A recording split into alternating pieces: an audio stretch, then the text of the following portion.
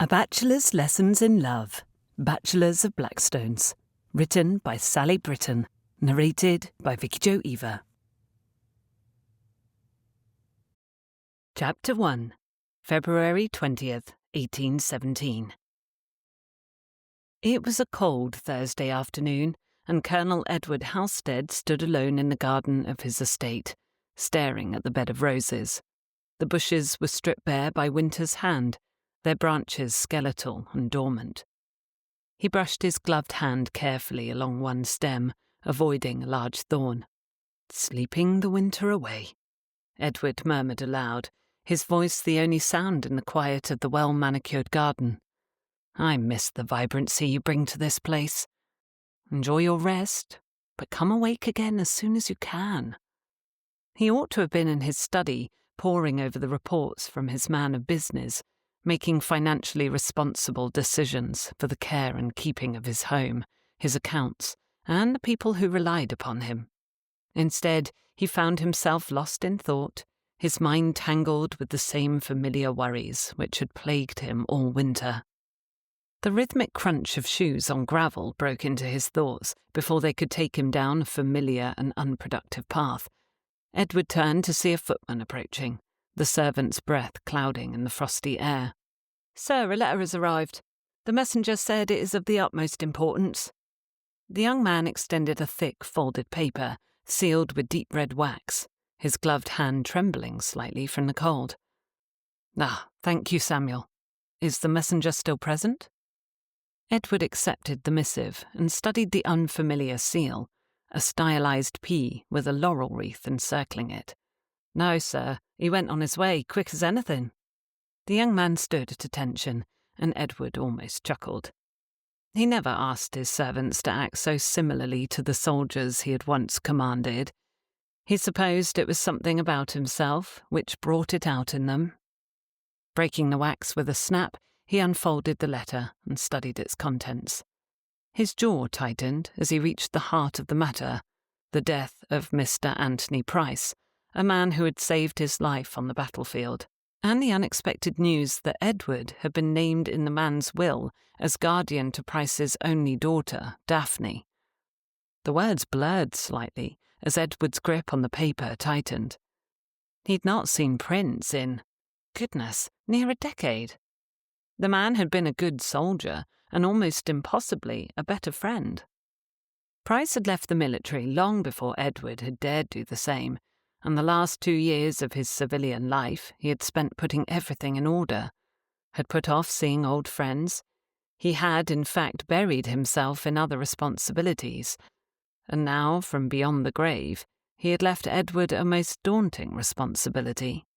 A child. But what did Edward know about children, especially the female sort? Edward read on. The girl was to arrive at Briarwood House in 3 days' time, accompanied by a female relative. The solicitor's tone left no room for negotiation, nor any time to protest the decision. Edward's guardianship was not a request, but a legal obligation. He exhaled heavily, the cold air stinging his throat. "A child," he muttered aloud, folding the letter with deliberate care. When he had last seen Prince, had the man mentioned a daughter?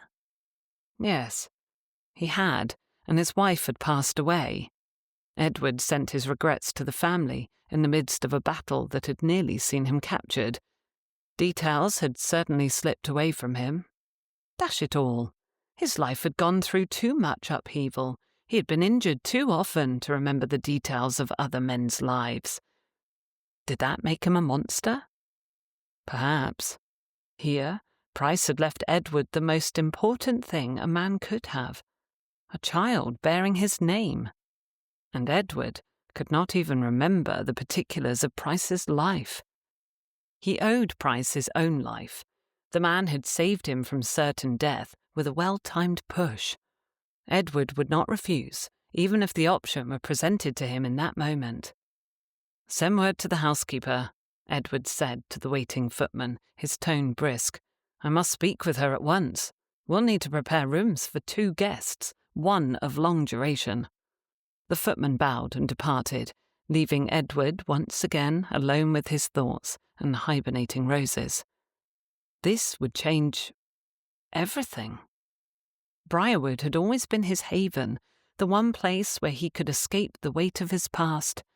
Now, it seemed, it would become a household of responsibilities, a new little face, and unknown challenges. Edward turned back to the garden, his thoughts heavier than the grey clouds overhead. What had possessed Price to leave a daughter in the care of an old soldier like Edward? He winced. "I'm hardly in my dotage, I suppose," he muttered to the gravel path beneath his boots. At 38, he had his health, a strong physique and mental fortitude. Many a man his age began new ventures, surely far more daunting than caring for a child. He could likely find a governess or a school for the girl if he couldn't provide what was needed in his own home. "Poor little mite," he muttered, tucking the letter into his coat. Losing her father, having to come live with a stranger. And here he was, already thinking of how he might send her away. The letter had mentioned she would arrive in the care of a female relative. Having another person intrude in his home caused him the briefest moment of annoyance. He could send the woman on her way, he supposed. But it seemed cruel to deprive Daphne of all family mere days after she lost her father. Perhaps he could convince the woman to stay, take responsibility for the child. He frowned and pulled the paper out once more, reading over it to see if the relative had been named. But no, the solicitor had left out that detail. What could that mean? Edward shook his head and put the letter into his pocket again, striding toward the house. Mrs. Lane would be waiting for him in his study in short order. After all, the woman ran his household with the strictness of a sergeant. She would know how to efficiently prepare for Miss Daphne Price's arrival. As he entered the house, handing his winter things to a footman, he looked about with new eyes. His home suited him, of course, in its simplicity, but what would a little girl think of the place? Was it too dark? Dreary? He marched down the corridor to his study, his gaze sweeping along the walls. He had bought the house at auction 2 years ago, and most of the trappings had been sold separate from the dwelling. He hadn't bothered to fill the house with much either. A soldier for most of his life, he'd learned to travel light, live sparsely, and place value on things necessary for the day-to-day. Because of this philosophy, his house did not have the same comfortable feel to it that his friends' homes did. Would it matter that he did not have paintings of meadows and sheep along the corridor? That he had not painted the deep green walls a more fashionable shade of whatever was currently considered fashionable? A child could not care for such things, surely. As long as he set up a well-appointed nursery and schoolroom, things would surely be fine. He would fill the child's rooms with everything she could want. The rest of the house would hardly matter then. He owed that to Price, at least. Edward's thoughts swirled as he entered his study, one of the only rooms he had taken time to fill with things that brought him comfort, the faint scent of leather and aged paper greeting him like an old friend. This was the one room in Briarwood where he had allowed himself the luxury of comfort. The deep green walls, lined with shelves of books collected during his travels, instantly comforted him. He'd never been one for frivolity, but books, those were necessary. Histories, treatises on war, scientific explorations, even a few novels he knew most men wouldn't admit to owning, were all neatly arranged with military precision on his shelves. A roaring fire in the hearth kept the room warm, the flickering light casting long shadows over the dark wood furniture. His desk, a sturdy oak piece inherited from his father, was free of unnecessary clutter, save for a silver inkwell, a neat stack of correspondence, and a small brass carriage clock. A single chair, upholstered in worn yet supple brown leather, stood behind it. That chair had moulded to his frame over countless hours of reading accounts, answering correspondence, and studying documents. It was now as much a part of him as his own clothes. To the left of the hearth stood a battered armchair with a matching footstool. its upholstery faded from years of use and blistering sunshine. A woolen scratchy blanket, a relic from his days in the army, was draped over the back. It bore the faint scent of campfires and distant memories, and though it had no place in such an elegant room, he could never bring himself to part with it.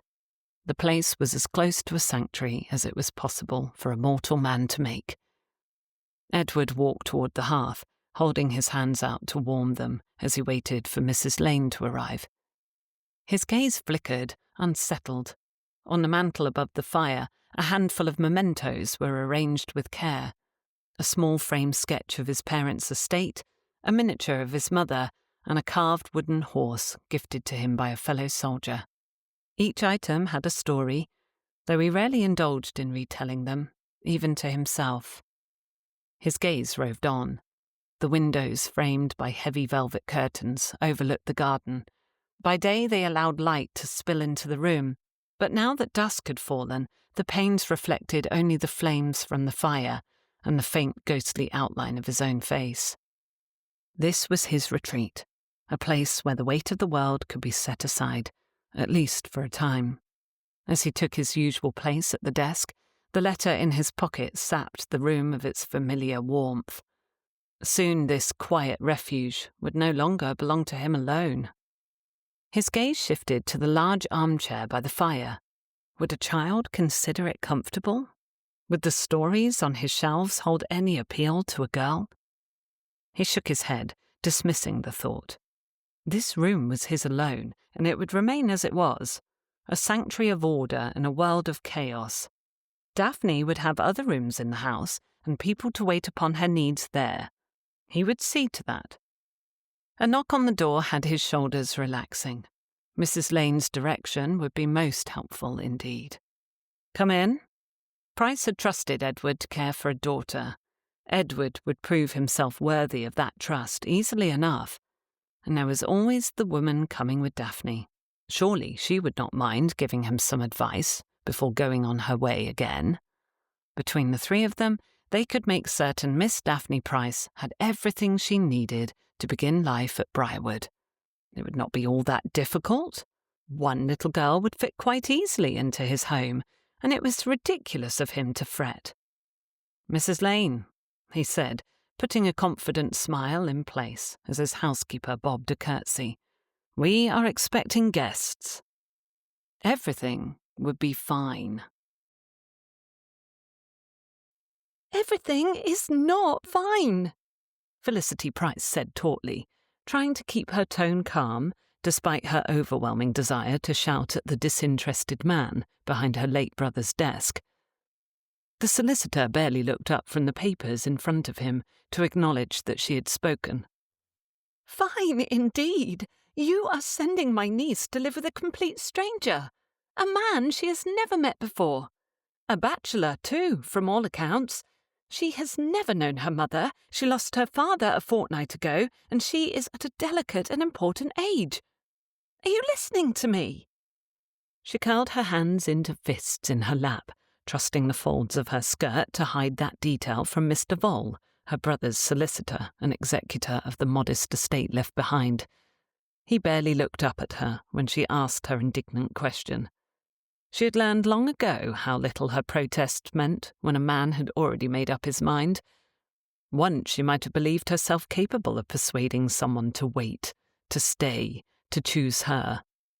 But that had been a long-ago foolishness. Why can she not remain here, in the home where she grew up? She will inherit it upon marriage on her 21st birthday, and I can remain here and look after the household. I could send you weekly reports, or you can visit monthly, or... Felicity's voice trailed away as the man shook his head at her. That is not how the law works, Miss Price. Surely you must know that. Your brother left explicit instructions in his will. It is my duty as his executor and solicitor to see that everything is done according to his wishes and within the bounds of the law. The man cleared his throat as his gaze dropped to the paper before him. Miss Daphne Price is now under the guardianship of Colonel Halstead. Everything will be held in trust for her. You received an adequate sum from your late brother's estate to set up a household of your own. After you accompany the younger Miss Price to meet her new guardian, the matter is no longer your concern." Though the solicitor was in truth a handsome enough man of 50, Felicity had never felt so repulsed by a person. His words alone made her wish never to see him again. Unfortunately, it was not likely to be fulfilled. "No longer my concern," she repeated incredulously. "Daphne is my niece, my flesh and blood. She will always be my concern. How can I possibly hand her over to a stranger as though she be nothing more than a parcel and leave her to an unknown fate?" Her voice rose enough toward the end of her question that Mr. Vole's expression changed from disinterest to disapproval. "Come, Miss Price, there is no need for dramatics. An unknown fate. Colonel Halstead is apparently quite respectable, and if your brother trusted him with his daughter's care, you can have no objections." Oh, she had plenty of objections, just none that this man would hear. Why hadn't her brother told her when he took ill what his plans for Daphne were, should the worst happen? Why had she found out a week ago, during the reading of the will, that her niece would be ripped from her? "Dramatics," she repeated, reminding herself to stay calm. "Sir, I assure you I am not being dramatic. My niece's whole future is at stake." There was no reason, apart from male stubbornness, why she and Daphne could not continue to live in this house, her home, and live their lives. Daphne was due to come out in society and already made her debut locally, and had looked forward to spending a few weeks in London with her father and aunt at the end of the season. She was a lively, beautiful girl with her whole life ahead of her. Until this moment, it seemed. "I am certain Colonel Halstead will be mindful of your niece's needs," Mr. Vole said vaguely, looking down at the papers again. "He will prove an adequate guardian. If there is nothing else, I have more to attend to with the estate, and your niece will need your help to pack. Good day, Miss Price." The disinterested dismissal hit her as a slap in the face, making Felicity draw back and press her lips closed. Living with her brother for the last several years, she had grown used to being spoke to with naught but respect, listened to, even, when she had an opinion on a matter. For a time she had forgotten that her status as an unmarried woman marked her as someone with barely more self-governance than a child, and less legal right now than her own niece. Felicity rose and offered only a shallow curtsy to the top of Mr. Vole's head before leaving her brother's study. Once the door shut behind her, she rubbed at her temples. She felt one of her headaches coming on, but she had to fight it. Daphne needed her. With a stiffening of her spine, Felicity went to the staircase and ascended, ignoring the soft winter light streaming through the large windows. The sunny skies were a lie. For the moment one stepped out of doors, they would be shocked through with the bitter cold of a February afternoon. So much of life was like that, shiny and bright in appearance, but cold and unkind in truth.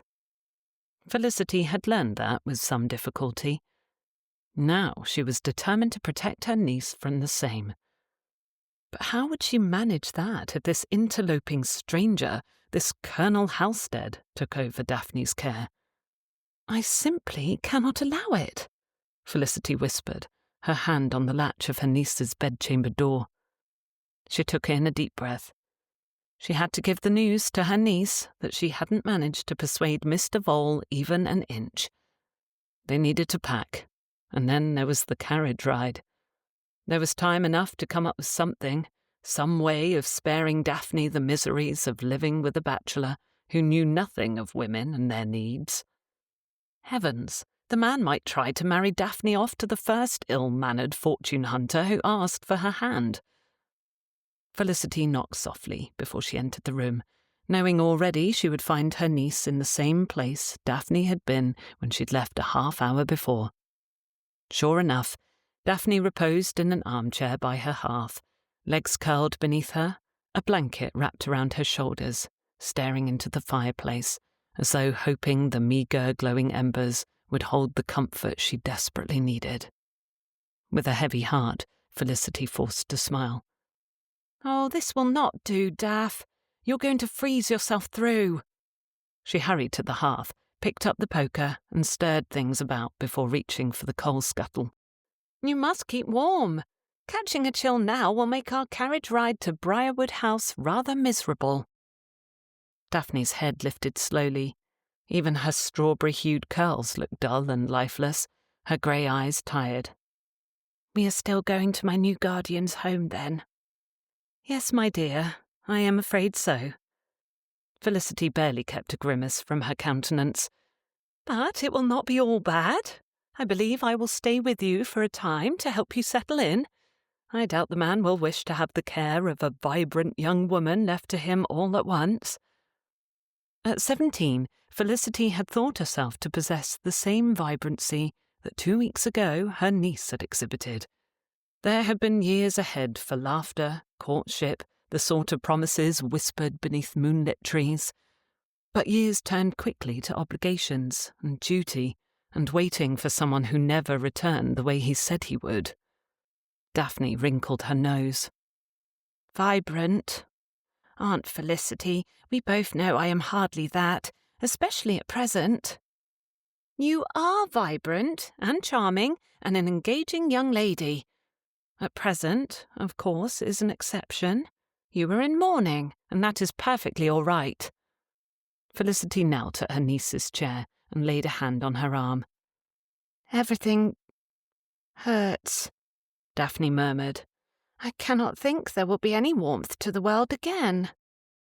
"My dear girl, I know it hurts. I miss your father terribly, and I remember losing my own far too well." Felicity pushed aside the pain she had learned to live with. "The ache in your heart means you love him, and he was deserving of that love. Anthony was a wonderful father, and he did all he could to ensure you would be safe and happy, did he not?" She watched her niece carefully, hopefully. "He did." Daphne sniffled and nodded, a little smile turning her lips upward. "Papa did his best to give me a good upbringing. We were so happy."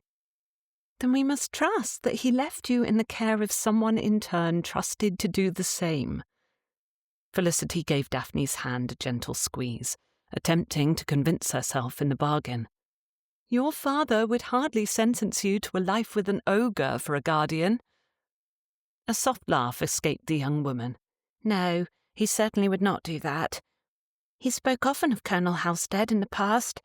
He genuinely liked him."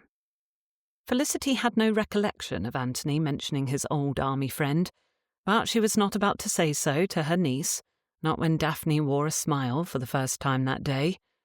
But if her brother had liked the man so much, why had he never made certain Daphne met him? "There now, that is most reassuring, is it not? And I will be with you as long as you need me." She hoped that was not a lie. Colonel Halstead might very well scoff at her suggestion that he needed help with handling and housing a young woman. Packing up Daphne's things in anticipation of her journey did not give Felicity much time to think. The poor girl needed to weigh the decision of what to take and what to leave in her home, what to send into storage and what to give away. The child, and even though Daphne was in many ways out, Felicity could not help but think of her darling niece as a child, managed to keep her tears at bay remarkably well for some time, but several handkerchiefs were drenched before the maid brought up a tray of dinner for the two of them. Felicity tucked her niece into bed, as she had when Daphne was much younger, placing a kiss on her forehead. "I love you, Dilly Daff." It was a silly old nickname, sprung from the word daffodil, years and years before, but it felt right in this moment. "I love you too, Aunt Felicity." Daphne smiled up at her in the dim candlelit room. "Thank you for looking after me. Truly, I do not know how I would manage all of this without you." Withdrawing to her own bedchamber, Felicity readied herself for bed without calling for a maid. It took her mere moments to cast off her sombre black morning gown in favour of a comfortable warm nightgown. She slipped beneath the cool sheets and shivered a moment before the heat from her body warmed the bedding adequately. The maid must have forgotten the bed warmer.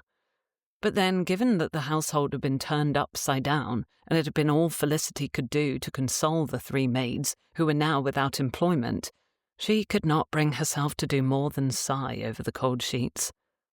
Felicity turned over on one side, then the other, trying to find physical comfort while her heart hurt far too much. She had lost every member of her family, all except Daphne. Her parents years ago, her sister-in-law upon her niece's birth, and now her brother a fortnight before.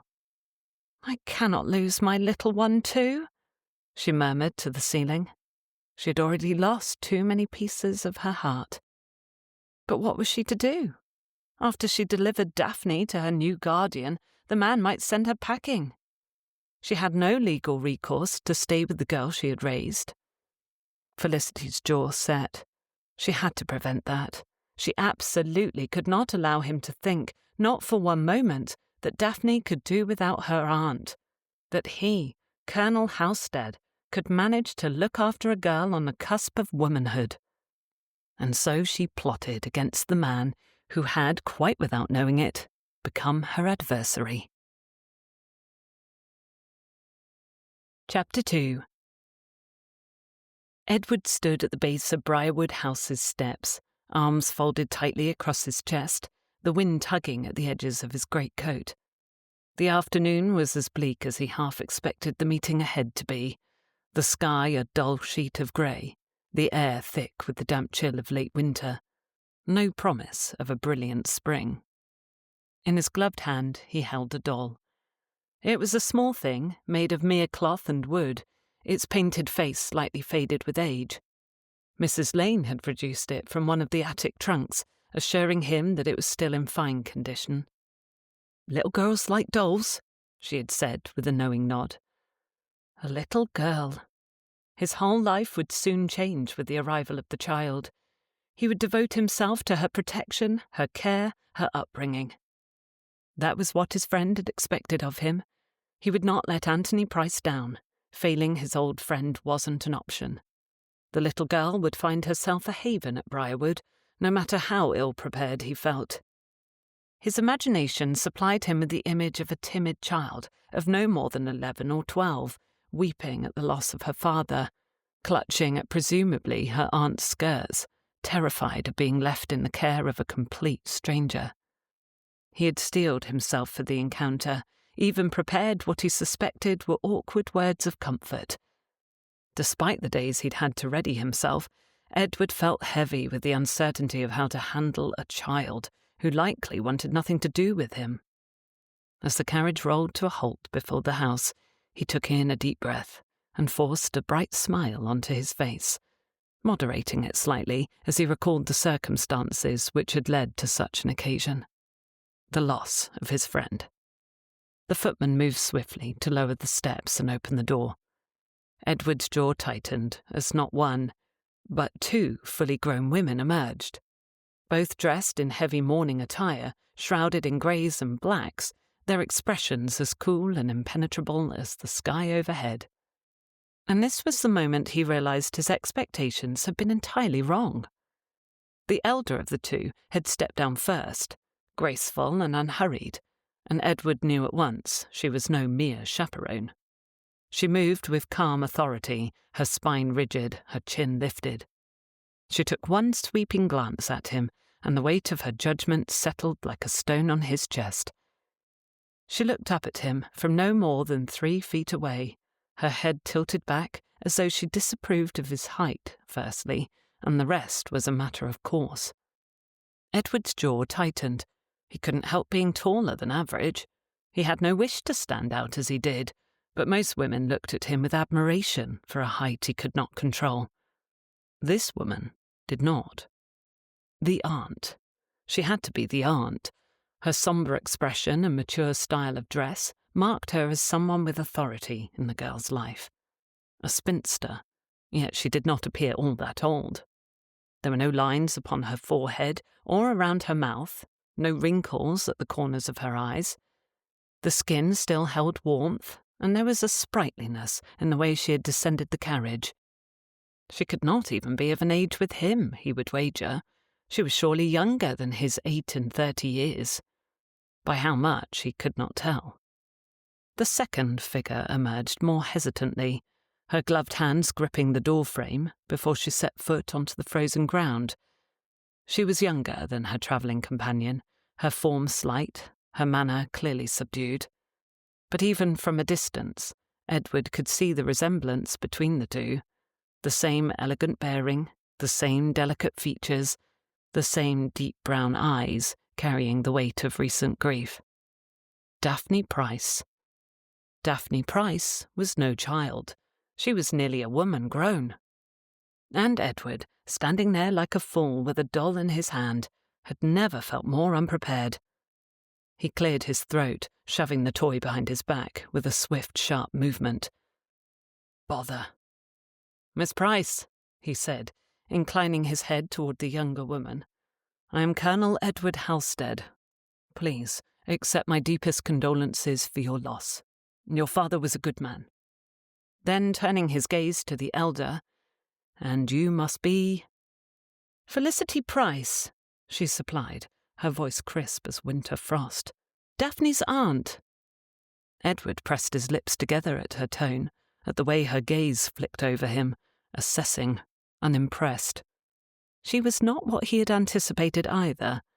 He had imagined a quiet, soft-spoken companion, a woman who might cower in the face of change, who might be eager to relinquish responsibility to him and leave the child in his care.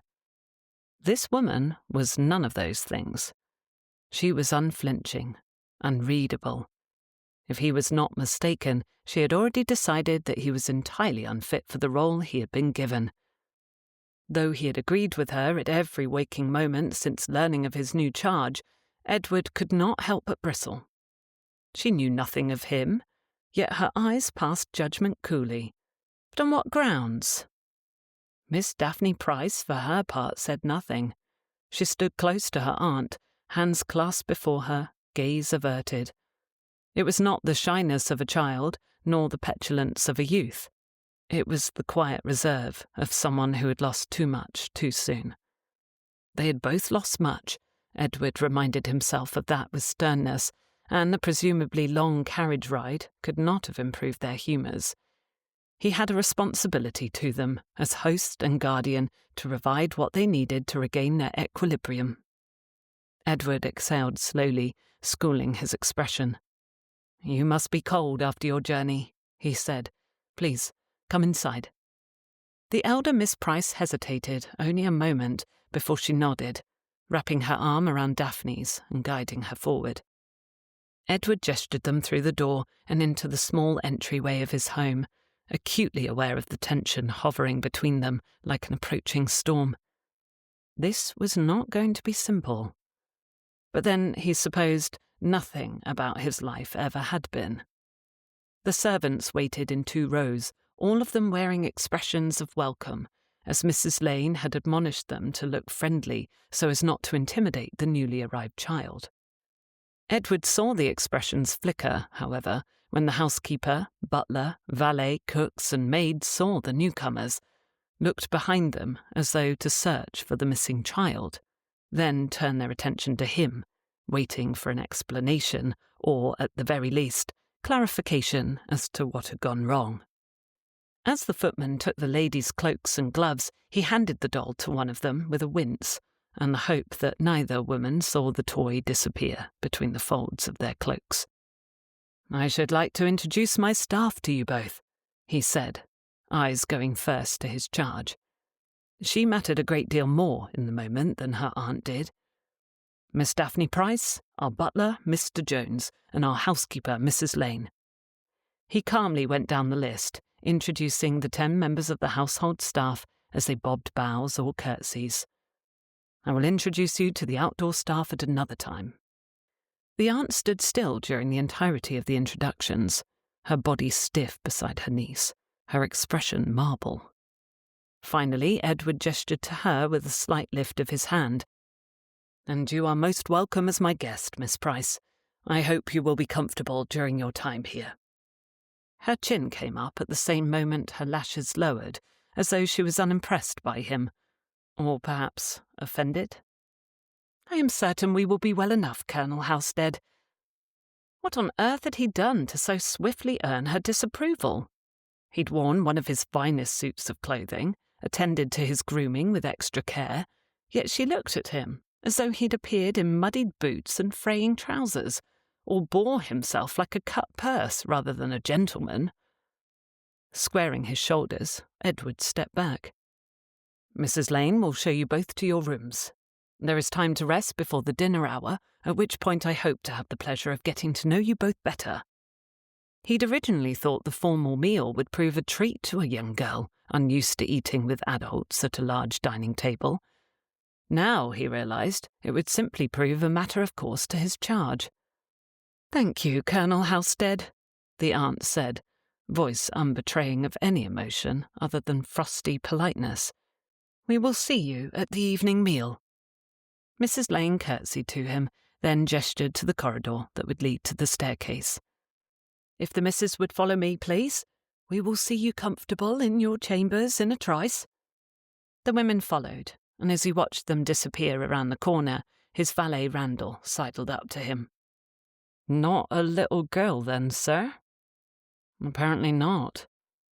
"How old is she, sir?" "I haven't the foggiest idea. Nearly full grown, I think." The valet nodded sagely. "That's both good and bad, I suppose." Edward looked down at his most loyal servant and former batman. "Both?" "Aye, sir." Randall winced slightly. "She'll be fully grown and gone sooner, which means less worries for the raising of her. But, you see, you'll have to actually find her husband. Not an easy task, I wager. It'll mean going out, into society, London." A low, uncomfortable throb pulsed through Edward's head. Into society, London, to find Daphne Price a husband. "Blast it," he muttered. The valet was right, and there was nothing Edward abhorred more than making a spectacle of himself for the upper crust of London. He turned on his heel and stalked out the front door, snatching his coat from the lad who held it and throwing it on in a whirl of heavy wool.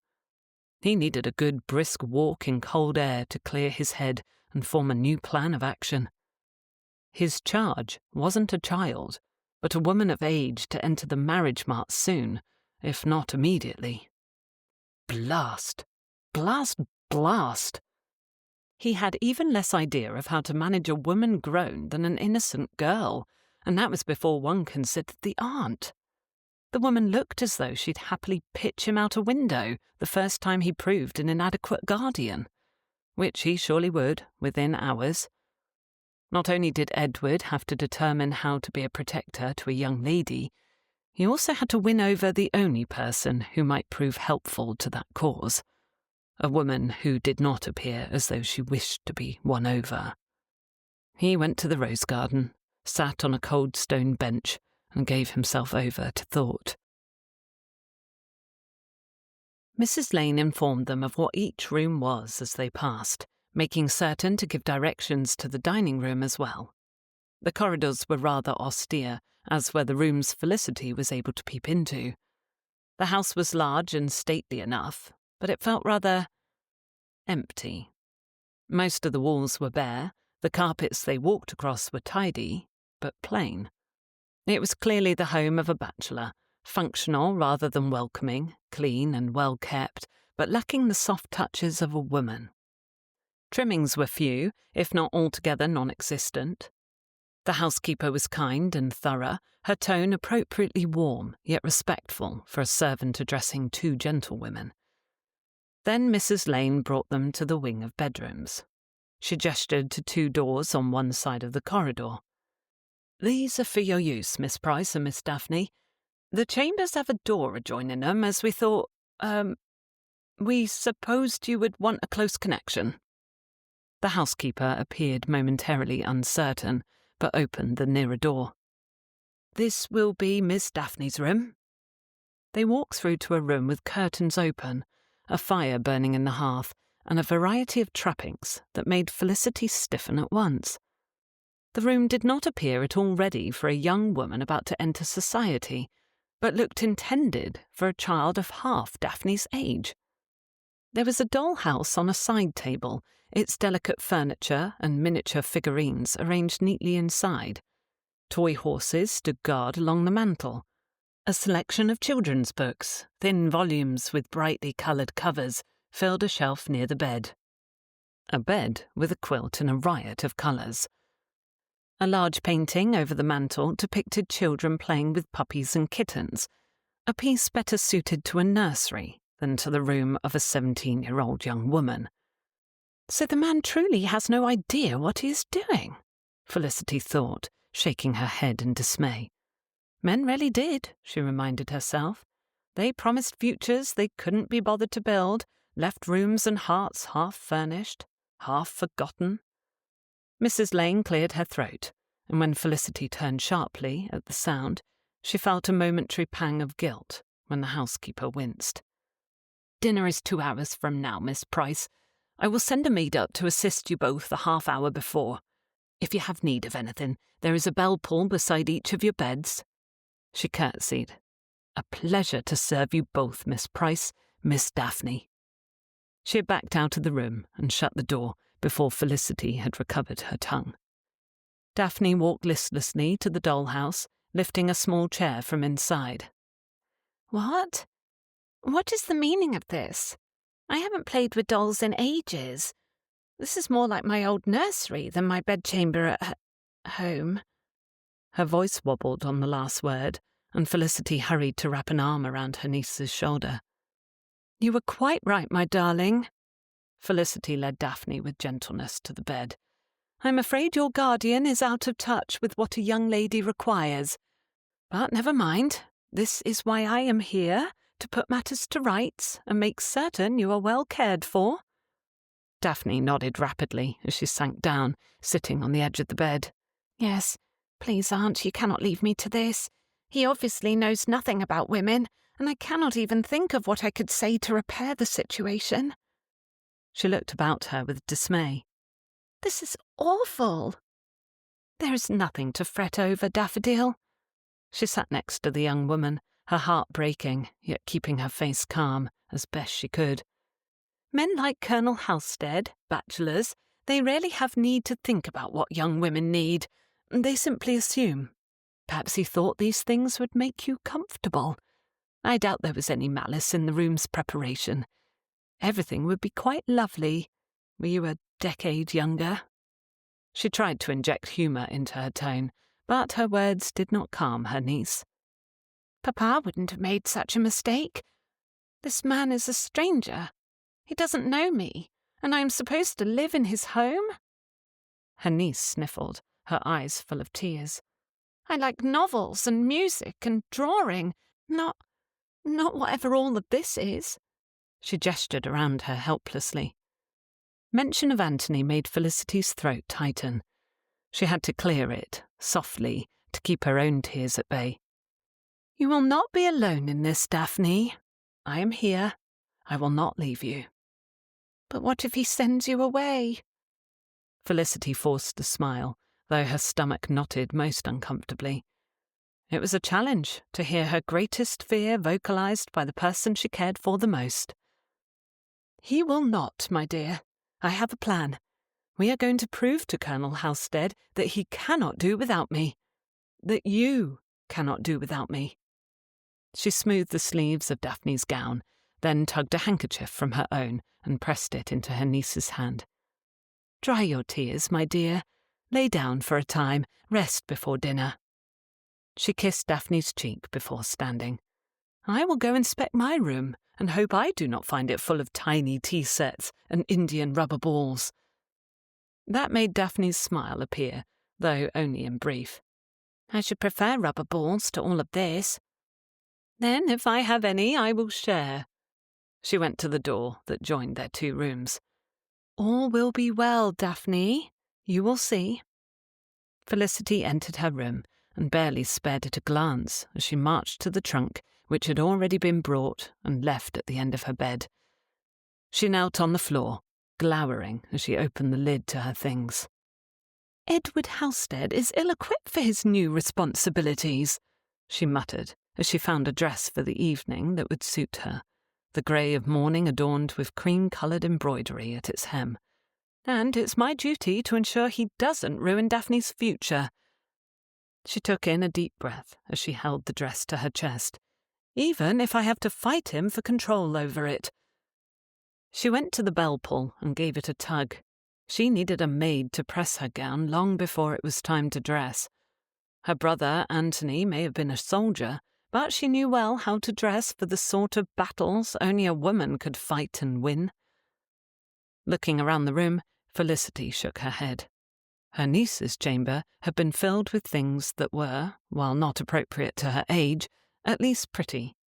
Her own room was sparsely furnished.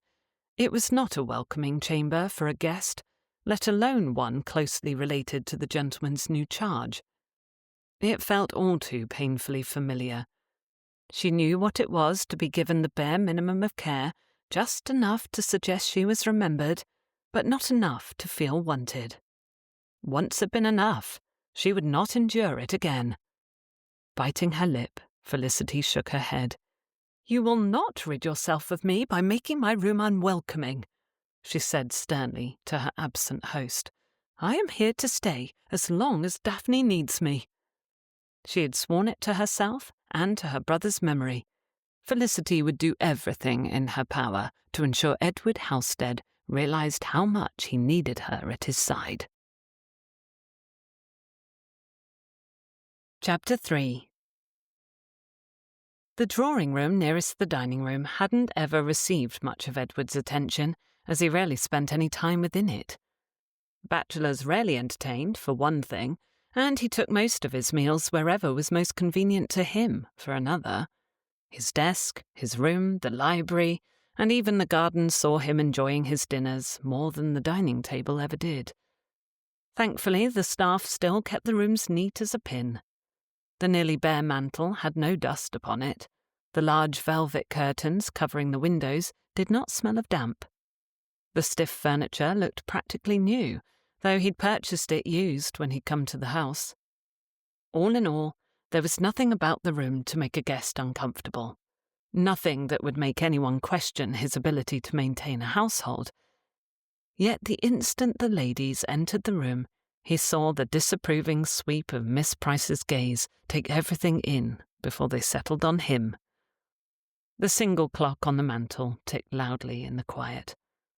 The blunder with Miss Daphne's age rolled about in Edward's mind like an unruly hound, refusing to come to heel and let him put the matter aside. He looked to her, the one who should most concern him, to find the young woman pale and her eyes lowered, the grey circles beneath them standing out all the more thanks to the matching colour of her gown. Her shoulders were rounded, making her look quite small and helpless beside her much more composed aunt. She was not as young as he expected, but she was a child who had lost a father. The poor mite was hurting. Edward cleared his throat and bowed, then held his hands out in a friendly gesture to encompass the drawing-room. "Ladies, good evening to you both. Please, do make yourselves comfortable. Dinner ought to be announced in a few moments." "Thank you," Daphne murmured, with a small dip of her head. Miss Price settled on the settee and Daphne beside her. That left him the chair across from them, which he settled into with less than his usual grace. He had always been rather large, too tall and too broad, but as he looked across at the woman before him, he felt positively ogreish. Well, he had to make a start. "Perhaps we might use this time to come to know each other better," he ventured. "A thoughtful suggestion," Miss Price said, tone neutral, her gaze on the hearth instead of him. He felt well and truly dismissed. In his own home. Edward curled his fingers around the armrest of the chair. "I trust your accommodations are satisfactory? A host ought to ask such a thing, surely." Miss Price glanced at her niece, then examined him when the younger woman made no answer. "My room is tolerable." She tilted her chin up somewhat. "Daphne's, however, has some rather unexpected furnishings, which are not quite appropriate for one of her age and station."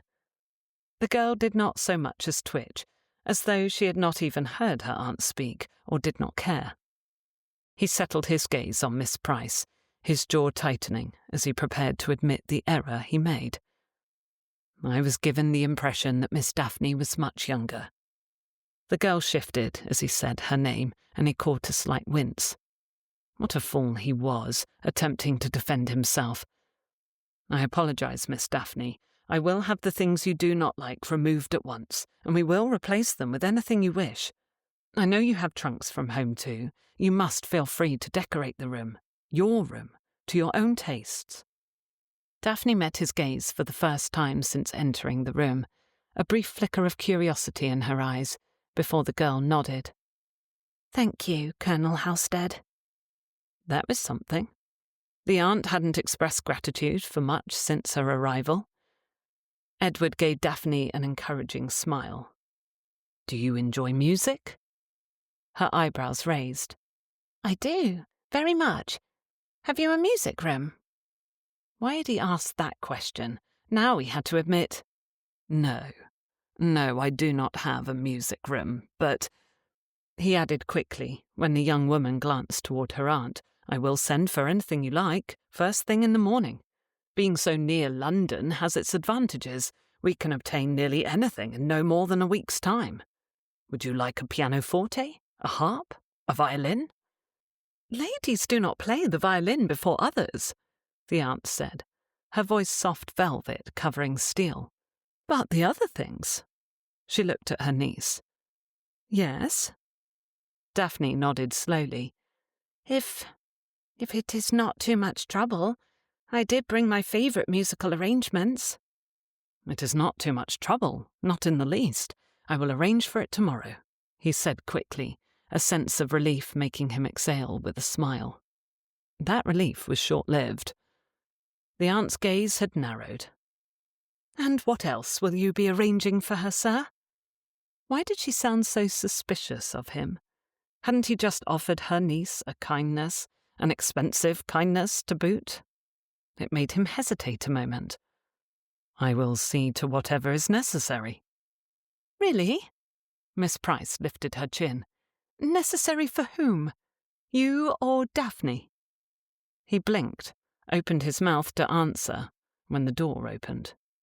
The butler came inside. Dinner is served, Colonel Halstead. Edward rose. He ought to take Miss Price's arm to guide her in, but he wondered if she would allow for such a thing.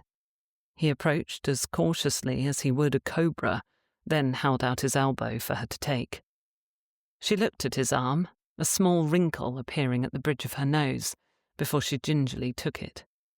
He led her through the door, across the corridor, and into the dining room. Daphne followed behind them, silent, pale, and graceful as a ghost. Things were not going as well as he hoped. After they were settled around the dining table, which was meant to hold at least a dozen people, Edward found himself devoid of anything to say or ask. There he sat, at the head of the table, and there they were, on either side in the middle. Halfway down from him, across from each other, quietly eating. The silver gleamed in the candlelight. The sounds of forks and knives, softly scraping the plates, barely broke the silence. Finally, Edward cleared his throat, then immediately took a drink of his wine, when Miss Price's gaze snapped to his, brow furrowed with disapproval. Putting his glass down again, he addressed her directly. Miss Price, have you spent much time in London? Her expression remained unreadable. A fair amount. With a smile, he tried to lighten the moment. Then perhaps you will find Briarwood rather too quiet by comparison. She reached for her own wineglass. It is quiet, and rather... sparse. Rather what? He tilted his head to the side. Sparse? In what way? His house wasn't enormous, but it was a respectable size for a gentleman of his means. It suited him, quiet as it was. What complaint could be levelled at it? It feels rather empty. Cavernous. The aunt shuddered before taking a small sip of her wine. It concerns me, given that a house is often a reflection of its master. Are you a miser, I wonder, or merely frugal? I wonder if you will think to provide the things that Daphne needs to be comfortable, let alone happy. How will she prepare for her formal entrance into society in such an unwelcoming place? His jaw fell open as the woman spoke, but he did not realize it until he had to snap it closed again to speak his own answer. You speak quite critically and freely of another person's home, Miss Price. You asked what I thought, she said, her tone as cool as it had been from the first, utterly unruffled by his poorly concealed anger. And as these things concern the future happiness of one who is dearer to me than my own life, I will not feign polite indifference. Her chin came up as she sat her glass down. Edward stared at her in some shock. No one had spoken to him that way well, he could not remember when. A flash of curiosity sparked through him, but he pushed it away to focus instead on her words. You seem determined to find fault with my household, Miss Price. I assure you, though you find it sparse in trappings, such a thing does not mark me as an inadequate guardian. I am capable of and committed to providing for my ward. He inclined his head to Daphne, whose eyes had widened somewhat as she glanced between the two of them. Capable, perhaps, but aware? The aunt asked, challenge in her tone. Understanding? That remains to be seen. He exhaled slowly, a suspicion in his thoughts, so he gave it voice. Why not? Miss Price did not seem willing to keep anything back. He ought to act the same. You believe yourself better suited to the task, do you not? I believe my experience in the realm of what young ladies require far outstrips your own, and my being intimately acquainted with my niece speaks for itself. The barest curve of her lips made him stare. Had she almost smiled? At him? Surely not, unless she was smiling at the thought of his demise. Before he could respond, Daphne's soft voice spoke. Please, Aunt. Colonel Halstead, we can discuss this another time, surely. The child must not be as used to speaking her mind as her aunt was, nor hearing others do the same. Edward cleared his throat. Of course, Miss Daphne. You were quite right. We are all overwhelmed from the events of the previous days, most likely. This is hardly a time for debate or making decisions. Miss Price nodded to her niece. That will come later, I imagine. She wasn't finished with him then? Edward narrowed his eyes. The time would come the moment he could speak to the woman alone. He had hoped to convince her to stay long enough to make Daphne comfortable. Now he wondered if that was still a good idea. The woman was antagonistic, to say the least. Daphne resumed picking at her food, gaze downcast and quiet. Every time he glanced to her aunt, the woman appeared to be watching him from the corner of her eye. His frustration mounted. Why did it feel like he had a battle ahead of him? He lifted his glass and took another slow sip of wine. Miss Felicity Price did not trust him. Daphne, his ward, was grief-stricken and understandably listless, and he was somehow meant to broker peace with the elder and make the younger feel at home. A curl of excitement slowly unravelled in his chest. He did love a good challenge. The evening meal ended in strained silence, and Felicity couldn't help but feel she had won a victory, however small. When the servants took the last of the plates away and Colonel Halstead stood, she did as well. Come, Daphne, it has been a long day. You ought to retire early. She walked around the table and held a hand out to her niece. Daphne took the hand gratefully and curtsied to her guardian. Thank you, Colonel Halstead. The meal was delicious. You are most welcome, Miss Daphne. He bowed, before his gaze moved sharply to Felicity's. Miss Price, if you have a moment, I should like a word before you retire for the evening. She felt Daphne's hand tense in her own. She expected this, of course, after their verbal sparring over the meal. But so soon? She had long learned that her place in a household was safest when she remained indispensable. A woman who made herself useful rarely found herself shown the door. Perhaps pleasantness should have been her first method of attack, not possessiveness. "Of course, Colonel Halstead. But first I will see my niece to her room." She tilted her chin up again, daring him to deny her such a simple thing. "I will be in the drawing room," he answered, then bowed to them both again, dismissing them with all politeness. Felicity led Daphne down the corridor, arm in arm, her mind whirling, trying to organize her list of reasons why he was an unfit guardian for her niece. All the reasons he needed Felicity to remain, to oversee Daphne's education and entrance into society. She was so lost in thought, she did not realize that Daphne had showed their walk to a stop until the young woman spoke. "Aunt Felicity, please do not push the Colonel too hard." Felicity blinked and looked into her niece's eyes. They were the same height now. When had that happened? "Push him?" She shook her head. "In what way could I push that man?" Daphne glanced down briefly, swallowed, then met Felicity's eyes with an earnest expression. "I know he does not understand. I know he should. But if he sends you away, I will be alone here." She swallowed. "I do not want to be alone. I do not want to lose you so soon, not after losing Papa." Felicity's heart squeezed in sympathy, her own grief tightening in her chest. "Oh, my darling." She wrapped her arms around her niece. "I know, Daffodil. I do. I am not going anywhere. You needn't worry, I promise." Though Daphne nodded, she did not appear reassured. "Thank you. Only be careful what you say to him." "I am not going to insult him further."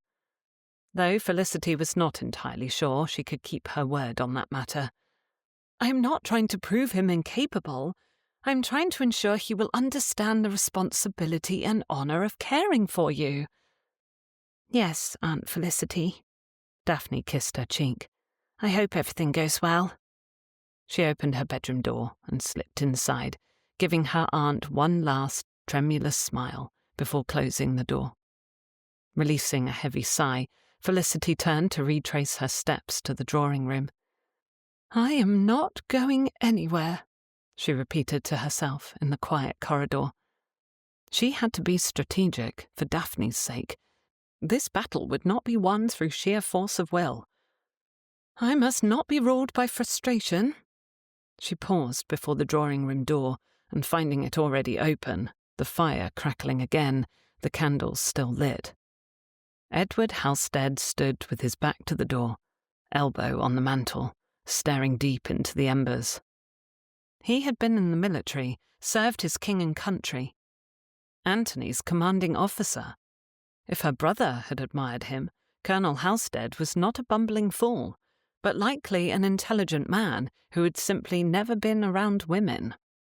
She had to find a way to position herself as indispensable to him rather than intrusive. Once again, Felicity let her eyes sweep across the room.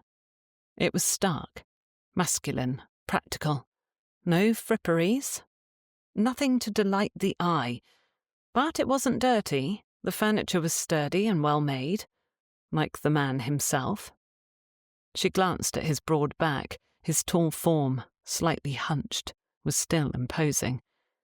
Truly, she ought to be intimidated at the mere size of him. But she could not afford to be. Felicity tried to calm her rapidly fluttering heart. He was hardly to blame or to credit for his size, though he had lived a different life from hers. One of battlefields, not drawing rooms.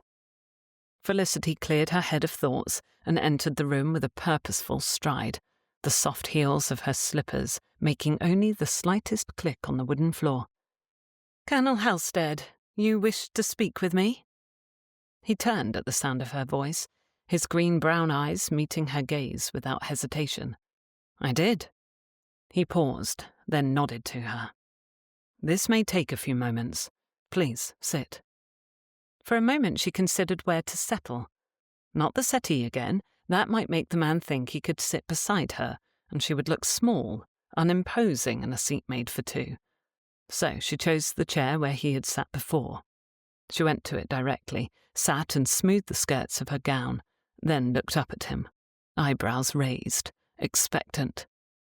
One corner of his mouth ticked upward, as though she had amused him, but he sat on the settee across the rug from her. He looked calm rather than put out, though he clearly did not regard her with complete confidence. Why would he?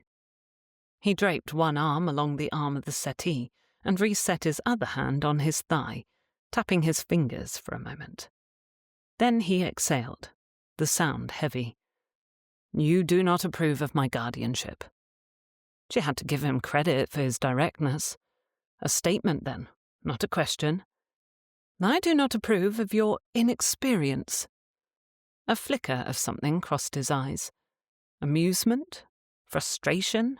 Or perhaps some odd combination of both. "I've managed estates, commanded men, navigated war, and yet you believe I cannot manage one young lady?" Her niece's plea at the forefront of her mind, Felicity kept her tone even. "It is not about managing her, sir. It is about understanding Daphne. And you do not understand what it means to prepare a young woman for society. The fact that she is grieving only complicates matters." He leaned back slightly, and the fingers on the arm of the settee tapped softly against the upholstery. "Then perhaps you will enlighten me." A skip to her pulse made Felicity stiffen, though with surprise rather than displeasure. Had he really invited her to educate him? How unlike a man. Men, in her limited experience, did not often ask for a woman's opinions. They took what they needed, left when they were done. If this one thought to dismiss her after a polite hearing, he would find she had built her arguments to be not only persuasive, but permanent. Felicity tilted her head to one side. "Do you truly wish to learn? Or are you humouring me?" The Colonel's lips twitched, and she almost grew angry. How dare he laugh at her? Yet the anger dissipated into caution as he nodded deeply. "I wish to learn, Miss Price.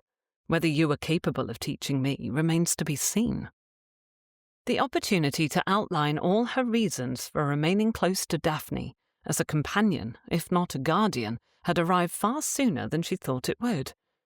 It appeared he was not going to ignore her, nor dismiss her without warning. He was asking for her to present her argument, the same one she had prepared from the moment she learned Daphne would not come under her protection. She had prepared for this. Now all she had to do was perform.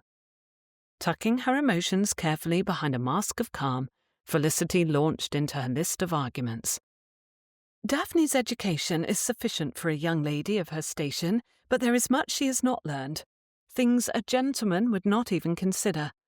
A governess has taught her literature, languages, art, and such things are important, but Daphne knows nothing of the nuances of society. Only another woman can guide her on how to behave in London's drawing-rooms, ballrooms, and markets. It is not sufficient to be well-mannered.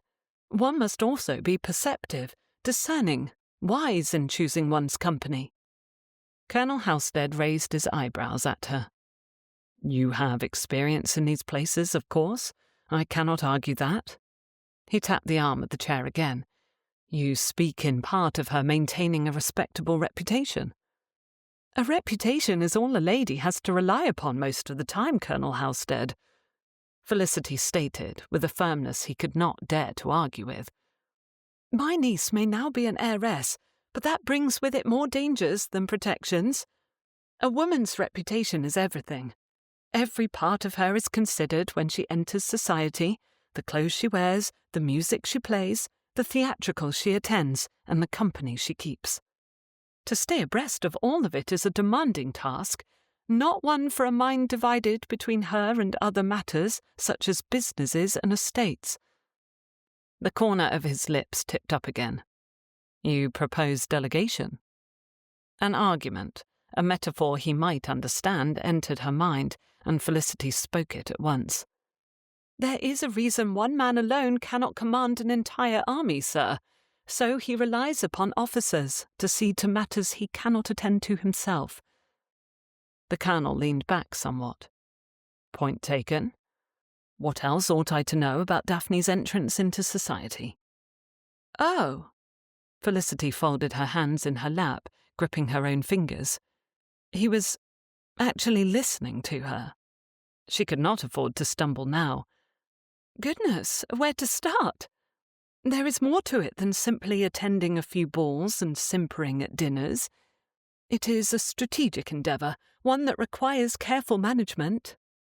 Calmly, or at least far more calmly than she had thought possible, she explained, "A young lady's first season is crucial. Besides keeping her reputation spotless, her suitors must be well vetted. Her name must be introduced in the right circles. Daphne must learn how to reject unwanted advances without causing offence, to recall the names of those she should associate with and those she must avoid, all without causing gossip.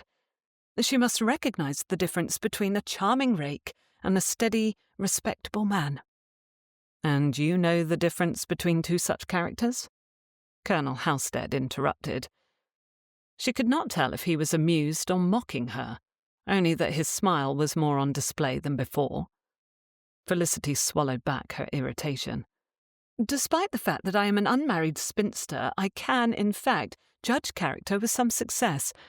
I also know who to ask when I cannot find the answers on my own." It pricked her pride to mention her unwed status. Yet what else could he have alluded to, with a question such as that? His expression swiftly sobered. "I did not mean any insult, Miss Price. Forgive me if I have caused harm." She waved aside his polite apology. "My feelings are unimportant. It is Daphne I am concerned about. You would not send a soldier into battle without training. Would you send your new ward into society unarmed?" He slowly shook his head. "I would much prefer not to." Good. She had gained some ground. Felicity could feel it. "A young lady with too much time unstructured and unsupervised is open to scandal and gossip. Boredom is a dangerous thing for a young person.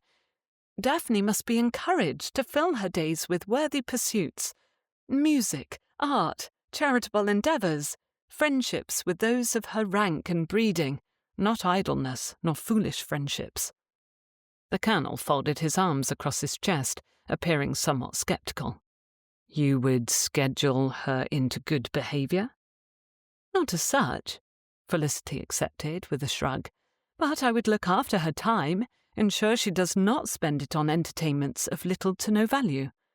If left to her own devices, Daphne, or any young woman, might gravitate toward anyone who provides her companionship or amusement, regardless of their character." She leaned forward, hands spread before her. "Her friends will shape her reputation as much as her own conduct. Do you know which ladies of society she should avoid, or who will bring her invitations to the right houses?" Slowly he shook his head, his gaze never leaving hers. No, of course he did not. "And that is not a failing on your part, sir," Felicity said, gaining confidence. She had to win him over, and if that meant giving him excuses to avoid taking a more active role in Daphne's life, she would do that. "Men do not have to concern themselves with the things women must think of daily." She moved to the edge of her chair. "Have you ever had to navigate a ballroom where smiling at the wrong person could invite not merely gossip, but a whisper of scandal?" "No, I have never had to consider such a thing." The Colonel clasped his hands before him and leaned toward her. "I have not concerned myself overmuch with what society thinks of me. I did my duty to my country. I conduct myself with as much integrity and honour as I know how. That has been enough."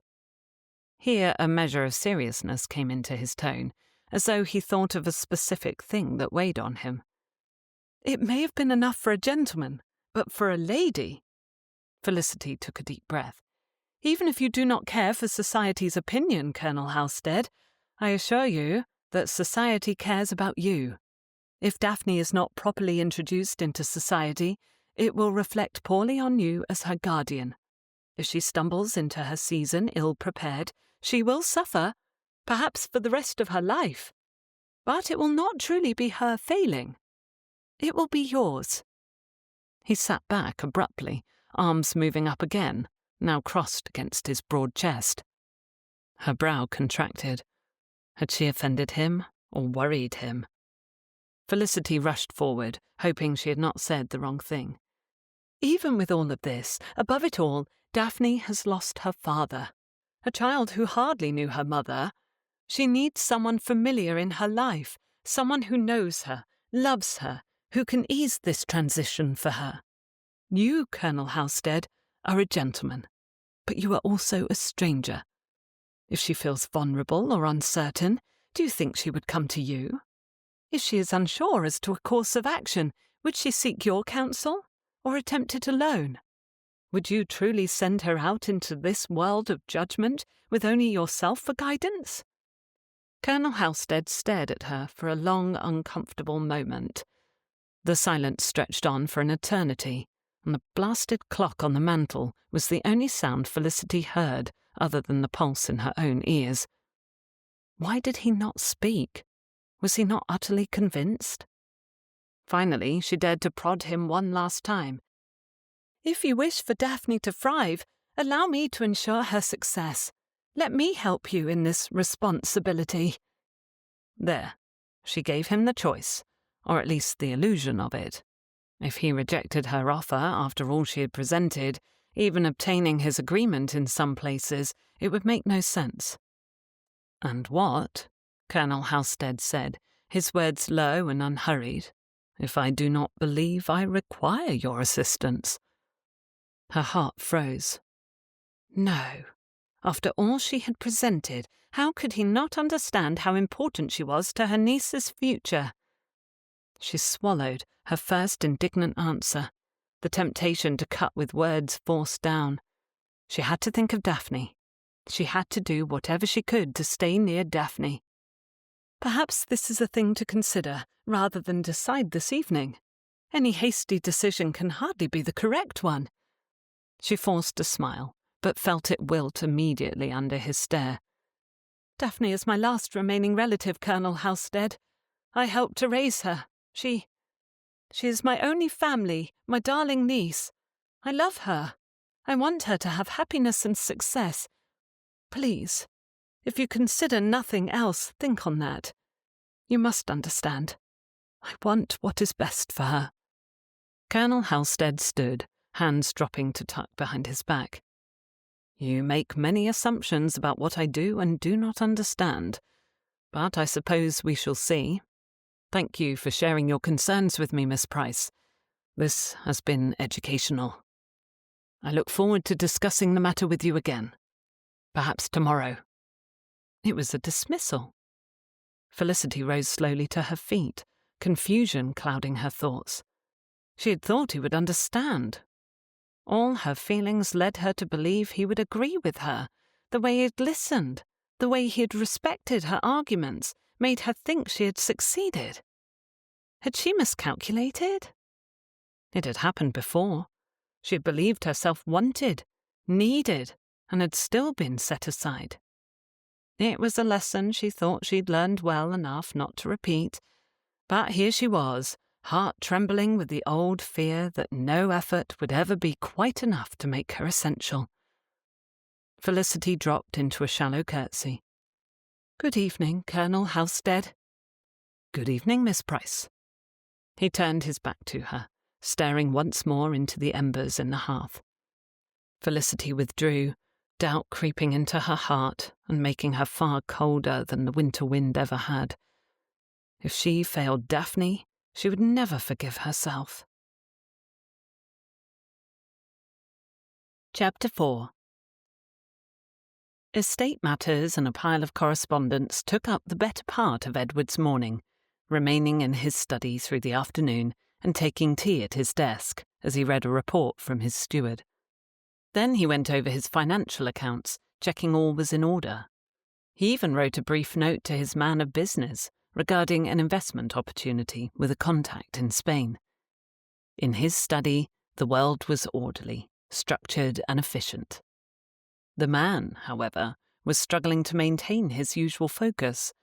His mind remained preoccupied with his new ward and her earnest, concerned aunt. He had sent Mrs. Lane to the ladies earlier in the day, hoping the delegation, he almost laughed, would take the thoughts of them from his mind. Despite the housekeeper's capabilities, he couldn't help feeling he ought to have gone himself. The tactical decision kept him from another verbal sparring match with the aunt, at least. He wasn't ready to let her know his decision regarding the length of her stay in his home. That Mrs. Lane had not yet returned with a list of Miss Felicity Price's demands concerned him. Either they had been so minimal that the housekeeper did not require funds, or they were still producing a list after hours of conversation. Neither of those outcomes seemed ideal. Edward stood from the desk and stretched, looking at the clock on the mantel, before opening a drawer and taking out his favourite pipe, crossing the room to the window that looked out over the sleeping rose garden. Once the pipe was lit, he took the stem between his lips and puffed at it for a moment. He'd taken up smoking a pipe in the military. It was one way to get warm on cold nights, and it distracted from the feeling of an empty belly when rations were low. It wasn't the most ideal habit, and he rarely indulged it anymore but in moments of duress. Having 2 women beneath his roof, women he would have to take some measure of responsibility for, women who did not appear to wish for his help, guidance, or even presence, certainly qualified as distressing. "What does a bachelor know of such things?" he muttered, watching a bird descend to land on the slowly sprouting rose bushes, bobbing up and down on a thorny branch, especially a near recluse. Well, he wasn't precisely a recluse. The people in the little village nearby knew him, and most seemed to like him. But he rarely went into London, and had avoided society for years. While he attended the occasional dinner party, it was only those held by old friends from the military or business acquaintances made after his return from the war. All his correspondence was with the same sort of people. Thinking back, Edward tried to remember the last time he had danced in a ballroom. Goodness, it had to have been a decade past. And paying court to a woman? At least as long. He hadn't been part of London's social whirl in any meaningful way in years. This is going to be a problem. He tapped his reflection in the window with the stem of his pipe. You old fellow are a hermit. How did I come to this? If Daphne were to make a proper entrance into society, she needed introductions, invitations, sponsors, connections. Edward had no sisters, no female cousins in London to help smooth the way. He'd thought there was a decade or more ahead of him before facing such a challenge. Felicity Price was right about what her niece needed, and she was right when she said Edward could not handle such matters on his own. Admitting that he needed her was the right thing to do, and yet he felt a strange reluctance to give in to her demands completely. He had his limitations, but Miss Price undeniably had her own.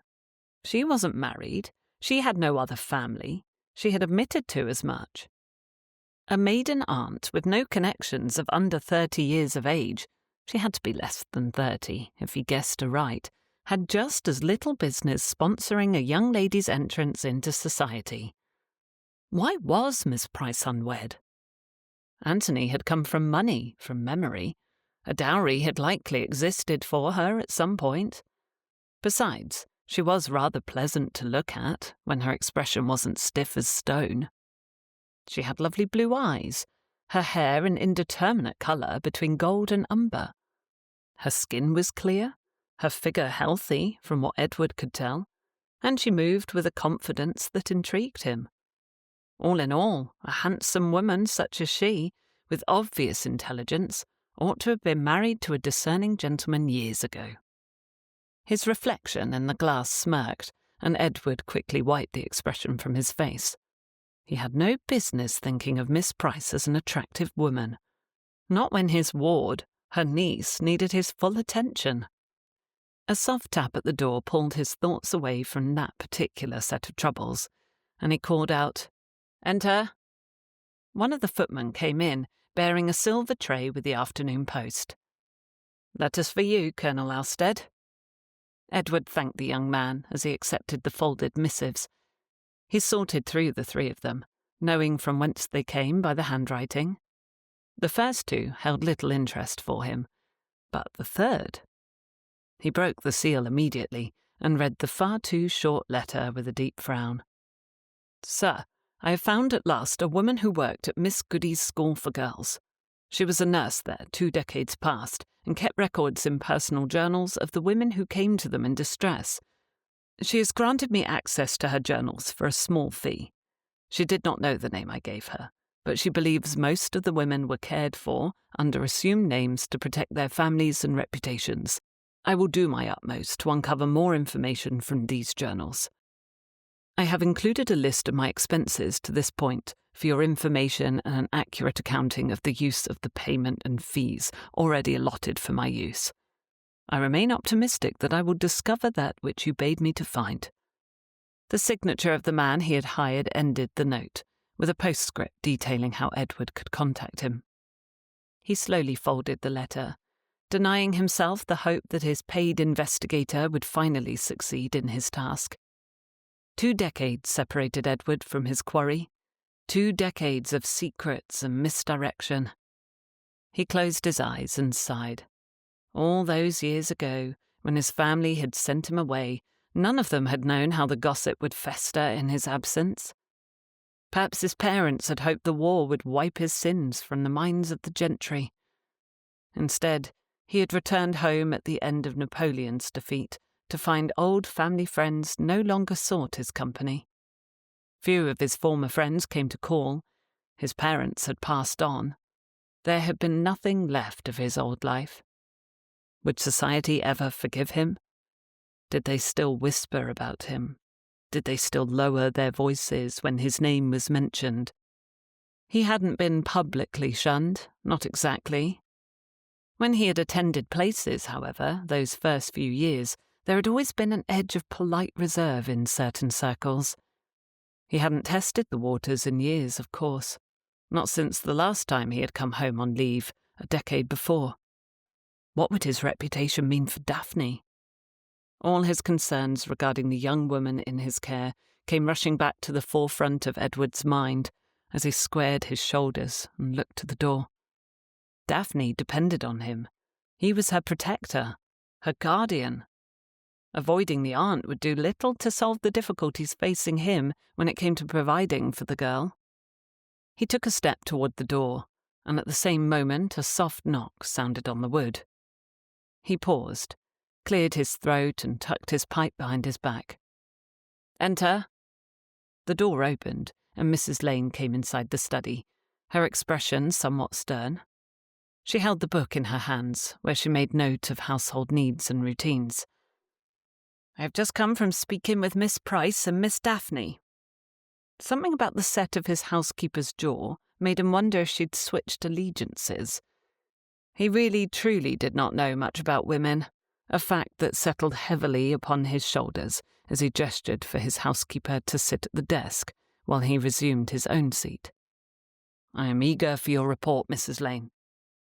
Her chin came up, and her gaze was steadfast, brooking no opposition.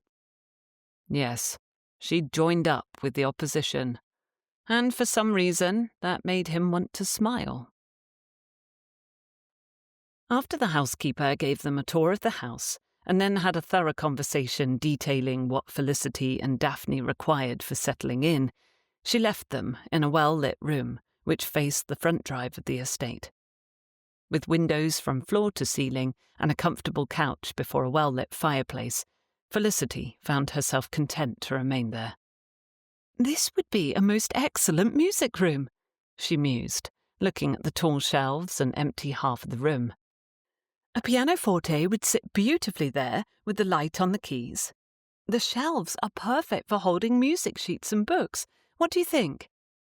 Daphne bit her bottom lip as she took in the same things her aunt looked at, and nodded somewhat reluctantly. "I think so too. The lighting is perfect. She glanced at the door. Mrs. Lane was kind. Barely keeping in a snort of amusement, Felicity agreed. Indeed, at least someone in this house knows how to manage things.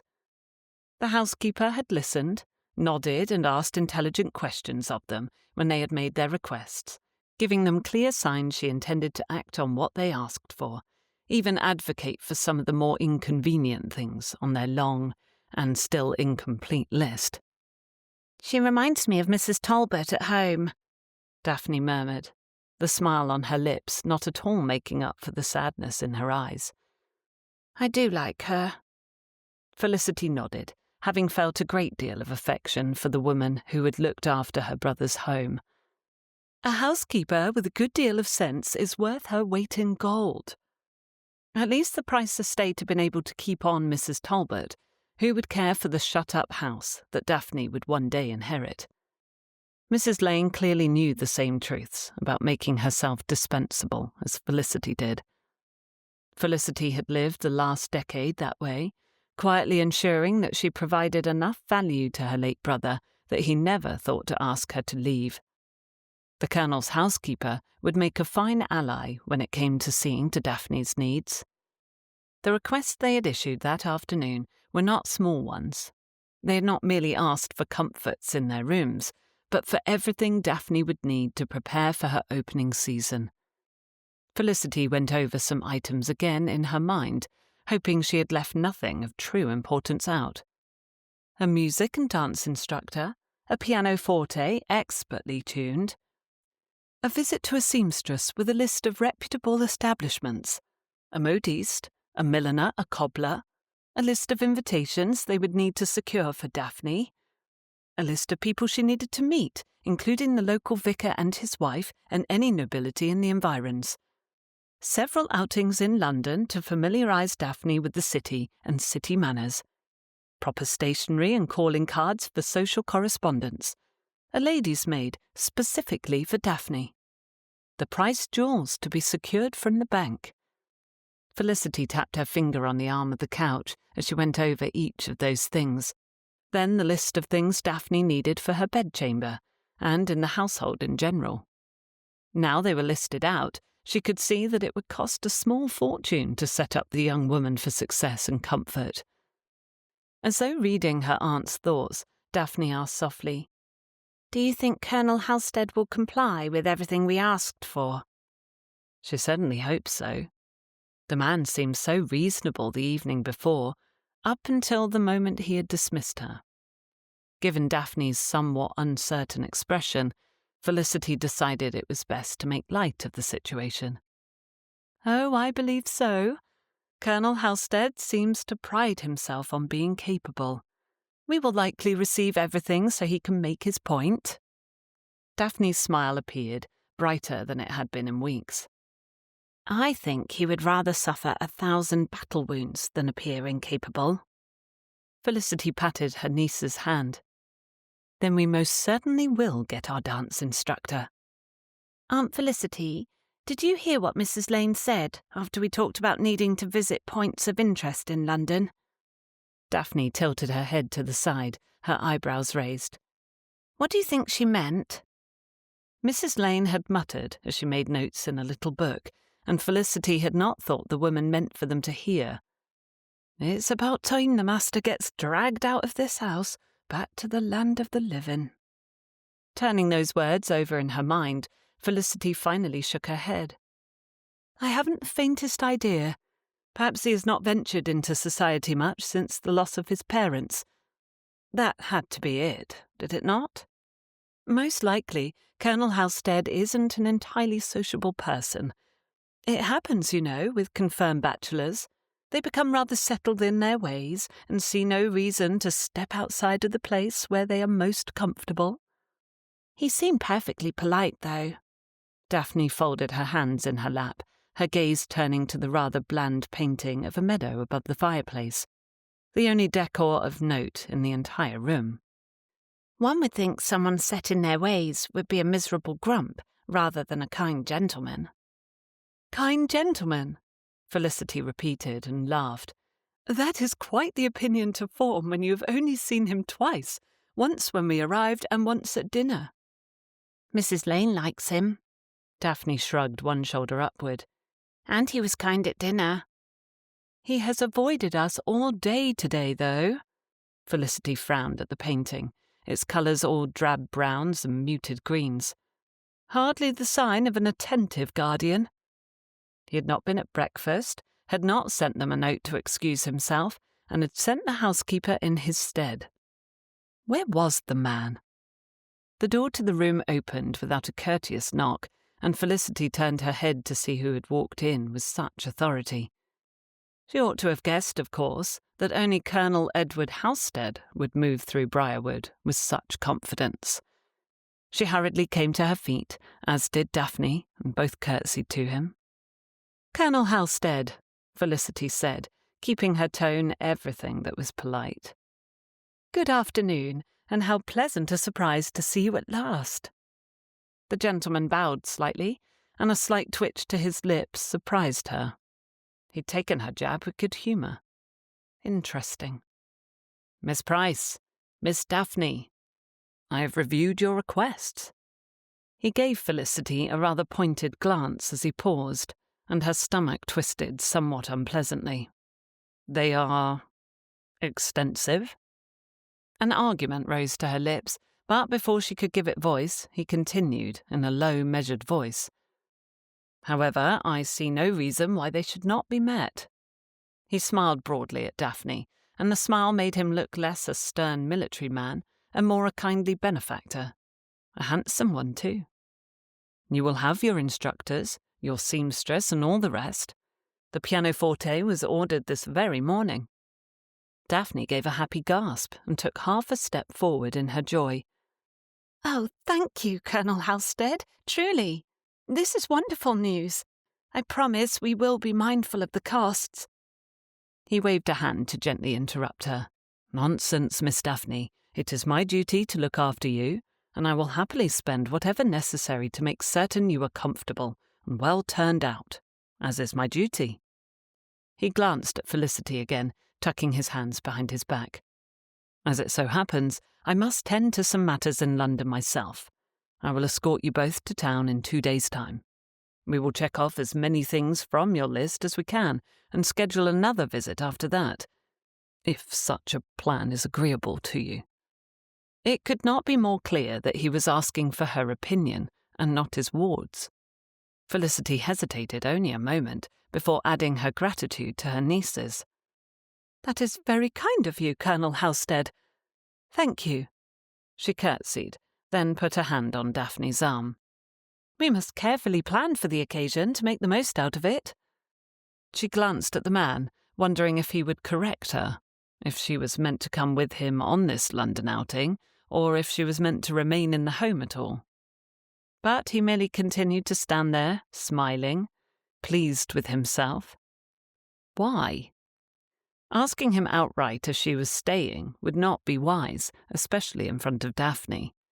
He had to know she yet waited to learn her fate on that matter.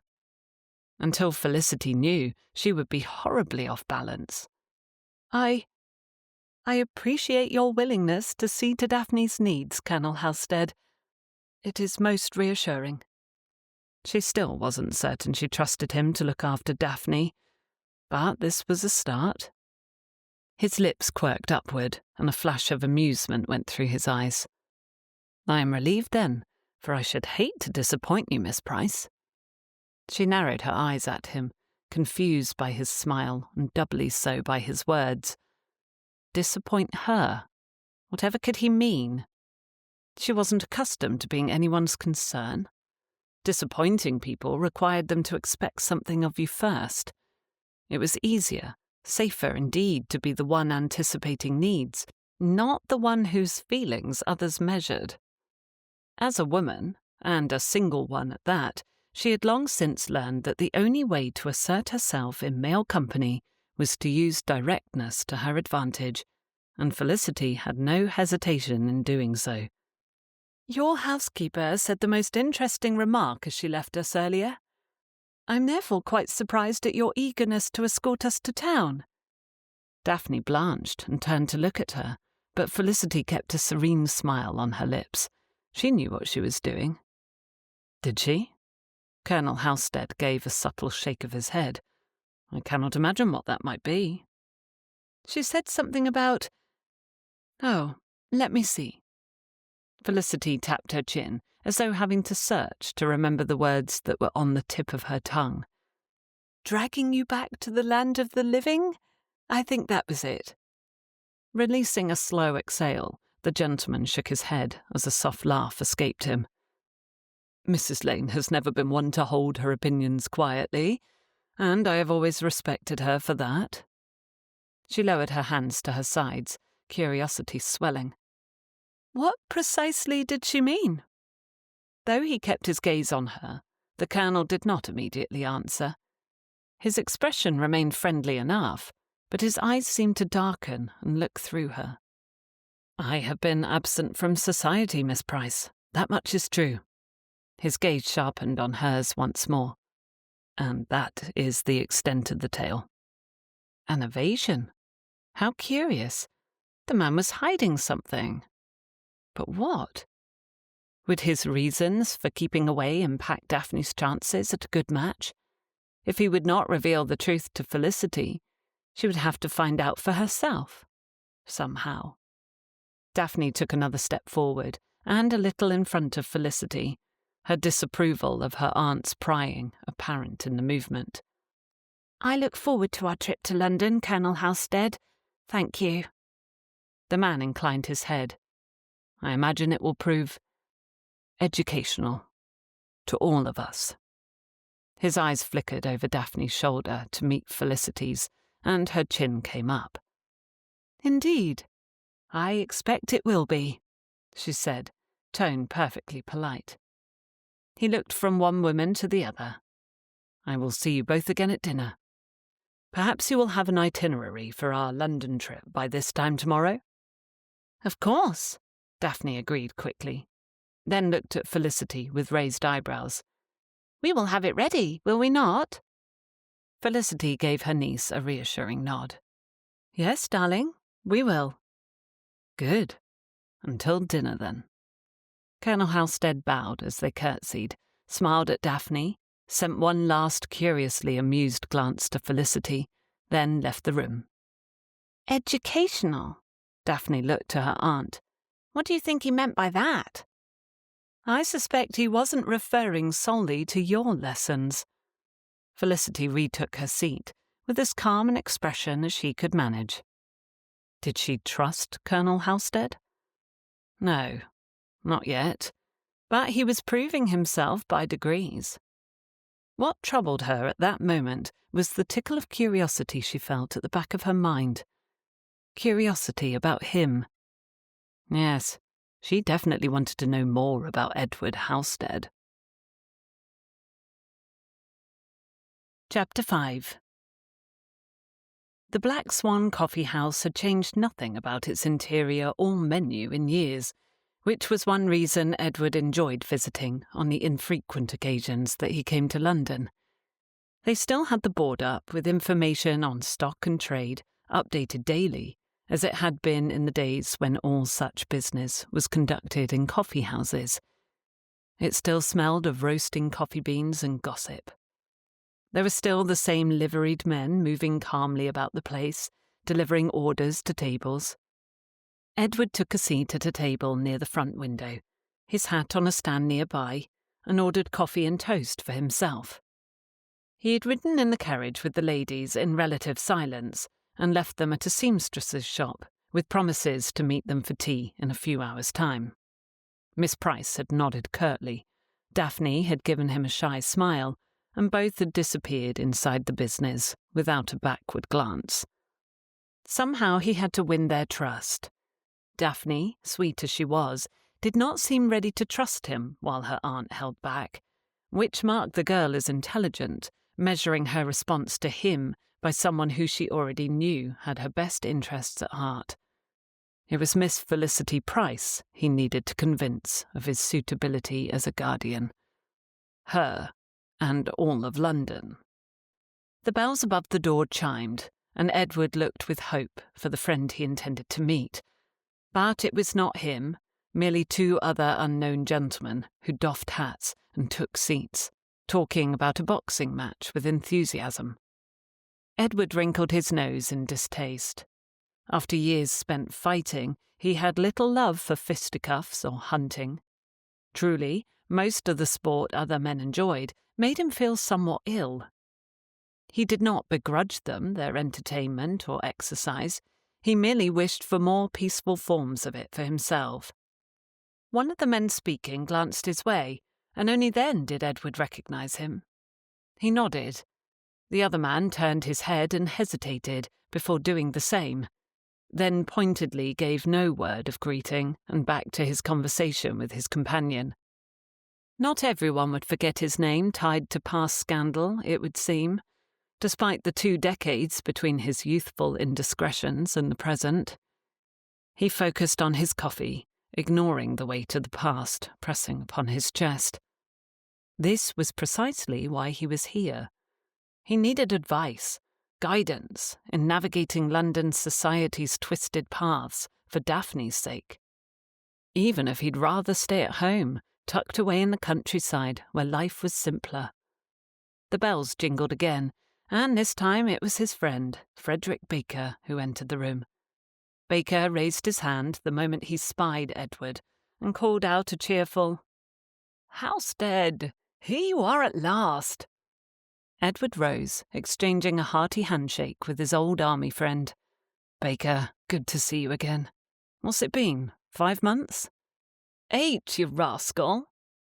Baker slapped his shoulder with his free hand and took his seat as Edward did the same. After a staff member took Baker's order, he continued as though there hadn't been an interruption. "It is good to see you leave your hermitage on occasion. Your letter yesterday afternoon gave me a great deal of entertainment, you must know. I told my Hannah when I read it, 'You'll not believe what's happened to poor Halstead.' She laughed and said, 'Oh dear, he will not know what to do with any of it.' I am glad I provided some amusement to your lovely wife and you." Edward smiled, despite the jest at his expense.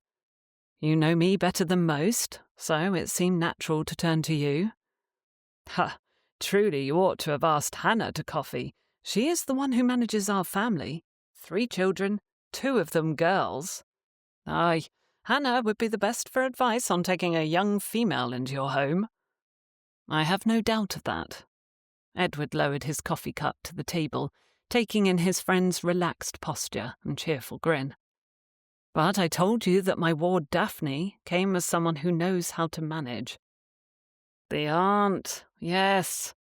How grim to be saddled with a sprightly youthful ward and a grim miserly spinster as companion at the same time."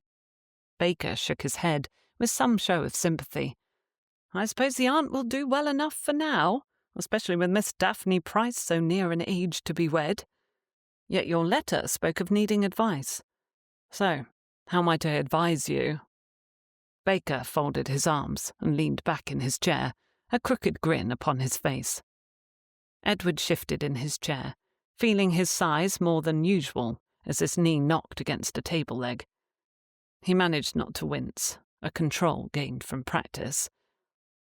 "I've been out of society for so long. I must make my own re-entry before I can even hope to introduce Daphne to the people who matter, let alone receive invitations to the best parties and balls." "Have you gone to the clubs yet and put your name down? Or the assembly rooms?" Baker asked, eyebrows raised. "No." At this point, Edward truly wished he might shrink himself. The most he could do was hunch his shoulders. I must confess that I have not. I am not certain how such a thing would be received in the assembly rooms, especially since it was made quite clear some time ago that I am not welcome at either Brooks or White's." At this, Baker blinked. "What's that, man? Not welcome? But you must know many of their members, and you likely served with many too. You must surely qualify for entry on your military record alone." Edward had to shake his head. He lowered his voice, wondering whether a more private conversation may have suited better. I attempted 11 or so years ago to join both. Members put my name forward, seconded my request. I was rejected. Blackballed, his friend said, the word a whisper. But who would do such a thing? Edward had sworn to keep the important secret, not for his own sake, but for the sake of another. Anything that touched on that secret he did not dare speak of, lest he break his word and bring harm to another. At White's, the father of the girl he had loved had anonymously vetoed his membership. At Brooks, it was the man who had married that girl after Edward's father had sent him away and told his son to forget about her. Neither story could be told. He evaded the question. Does it matter? I'm not permitted to join either of the most well-respected and well-known clubs in London. He rubbed a hand across his forehead and heaved a sigh. What else might I do to move into better circles for Daphne's sake? You certainly cannot simply throw her into the season and hope for the best. In the long moment of silence between them, baker's coffee and a table of biscuits were delivered to the table. His friend turned his coffee cup one way and then the other, then sipped at it. You are right. You need invitations, connections, friends. For that, you must be seen and known by the right people. You will have invitations to my home and small entertainments, of course, but as you know, none of my children are old enough to enter the marriage mart. There will not be suitors for your ward in my home. A shame. Edward looked at his toast, which had cooled in the time he had waited for his friend, and briefly debated eating it. The dry bread would likely stick to his throat. Perhaps he'd choke. That would gain attention from everyone in the room at least. It is a pity there are not more places for a man to find himself the right sort of friends. Oh! Baker sat up straighter. There is another club. Boodles. I do not think. No, Blackstones. Edward considered the name a moment. The name, that sounds familiar. I'm not certain I remember many details about that club. It is located at the edge of Mayfair and St. James's. Baker brightened considerably, and it is a respectable enough establishment, even if it is known for collecting members who are a bit, well, varied might be the safest word to use. Frowning, Edward tried to remember what he had heard about the club. Blackstone, he murmured, picking up his coffee. The proprietor is a lord, is he not? A viscount, yes, Baker said with a slight nod. Must be somewhere in his 60s now. He is an interesting fellow. His club members do not vote on new entries. It is Lord Blackstone alone who decides if someone can join. I cannot recall with any clarity how reputable this club is. How can I be certain a membership there will be a help to Daphne rather than a hindrance? Baker sipped at his drink. Lord Blackstone is respectable. For all that society knows, he is eccentric. He is a viscount, and a wealthy one at that. He donates to worthy causes. There is nothing questionable about his reputation. Those associated with his club are deemed to be of similar ilk, well-bred, with sufficient funds, but with no interest in being in the fashionable set. It is well known he has ousted men from his club for acting as scoundrels or for ill-mannered behaviour. If you are in his good graces, others will regard you as a comfortable guest, if not a highly sought-after member of a party. Comfortable. That sounded perfect, especially for one as out of practice with the fashionable set as Edward. Some think the club is a place for misfits, of course, Baker said with a dismissive wave of his hand. Others, the more open-mind sort, see it as a club for independent thinkers, for men with varied interests. You would not be the first soldier to join, for instance. You would not feel at odds at Blackstone's. Edward found himself nodding. Yes, it sounds like I ought to at least find a way to meet Lord Blackstone. I can arrange an introduction. Baker's grin reappeared wider than before, a hint of pompous delight in his air. My wife's brother is a member of that club. The weight of responsibility pressed upon him again. all the heavier for the conversation and realization of how much depended upon him in pressing this eccentric Lord Blackstone. Edward was not a man to rely on others. Even this request of coffee with Baker had been a hard letter to write. He turned his coffee cup slowly in his hands. I never thought I would have to re-enter society at all, much less for the sake of another. Baker appraised him without pity. That is what guardianship is. You are not merely managing an estate, Halstead. You are shaping the future for your ward. Her future. The words landed upon him like lodestones. He swallowed the last of his coffee and set the cup down with deliberate care. Daphne's future was in his hands. If he misstepped, if he failed, what would become of her? Miss Price's dire warnings echoed in his mind. Failure was not an option. There's more to this reluctance of yours than time away from your hermitage, isn't there? Baker mused, watching Edward's fingers tighten slightly around the handle of his cup. Edward chuckled, rolling his shoulders to ease the tension in them, but made no reply. A man doesn't spend 2 decades avoiding society without reason, Baker continued, his tone turning speculative. A man of your caliber doesn't get turned down from 1, let alone 2 clubs.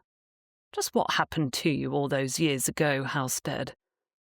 Nothing society would care to remember, he finally muttered, and before Baker could press, he added, But since I must make my return, I might as well do it somewhere I still have a chance.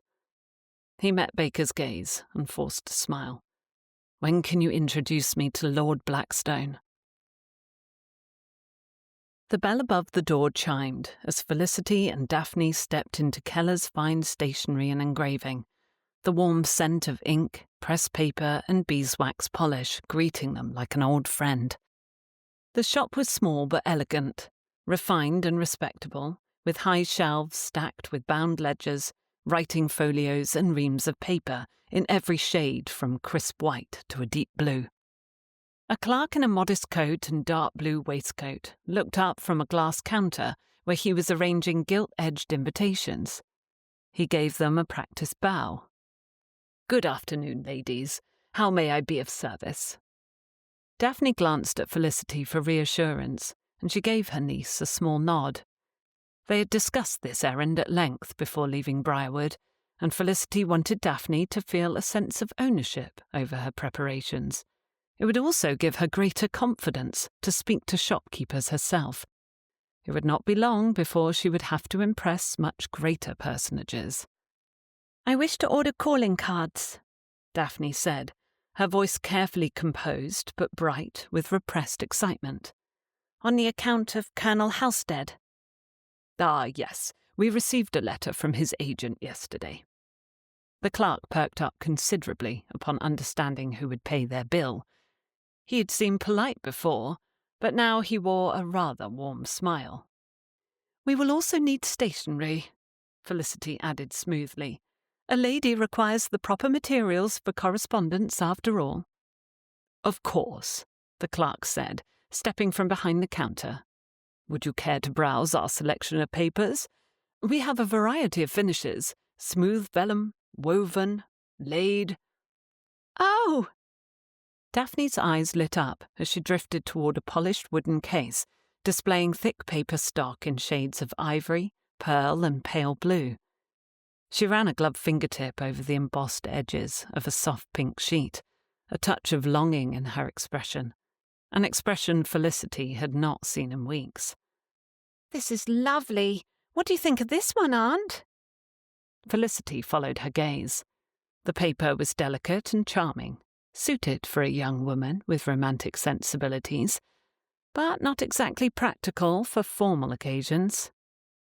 It is very pretty, she agreed, keeping her tone neutral, but it may be best to select something more traditional for formal correspondence. You want to make a refined first impression, not a frivolous one. Daphne hesitated, then turned toward the clerk. What is the most common choice for a young lady to send letters? The man folded his hands behind his back, considering. Cream or ivory, miss. They are the most elegant and timeless. But younger ladies who prefer a touch of charm favour a refined pink. Daphne's brow furrowed, clear indecision flickering across her face. Felicity softened. She remembered what it was like to be 17, caught between youthful fancies and the rigid expectations of the world. Her fancies had never been indulged by her parents. They had always insisted on practicality over sentimentality. Besides, it was not as though she had been in society recently. Perhaps habits had changed. Perhaps a little frivolity for her niece was no bad thing. Which made her feel somewhat guilty as she said, "Perhaps a set of each. The pink for private notes to friends, the cream for formal correspondence." Daphne's face brightened. That is an excellent idea. "Very well, then," Felicity said, turning to the enthusiastic clerk. "We will require a selection of writing paper in both shades. We will also need a set of calling cards in each as well. Engraved, of course, with Miss Price's name and direction. A set of fountain pens, ideally engraved with her name, and a set of pencils too. And a blotter. And an inkwell set. And some ink." Well, if the Colonel was in earnest about establishing Daphne for the season, she deserved... The clerk smiled. "A fine choice, miss. And what will you require for yourself?" Felicity hesitated a moment before giving a polite but firm shake of her head. She had no need for calling cards. She was not in society. Nor did she have many acquaintances outside of those who already knew where to find her. Besides, it was not her life that Colonel Halstead had agreed to fund. Only Miss Price today. As the clerk made note of the order, the bell above the shop door chimed once more. A tall, stately woman swept into the shop, her gown of deep blue silk rustling as she moved. A maid followed behind her, carrying on her arm a small reticule and an ivory fan. Felicity instinctively straightened, recognizing the quiet air of importance that a lady of high standing exuded as naturally as breathing.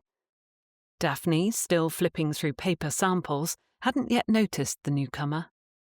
But Felicity had a feeling this woman had already noticed them. The newly arrived lady glanced around the shop, taking in the shelves, the clerk, and finally Felicity and Daphne.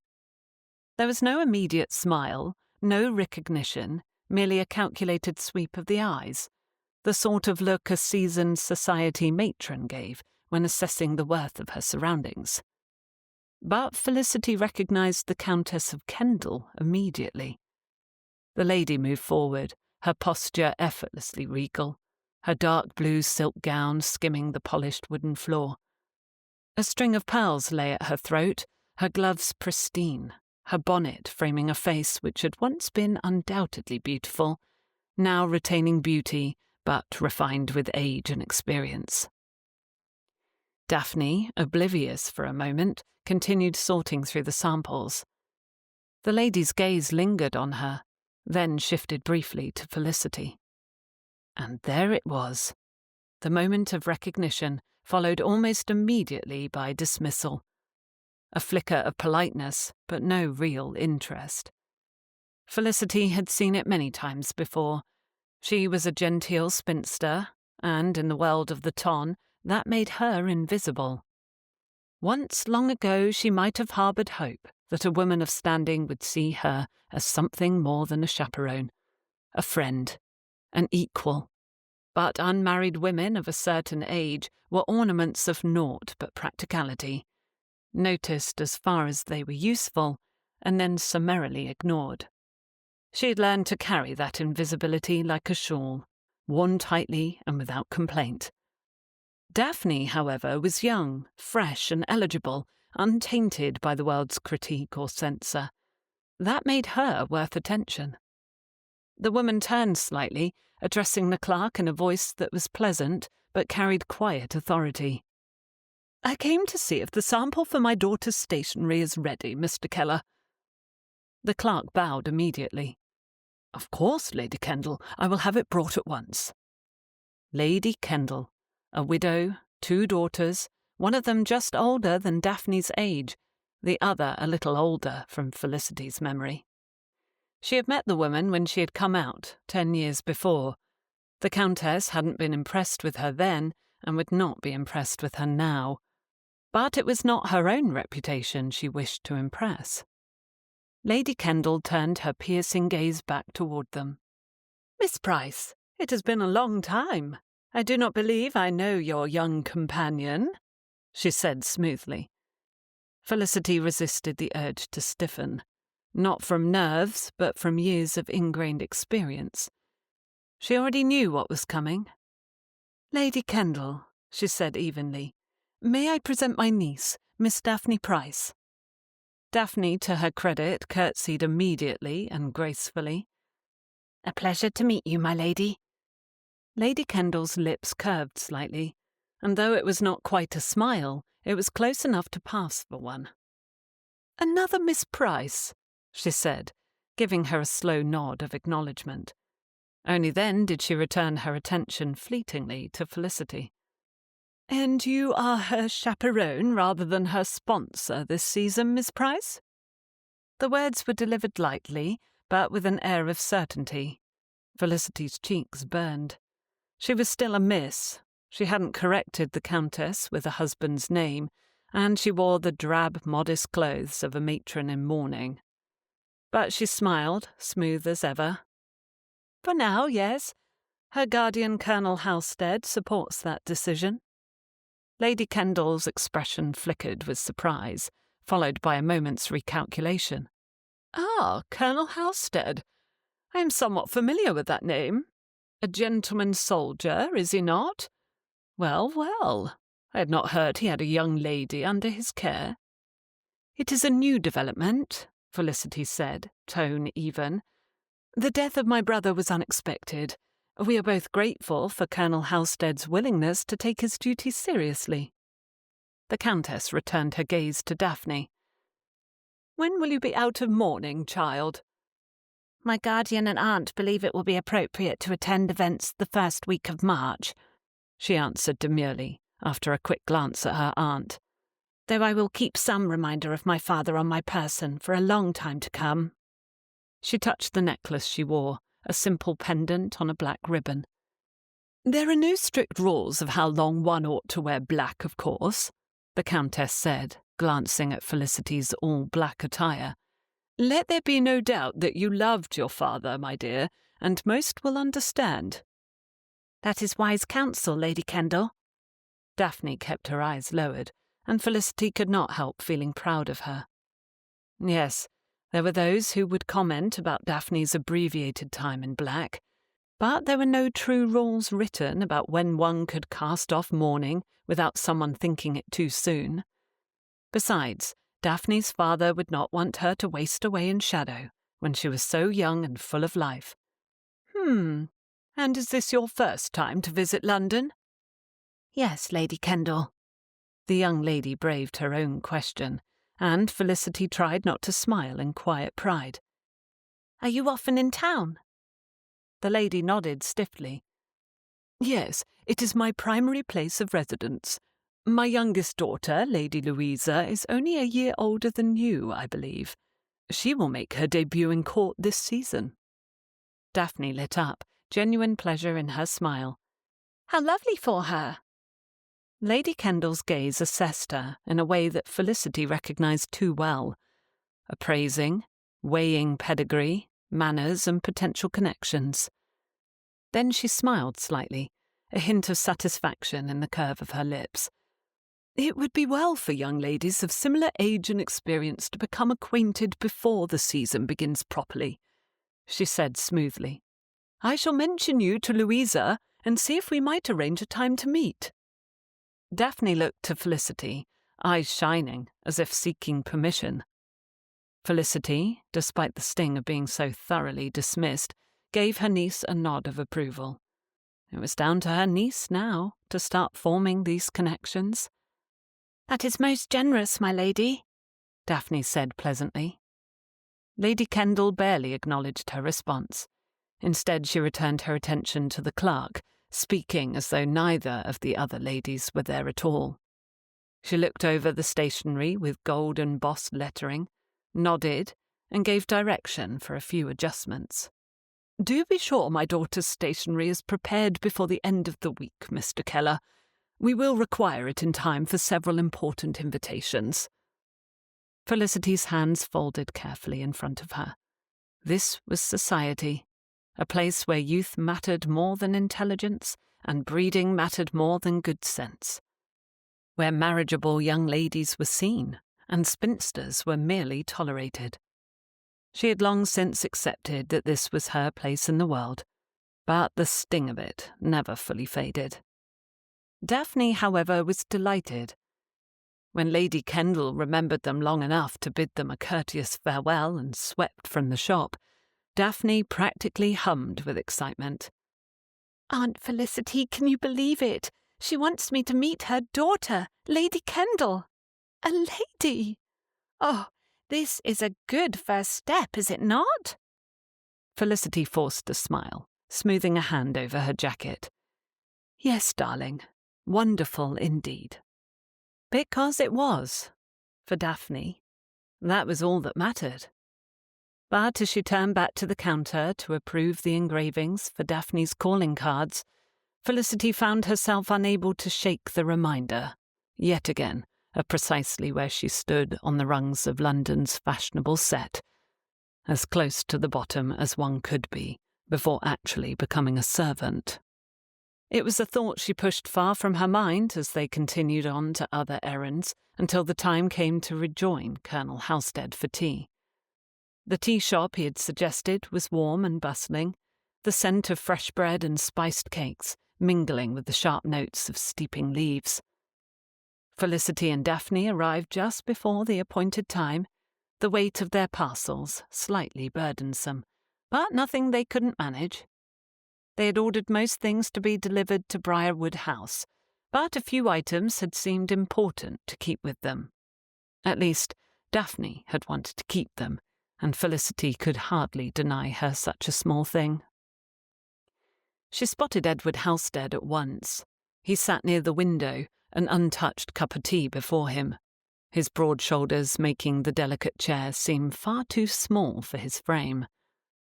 The sight of him in such a genteel and feminine setting, amid painted porcelain cups and cream cloth-draped tables, doilies covering every spare inch amidst the soft pink of the wallpaper, was almost amusing.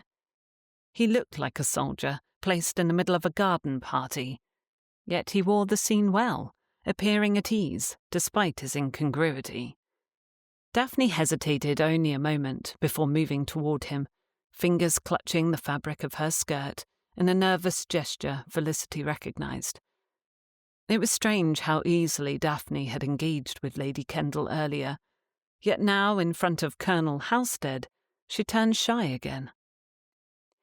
"Colonel Halstead," Daphne greeted him with a small curtsy. The gentleman rose immediately, bowing with precise courtesy before gesturing for them to take their seats. "Miss Price? Miss Daphne?"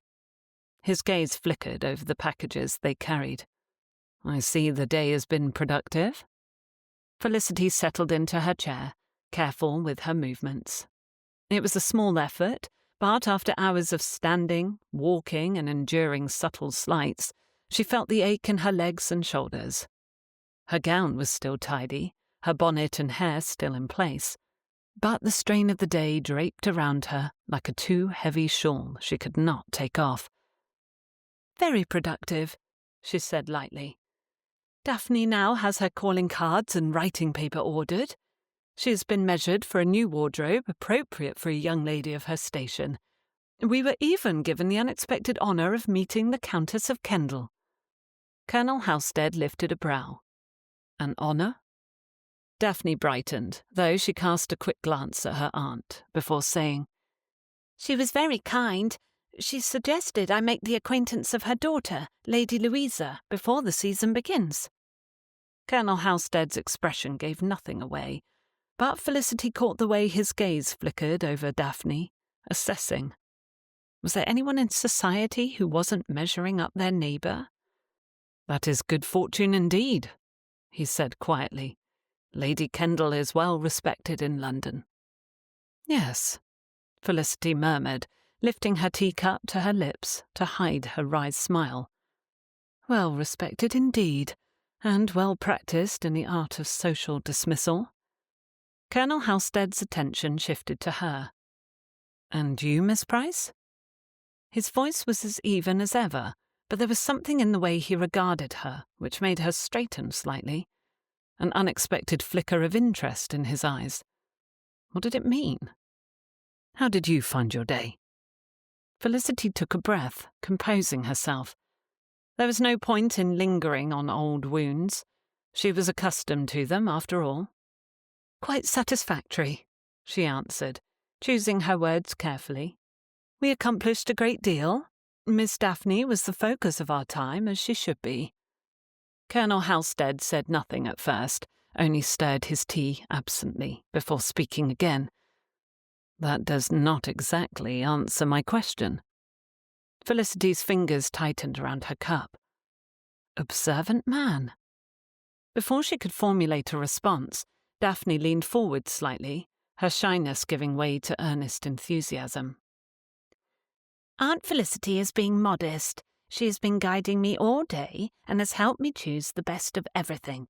And she never once thought of herself, though I did try to have her spend at least some of her own funds on something pretty or even useful for herself. She would not take even a moment to consider doing so. But then she never does. The gentleman's gaze sharpened on Felicity, something unreadable in his expression. Felicity forced a small smile. "It is a chaperone's duty to ensure the young lady in her charge is properly provided for. Besides, I have no personal needs at present. That is all." It had been years since anyone expected Felicity Price to indulge in anything simply for the pleasure of it. That was a privilege for young women with futures ahead of them. Her days of acquiring pretty things for herself had ended when she realized there was no one left in the world who cared whether she wore pink roses or daisies in her hair. A silence settled between them for a moment, but before Colonel Halstead could speak again, a server arrived to take their order. Grateful for the reprieve, Felicity changed the topic the moment the server left, keeping Daphne engaged in sharing her thoughts about London thus far.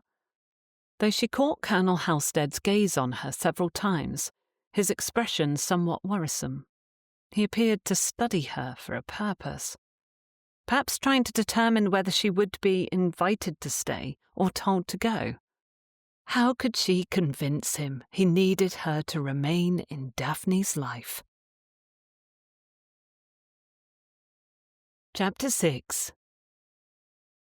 The next day, Felicity helped Daphne rearrange the furniture in the room they'd chosen as their primary place to pass the afternoon. With the cool winter sun coming through the western-facing windows, the room had enough light and natural warmth to make the small hearth enough to keep them comfortable. Together, despite her niece's suggestion that they request the assistance of a footman, which Felicity had sternly declined, they shifted the settee to sit between the window and fireplace, then moved the 3 chairs to make the sitting more cosy if they welcomed guests. "Pardon me, Miss Price?" A voice from the doorway had Felicity turning to see one of the young footmen there, his brow furrowed in curiosity as he looked around the room. "Yes, Peter, what is it?" He blinked, and his expression became neutral once more. "Colonel Halstead has asked that you come to his study, Miss Price, to discuss an important matter," he said. "Oh." She looked at Daphne with raised eyebrows and a limp smile. "I wonder what he could need now. Why don't you find a book to read, dear? I am certain I won't be long." Despite her words, her stomach twisted with worry. Was this it? The moment when he would tell her he would hire a suitable companion, that her presence was no longer needed? True, it was somewhat unconventional for her, a member of Daphne's family, to stay in a bachelor's home, but surely it made a great deal more sense to keep her than it did to hire someone else to chaperone Daphne, another stranger. Felicity made her way to the study, walking through the bare-walled corridors. her steps echoing off the walls far too loudly. When she came to the study, the door was already open. Still, she hesitated on the threshold. This was surely the moment where she would discover her fate. Colonel Halstead sat at his desk, head bowed as he made a notation in a book. His red-brown hair fell across his forehead in loose waves, his brow furrowed as he concentrated on his writing.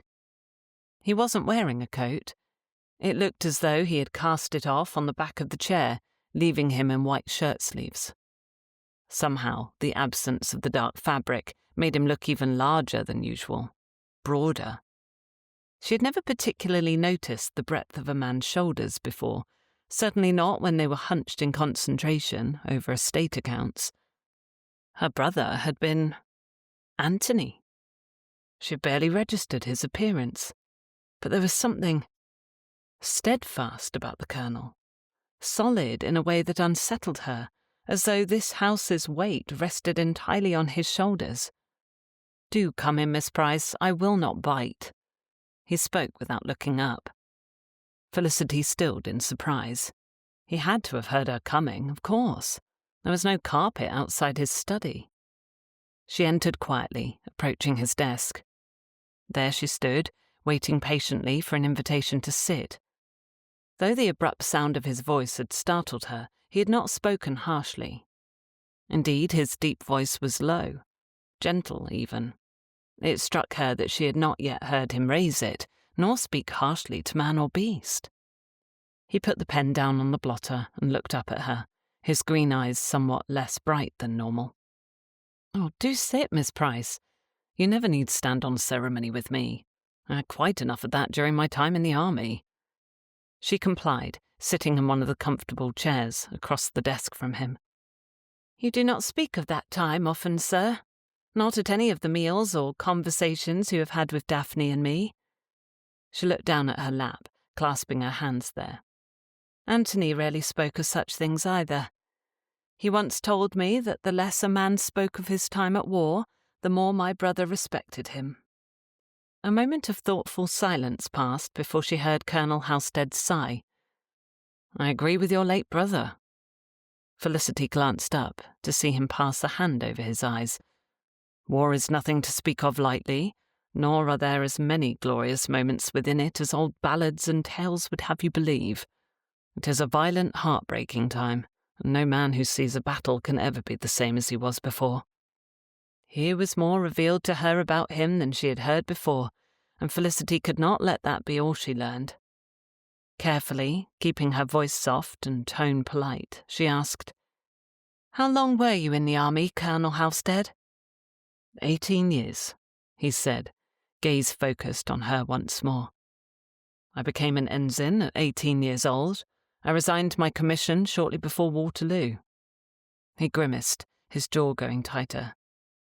"I am both grateful and ashamed I was not there that day. I had no way of knowing what a battle that would be. How it would shape the fate and end the lives of so many men." The words he spoke were strained, carrying a sharpness that pricked her heart. There was not a person in England who did not understand what Waterloo has cost their nation in blood. "After so long in the military, half your lifetime, why did you decide to leave?" she asked softly. She would neither soothe his conscience nor offer him censure. What did she, a spinster with a comfortable life, know of war? She had no right to speak against him, nor enough familiarity to comfort him. Best to merely move the conversation along. The colonel cleared his throat and stood, tucking his hands behind his back, in a surely unconscious gesture, as he went to the window. "In March of 1815 my older brother sent for me. I took leave to return home, for my father was dying. There were things he wished to tell me before he passed. We had spoken little to one another since I became a soldier, you see." "Did he not approve?" Most men, to her understanding, took pride in their sons serving in the military. "Oh, he is the one who forced me in," the colonel said, looking over his shoulder enough to offer her a bitter smile. "It was I who disapproved, at least for the first few years that I served. But after a time I saw the importance of what I was doing. I accepted that my father may have understood better than I did how to take the wild, reckless youth I had been and mould me into a more responsible, more honourable man. Still, I often found myself at odds with him every time I returned home. Even that last time, when he was weak in his bed, I was angry with him. It was quite the confession to make to a near stranger, but it did not make her uncomfortable. If anything, Felicity felt more at ease with the man. It was disarming, this glimpse of vulnerability. She had expected the Colonel to be as rigid as the walls of his study, as sparse with detail as he had been with his decor. Instead, he was proving himself all too human. Besides, Felicity wanted to understand him better, which was a most inconvenient feeling. Here was another sign of his humanity, his imperfections. I imagine you had good reason for such feelings. After he passed away, did you forgive him? Colonel Halstead turned fully to face her, hands still behind his back, eyes on her. Not quite, but I grow closer to that point every day. He gave her a measured look, as though realizing how much he had revealed. Miss Price, I don't know why I'm telling you all of this. Felicity remained still, uncertain what to say, but he gave a dry, almost self-deprecating chuckle. Perhaps because we are about to be comrades in arms of another sort. She tilted her head to the side as her curiosity and hope flickered brighter. Hope? Good heavens, what nonsense! What exactly did she hope for? Cooperation, surely.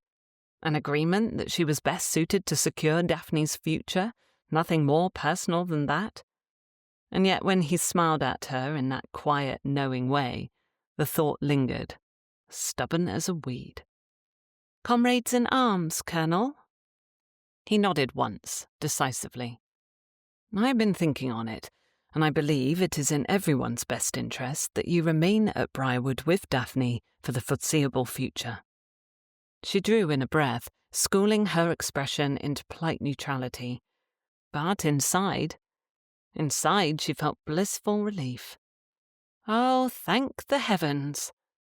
For Daphne's sake, of course, she said aloud, quite certain of herself when it came to caring for her niece. Colonel Halstead smiled, amusement once again in his eyes. For Daphne's sake, he agreed. Her whole body relaxed. He would not replace her with a paid companion or female relative of his own.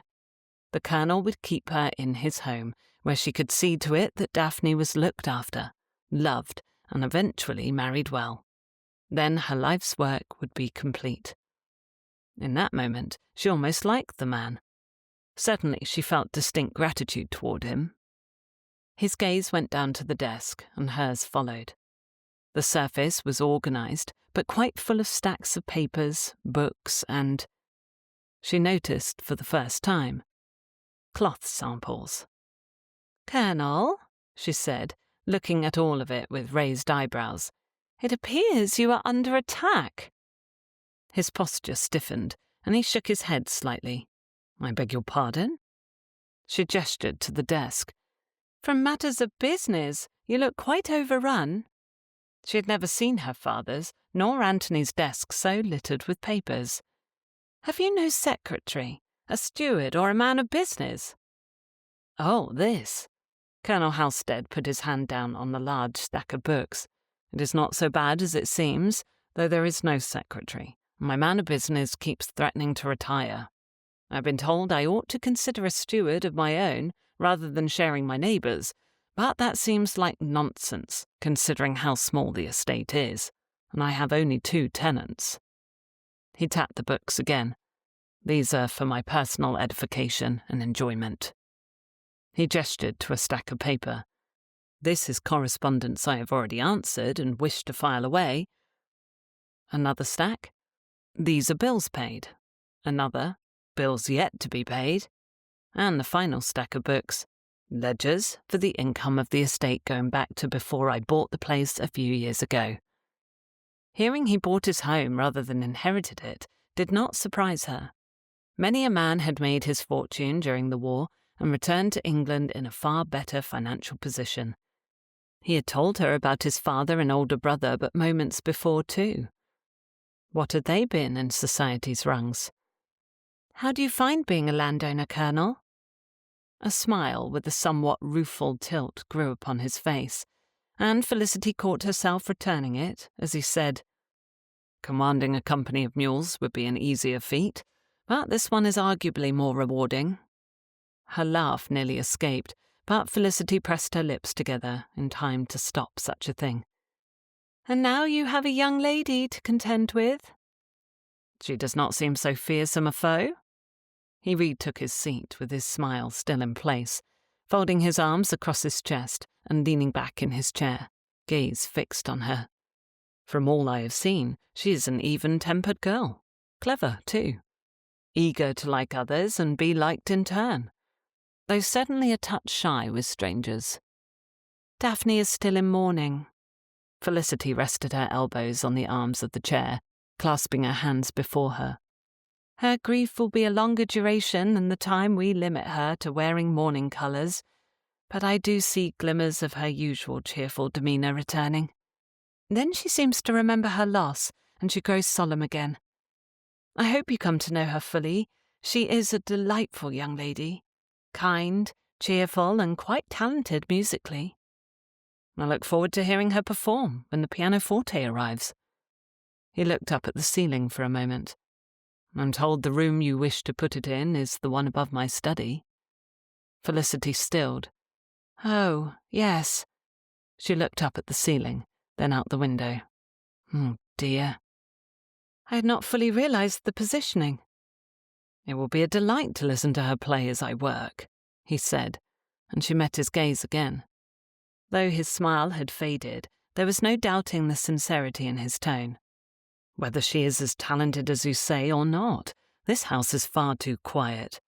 I did not realize it until you both arrived. The servants walk as silently as ghosts, which leaves only me to stomp about it most of the time. It eases something to hear the muffled voices of others in the house, to hear footsteps on the stairs. The house feels more alive with you both here." Felicity blinked at him, and for some strange reason she felt heat creeping up her throat and into her cheeks. Surely she was not blushing. Not at her age. She was too mature for such things. Too much a spinster. Really, he hadn't said anything especially flattering either. "A dog or two would accomplish a similar thing, you know," she said, trying to keep her tone light, uncaring. "Most gentlemen keep hounds about, I believe, for companionship." The Colonel chuckled. "You are not the first person to suggest a four-legged companion. I fear I do not have it in me to hunt, so most good dogs would be rather wasted on me. They are bred for such a life, and I would not take in a creature only to keep it from its purpose." That idea ticked at her thoughts. A man who did not hunt was one thing, but to think of the preferences of an animal in such a way. She did not know what to make of it. "We were speaking of Daphne, though," Colonel Halstead said, before she could think of a thing to say. "I think another foray into London is in order, and soon. I wish to show her some of the sights she mentioned in the list you gave me. You likely have more purchases to make, too." She nodded. "Though I want to assure you, Colonel, that I am aware of the monthly stipend from the Trust for her upkeep. I promise to keep well within the budget of that amount." "I have every confidence in your practicality, Miss Price." He continued to seem relaxed, even a little more amused by her. "You do not strike me as a spendthrift, though I have an important matter regarding finances to address with you. You may find it indelicate for me to do so, but as you are going to be a member of this household, and therefore part of my responsibility, I hope you will see why I feel the need to speak so openly on the matter at hand." Felicity's heart stuttered. A member of a new household. She truly was to stay. "I understand, of course. What is it you wish to address?" He did not seem unduly upset. Previous experience warned her, however, that when a man discussed finances with a woman, It was most often to express disapproval over how money slipped from her fingers, despite her clear frugality. Slowly, Colonel Halstead unfolded his arms to put his elbows on the desk, leaning forward. Miss Price, I am aware of Daphne's situation with her father's trust, the amount of pin money she is used to, and the size of her dowry. I have been informed, too, of her inheritance, the house and other particulars. She was well cared for in that regard by her father, though I will certainly add my own funds to support her upkeep, especially with regards to making this house a home for her. Thank you for that, Felicity said, her voice soft. For Daphne's sake, she would always be grateful. He moved his hand, flicking his fingers, almost as though to both acknowledge and dismiss her words. Not disrespectfully, merely efficiently. A soldier's habit. What I do not know, Miss Price, is whether you have funds enough to keep yourself comfortable and living in the manner with which you were accustomed in your brother's household. When Daphne expressed displeasure that you did not make purchases for yourself while we were in town, I realized I know nothing about your financial situation. It may be crass, but I see no way to discover what I need to without being blunt. Forgive me, but is there enough money set aside for your needs? It was indeed an indelicate question. Inappropriate, in many ways, too, she well knew. Yet he had a point. And stranger still, his concern wasn't patronizing. He did not seem to pity her for her unmarried state, nor see her as an inconvenience to be managed. He simply wanted to ensure she was comfortable. How rare. How unexpectedly kind. Felicity swallowed. She supposed that as a member of his household, even if she was not precisely his responsibility, he had a right to concern himself with such matters, even if the discussion was a little unsavoury. I am not a pauper, she said, hands tightening around the arms of the chair. I have my own monthly stipend from the inheritance my parents left me, along with a generous gift from my late brother's will. It is a modest amount, all told, but it is enough to set up a small household for myself, or procure rented rooms in a respectable neighbourhood in Bath, if I should wish.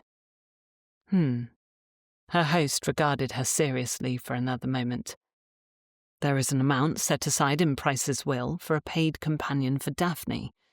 If you would benefit from receiving such funds. No, I thank you, she said at once, interrupting him with a flush to her cheeks. Daphne is my niece. It is my duty to look after her, so long as I am able. I could never dream of accepting a wage for such a thing. Felicity shuddered, the mere thought repellent. Leave it go to her when she weds. You truly have enough? The man regarded her with an expression which had likely served him well in the army. It was serious. A lesser woman might have ducked her head beneath such a grave stare. Felicity tipped her chin up. More than is necessary, Colonel Halstead. Just Halstead is fine, he said, then continued before she could protest that familiarity. If that is true, Miss Price, then I am content. But should you need anything at all, I will gladly lend my assistance. I understand Daphne must attend all manner of events, and I know female wardrobes are far more extensive than a man's, so you will likely require as much in the way of gowns and finery as she will. You must both be turned out in your best to impress the families of potential suitors. That thought had not occurred to her, and the realization that her own modest attire could reflect poorly on Daphne silenced the protest rising to her lips. Bother. You may have a point, Colonel. Halstead, he repeated quietly. Please. She shook her head, the suggestion utterly at odds with her feelings. I cannot possibly be on such familiar terms with you, sir. Everyone outside of this house, all the servants call me by my rank, he said in his voice low. Almost sad, she thought. At times, well, it feels as though I have never left the army. Besides, his tone changed to something lighter, though it struck Felicity as a false levity. We are comrades in arms now, joined by our cause. That makes us equals, Miss Price, so I must insist. Call me Halstead. At least when we are in this house, or when others cannot hear us." The request was a simple one, and it was the only thing he had asked of her when she had demanded so much of him. True, Felicity had done it all for Daphne, not to earn the man's good opinion. But he was a good man, and he had agreed to do everything he could for his new ward, including keeping Felicity in his home. "Very well," she said at last. "Halstead. Will you call me Price, then?" "That was what I called your brother." His smile reappeared. "And what his other friends called him?" she said, her heart aching at her loss. She knew from experience that the ache would never fully go away, merely lessen with time. "I suppose it must be Felicity, then. I have no other names or titles." "I could give you one. You would make a fierce captain." Though he said the words without a smile, his eyes twinkled, and she realized he was teasing her. The stoic, proper colonel teasing her. Truly, she ought to insist on being Miss Price and nothing more. That would be the proper, respectable thing to do. A very spinsterly thing to do, which made her very much not want to do it. "Very well," she said sternly, attempting not to smile. "I will be Miss Price in formal occasions, and you may call me Captain in company and Felicity in the house." A broad grin broke out across his face, making an already impressive visage suddenly quite attractive. It was dangerous how a grin transformed him. Dangerous because it made her want to see it again. Good heavens. The man had the sort of rugged attractiveness to him that British ladies thought all soldiers ought to have. Felicity felt the blush flooding up her neck again and quickly jumped to her feet. If she moved quickly enough, she might escape before the heat made it into her cheeks. "Thank you for letting me stay for Daphne, Colonel. Halstead. Yes. Thank you. I will let her know the happy news at once." She curtsied as he rose to his feet, whirled around and hurried to the door. "Of course," she heard him say, "and we'll see you both at dinner." Felicity paused in the doorway, barely looking over her shoulder. "Yes, of course. Until then," and did not wait a moment more to disappear from sight. Blushing? Her? How could her body betray her so? And why? Of course, he had said kind things, and he was a handsome man, but that was no reason for her to flush like an addle-pated schoolgirl. How silly of her. Perhaps she had merely been overexcited by the good news. Yes, that had to be it. She was staying with Daphne. Relief had strengthened her reactions. And the Colonel? Halstead, that was. Halstead had been the source of the good news, so of course the blush had come on in his presence. It would not happen again. At least, Felicity hoped it would not happen again. Chapter 7. Blackstone's club stood where St. James and Mayfair collided, an unassuming building of similar construction to its neighbours. Edward stood on the pavement outside of the address, looking at it with the same trepidation he had felt when first summoned to a superior officer's presence. In his jacket pocket, he possessed a letter of introduction from Baker's brother-in-law, a member of the club, vouching for him. That same gentleman, a Mr. Harold Marlowe, had sent a letter to Lord Blackstone to request that the Viscount meet with Edward at his earliest convenience. The summons had arrived the evening before, 1 week after Edward had met with Baker. The Viscount was prompt. He would give him that. Edward walked sedately up the few steps to the large black door of the Palladian-style building, a private residence at some time in the past, and stared at the knocker for a moment. It looked like a crow's head. How unusual. He had barely tapped the door before it opened, a man near his own age standing there, dressed in all black except for a crisp white cravat. "Do you have an appointment?" Edward blinked at the doorman, then nodded. "Yes, I was invited to a meeting with Lord Blackstone." He reached into his jacket and held out the letter with Blackstone's seal. "I'm Colonel Halstead." The doorman looked at the letter, then took a book from beneath his arm. Edward hadn't seen it before that moment. He opened it, turned a page, ran his finger along the paper, then nodded and snapped the book shut. "Yes, your name is on my list. If you will follow me, Colonel Halstead." Edward stepped inside, where a footman stood ready to accept his hat and coat. He doffed the hat easily enough, but as he was slipping his arms free of his heavy coat, he froze as his gaze collided with the black glassy eyes of a rather large ram. Or the head of the ram, at least. A stuffed head mounted on the wall of the entry hall, and the ram wasn't alone. No, hunting trophies covered the walls. Taxidermies of every conceivable quarry met his gaze and made his throat tighten. Was this a gentleman's hunting club? Swallowing back his discomfort, Edward finished taking off his coat and followed the doorman up the stairs, past more stuffed species than he cared to count, through a parlour, then down a narrow corridor filled with glass cases of yet more deceased creatures. Some of them were a little, well, odd. He noted a fox with spectacles on its nose, for one thing, and an owl with a university cap upon its head. He tried not to look at anything else too closely.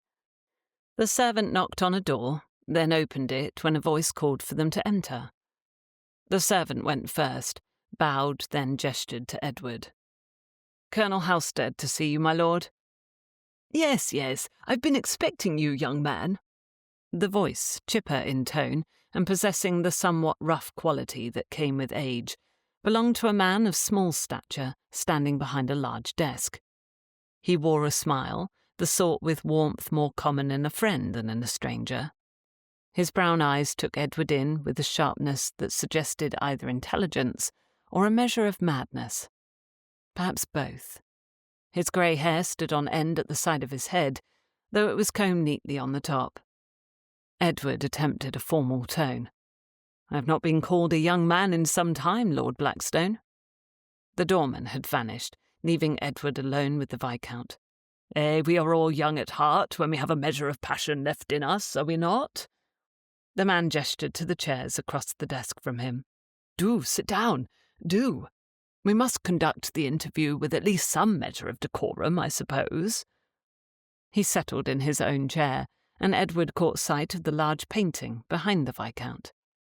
It was a portrait, unlike any Edward had seen before. It was a badger wearing some sort of jacket. He blinked at it, then looked directly into the Viscount's eyes, hoping to avoid seeing anything else startling in the room. The Viscount was stuffing a pipe. "I prefer to smoke when I conduct these things. It keeps me settled and on task, giving me something to do besides sit still and listen." He raised his eyebrows. "Do you smoke a pipe?"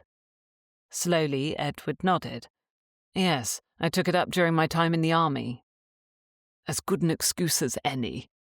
He lit his pipe, then puffed at it with a gleam of satisfaction in his eyes. "So long as you see to the hygiene of it, you know. Have to clean your teeth, scrub out your beard if you have one. I can't abide tobacco stains on teeth and in beards. Positively indecent. And what lady would want to kiss such a man?" Edward blinked. What sort of a question was that? "I cannot think of any of my acquaintance, my lord." "Of course not, and you would know it's a most practical concern for a bachelor." He narrowed his eyes at Edward. "Mr. Marlowe said you are unmarried in his letter. We've a fair number of unattached men in the club, you know." "I did not," Edward said, shifting in his chair. At least it wasn't a delicate piece of furniture. It seemed sturdy enough that he wasn't worried about breaking it with one wrong move. "I am a bachelor. Is that a problem?" "No." Lord Blackwell puffed at his pipe again. "Not for me. I wonder if it is a difficulty for you. 38, impressive military career, financially independent, a landowner. Usually a man of your age is at least looking for a wife." He tapped his desk with a finger as he named each item. I also confirmed from a friend that the members at White's and Brooks blackballed you a decade past. Not Boodle's, though. Have you never applied there? An unpleasant heat crept up Edward's neck. So, it was to be that sort of interview. I have not, my lord. I thought it best not to a decade ago, as I am certain there is at least one man there who would disapprove of my joining. The older man's gaze softened, his expression turned understanding, even kind. It is a difficult thing to face rejection. You need not tell me the particulars, but I must ask a few questions. Do you know why men at those clubs rejected your application for membership? Edward lowered his gaze to the desk. I do, my lord. If the reason became known to the general public... It will never come to that, my lord. Edward raised his gaze, meeting the Viscount's with fervency. On this, at least, there would be no quarter given. Never. I am not the only one invested in keeping it a secret, and I swear it will never be a problem in the future. I was rejected for a youthful indiscretion, which would have consequences impacting the reputations of others, should it become known. But I would rather die than hurt those people, even though they have made it a point to exclude me from their circles from that time until now. He did not falter in his gaze. His tone remained steady and firm. It was true. Those who knew the secret of his shame would rather die than reveal it, all to protect the woman they loved.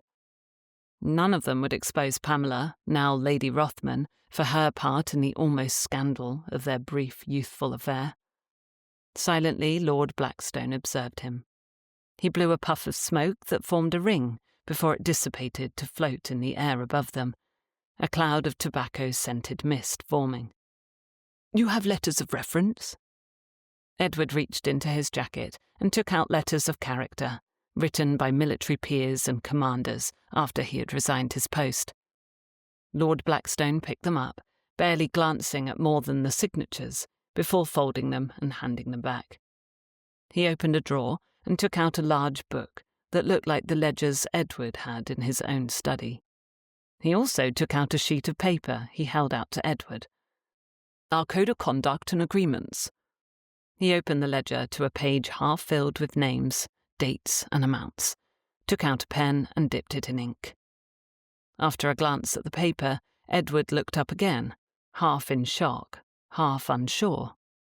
I am admitted to your club? On a probationary period, yes. Lord Blackwell kept at his work, writing something down.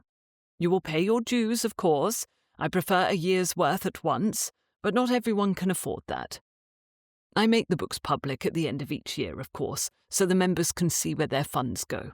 The special events we host will require the purchase of vouchers. You are permitted to bring guests, provided they abide by our rules while here. We also have rooms on the second floor that our members may make use of for a small fee to cover costs of laundry and the servants' wages. You may use the club as a reference of character, of course, too, after your probationary period ends. Hardly believing his good fortune, Edward asked, How long is the probationary period? 3 months, I should think. Lord Blackstone turned the ledger around. Sign here, please. He tapped a line beneath the entry for Edward's date of membership. Edward signed, hardly able to believe the whole interview was, to all intents and purposes, over. I will pay the dues at once, my lord. A year's worth. Excellent. Now, let me take you on the tour, and I will introduce you to those currently within our walls. He stood, picked up his pipe, and gestured to the door. If you have any questions, do ask. Edward glanced at the badger's portrait behind the desk, then at the shelves full of animals.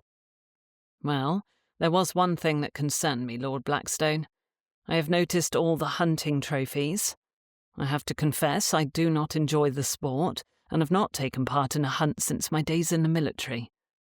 Lord Blackstone's chest puffed up. I have not hunted in an age either.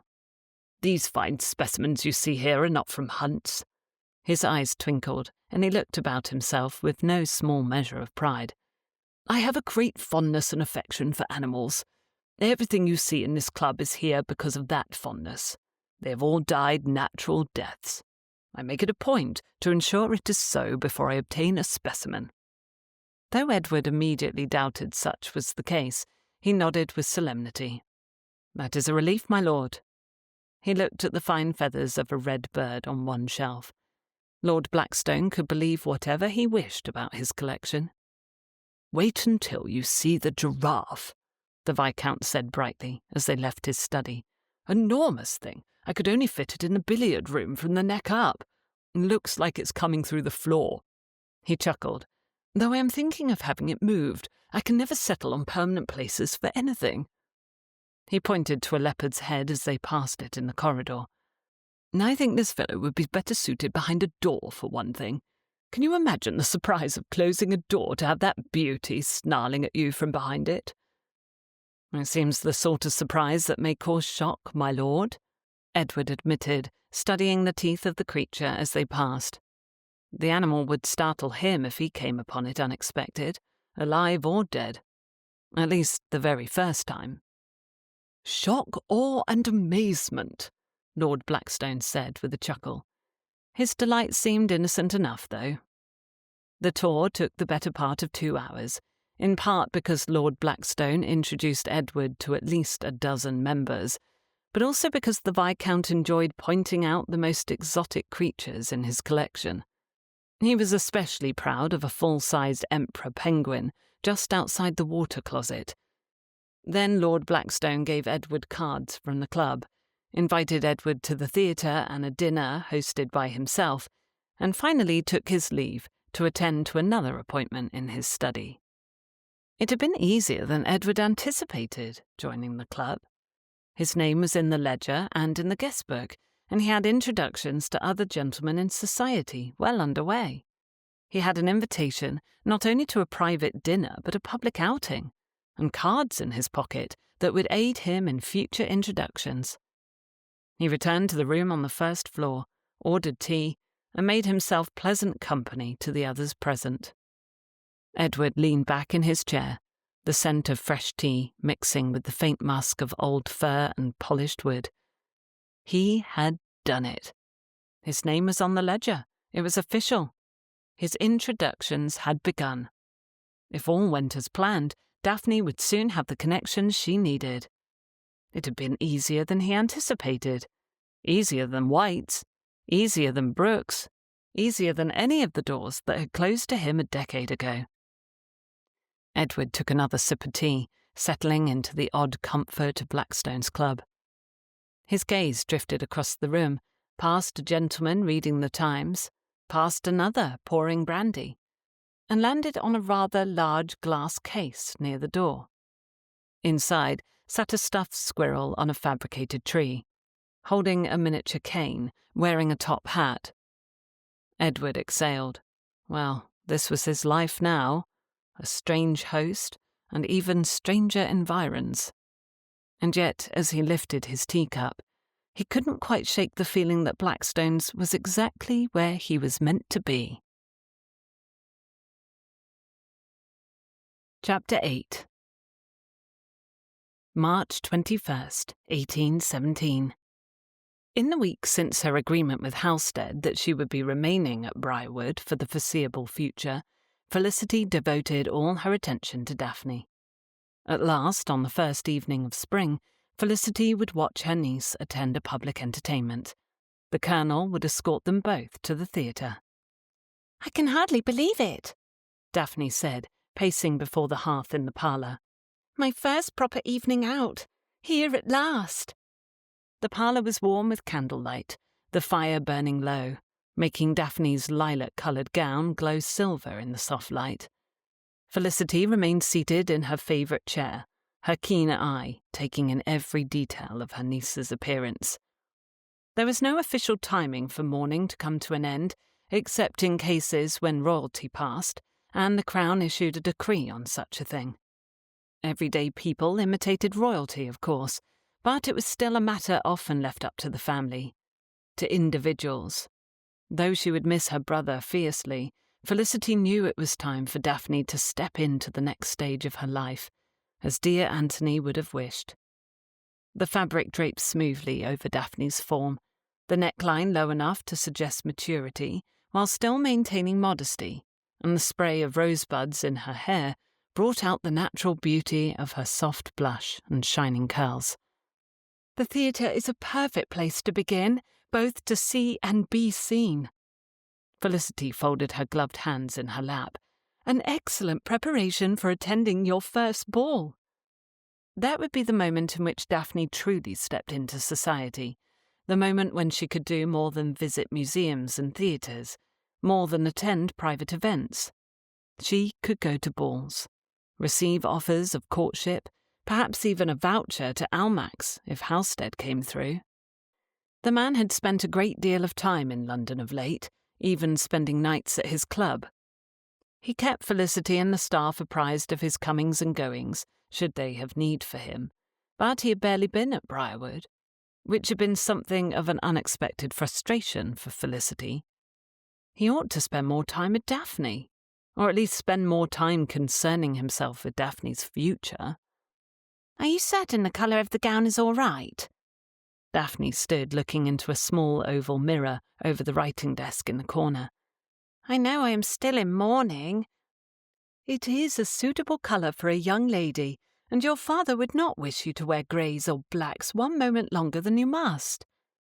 Felicity smiled slightly. It is perfectly appropriate.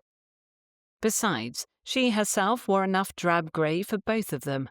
She had on a plain evening dress, modestly cut in a fabric that would not so much as shimmer in gaslight. Her reticule, shawl and fan were all black too. No one would fault Daphne, young and on the verge of courtship, for dressing to attract the eye of suitable gentlemen, and no one would notice her aunt as more than a shadow to chaperone her. Felicity rose and joined Daphne at the looking-glass, standing behind her.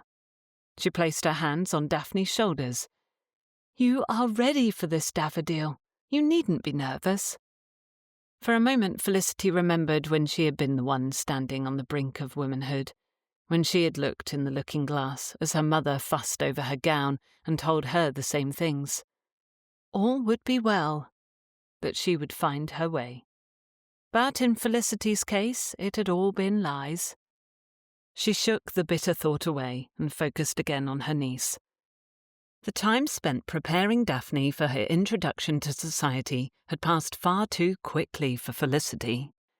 Not that Daphne needed an excess of time to prepare, of course. The girl had been raised from birth to know how to conduct herself properly. Her father had seen to her education, and she had a kind and honest character. The practical matters, however, had caused concern, especially when the seamstress had fallen behind in her work, the dancing instructor had caught a cold, and the Lady Louisa's friendship came with her mother's judgmental conversation. You look elegant, she assured her niece, perfectly suited to an evening at the theatre. You will look neither ostentatious nor underdressed. Lady Louisa will wear blue, Daphne murmured, worry creeping into her tone. Jewel tone, she said. Felicity arched a brow. Jewel tones, indeed. Lady Louisa is making her full debut this season, and she is the daughter of an earl. You, my dear, are not yet meant to dazzle, only to be observed. Tonight you must be seen as a young lady of good sense, modest elegance, and excellent manners. Your time to stand out will come. Yes, of course. Daphne nodded slowly. It is, after all, only the theatre, she tried to say breezily, but a tremble in her voice betrayed her nerves. Felicity smoothed a stray curl behind her niece's ear, giving her a knowing look.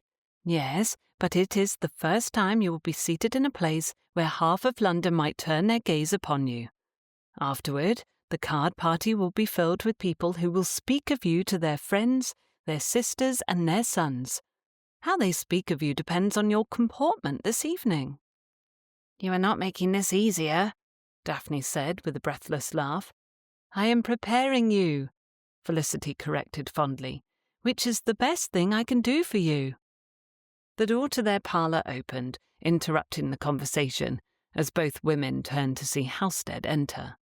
He was dressed for the evening in a sharp black coat, deep green waistcoat, and a perfectly tied snowy white cravat. It was the first time Felicity had seen him dressed formally. As he met her gaze, she felt her chest tighten and her cheeks warm. Colonel Edward Halstead looked the very image of masculine dignity, and she found she could not think of a man she had ever found more handsome than him. What an absurd thought! Handsome men were not for women like her. Not any more. His gaze left hers to take in Daphne, and he smiled with approval. "Daphne, you look wonderful. That colour suits you." "Thank you, Colonel." Daphne flushed with pleasure and dipped into a curtsy. Felicity took a moment to observe Halstead, taking in his appearance again, noting the slight furrow in his brow. Was he nervous too? Or perhaps merely uncomfortable with going out? He wasn't much in society, he had told her, though he'd spend near enough every waking moment at that club of his, and he'd promised to make an effort for Daphne's sake. "Are you ready for the evening?" he asked Daphne politely. "I believe so." Daphne sent one last look toward Felicity, still seeking reassurance. Felicity took her niece's gloved hand in her own, giving it a light squeeze. "Mind your posture, keep your voice pleasant, and let your natural charm do the rest." Daphne exhaled, squared her shoulders, and smiled. "Yes, Aunt Felicity."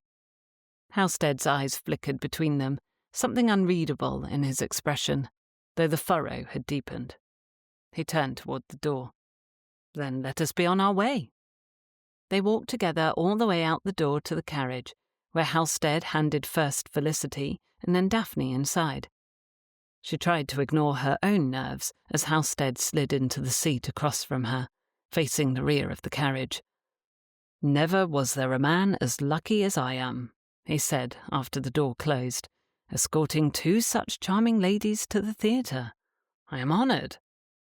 Honoured? He escorted two unmarried ladies in mourning, one on the cusp of life and one passed over by it. A sting of regret for the past caused Felicity to wince and turn her gaze to the night-darkened window.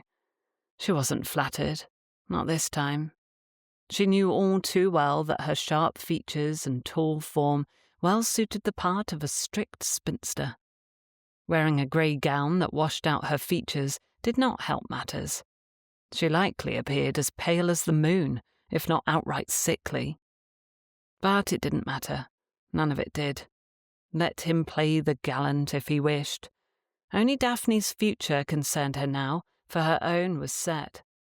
She would see her niece happily settled, then she would withdraw to some quiet village where she could lease a little cottage and live out her days tending to a garden and giving the neighbours something to gossip about. That was all there was to it. Edward settled in the carriage, adjusting his gloves, before resting one arm lightly along the seat.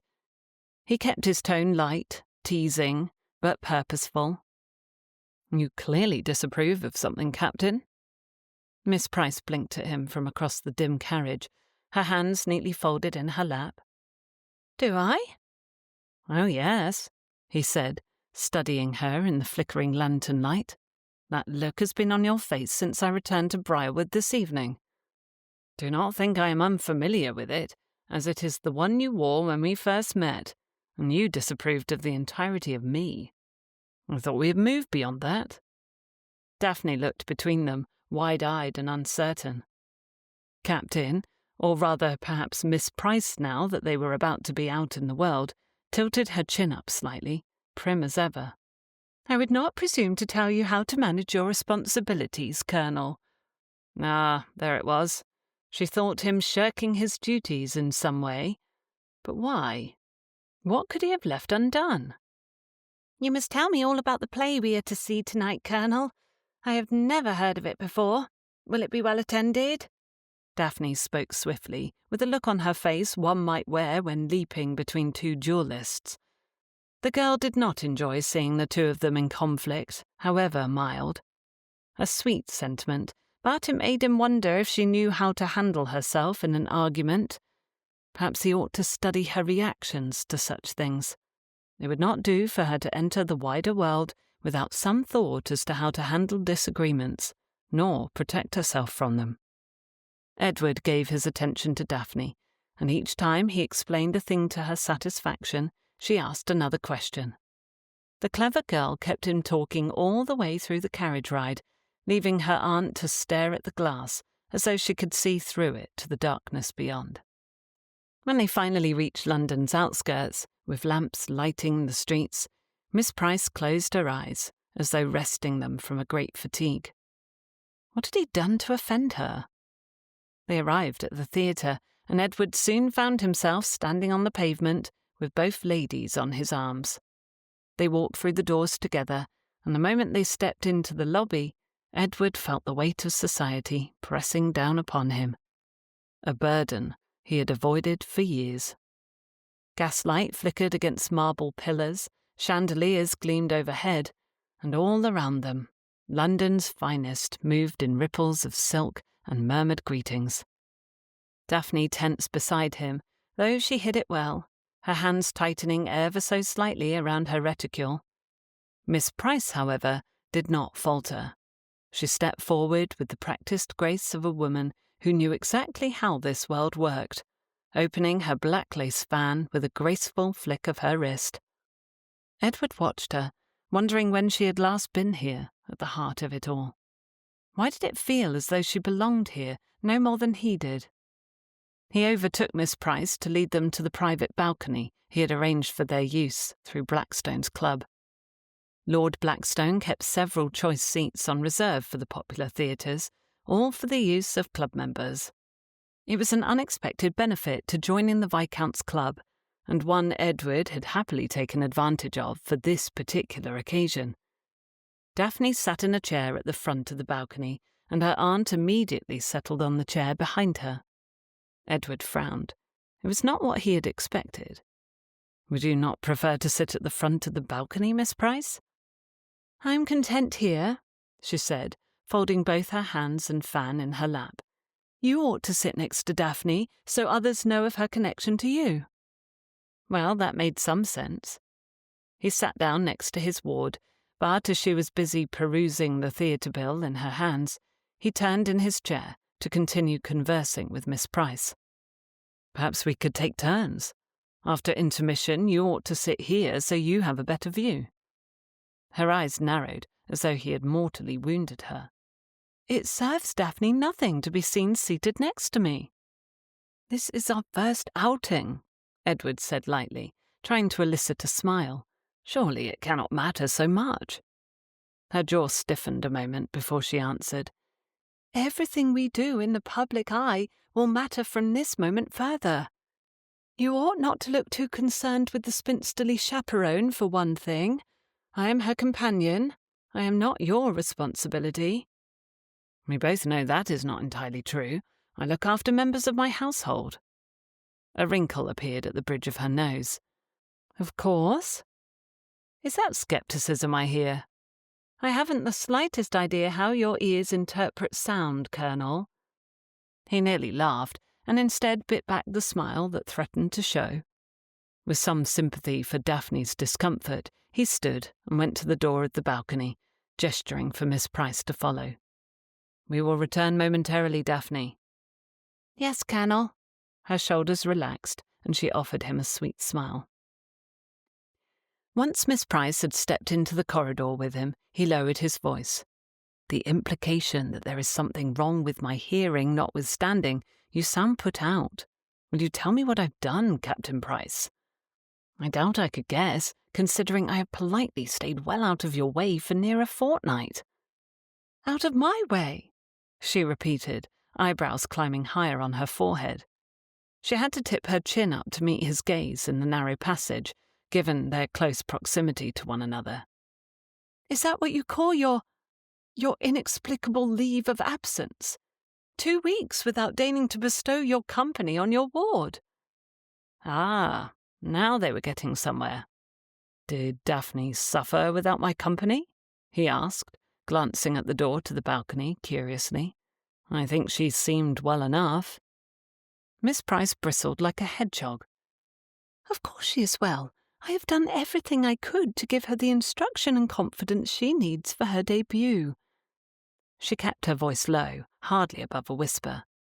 The murmurs of the crowd in the theatre and the foyer below nearly drowned out her words until he leaned closer.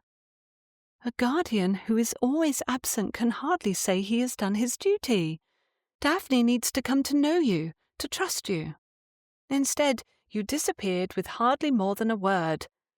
I know bachelors are not used to sharing their quarters with ladies, but fleeing our company was hardly gentlemanlike." He narrowed his eyes. "Was that what you think? That I was avoiding Daphne? Avoiding you?" Edward shook his head, disbelief and irritation coursing through him. He had spent the last 2 weeks putting himself in the uncomfortable position of getting to know people, ingratiating himself to gentlemen and lesser lords, pretending an interest in things he cared naught for, like boxing matches and horse races and the blasted hunting. "Avoiding us? The evidence speaks for itself," she said, her eyes piercing him with indignation. Edward could not let her misconstrue the situation a moment longer. "Miss Price, while you have been instructing Daphne on the proper way to hold a fan, I have been ensuring she will be invited to the events where she can flutter it." Her soft grey eyes filled with irritation, and perhaps the slightest curiosity. "And how have you done that, exactly?" In the army, he'd never been challenged in such a way. His decisions were accepted and respected, at least by the time he'd made captain. The same went for his dealings with his household staff, tenants, and in his business dealings. He barely knew Miss Price. He barely understood if he was annoyed by her question or admired her the more for it. Edward exhaled sharply, pressing his lips together before speaking in a calm, measured tone. "I've spent the last 2 weeks at my new club, Blackstone's, playing cards with men I have no interest in befriending. I have lost money to them on purpose. I have asked questions about their sisters and daughters while pretending to care about the state of the turf at Newmarket. I've listened to men boast of their prospects, their estates and their politics, and smiled and bought drinks and loaned money and flattered idiots, all to ensure that when the subject of my ward arises, they see her as someone worth welcoming into their ranks." Miss Price's brow furrowed as if she had not expected such an answer. "It is not enough for Daphne to be well-mannered and charming," Edward continued, his voice lower now, but no less firm. "She must have sponsors, invitations, connections, friendly faces. And that requires me to play a game I have never had any interest in. I have dined where I would rather not dine. I have endured conversations I would rather forget. I have worn clothes most uncomfortable and stayed up far too late, and I have done it all so that Daphne's name will be on the right lists when the season truly begins." Edward leaned forward slightly, his voice dropping to a murmur. "You think I was neglecting my duty, Miss Price? I was doing the one thing I know how to do. Something, forgive me, that you cannot.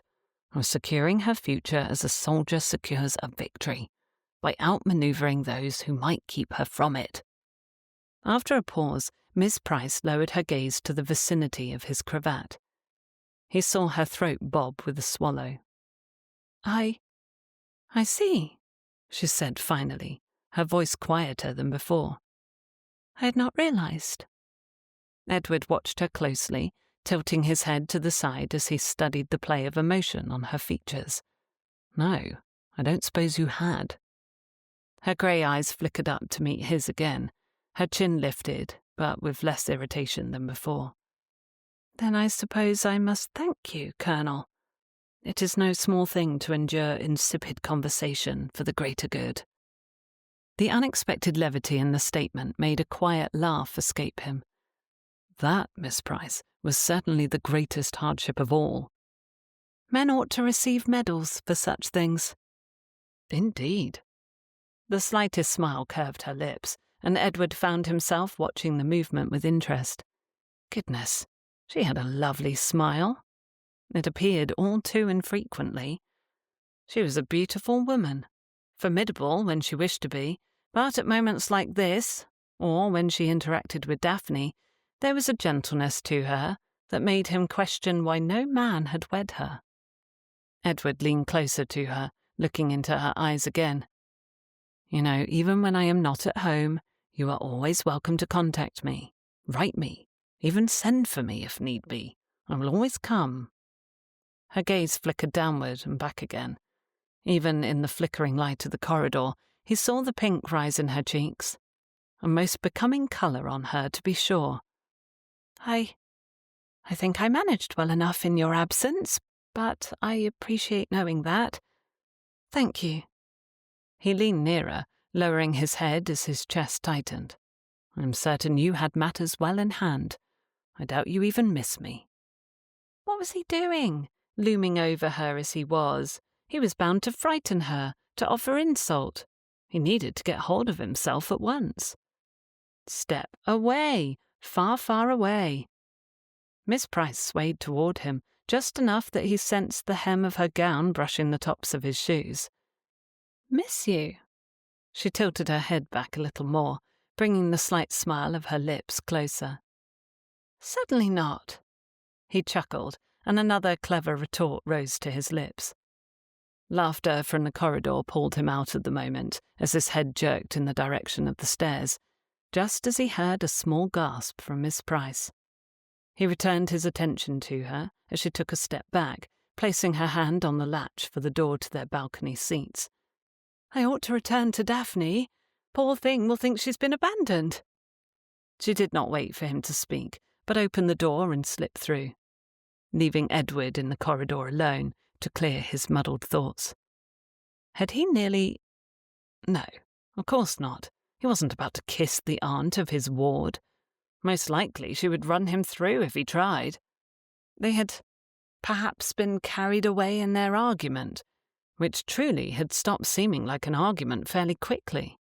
It had almost felt playful, the way Miss Price had spoken to him, the challenge in her voice, while her eyes shone with enjoyment. He shook his head, hoping to clear it, then heaved a sigh, squared his shoulders, and rejoined the ladies in the balcony, seating himself next to his ward.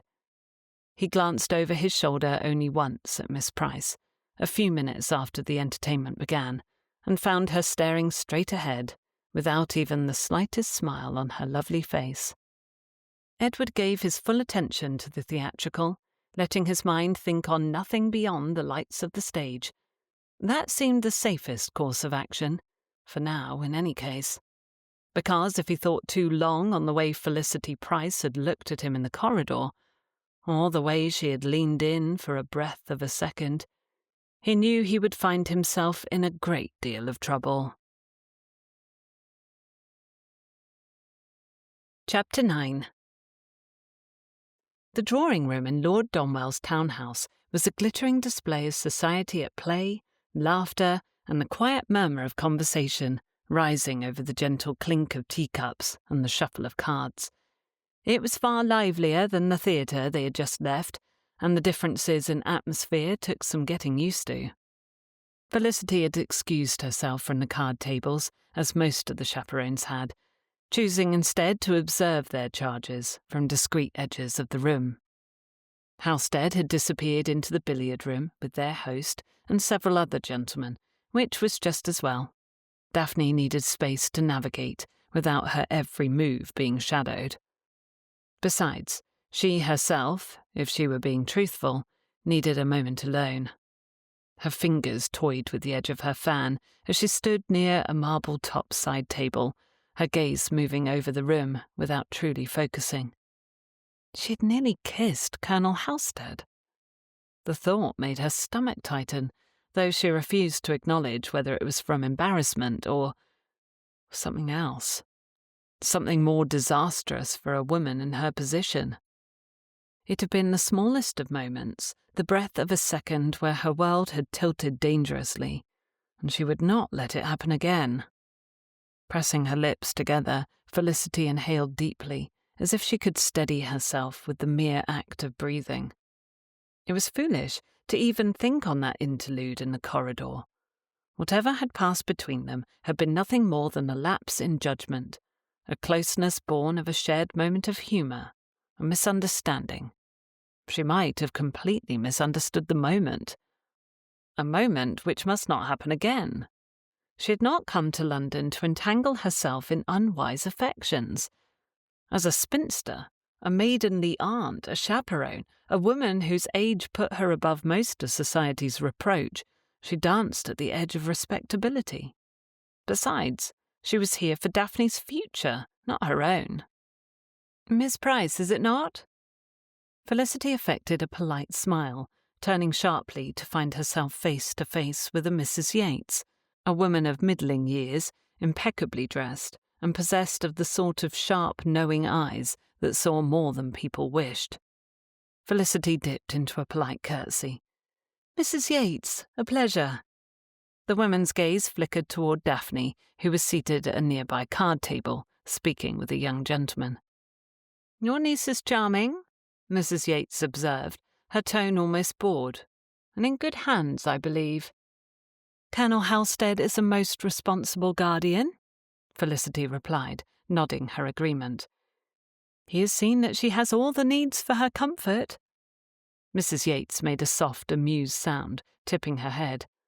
"Oh, I do not doubt that he is responsible now, but it is always interesting, is it not, when a man so firmly ensconced in bachelorhood suddenly finds himself with a ward. I wonder—" She tapped a gloved finger lightly against the stem of her wineglass. "Do you know much about his younger years, Miss Price?"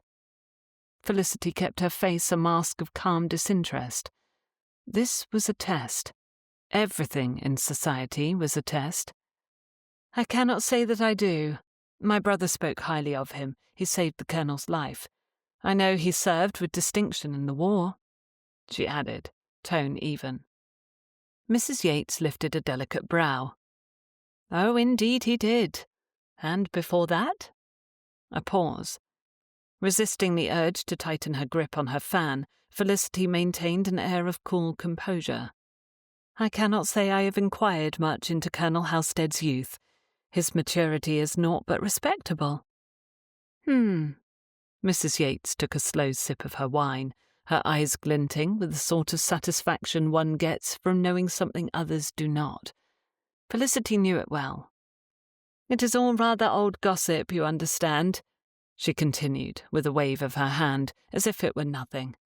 "And I confess I do not recall the particulars, but I do seem to remember there was a young lady involved, and of a rather important family. The names elude me now, so much time has passed. I recall most thought it a rather unfortunate incident. His family, I believe, sent him to war as punishment, though, of course, such things are hardly spoken of now." "How mysterious." Felicity's breath hitched so slightly, so imperceptibly, that she hoped the gossipy woman did not notice. People who spoke so lightly of others' reputations were always looking for a reaction. She would not give Mrs. Yates the satisfaction if she could help it. "You do not remember the particulars?" she asked, keeping her tone carefully neutral. No, Mrs. Yates said, sighing in disappointment, "only that it was a rather delicate situation. A shame, really. I recall he was quite the promising young man when they sent him away, but war made him into something greater, did it not?" Felicity's stomach twisted. She should brush it off, dismiss it. And so she did. Tales that grow so hazy with time are hardly worth ruminating over now, are they? When the details are lost, such things hardly bear repeating, she said smoothly, offering a thin, polite smile.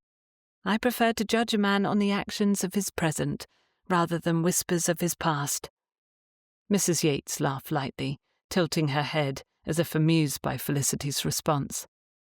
"A commendable philosophy, Miss Price. A rare one, too." She sipped once more at her glass, then said, "But I wonder how you can afford to think in such a way, with your niece's future in the Colonel's hands." With that, she took her leave, her skirts sweeping the floor as she moved on to some other conversation, some other reputation to weigh and measure. Felicity exhaled slowly. She would not let this bother her. Colonel Edward Halstead was a man of good character. She had seen it with her own eyes. but the words curled at the edges of her mind, refusing to be banished. A young lady. A punishment. The idea bothered her. Yet why should it? He had told her he went to war young, only 18. Many a person made youthful mistakes, said or did things their parents did not approve of, at that age. She had given her own parents fits when she refused to have a proper coming out when she turned 18. She hadn't wanted to put herself on display. They had kept her home in the country for 2 more years. When she had entered society for herself, she did it quietly, not at all like all her friends. Not at all the way Daphne would take her first steps into the public eye. Her niece was beautiful, intelligent, kind-spirited. She had lived her life protected and loved. She deserved all the beautiful things a true season brought, Felicity knew, whether this first one ended with a good match or not. London's richness would be Daphne's to enjoy and indulge in. Felicity would see to that. And Halstead had promised to do what was right and best for Daphne. Thus far, his honourable behaviour, beneficence and kindness had done nothing to warrant Felicity's concern. Though Mrs. Yates had tried to plant a seed of doubt, Felicity need not nurture it by letting her thoughts dwell upon such idle speculation. That decided, she gave herself a firm nod, and then nearly jumped out of her skin when a gentle hand touched her forearm. Aunt Felicity, Lady Louisa, Miss Clark and her brother Mr. Paul Clark have invited me to walk through the portrait gallery with them. The door is over there. Daphne innocently pointed to double doors, already open to allow guests the opportunity to walk through and stretch their legs. Is it all right if I accompany them? Felicity cast her gaze to the trio, standing a few paces away, all waiting for her decree before they left the confines of the card room. She gave them an approving smile. Daphne needed friends, and what she knew of the Clarks made up for her concerns over Lady Louisa, daughter of Lady Kendall. Of course, darling. Moving about would also help Daphne stay awake and bright, as the girl was still unused to the late hours of London society. Thank you, Aunt. Daphne rejoined her friends, and the 4 of them walked to the gallery doors. Lady Louisa on the young man's arm, and Daphne arm in arm with Miss Clark, all of them already speaking with animation, as young people did when finding themselves in amiable company. After they had stepped through the room, Felicity wandered to that side of the room, unhurried, placing herself where she could periodically glance through the gallery doors to be certain Daphne stayed in sight. She had just gained the best position when she sensed the approach of someone taller, larger than herself. A smile twitched at her lips as she turned to greet the Colonel. "Colonel Halstead, how did you do at billiards?" His brow was furrowed as he joined her, and he glanced around the room with the air of someone displeased at what he saw. Was he truly so very against society and crowds? "It must not have been a successful game with you looking like that," Felicity said, keeping her smile in place. If anyone looked over and saw him scowling, they would not suppose it her fault. He barely looked at her from the corner of his eye. "The game was fine. But where is Daphne? I did not see her anywhere when I entered, and she is not with you. Have you lost her?" The accusation in his tone would have made her defensive had she not seen the concern in his eyes. Felicity kept her temper in check, still smiling. "Why, she has only stepped into the portrait gallery with some friends, after securing my permission, naturally. They are taking a bit of exercise after sitting at the card table over long." The Colonel's gaze flitted to the doors of the gallery, then focused again on her. Friends? The Clarks and Lady Louisa.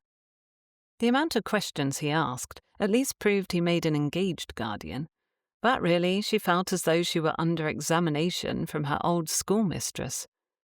"Is there something wrong, Colonel? Have you any objection? We have spoken of Lady Louisa, the Earl of Kendall's daughter.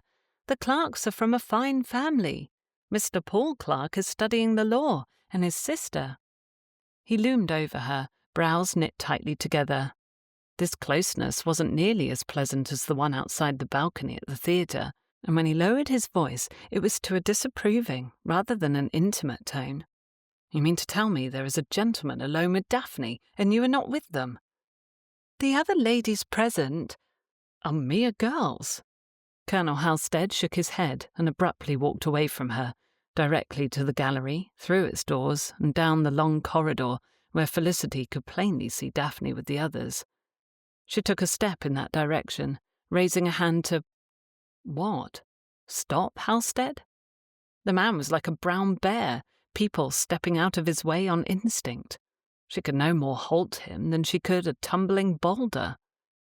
Standing still and smiling as though all was right with the world was the best thing for her to do, especially since she could not understand his actions. Felicity had thought they were on the same side, that he trusted her. Apparently she had been mistaken. She watched, unable to even make out what anyone said as he bowed to the little group. He spoke and extended his arm to Daphne. She took it. He brought her back to the card room to a table. The colonel helped her into a chair, then positioned himself across the table to partner with her in whist. Daphne looked over her shoulder but once. Felicity thought she saw disappointment on her niece's face, but the young lady then turned to her hand of cards with a cheerful smile as they played with another couple. Felicity wove her way through the room again, nodding at renewed acquaintances until she rejoined a small group of chaperones near one of the open windows. Her cheeks had grown hot as she watched Halstead fetch her niece, as though Daphne were a misplaced doll or a child in need of constant minding. Thankfully, Daphne did not seem to realize the slight, but Felicity, she felt it keenly. He did not trust Felicity's judgment. He did not trust Daphne's behaviour. If he kept Daphne that close all season, the girl would make few friends, gain fewer introductions, and her prospects would be fewer still. Felicity watched as Daphne bit her bottom lip and stared out the window into the night, but the London sky held as little guidance as it did stars on that cloudy March evening. What was she going to do about this newest problem? Chapter 10. Edward shifted in the leather armchair in the library of Blackstone's, his discomfort less to do with the chair and more the furnishings of his mind, but it did not stop him from muttering a complaint about the width of the seat. "I am afraid I did not obtain furniture with giants in mind," said a cheery voice from behind him. Edward jumped up from his seat and turned to see Lord Blackstone standing there, hands tucked behind his back, his eyes as warm and full of amusement as ever. "I beg your pardon, Lord Blackstone. I did not see you there." "Unless you had eyes in the back of your head, I imagine that would be a rather impossible feat." He gestured to a chair that matched Edward's, facing the window angled for conversation between the two seats. "May I join you, Colonel Halstead?" "Of course." Edward waited for the older man to seat himself, before carefully lowering himself back to his chair. "This is your club, my lord. You need not ask my permission for anything." "When one wishes for polite company, one must be mostly polite rather than mostly tyrannical." The man put his elbows on the arms of the chair and steepled his fingers together. "Now then, apart from the lack of colonel-sized furnishings, which you ought to know there are such chairs on the other side of the room, what is it that is bothering you, young man?" Edward's 38 years sat more heavily upon him when the man addressed him that way. "I know myself too old in the ways of the world to accept such flattery, sir." "Piffle! You are a younger man than me, my words stand." Lord Blackstone chuckled and smiled almost benevolently. "You were trying to avoid the question. That tells me to tread lightly. Would it help if I promised discretion?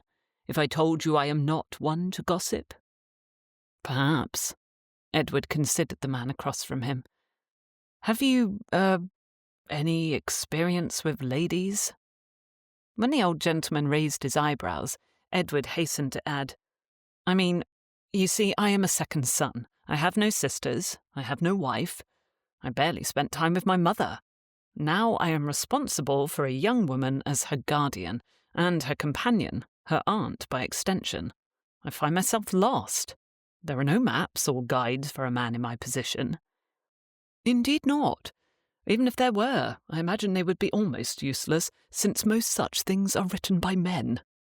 Lord Blackstone chuckled with amusement at his own observation. Women are rather delicate creatures in some ways, but I find they are stronger than they look, rather like geese. Edward's mind struggled to understand that particular comparison. Women are like geese, my lord? Lord Blackstone's head bobbed as he appeared most pleased with himself. Indeed, yes. Picture one of those lovely creatures on the water of a pond. There it is, drifting serenely, appearing as delicate as their cousins the ducks. But then put both creatures on dry land, send a cat among them. The duck will fly away, if possible. The goose will puff up and hiss, rather like a cobra. The goose will fight rather than fly. Can you think of any man willing to harass a goose without at least a stick at hand? I cannot, but you must forgive me, my lord. I also cannot imagine how this applies to women. They are stronger than they look, Lord Blackwell stated with firmness. More willing to fight than we give them credit for. Perfectly capable of managing difficulties in all shapes and sizes. But that does not exactly help my particular situation, my lord. Edward wanted to rub at his temples. Lord Blackstone's talk of birds and nature, a topic he had come to realise occurred with great frequency in the club, had done no more than confuse his already exhausted mind. I must offer a correction to my ward's companion, an admonition. I fear she does not see the danger that I do in her management of her niece. Lord Blackstone's eyes gleamed knowingly. And what precisely about this situation is causing you such distress, my boy? The girl's safety, or her aunt's resistance? Edward stiffened. They are one and the same. Lord Blackstone merely hummed. Are they? His traitorous chest tightened, but he shook his head. They are. I do not know the best approach to take. Best approach? Colonel, speak to her, his companion said with a lackadaisical shrug. Make your concerns clear. She will not break or crumble. I find most women are quite logical, though many a man would tell you I am wrong. My experience is that honest conversation with a woman does far more good than skirting an issue or making demands, though I suppose the latter would come more naturally to a military man. It would, but the fear of both hurting Miss Price's feelings and causing an emotional display had kept him silent on the matter. And there was the faint thought that she would defy orders rather than follow them, which had kept his tongue still. A direct conversation will serve you better than sitting in my club, ruminating on it, ever will. Lord Blackstone patted the arms of the chair. Well, that is my advice. Now I am off to see my taxidermist. He sent word he has the most beautiful North American robin he was bid repair, but the owner did not like the job, so now he must sell it instead. I do not yet have a North American robin. One can never have too many robins, can one? He bowed as Edward stood, then went on his way, humming to himself. Edward remained standing, watching the nobleman go, and heaved a sigh before making his own way out of the library, then the club, requesting that his horse be brought around. Whether the comparison of women and geese was apt, Lord Blackstone had made an excellent point. Edward accomplished nothing by sitting in the club, miles away from his home. He needed to speak to Felicity, his captain. The captain. Bother. Miss Price. He needed to speak to Miss Price directly. If she cried when he corrected her mistake, well, so be it. If she defied his instructions, that would be a different matter altogether. He needed to approach the subject of Daphne's chaperonage with logic and reasoning, perhaps with an appeal to Miss Price's protective instincts. He had to make her understand the sort of trouble a girl of Daphne's age could get into, if not watched closely at all times.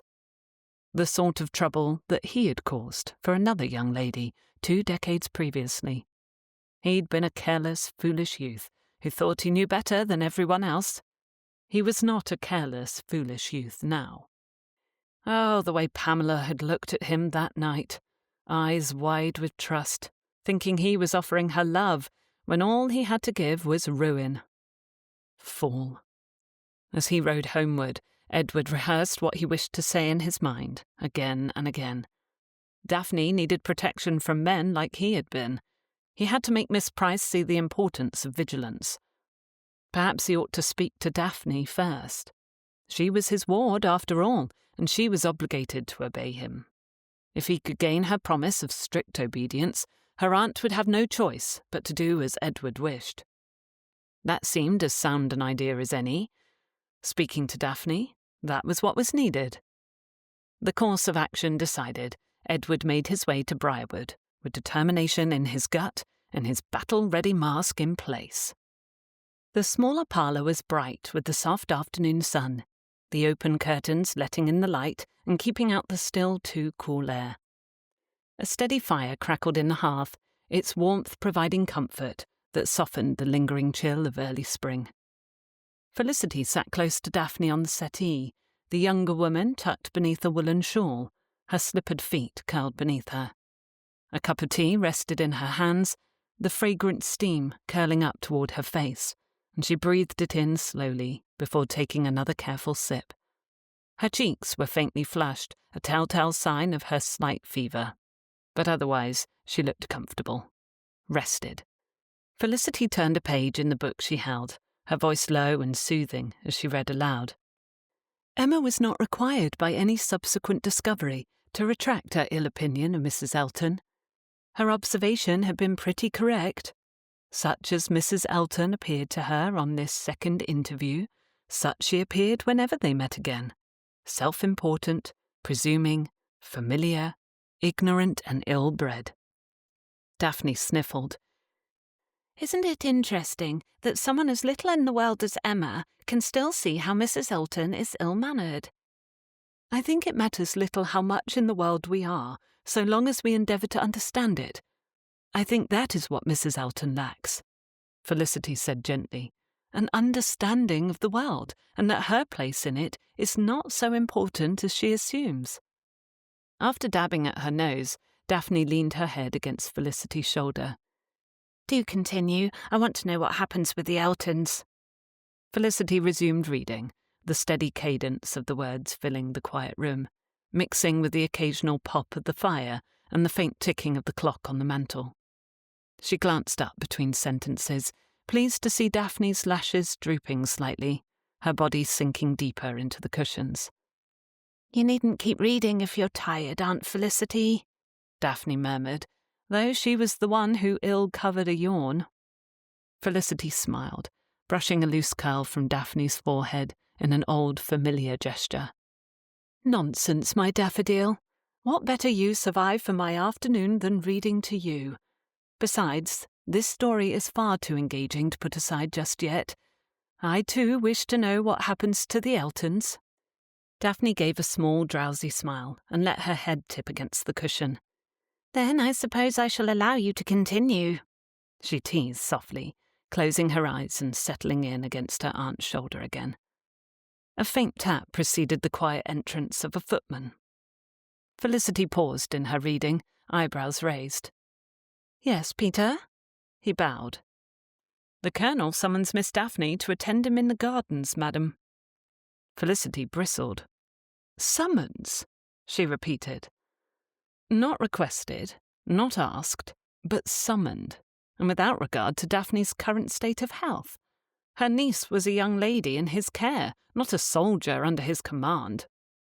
Daphne released a soft sigh as she sat up, her brow furrowed. I will go, of course. I must not displease my guardian. You most certainly will not. Felicity rose faster than her niece and placed her hand on Daphne's forehead, testing for warmth. The poor girl still burned hotter than she ought, and her nose was an unsightly red. She was in no fit state to go out into the garden. In March? In reply to a summons? My niece is unwell and will not be going out into the cold. I will see Colonel Halstead myself.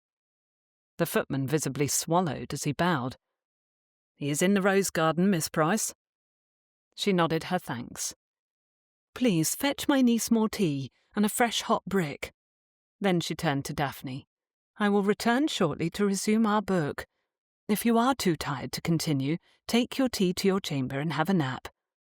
But Aunt Felicity... No. Felicity picked up a shawl from the back of the settee and wrapped it around her niece's shoulders. He cannot order you about when you are unwell, Daphne. I will not allow it. She stepped to the door and hesitated.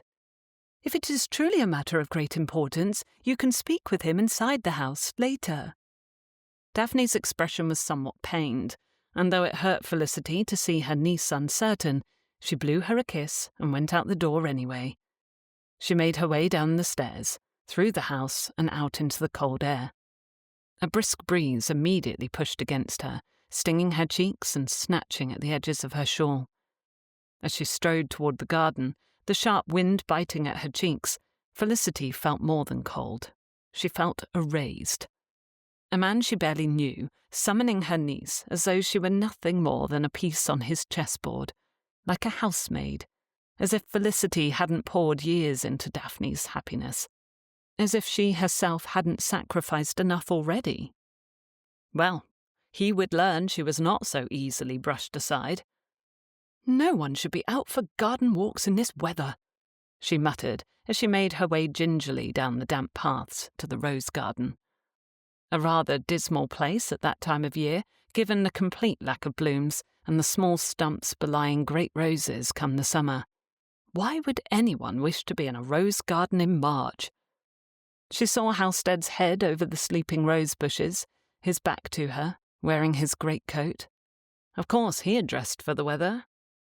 Felicity gave a small shiver as she approached, coming into the garden as he walked along one of the stone paths, bending to peer closer at a plant. The sight of him pacing like an officer, inspecting his troops, increased her irritation with him and his summons. "Good afternoon, Colonel," Felicity called out to him, her voice carrying across the empty space. He stopped walking and turned to look at her with a raised brow. She kept walking until she was within 6 paces of him, which meant she did not have to look up to meet his gaze, making sure to halt before she stepped too close. "Ought I to curtsy or salute? I'm afraid I am uncertain at the moment if you expect a lady or a foot soldier to attend you." His look of surprise changed to an expression which she interpreted as consternation. "I beg your pardon, Miss Price?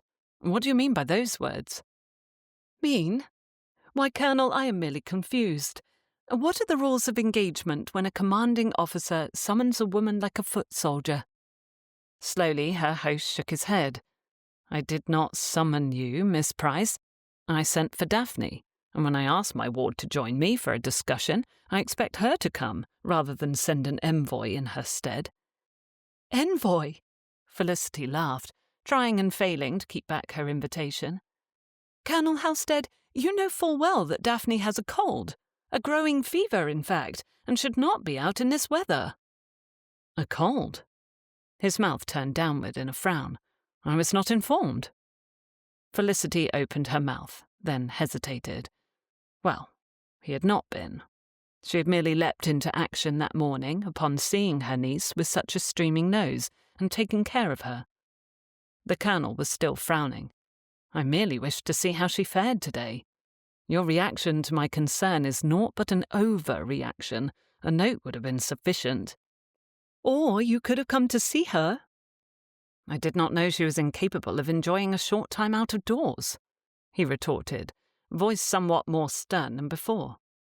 "It is a thing you would have known if you spent any time with her yesterday evening or this morning at breakfast," Felicity argued, pulled her shawl tighter about herself as the cold seeped through the thin fabric. Why on earth had she not requested her pelisse from Peter? "If you were more attentive to her, as a guardian ought to be, you would not need to issue commands without having a full understanding of the situation." Colonel Halstead turned away from her, then back, and came a step closer. "Miss Price, while I respect your role as Daphne's aunt, I must ask you to remember that you are here at my home and by my invitation. You should also remember that I am the one responsible for making decisions regarding Daphne, not you." Felicity's anger bubbled upward, and she took several steps closer. her chin tilting up to better look up into his sharp-eyed glare. She would not be cowed. "It is quite difficult to recognise your authority, Colonel, when you are so distant and removed from the very person you are supposed to protect." Her voice trembled as the cold sank through her slippers. She really ought to have put on a coat before coming outside. "I recognise your efforts in town, but while you were at home, I thought you meant to get to know Daphne. How else will you know what is best for her?" His eyes narrowed as he glared down at her. When he spoke, his tone was as chilly as the weather. "You do not understand me, Miss Price. That is obvious."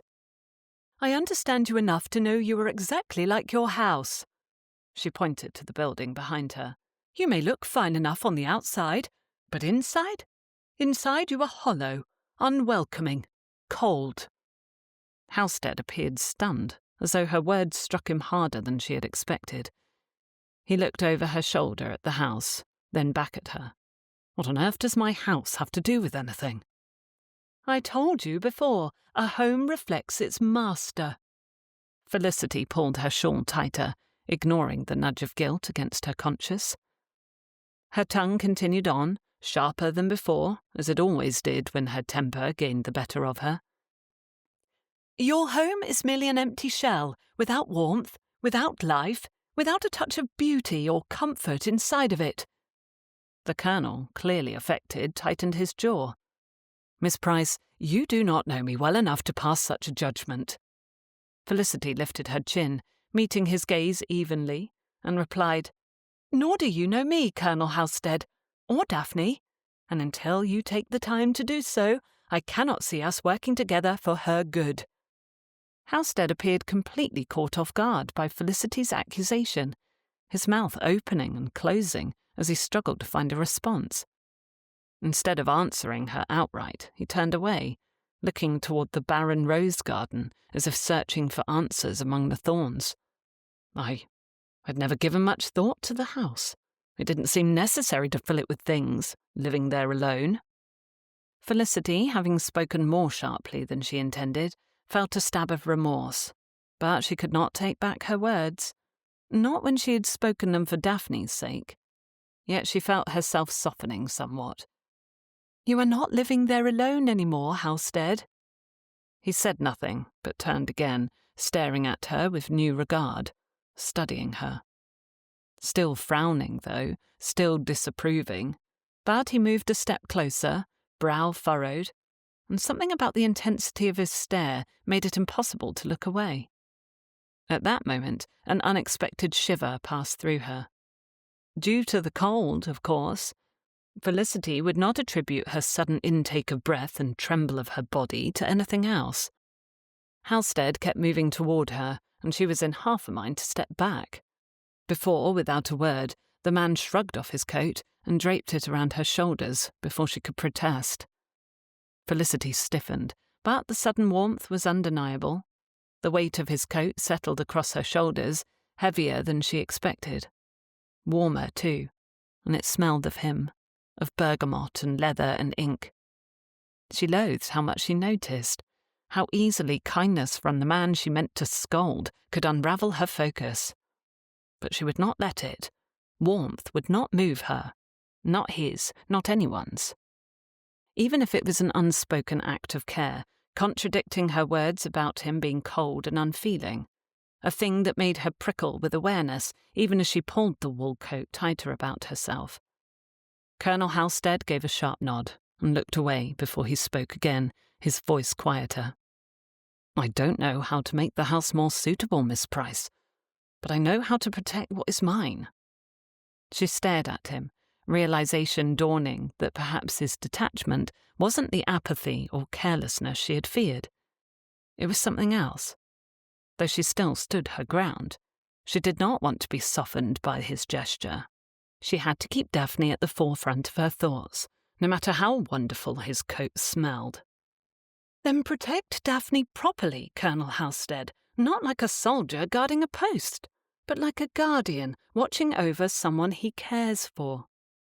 Halstead turned back to her, his expression unreadable, studying her as if trying to decide whether to be angry or impressed. Finally he nodded. Very well. But if I do, I expect the same of you. I have done nothing but care for Daphne, she countered. Then prove to me you are willing to let me do the same.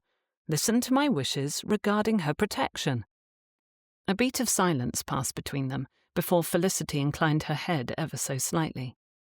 I am listening now, sir. His gloved hands tightened into fists. You do not understand the dangers a woman of her age and beauty, let alone her inheritance, will face, Miss Price. She cannot be left alone, even with those you believe she trusts, those who purport to be her friends. She had to shake her head at his pronouncement. That will make her an outsider. No one will wish to have her along on outings if her maiden aunt must always be attached to her, as though she is on leading strings. His stance remained firm. Nevertheless, it is what I require as her guardian. Felicity wanted to stomp her foot and demand he see reason. Instead, she took in a deep breath and let it out again, slowly. I cannot think why you would require such a thing. Tell me why, Halstead. Tell me your reason for such a thing. Help me to understand. Though she had made the request, she did not expect him to answer. Not really. So when the Colonel took a measured breath and spoke, his tone low and dark, she held completely still. I have seen what happens when young ladies are left unchecked. Society may be filled with polite manners and refined company, but behind the civility is danger. He turned away from her, and she had to strain to hear his voice once his back was turned. I once knew a young woman much like Daphne. She was full of life, witty, lovely to look upon, yet she suffered the consequences of misplaced trust. Life-changing consequences for herself, for others. Nothing was ever the same for her again. He provided no further details, but even those few words were enough for Felicity to sense his demands did not stem from unfounded fears. There was a story there, a story he was not yet willing to tell. It's not just propriety, Miss Price. There are men who take advantage of young ladies who trust too easily. I've seen it. I refuse to let it happen to Daphne. Felicity took care to consider his words, but could not fully accept his argument. I realize that by being a woman, many think I cannot know much about the world, especially as I am unmarried. But I am not ignorant of the sort of danger that you speak of, Halstead. I have prepared Daphne to recognize such dangers. She tried to smile, but his stern countenance made it wilt from her face. I know you are concerned, but suffocating Daphne will only make her more susceptible to harm, not less. He seemed ready to argue, but she quickly continued. Fear cannot be her guiding principle, Colonel. She must learn to navigate the world, not hide from it. I'm not suggesting she hide, he said gruffly, merely that she be guarded. They would get nowhere without one of them giving in, at least a little. Then I propose a compromise. His eyebrows raised. I am listening, Miss Price. Let us try to give Daphne more freedom, but under watchful guidance, ensuring she is neither left to her naivety nor wholly restricted. He stepped closer. How do you propose we do that without leaving her open to harm, Captain? She stared straight back at him, unflinching, trying not to smile at the nickname which he had given her. You cannot loom over her and every friend she makes, every gentleman who wishes to call on her. You will ruin her chances of finding a happy life. Perhaps you are too willing to risk her reputation, leaving her in an unhappy situation. Her jaw dropped open at the man's audacity. Colonel Halstead, I have done everything I could for Daphne's happiness and security since she was a child. I want to see her happy, to see her well settled, with friends who support her and a husband who will care for her, to set her up for the rest of her life. The Colonel shook his head and pointed at her, his finger hovering over the lapel of his coat on her shoulders. And how do you propose to ensure such things for her, Miss Price, when you have been unsuccessful in finding them for yourself? The chill air struck all the harder when the heat left Felicity's body, humiliation flooding her like water from a cold spring. She swallowed back her hurt. How dare you, sir?" she whispered, the words rasping out. "You know nothing of my circumstances." She had survived pity before, dismissal, even the faint polite scorn of society. But this man, this stranger, cutting to the quick with a single careless observation, was nearly too much. The pain of it struck sharp and sudden behind her ribs. How dare he speak aloud the very thing she had spent years making peace with? Colonel Halstead took a step back, his own face pale, speaking now as quietly as she had. "You undoubtedly think me cruel, Miss Price. You think I know nothing of how society functions, but I know more than you can imagine. And I know that if she makes the wrong move, if she trusts the wrong person, it will be her ruin." Felicity, breathless, shook her head at him, words spilling out before she could halt them. "There is more than one way for a young woman's choices to be ruined, Colonel Halstead. A thing I know all too well." She turned on her heel and marched away as quickly as she could. He did not call her back.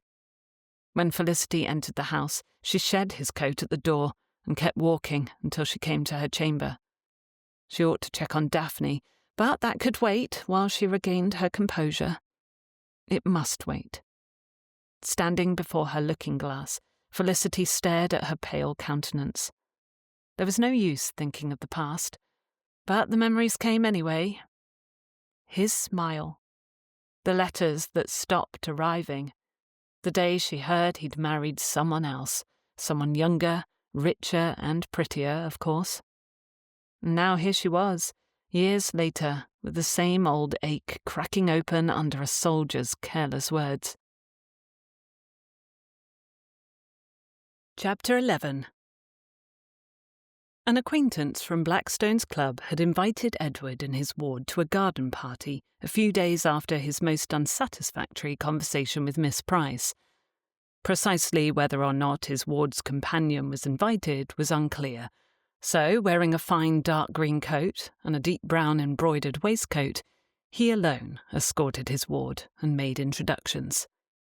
The greenery of Mr. Thomas Norman's townhouse stretched out in neat ordered rows. Every hedge clipped, every bed of early spring blooms precisely arranged, and yet, for all the effort, it looked as lifeless as the blasted rose garden at Briarwood, decorative, cold, and utterly unremarkable. Rather like himself, according to Miss Price. Edward adjusted the position of Daphne's gloved hand on his arm as they strolled along the outer path of the gathering, nodding politely to a passing couple, but hardly seeing them. His mind remained fixed on Felicity Price's voice, sharp as a blade, still echoing in the back of his skull. It didn't matter that she had not attended. Uncertain invitations notwithstanding, she had caught Daphne's cold after the young lady recovered from it, and her words still echoed in his mind. "You are exactly like your house. Hollow, unwelcoming, cold." Heaven help him. "Are you quite well, Colonel?" Daphne's voice, sweet and uncertain, tugged him from his irritating thoughts. He looked down to find her watching him with polite curiosity, her brow faintly creased in the way Felicity's often did when studying him, though the expression was softer. Less judgmental. A great deal more cautious, too. It was the first time the two of them had gone anywhere without her aunt, an occasion he ought to make the most of, as he proved to his young ward he held her success as a high priority. She looked quite innocent, dressed in a modest gown for one of her age, the soft blue fabric bringing out her eyes. She had to take after her mother in colouring, given that her father and aunt were both of a darker complexion. "Yes, I am well," he lied. "I'm only considering the layout of the grounds in comparison to my gardens." Daphne tilted her head, clearly unconvinced, but she did not press him on it. "It is very pretty here," she offered instead, though with little conviction. "Not as large as your gardens, of course, nor as lovely as Briarwood will be in a few weeks. Aunt Felicity says once the roses bloom, it will look as though the house is floating amid a sea of them." Of course Miss Felicity Price noted such things. She paid more attention to his house and its appearance than anyone. He could practically hear her voice in the remark, perhaps already plotting improvements, as if Briarwood belonged to her rather than him. Edward was not blind to the small changes to his home in the week since her arrival. Even the hours at which the meals were served had changed. Mrs. Lane deferred to Miss Price in household matters, even when he had a question or suggestion.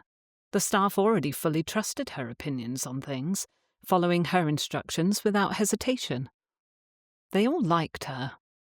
Aunt Felicity has a talent for seeing what something could become, Daphne added, as if reading his thoughts. She did the same at home. With the house, I mean. With Papa. With me. Edward glanced down at his young companion, surprised by the frankness of the admission. With your father? Yes. She helped him remember life after Mamma died. I think he would have been perfectly content to retreat from the world forever, but Aunt Felicity refused to let him. Daphne's eyes widened somewhat, and her smile grew. She is very good at reminding people to live, I think. She does not like to see people wither away when there is so much good in life. After Papa died, I was certain I could never abide anything beautiful again, but Aunt Felicity would not allow it. Edward cleared his throat, uncomfortably aware that Felicity had said nearly the same of him. The woman had a way of making him feel exposed, as though she had scouted out his weaknesses before every one of their verbal skirmishes. I had thought, he said slowly, that her primary interest was in your welfare, your protection, your safety. Oh, it is, Daphne said cheerfully at once. But she believes life is more than simply being safe, Colonel. It's about, I don't know, joy, beauty, music and gardens and all the things that make us glad to wake up each morning. She smiled faintly, her gaze distant. I cannot explain it so well as my aunt. She says that the lovely moments are what makes all the rest worth enduring. Edward glanced down at her. So young still, yet she spoke with the quiet assurance of someone who had already walked through life's shadows and survived them. Perhaps in a small way she had, orphaned so young as she was. He wished in that moment he had someone who had insisted on beauty when he had returned from the war, someone who had refused to let him retreat into the cold silence of an empty house. But there had been no benevolent aunt, no Felicity Price waiting for him then. Only the ghosts of men he could not save, and a father still ashamed of him. A father who had sent him to war to keep him out of sight. A tightness formed in Edward's chest. He hadn't intended to have his convictions challenged by a 17-year-old girl with freckles across her nose and lingering grief in her eyes. But there it was. It felt rather like standing on a battlefield with the wrong map and realizing too late that you'd underestimated the enemy. Except Daphne was not his enemy in the least. She was his responsibility. He had agreed that her aunt was his ally, though he hadn't exactly acted that way during their last private conversation either. They had been polite to each other, at meals, the way one was civil to a distant relative. It was excruciating. Oh, Miss Banhurst. Daphne slowed to greet another young lady, curtsying with a graceful ease that was almost startling. When she had first arrived at his door, he hadn't seen the confidence in her she bore now. Felicity's doing, no doubt. And where was Felicity now? Home, recovering from her cold, no doubt commanding the servants of Briarwood from her sickbed and rearranging his life without asking permission. Rather ridiculously, he almost missed her presence. I suppose, he said after a pause, after pleasantries with Miss Banhurst had been exchanged and the young lady had continued on her way, that your aunt is more formidable than I gave her credit for. Daphne gave a soft laugh. Oh yes, most definitely. They continued walking in silence, but Edward's thoughts churned. The weight of Felicity's words and her quiet power in his household settled over him like a heavy, immovable cloak. He still intended to protect Daphne That mission would never alter. But perhaps there was more to protection than vigilance and rules. Perhaps there was something to Felicity's belief in joy, and perhaps he ought to consider the shape of his role, not just as Daphne's guardian, but as the man standing across from Felicity Price. They had not gone 3 more steps before a lady Daphne's age approached with a bright smile and an airy curtsy. Miss Price, we were just about to play a game of lawn bowling. Would you care to join us? Daphne's face lit with pleasure as she cast a quick glance up at Edward. He felt the weight of it immediately, the silent question of permission. He gave a short nod. Of course. Enjoy yourself. Thank you, Colonel. Oh, this is delightful. Thank you, Miss Anna. Daphne linked arms with the other young lady, and they walked rapidly to the back of the garden, where a small rectangle of grass held the game. Edward walked along behind her at a slower pace. As he slowly approached the group, he caught the tail end of an exchange between Daphne and one of the young men. He was a dark-haired fellow, well-dressed and with the easy posture of someone accustomed to laughter. "And I tell you, Miss Price, if you cannot best Miss Norman at lawn bowling, I vow I shall write an ode dedicated to your defeat on the spot. A dreadful one, too, to punish you." Daphne's bright laughter filled the air, and he was proud she took the teasing in stride. Then I had best play well. I wouldn't want my reputation ruined by terribly written poetry. Then we are all in agreement, Miss Anna said airily. No one here wishes to hear Mr. Montague rhyme Price with precise again. The small circle laughed free, unguarded laughter, as young people did when they felt at ease in each other's company. It gratified him. Daphne had found her footing with ease, had made friends of these people. She was liked. Then Edward stepped onto the green. The laughter died, a soft, halting death. Mr. Montague noticed Edward first, straightening with an instinctual crispness, his good humour smoothing into polite neutrality. Miss Anna's fan, half lifted in the air, paused mid-motion before she delicately folded it shut. The other young gentleman, a fair-haired sort, cleared his throat and adjusted his gloves. Miss Norman cradled the bowling ball closer to her stomach. Daphne, still smiling, hesitated before her expression adjusted. Just slightly. Just enough that Edward saw it.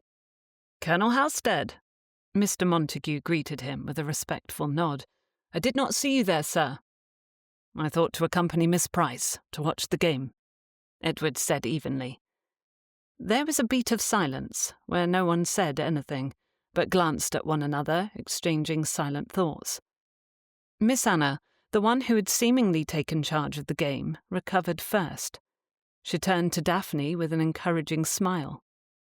"You do intend to play, of course?" "Oh, yes," Daphne said quickly. "I have my honour to defend, you know. Mr. Montague's poetry will besmirch me otherwise." No one replied. The easy rhythm from before was gone, the teasing had died. There would be no poorly rhymed poetry, no genuine mirth, only careful politeness and sidelong glances at the guardian, spectating from the sidelines. Edward felt the shift viscerally in his gut. And he suddenly deeply regretted it. He cleared his throat, stepped back a few paces, pretending to study a shrub of all things. What could he do? He could not leave, granting an opportunity for secret conversations or manoeuvrings by anyone present. He had a duty to watch over Daphne, no matter what. Felicity Price would have a great deal to say on the matter if she heard about it. He had no doubt of that. Edward took another step back, the damp grass pressing against the soles of his shoes. It could not be more clear that he did not belong here. Not in this moment, not with these young people. Not even at a garden party where men of his standing escorted their daughters and sons to ensure they made friends with the correct set. A soft laugh, somewhat forced and breathless, cut through the silence. Daphne, bless her, trying to recover what had been lost. "Goodness, we needn't worry too much about the Colonel. He will hardly subject poor players to a court-martial." Stiff politeness already held them all in its grasp. Mr. Montague smiled, but it was mechanical, the ease gone. Miss Anna flicked open her fan again, filling the empty space with the soft rustling as she waved it. The other young gentleman reminded them of the rules of the game. Miss Norman asked politely who would go first. Edward clasped his hands behind his back, watching, feeling keenly the change his presence had on the atmosphere. The same as when a commanding officer appeared, where the men tried to relax between assignments. This is what Felicity meant. She would not have stood there, looming like a headmaster, waiting to bring order to unruly children. She would have laughed, charmed them perhaps with some quick-witted remark to smooth over the awkwardness he had caused. She would have made herself belong, rather than standing stiffly at the edge, reminding them all of his presence by sheer force of it. And she most certainly would have taken him by the arm and none too gently steered him away to leave the young people to their game. But Felicity was not here. She was home, nursing her head cold in her bedchamber, and instead of sparring with him over breakfast, he had sat at the head of his too long dining table, making stilted conversation with Daphne about the day's forthcoming entertainment. "If you'd like, Colonel." Edward looked up sharply. Mr. Montague stood near him, holding a lawn bowl in his palm, his expression nothing but polite. "Would you care to play?" It was a kindness, an offering, a way to turn him into something other than a looming giant at the edge of the gathering. Edward looked at the ball, then at the expectant, if slightly wary faces turned his way. He should say no. He did not. Instead, he nodded, anything to relieve the tension. "If Miss Price does not mind my joining." Daphne's eyes widened slightly, but then, bless the girl, she beamed. "Of course not, Colonel. Perhaps I shall best you instead, and I shall have to be the one to write an ode." A few nervous laughs sprinkled the air. The tension in the group did not vanish, but it eased, at least a little. For the first time in longer than he cared to remember, Edward Halstead rolled up his sleeves and prepared to play. Chapter 12. Spending 3 days in bed while sneezing, coughing, and feeling as though someone had stuffed her head with cotton had not made Felicity any more mild a person than she had been before her cold. She knew this about herself. Though she did her utmost to care for others when they were ill, she found it insupportable to be the one needing the same sort of care. So as she walked through the house, grey shawl wrapped around her black dress, she felt like a storm cloud, as surely as she must have the appearance of one. Confined to the indoors, sleeping at odd intervals, her head aching and her limbs chilled, her mind had not found much for easy distraction. She blamed her cold and that state for the odd dreams she had experienced. Several of them about Colonel Halstead. "He has no business barging in where he doesn't belong," she muttered as she descended the stairs to the ground floor, where he kept his study. "Not in my dreams, nor Daphne's outings." Horrid man. Daphne had told Felicity all about the garden party and his insistence on joining the game of lawn bowling. What had he been thinking, intruding in that way? Had her niece not possessed such a compassionate soul, she likely would have expressed more annoyance and dismay at the circumstance. Despite the lingering effects of her cold, Felicity could stand it no longer. She had to speak to him, and the invitations arriving every day were as good an excuse to seek the man out as any. Not that she truly needed an excuse, but it felt better to have a sheaf of papers in her hand to shake at him the moment she saw him. Felicity entered the quiet corridor leading to Halstead's study, but she did not realize the door to that room was open until she was nearly upon it. A voice drifted out from within, unknown to her, but masculine. "I have found substantial information that supports this line of inquiry, sir. The letters and witness statement are promising. I think I need but another month to be certain, unless you wish me to approach directly." "No," Halstead's voice said with its usual firmness. She had to roll her eyes. Always the expert, wasn't he?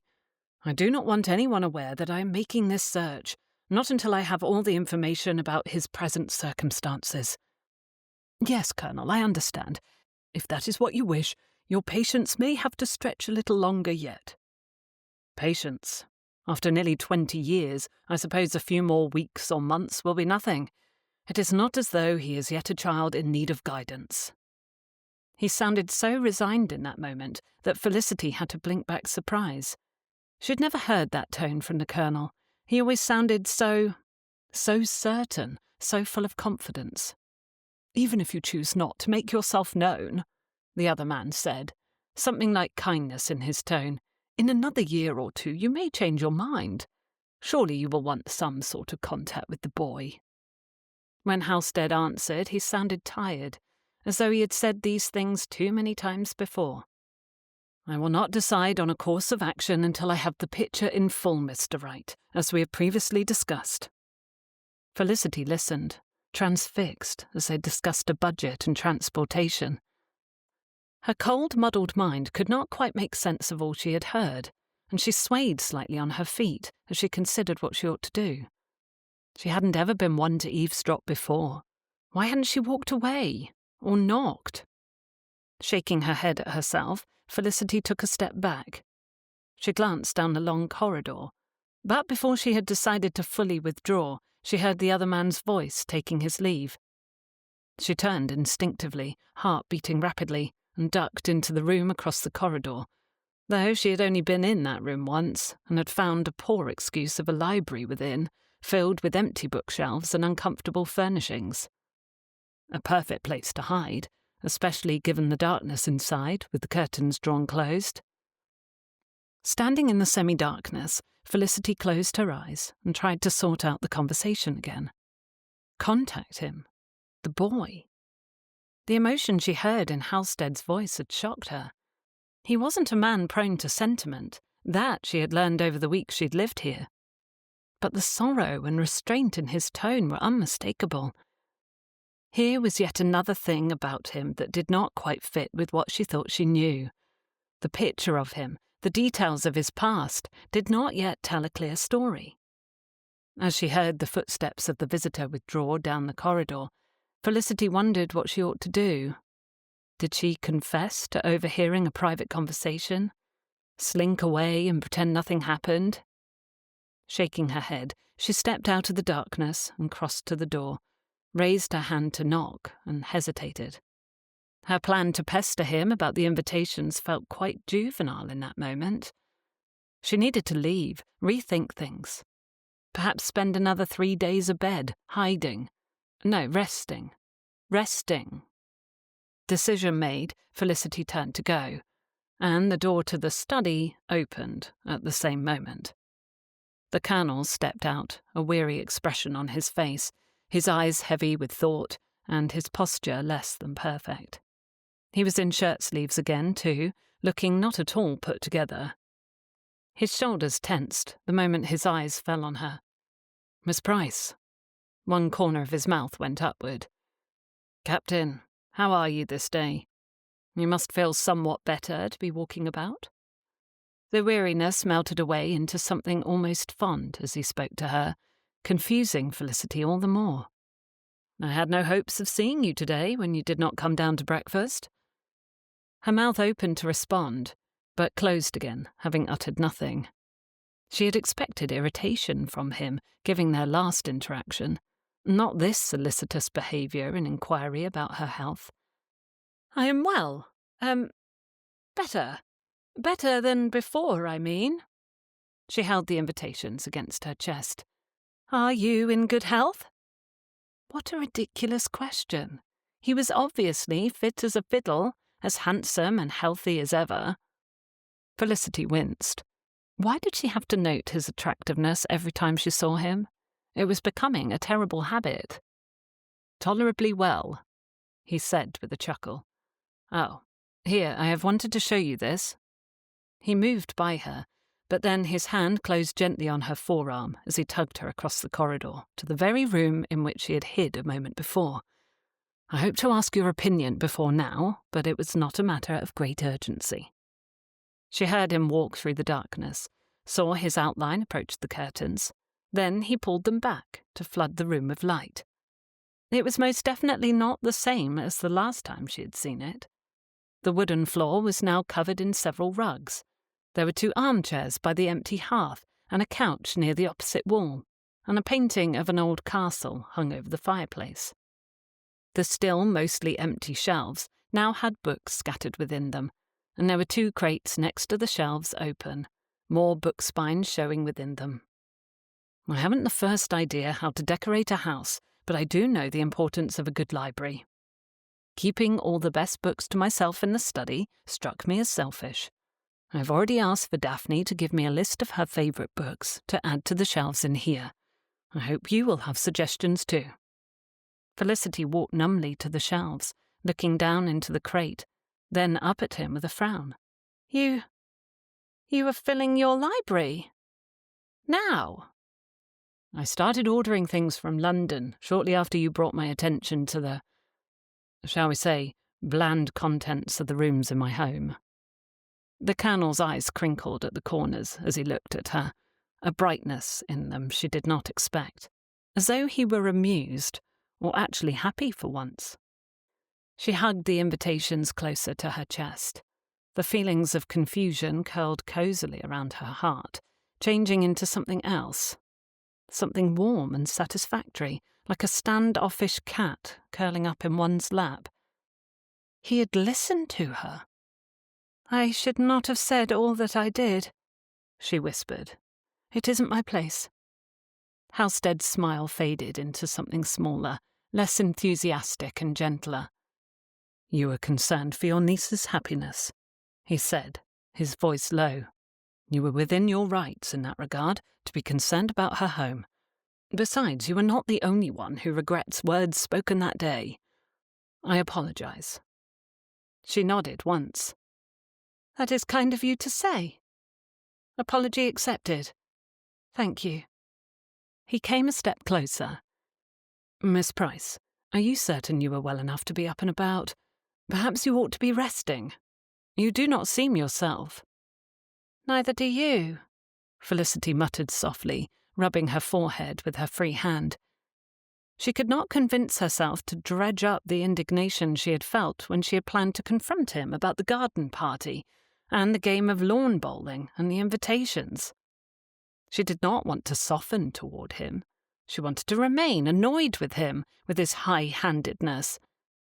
But something about his expression, the steady gaze he kept upon her, the concern in his eyes, and the way he shifted, as if resisting the impulse to come closer.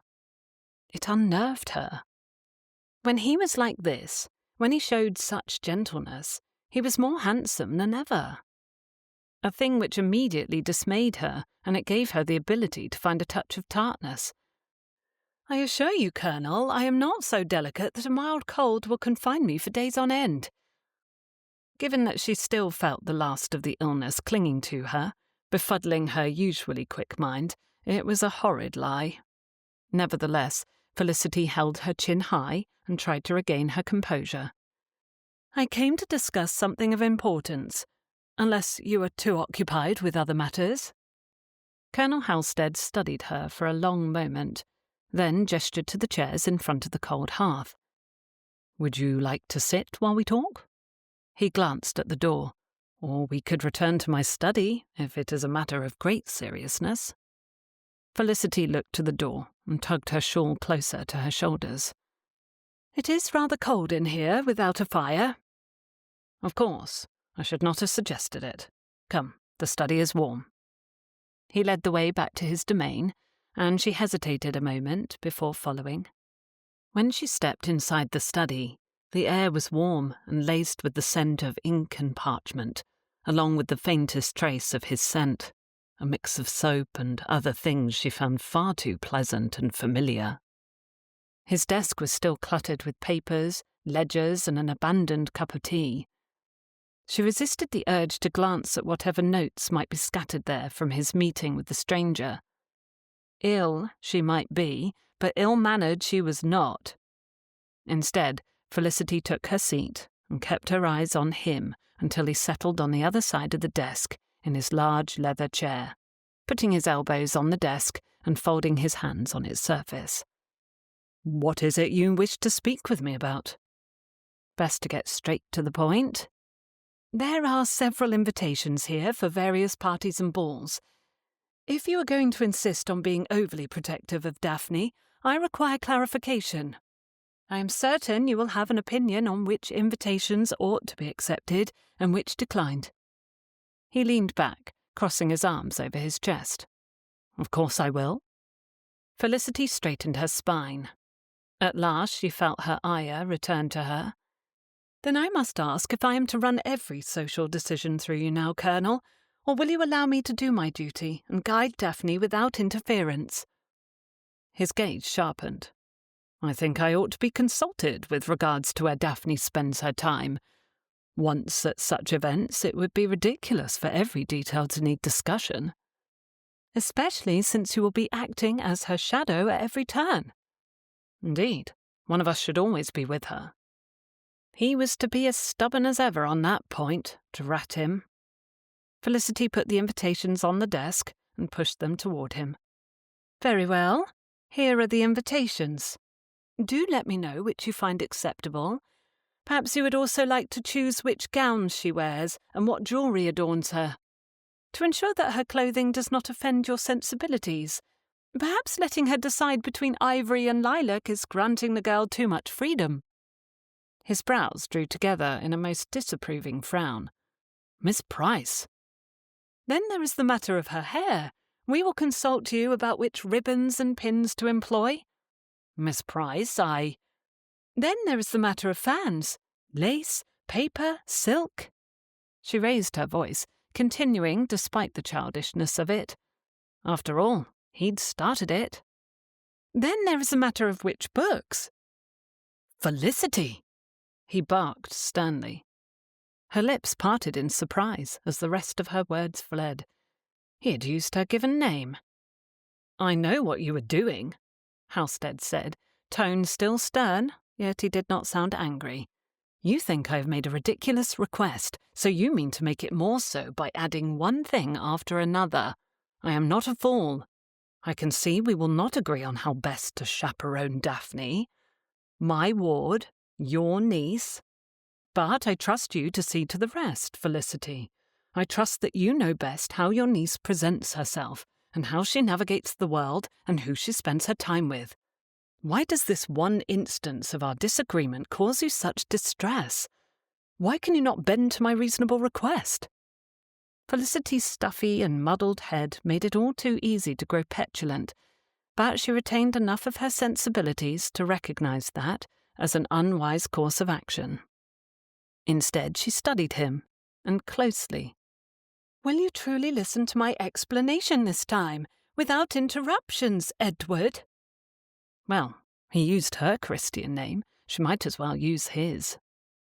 As it passed her lips for the first time aloud, Felicity felt herself relaxing. To address him thus made things feel less tilted in his favour. He was just a man, not a colonel, not above her. They were both simply people who were joined unwillingly by the circumstance of caring for the same young woman. He sighed and ran his hand over his face, before cupping his chin in his hand. "Contrary to what you may think, Felicity Price, I value your opinion." His words made her pause, collecting her thoughts as she would a scattered deck of cards as she prepared to address his question. "Edward," she said, her voice calm, "my resistance to your request is not born of a mere desire for disagreement. I am not rebellious by nature." She straightened, meeting his gaze directly. "It is about the manner in which we prepare Daphne for her future role in society. She is no longer a child, and after she marries, she will need to navigate the complexities of social engagements on her own." Felicity's hands rested lightly on the stack of invitations. "If we shadow her at every event, scrutinizing each interaction, forbidding her from making slight faux pas, which will surely be forgotten, Are we not at risk of undermining her ability to discern and decide for herself? Such constant oversight might suggest to her that she is incapable of any independent judgment or action, or imply to others we do not believe her competent in that regard. His eyebrows raised, but he kept his word and said nothing, giving Felicity encouragement to continue with a softer tone. You have led men in battle, sir, where obedience and vigilance are essential. I would not question you on the battlefield of war. But on this particular battlefield, I do. Daphne's challenges, though less perilous, will require no less courage and the ability to trust her own decisions. Is it not our responsibility to prepare her to meet these challenges with confidence?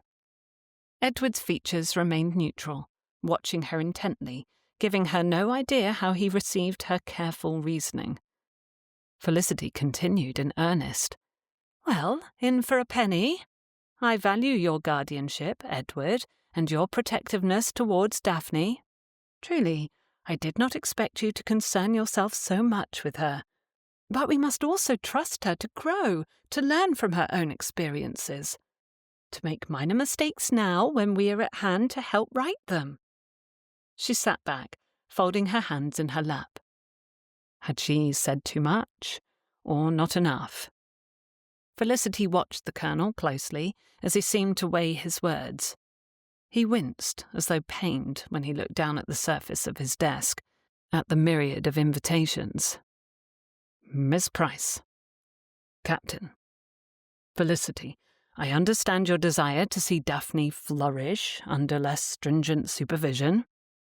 He paused, lifting his head but looking past Felicity, as though seeing into his own distant memories. I must confess, my insistence on vigilance is not solely the product of an overprotective old soldier. His gaze returned to hers, filled with a seriousness bordering on sorrow. When I was younger, much younger, I learned a hard lesson about the consequences of youthful mistakes. My whole life and the lives of others shifted paths because of my mistake. Edward shifted uncomfortably in his chair, the creases in his brow deepening. There were repercussions which followed me long after. Repercussions from a moment of folly, easily avoided with more prudent guardianship. His voice was low, almost hesitant.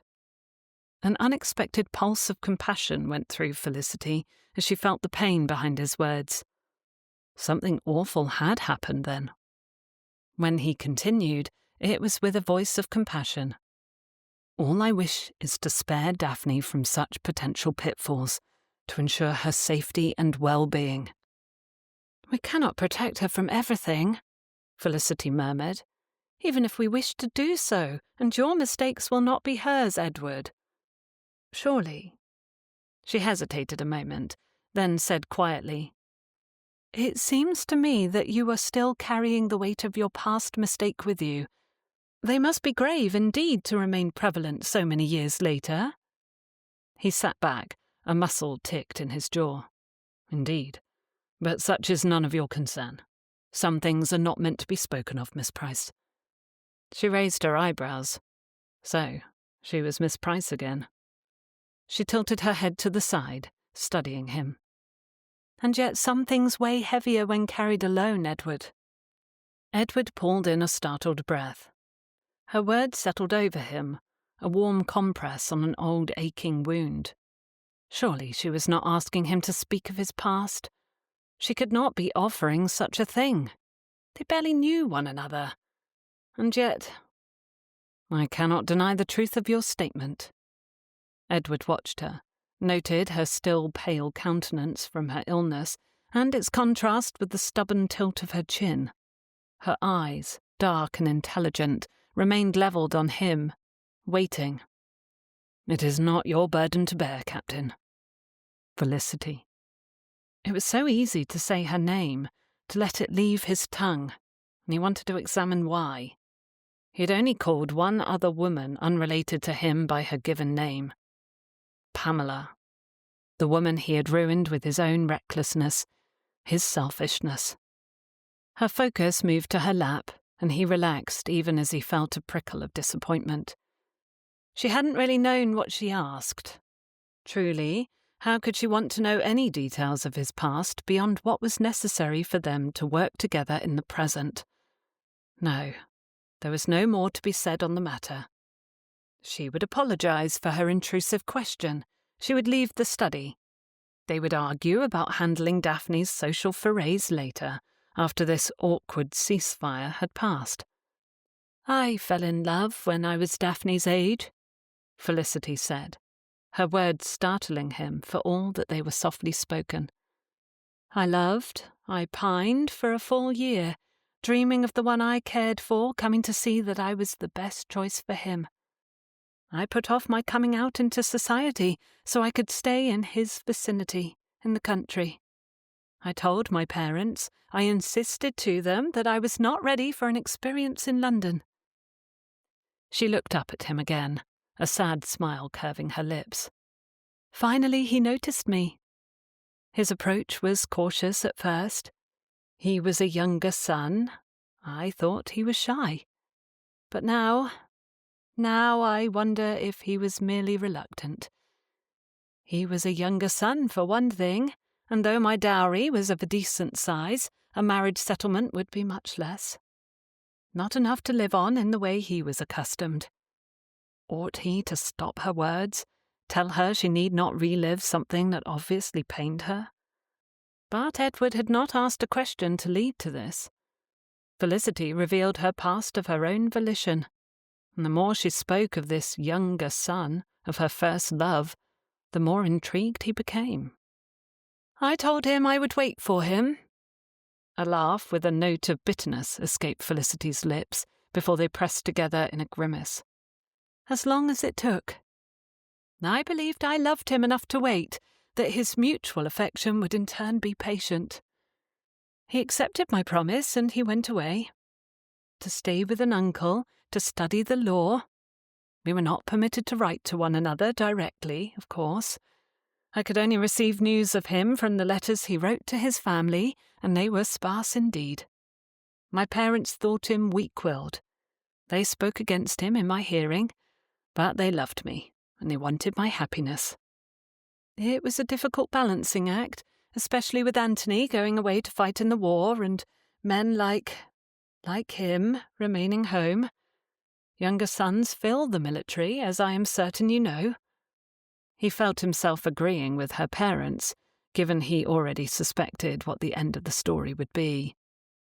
Felicity sat before him, unmarried still, after all.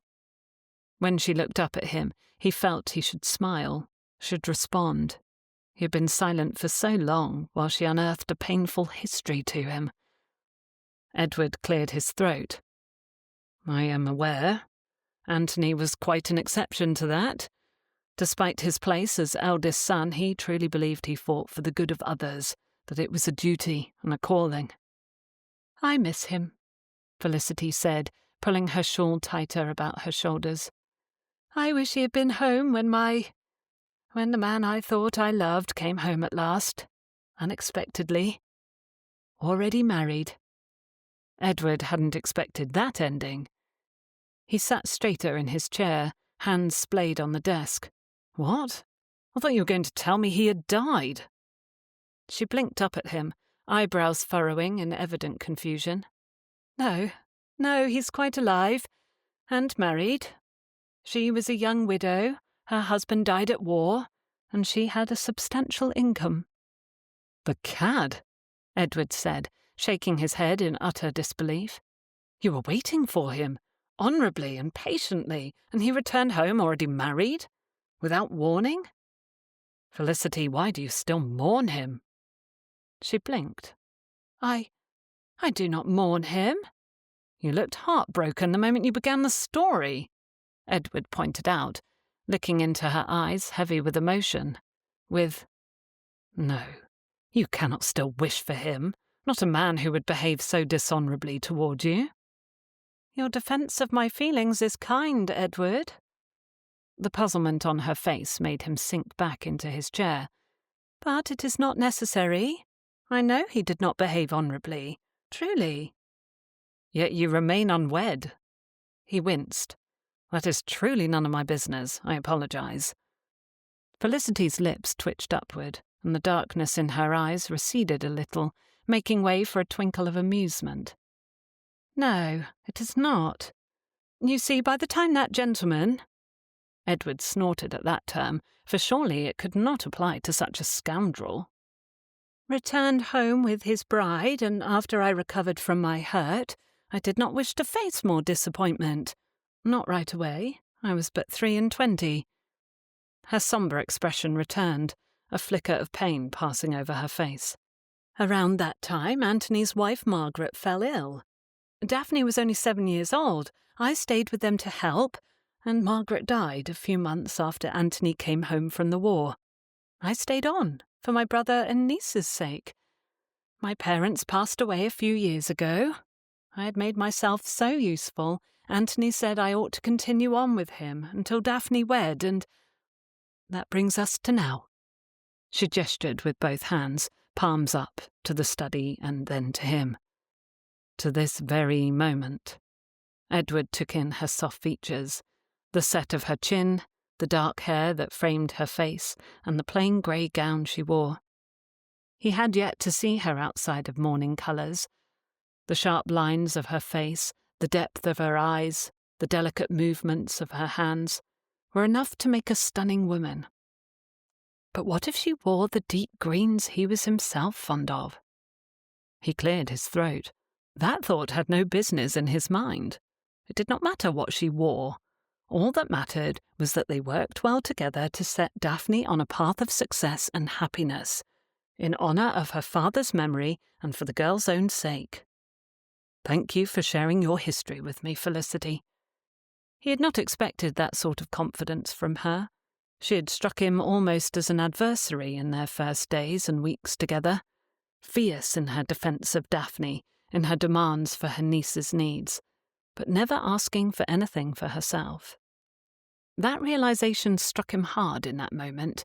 He had taken each of her demands, her instructions, and honoured them, but always with the feeling that he was capitulating, giving in to her wants and her ways. But, in truth, everything she asked for was on Daphne's behalf. "What do you need?" he asked, moving to the edge of his chair. Felicity blinked at the abrupt shift in conversation. I beg your pardon? Surely there is something you need that you have not expressed. You have been here a month with your niece, and I have seen bills for her upkeep and her wants. But what of you? What do you need, Felicity? As her shoulders relaxed, the woman before him shook her head. I need nothing from you, Edward. Nothing except your trust. She stood, and a slight smile, not precisely warm, but at least not adversarial, curled her lips upwards. Let me know which of those invitations are acceptable soon, please. Daphne's schedule is important. Without another word, she curtsied and left the room, with him staring after her. Edward remained seated, the memory of Felicity's story lingering in the stillness of the study. He stared at the door through which she had vanished, grappling with the shift in their relationship. What she shared. It had peeled back layers of her own guarded past, revealing vulnerabilities he hadn't expected to discover. It wasn't the past itself, but the simplicity with which Felicity had shared it that unsettled him. Her raw honesty was a thing he often avoided within himself. Though an honourable man, Edward kept much of what he felt to himself. Let the world see his good cheer, not the dark shadows of his history, of what the war had done, what life had done, what he had done to himself. The room seemed somehow emptier after Felicity had left, as if her presence had filled it more than her slight form ever could. Why was he so often in this single room, alone, when he had a whole house at his disposal? A house he could easily fill with friends and neighbours. But instead he sat behind this desk, his back to his garden and the rest of the outside world. Edward rubbed his temples where the beginnings of a headache throbbed. A physical manifestation, perhaps, of the emotional pains the conversation had stirred. Trust, he murmured to himself. The word hung heavily in the air.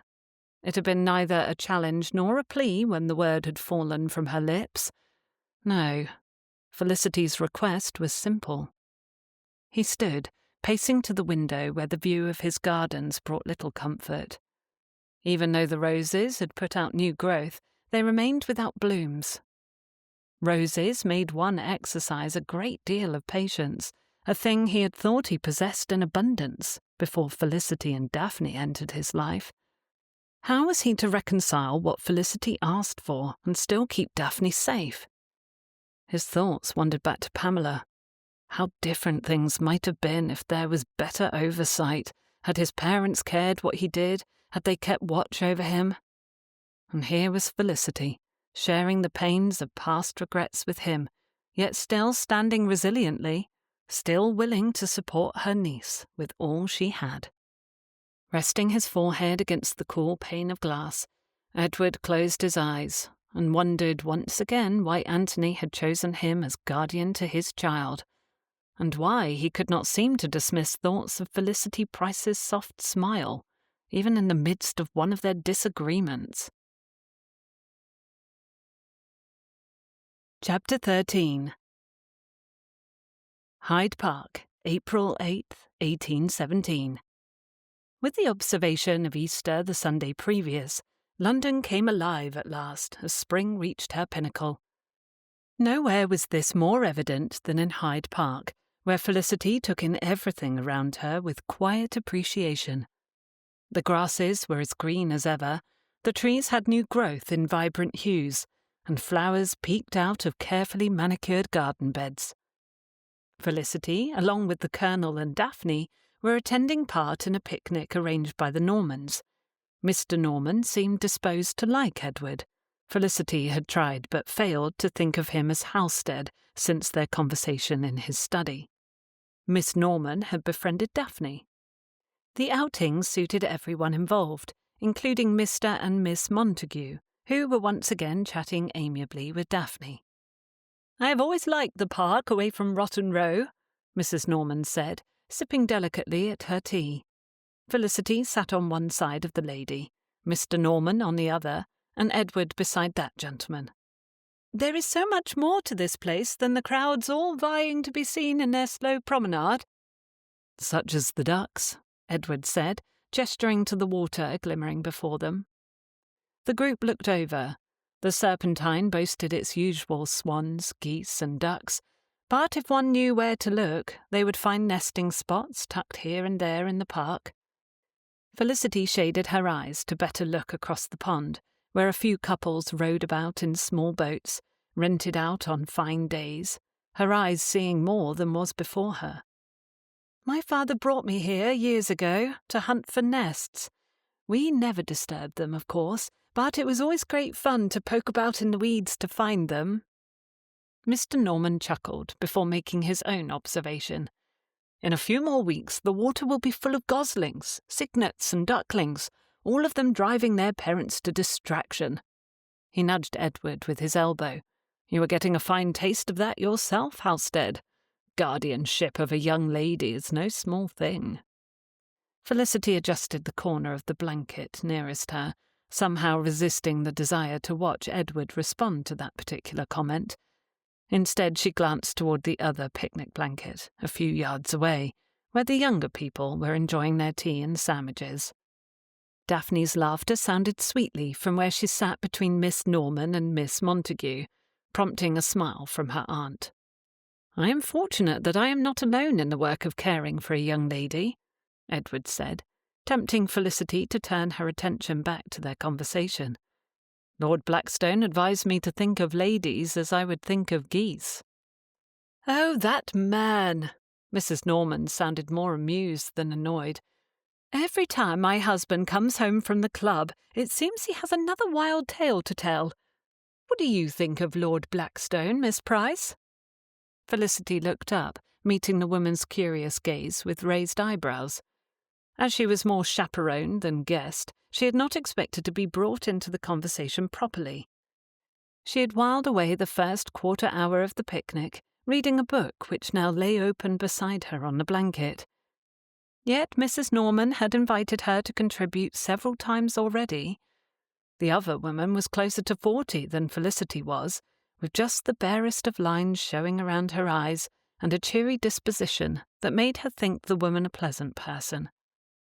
"I am afraid I have not heard much about him," Felicity admitted. "I know only that he founded and patronizes the club where Colonel Halstead is a member." She glanced at Edward to find him watching her, his eyes bright with amusement. He inclined his head.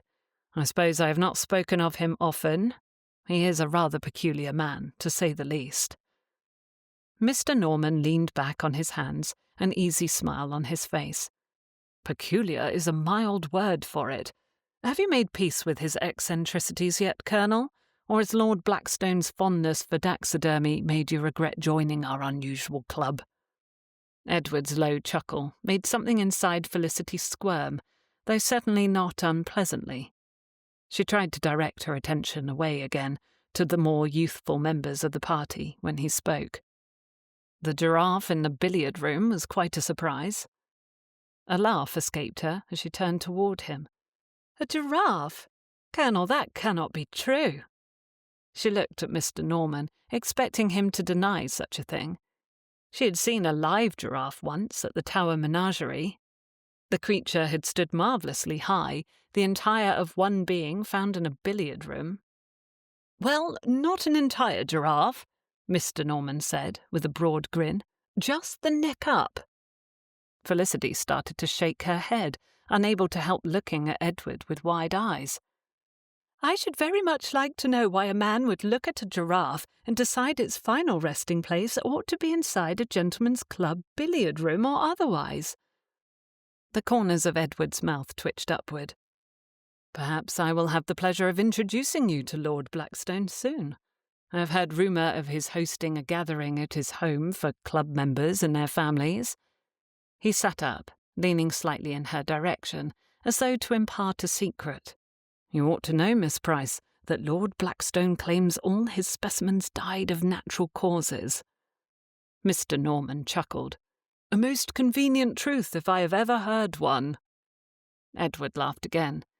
"Who do you think provides him with all these creatures, offering such reassurances to him?" He shook his head. "I cannot fault him for wishing to believe such things. He seems a good man in every respect." "Indeed." Mr. Norman moved closer to his wife, stealing a biscuit from her plate while she playfully swatted at his hand. "He is a good sort, from all I know of him, and particular about the men who join his club." "A thing for which I am thankful," Edward said, his tone still bright. "Acquaintance with you and your family has provided Daphne with a good friend in your daughter." A breeze came through at that moment, pushing the blanket up in such a way as to nearly unsettle a dish of berries. Edward moved quickly, saving the dish and moving to sit on that side of the blanket to keep it down. "Heavens!" Mrs. Norman adjusted her bonnet. "I do hope the wind will not become disruptive. I am so enjoying the afternoon out of doors." "A stray breeze, I am certain," her husband said genially. Edward looked up at Felicity, sitting much closer to her now. His smile returned, warm as the sunshine. She liked him like this, at ease, cheerful, among friends. He looked down at her book, its pages rustling, and put his hand upon it to pin them in place. "You will have lost your place, Miss Price." She looked down, realizing her hand was mere inches from his, where it rested on the blanket. And bare. She had not yet put her gloves on again after eating. She drew back, tucking her hand in her lap, but not before her pulse skipped traitorously. It is of no consequence," she said, somewhat belatedly. His gaze found hers, his eyebrows raised. When he spoke, his voice was lower, meant for her ears alone. "Are you feeling unwell again? Your cold has not returned?" "No, not at all. I am quite well, Colonel." Felicity forced a smile. How had she sounded unwell when she spoke? Had he sensed the hesitation in her words? Good. He smiled at her, then plucked a clover from beside the blanket. He placed it in the book, closed it, and handed it to her. "Perhaps you ought to rest more, Miss Price, to ensure you remain in good health." She accepted the book, putting it in her lap, not caring he had marked the wrong page. "I believe you mistake me for someone who listens to such advice, sir, when that is quite impossible. There is a young lady to manage, you see." A soft laugh escaped him in a breath of air, the twinkle in his eyes returning. His lips parted, as though he had more to say, but another voice spoke before Edward could. "What book is it that you are reading, my dear?" Mrs. Norman asked, and Felicity nearly started in her surprise. For a moment she quite forgot that they were not alone. She hastily handed the book to the other woman, her tongue struggling to catch up with her actions. "The third Waverley novel, by Scott, The Antiquary. I admit each book has fascinated me, but I've only just acquired this one." Mrs. Norman met Felicity's eyes as she accepted the book, and Felicity read clearly the other woman's curiosity. It had nothing to do with the novel, and everything to do with what she had observed between Felicity and Edward, or thought she had observed. Felicity relaxed her shoulders, carefully softening her expression. "Do you enjoy reading, Mrs. Norman?" After a quick glance at Edward, who remained seated next to Felicity, the woman nodded. "I do, and I have read this one. Though all the dramatics surrounding the romances agitated me at times, the ladies never seemed to have happy endings." "I am not one to let my thoughts linger on romance," Felicity said, keeping her gaze level with Mrs. Norman. "I consider myself quite on the shelf, and all my energies are taken up with Daphne.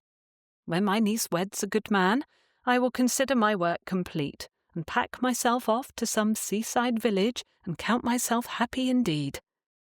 The conversation was less about books and reading than it was about Mrs. Norman's curiosity.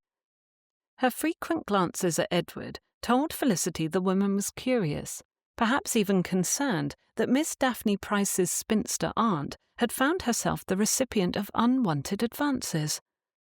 Edward had closed his eyes, tilted his head back, and seemed completely lost in his own thoughts and oblivious to the ladies. Mr. Norman had covered his face with his hat. Mrs. Norman handed Felicity's book to her. "Your niece is lucky she has you to look after her. I am certain her guardian does well enough, but there is nothing a young lady needs so much as the guidance of an older, wiser woman in her life." Accepting the book, Felicity held it to her chest again. "I agree. Thank you." "You ought to come to my home with Daphne for tea," the woman added, her voice lower and a smile on her lips. "I would enjoy a conversation with you, I think. We could discuss Scott and the perils of readying girls for womanhood." Felicity relaxed. This was no warning of gossip, but an offer of friendship. It had been a long time since she had received enough notice from anyone to think such a thing possible. "I would like that." A sudden movement at the other group brought Felicity's attention there, as Mr. Montague leapt to his feet with the energy of a young, enthusiastic man. "Ladies, it seems a crime to sit when we might be walking along the Serpentine." With Mr. Montague's declaration, he held his hands out, one to his sister to help her up, and the other to Daphne, who immediately looked toward Felicity and Edward. Her eyes were wide, hopeful, but her words were somewhat hesitant when she spoke. "Oh, Colonel, might I, please?" "No," Edward said, eyes still closed. The single word cut through the warmth of the afternoon. Daphne's expression turned immediately contrite, and she lowered her gaze to the blanket.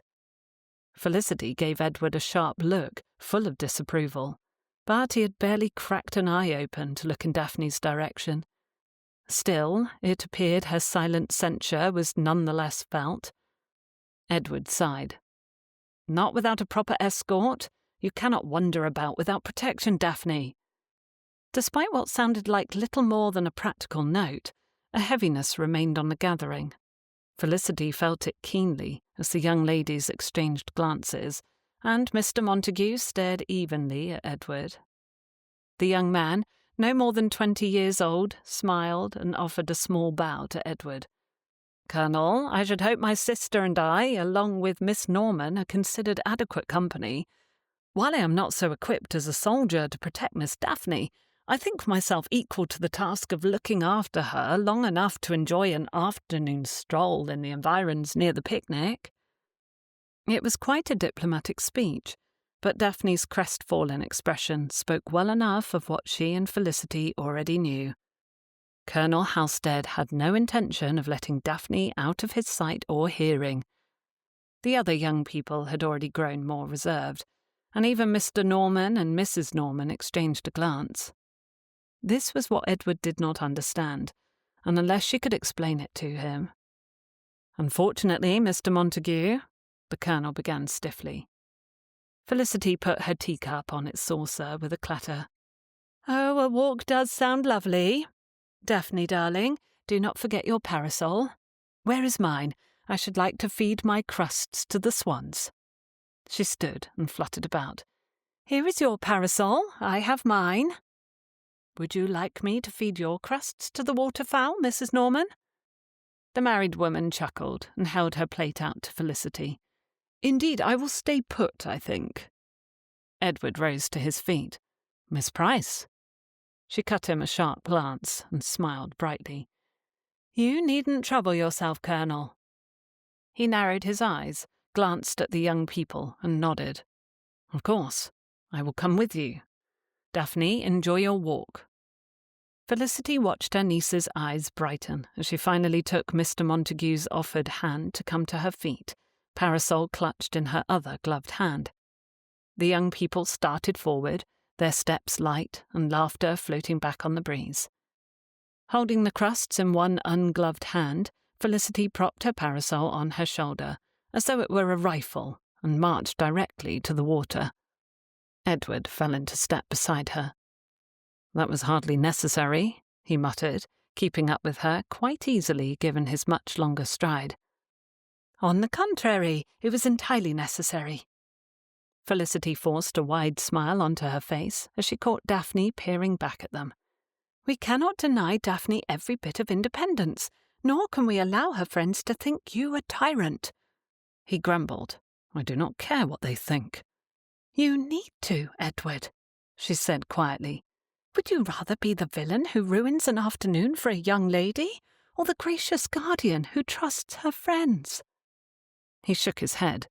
"We have discussed this numerous times, Felicity. I have made my opinion quite clear." "And they are within your sight, Edward." She nodded to the little group. "And I sincerely doubt there are secretive plans being discussed between 3 young ladies and a young man who is brother to one of them.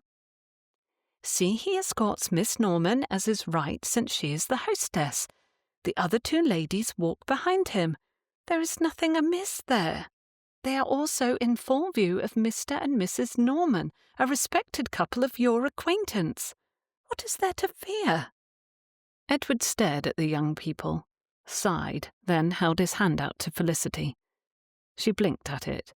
He hadn't taken the time to put his gloves on either, it seemed. "May I have a crust of bread?" he asked, tone gruff. "Oh, of course." She dropped it into his palm as they reached the edge of the serpentine, her fingertips brushing his warm skin. "Thank you." He began breaking it into smaller pieces, tossing it outward to the water, where the birds floating on its surface rushed to claim the scraps. Felicity did the same. His frown remained. With a sigh, Felicity turned her attention to a mallard, brave enough to waddle up to her and quack, asking for a crumb. She tossed him a piece. "Have you ever seen a man frown so crossly on such a fine day?" she asked the duck. "I have reason enough for it," the Colonel muttered. Felicity, hands empty of bread, closed her parasol before she shook it at him. "Colonel Halstead, if you refuse to enjoy the afternoon or because Daphne wished to take a walk with her friends, I may very well put you up for court-martial. It ought to be a crime, as Mr. Montague said, not to enjoy such a fine spring day as this." He stared at her for a long moment, his expression solemn. Are you threatening me with your parasol, Captain Price? She looked at the instrument, then back up at him resolutely. Yes, she said, quite aware of the foolishness of such a thing. I shall run you through with it if you do not start enjoying the day immediately. He stepped closer, so the tip of her parasol pressed against his chest, right above his heart. A sad fate for a man who survived the war with the French. Yet if you think it necessary, I submit myself to this most dishonourable death. Felicity gasped, then nearly choked. The man had teased her. In the next moment a grin broke free on his handsome face, with a low chuckle that turned into a soft laugh, a most entrancing sound that pulled an answering smile onto her face. Laughter bubbled up with her too. You are terrible, sir, she said at last, shaking her head. Edward tapped the parasol still pressed against his chest. Truce, Miss Price? Truce, she agreed, dropping the parasol to her side. I did not know you could be ridiculous. Really? He tilted his head to the side. I'm convinced you must often think me so. He held out his arm, glancing toward Daphne's group of friends.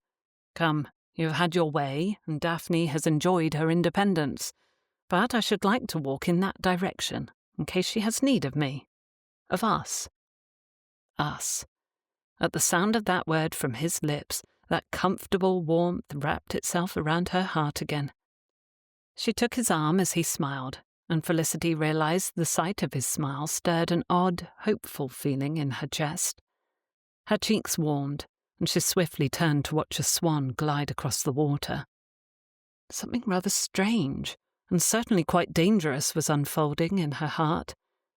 She needed to put a stop to it, for Daphne's sake, if not for her own. She had resigned herself to spinsterhood, accepted it long before she had met the Colonel. Once Daphne's future was secure, there would be nothing left for Felicity except a quiet set of rented rooms near the seaside, and the occasional Christmas visits to her niece, and hopefully her children. That was her future. The warmth faded into cold certainty. Colonel Halstead was a necessary ally until then, and nothing else. He could be nothing else. Chapter 14. 49 days, Edward murmured, staring at the reading-room shelves. He sat in Blackstone's, of course, whiling away the hours while Felicity and Daphne paid polite calls in London's finer neighbourhoods. Despite his estate's nearness to town, he had no intention of sending them off on visiting days without him. When they were ready to depart for home, they would bring the carriage and the coachman would fetch him. Mr. Harold Marlowe, the man responsible for Edward's introduction to Lord Blackstone, looked up from his book. They were not yet friends, in truth, but they did not mind one another's company. "Did you say something, Colonel?" Edward shook his head. "Oh, nothing of consequence. It has been 49 days since I received the letter about my ward." In 49 days, his whole life had changed. His responsibility to Daphne necessitated a complete adjustment of his priorities, putting her well-being first and foremost in his mind and plans. He only hoped Anthony Price's trust hadn't been misplaced. The same amount of time had passed since he learned of Miss Felicity Price, a woman who had immediately set about to prove he had no idea what it meant to provide for her niece, a woman who by turns frustrated and fascinated him as they learned to work together for Daphne's sake. Captain Felicity Price had never shied away from speaking her mind to him, from being direct. Instead, she squared her shoulders and delivered her thoughts to him as though used to facing down men far more intimidating than himself. Of late, he could not seem to get the image of her out of his head. If Edward looked out the window, he remembered the day he put his coat on her shoulders while she argued vociferously with him. If he trained his gaze anywhere indoors, especially in his study, he pictured her sitting across the desk with her slight knowing smile and intelligent eyes. Thank goodness for Blackstones. In a place full of gentlemen, he did not need to think about Felicity, nor did he need to worry overmuch about Daphne while she was out making social calls.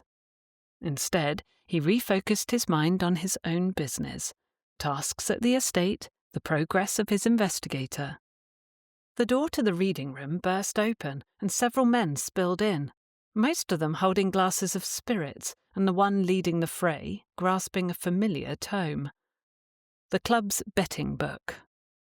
Every gentleman's club in London had one, though not all were treated as holy books. Blackstone's book, in particular, seemed to be more a bit of fun than something to seriously concern oneself with.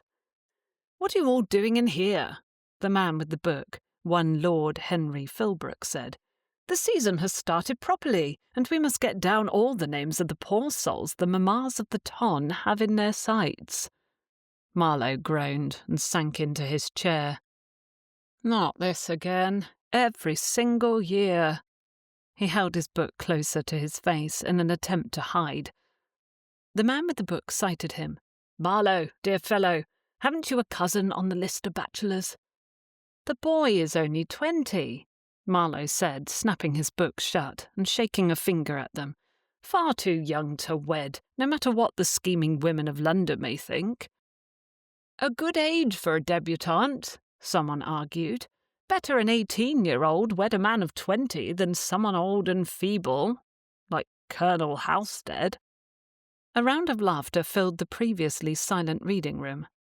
Despite his finer feelings, Edward forced himself to chuckle and shook his head.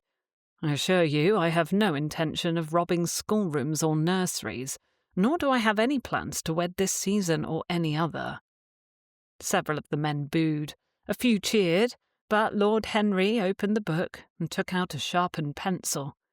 He ceremoniously licked the tip of it, grinned at Edward, and spoke aloud as he wrote, "Colonel Edward Halstead, Bachelor of mature, nay, advanced age." He looked around at the other men. "Who thinks he will be the target of the mammas themselves, perhaps a widow with 6 children?" Mr. Norman walked into the room then, looking about as he ran a hand through his hat-flattened hair. "What is all this noise? I heard you lot bellowing like bull-calves as I came in downstairs. The neighbours will complain to Lord Blackstone again." "It is the season, Norman." One of the men pushed a glass of brandy into the newcomer's hand, while Edward shook his head. The men had all gone mad. "Widows and ambitious mammas are sharpening their claws, and our dear friend here, the Colonel, is unattached." "With a fine estate," Marlowe the traitor added with twinkling eyes. "He bought it outright with his prize money from the war. It was in the papers." Lord Henry waved the book under Edward's nose. "You will have every woman over 30 years vying your attention, Colonel. Leave some for the rest of us." Edward pushed the book away, unable to help his grimace. The idea was distasteful, and hopefully far-fetched. Spare me. My interest in women begins and ends with seeing my ward happily settled. I want nothing more to do with their world. Felicity's knowing smile appeared traitorously in his thoughts. The men were all laughing, but then, mercifully, they focused on someone else, a lone man in the corner, trying to hide behind the news sheets, and the mob moved in that direction. Marlowe shook his head as they went, and Norman gave Edward a consoling pat on the shoulder. "I am sorry for you, friend," Norman said. Edward looked up. "Whatever for?" "Despite them saying it is the women at work in this mart of theirs," Marlowe explained, his nose wrinkled. "Every one of those fellows has an unwed female relative. You are in their sights now. They will tell their wives, sisters, mothers, cousins, and so on and so forth, all about Colonel Halstead's bachelorhood." "You will be a fine prize." Norman's understanding sympathy froze on his face. His eyebrows raised. "Unless, of course, you already have a lady in your sights." Edward groaned and closed his eyes, rubbing the bridge of his nose. "No, I do not. My focus is on my ward's happiness. This is her first season. She's young. There will likely be more seasons for young Daphne. I hope there will be more. I have no matrimonial thoughts beyond making certain she is well settled. In time. A new voice chuckled with a plummy tone from behind Edward's chair. A man who concerns himself only with the happiness of others and not his own soon finds himself a ghost haunting the edges of a life he ought to have lived. Edward opened his eyes and bolted to his feet. Lord Blackstone, I did not see you come in. Marlowe had stood as well, and all three of them bowed to the Viscount, who waved aside the formalities. Norman spoke first. Forgive me, my lord, but what you said sounded quite philosophical. I did not know you dabbled in such things. Only when I see someone in need of it do I dispense my wisdom. He chuckled and winked to Edward. Colonel, you remind me of that owl over the fireplace, stuck in one place, frozen in time, watching the world move on without him. The other two chuckled, but as Edward looked at the owl in question, someone had put a pair of tiny spectacles on its beak. He felt something shift uncomfortably in his chest. He shook his head. I have been far too often away from my comfortable chair in front of my own fire, my lord. The comparison is not apt. I'm not certain of that, Norman chuckled, and leaned against the back of Edward's chair. I must be a decade older than you, but you were the one acting like an old codger at our picnic 2 days past. Marlowe had not returned to his seat, and when the Viscount gestured, the young man quickly stepped aside to allow Lord Blackstone to take it for himself. Their host settled into the chair, eyes on Edward the entire time, with a maddeningly knowing expression. You mistake me, Colonel. It is not about movement. It is about stillness. The owl watches the world, but it does not live in it. Tell me, when was the last time you did something simply for the joy of it? Edward scoffed. He opened his mouth to speak, then paused. That is a good question, my lord. What had he enjoyed lately? The picnic at Hyde Park had been tolerable, especially after he and Felicity fed the ducks, then walked along the Serpentine. But he had found the afternoon pleasant because of her company, and he could hardly admit such a thing to these men. They gossiped terribly, it seemed. I wonder that you only mention the younger of the two Miss Prices in your concerns, Colonel. Norman walked around where Edward sat to stand behind Lord Blackstone's chair instead, raising a quizzical brow as he did so. It was as though the man had somehow read Edward's mind, and his stomach twisted uncomfortably. Nevertheless, he spoke with as much coolness in his tone as he could manage. Miss Felicity Price is not on the marriage mart. And yet she is a handsome woman, is she not? Norman asked, eyebrows raised. Marlowe and Blackstone both seemed intrigued by this line of questioning. I do not think she would take kindly to such discussions about her person. Edward kept his tone even, yet that seemed to make the three men in front of him all the more curious. Blast. Now that is a fascinating response, Lord Blackstone said, tapping his fingers on the arm of the chair. Absolutely fascinating. Edward scowled at all three of them. Though he need not trouble himself, truly, Felicity had said herself she had no thoughts for marriage. She was independent, headstrong, and she did not need him as a defender. He had never asked to occupy that role, except, well, he had told her she was part of his household, therefore he concerned himself with her happiness and safety. Ah, well, as I am a happily married man, and Marlowe too, you have nothing to fear from us. Norman patted Edward on the shoulder one more time. But brace yourself, old fellow. It will not be long until people note the charming woman chaperoning your ward, living with you to boot, and will ask more questions. At that moment a footman appeared with a bow. Colonel Halstead, sir, your coachman has arrived. Edward stood and bowed, saying his farewells with a certain amount of relief before he left in as unhurried a manner as possible. When he stepped out of the club onto the street, he remained unsettled. Blackstone's comparison to the stuffed owl sat stuck to him as Marlowe and Norman's words bounced between his ears, like a billiard ball struck too hard against the side of the table. Pushing the conversation as firmly from his mind as he could, Edward rolled his shoulders and fixed a pleasant expression on his face to greet the ladies in his waiting carriage. He looked up at his carriage, only to see that it was empty. His brow furrowed. Where was Felicity? What was she doing at that moment? And why did her absence, when he expected to see her, annoy him so much? "Where are Miss Price and Miss Daphne?"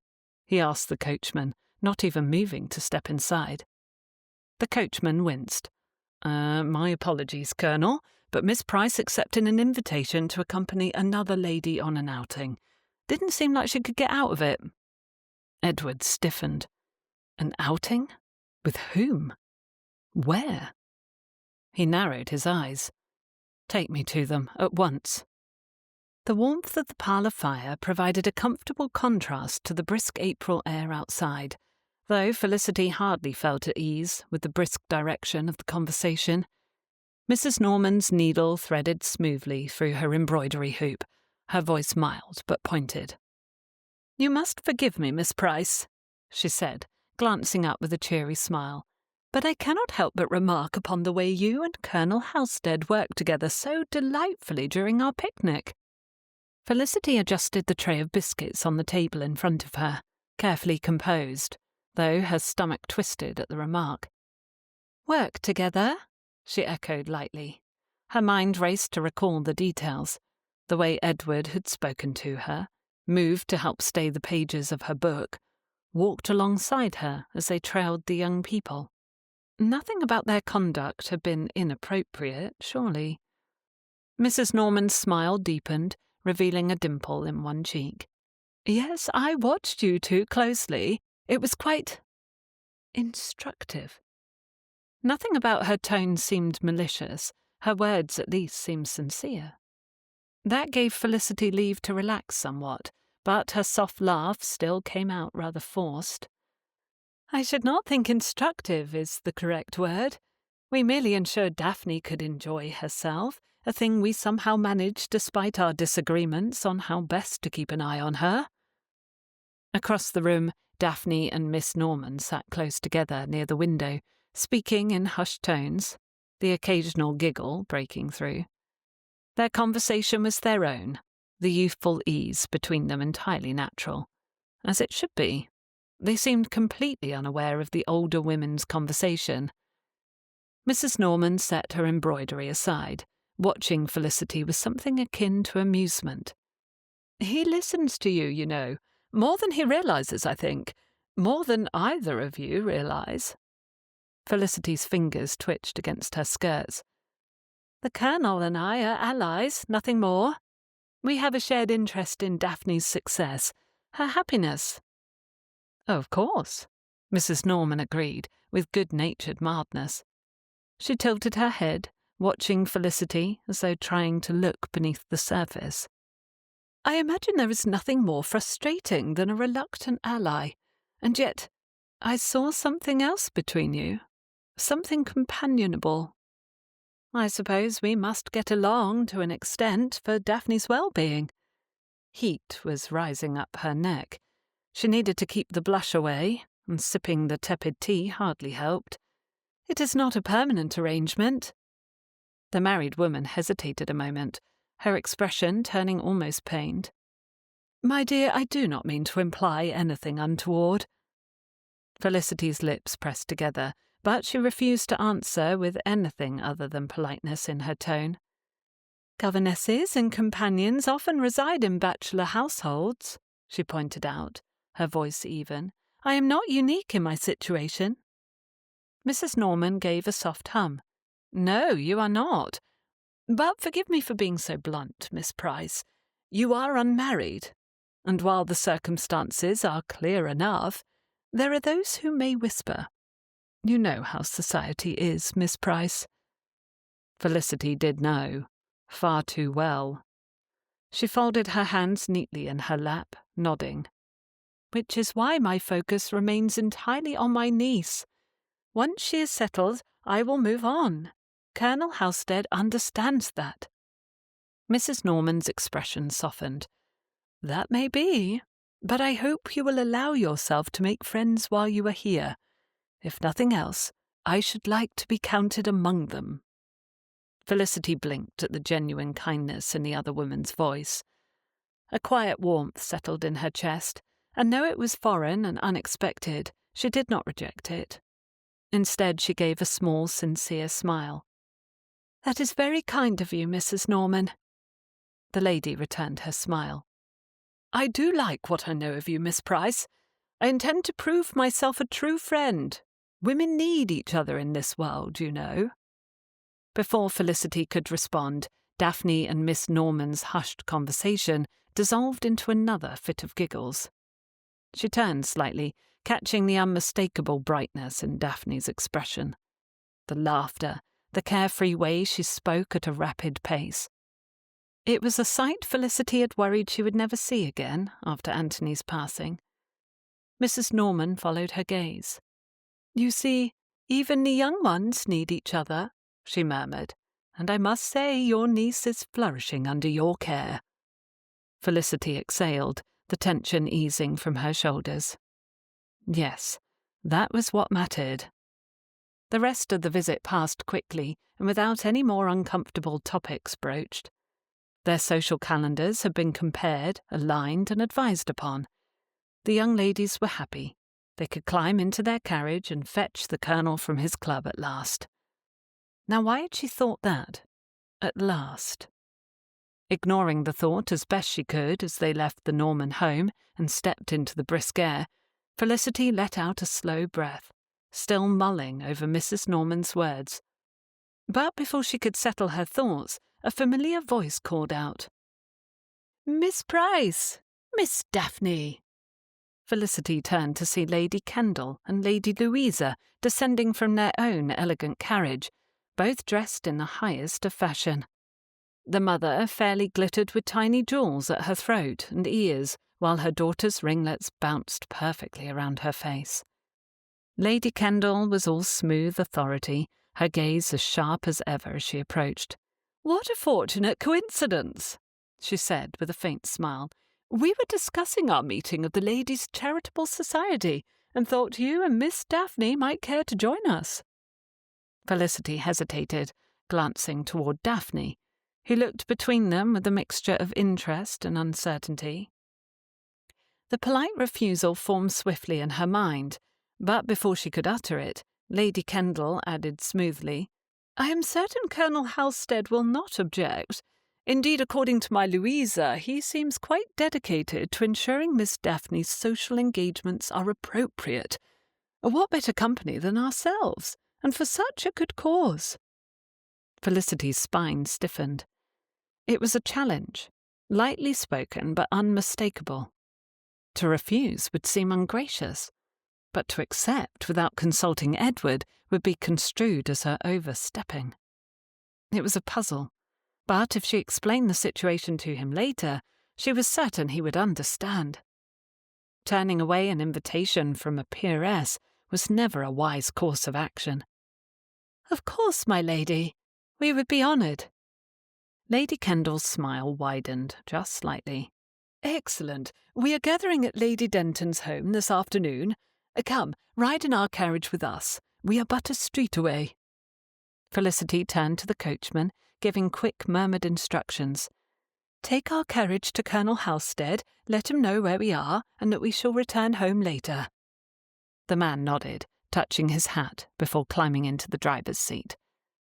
As the ladies entered Lady Kendall's carriage, Felicity forced down her dislike of the altered course of the afternoon. She was not one to throw out plans, and the impromptu invitation struck her as calculated in some way. And if she was being truly honest, she was rather curious to see what Edward would do about it, given his need to remain informed and in control of Daphne's comings and goings. But she could not think of that now. When they arrived at the home of the Countess, hosting the committee, Felicity could not help admiring it.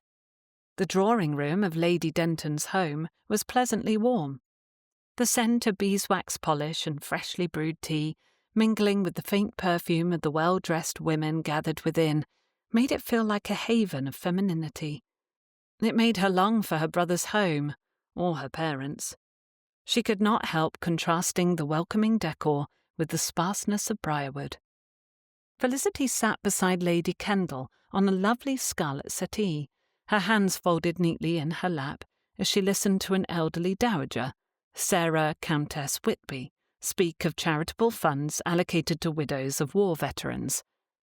Daphne sat across from her, engaged in polite and demure conversation with Lady Louisa.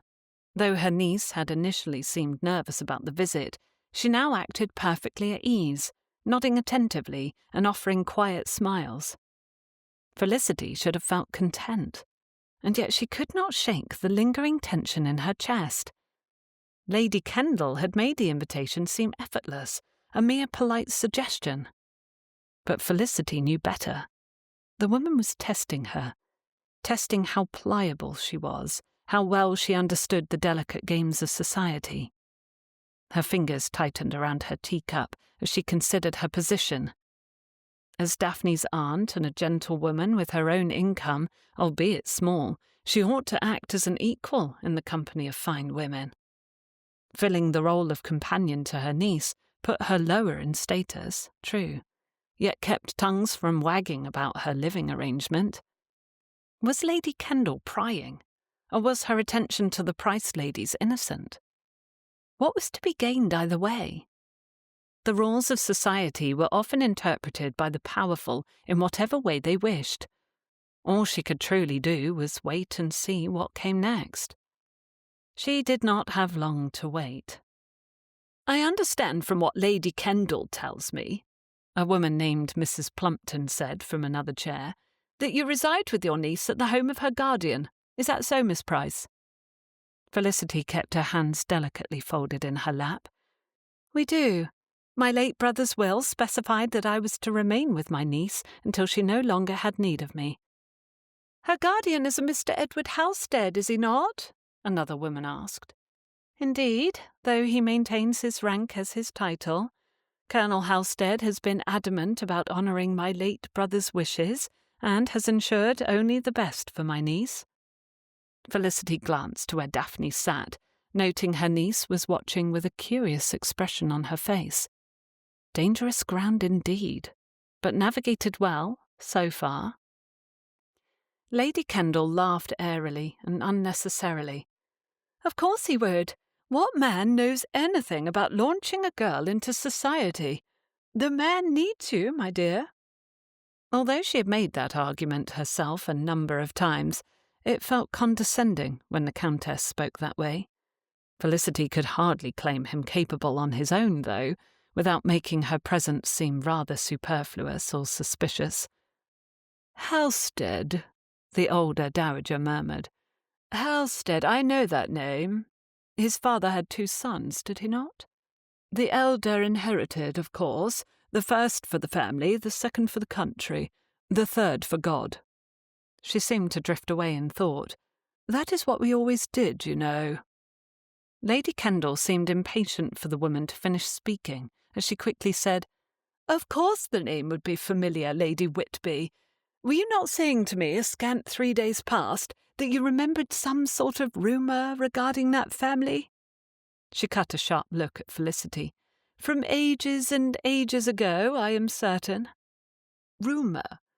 Oh, you mean with regards to that lady. Oh, grandniece to one of my friends. Yes, there is a story there, I believe, though I cannot recall all the details. It was so long ago." Felicity found herself both hoping the dowager would fall silent and curious as to what the woman might be speaking of. But before she could secure one or the other, the doors to the parlour opened, and the air itself seemed to shift as the footman announced to the room, "Colonel Halstead, my lady." Edward had not, evidently, returned to his estate to await their return. The room quieted as he entered, his dark green coat crisp, his cravat tied with military precision. When his gaze finally settled on Felicity, something flickered behind his expression. Not anger, not quite, something closer to frustration, mixed with reluctant amusement. Lady Denton approached him at once, and the Colonel bowed perfectly to her. "My lady, forgive my intrusion on your meeting. I have merely come to look after my ward.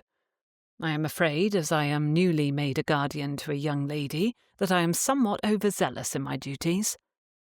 The Countess fairly beamed up at him, and Felicity did not blame her in the slightest. Edward towered over all the women in the room, and it would be a difficult thing to find many men able to match him in height, or in looks. His attractiveness likely granted him all sorts of favours. "You are welcome, of course, Colonel Halstead. The important part of our meeting is concluded, and if you do not mind the company of mere ladies, I happily welcome you to join us. Please help yourself to some refreshment. If you spend all day at a club, as my own dear husband does, heaven only knows that you are unlikely to be sustained by the dishes they serve there."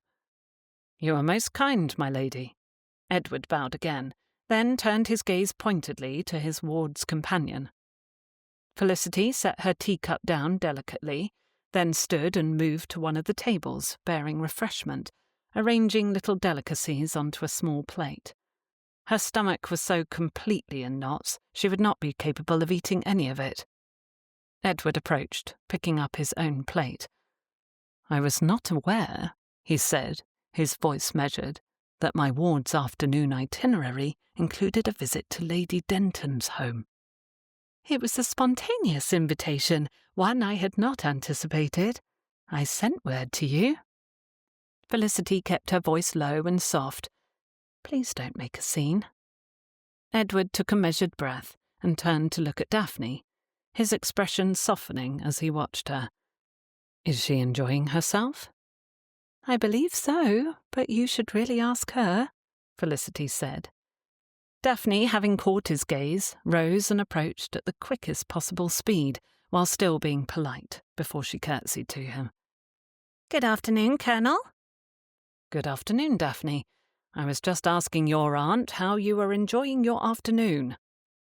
After darting a quick glance at Felicity, Daphne answered, "It has been rather wonderful, though I do find myself growing fatigued. Might we return to Briarwood soon?" "Of course. Perhaps you ought to say your farewells." Edward gave an approving nod before glancing back at Felicity. "As for you, Miss Price," he said quietly, "a word?" Felicity arched a brow, but did not object.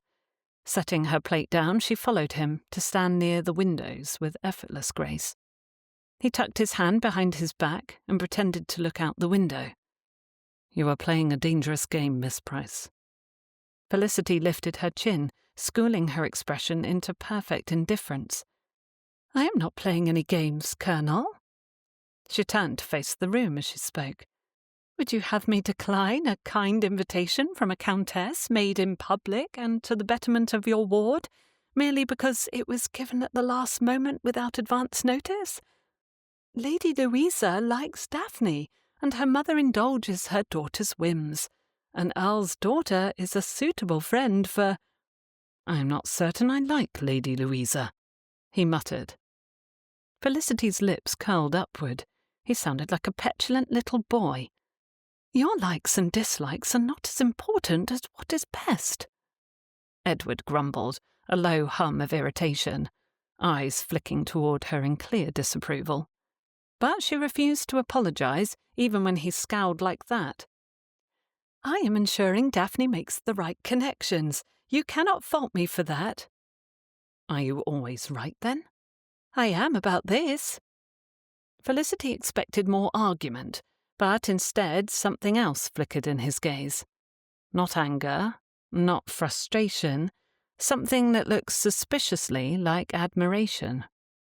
Edward made another sound of annoyance. "You are far too stubborn indeed."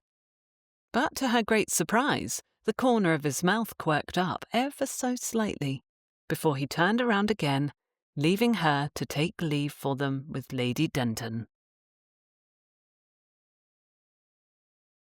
Chapter 15. April 19th, 1817. Edward had promised himself he would not be overbearing tonight. It had been a conscious decision, made before he stepped into the grand ballroom of Lady Kendall's townhome, he would try, truly try, to allow Daphne some measure of independence, to grant her the freedom Felicity so often argued she deserved. And so he did his best to remain at ease, rather than trailing Daphne's every movement like a hound. Felicity remained close when Daphne was not in company of a friend or on the dance floor, and for Edward's part, he observed from a respectful distance, noting the way she laughed with her new friends and the genuine delight in her expression when Mr. Montague asked her to dance. His hands twitched at his sides, but he forced himself to remain in conversation with the gentlemen around him, only occasionally letting his gaze sweep the room to ensure all remained well. "Have you been accosted by marriageable widows yet, Colonel?" Marlowe grinned as he stood beside him, sipping at tepid lemonade. "Ever since that crowd of ne'er-do-wells put my cousin's name in their books, he has been inundated with match-making mothers. You must be suffering the same fate to a degree." "I am not," Edward said evenly, refusing to rise to the bait. "No one has approached me for introductions, beyond those with sons near Daphne's age." Marlowe gave him an incredulous look, eyebrows raised. "Perhaps it is your formidable appearance. Ladies likely have no wish to expose themselves to a curmudgeon." Edward cut him an unamused glance. It was true, he hadn't stood about smiling like a fool, and his focus was certainly not on the other guests that evening. He hadn't come to the ball for himself, though. He came for Daphne's sake. "I'm starting to remember why I counted my departure from society as no great loss." Edward tucked his arms behind his back, his stance more in keeping with a soldier at ease than a gentleman amid splendour. "The crowds are terrible. After a man weds, these things do seem superfluous." Marlowe sipped at his lemonade and grimaced. "But it is always good to be seen in the right places and by the right people. And my wife does enjoy dancing. Perhaps you will be so kind as to ask her for one. These ridiculous rules against dancing with one's spouse prohibit me the pleasure, of course." The request was not inappropriate, and Edward liked Marlowe enough to grant it. His wife seemed a pleasant sort for conversation. However, "I thought to remain without partners this evening, the better to watch after Daphne, should she need anything." "Your ward will be fine, Colonel." Marlowe chuckled and shook his head, his smile broad. "You worry too much. Besides, she has her aunt to keep an eye on her too.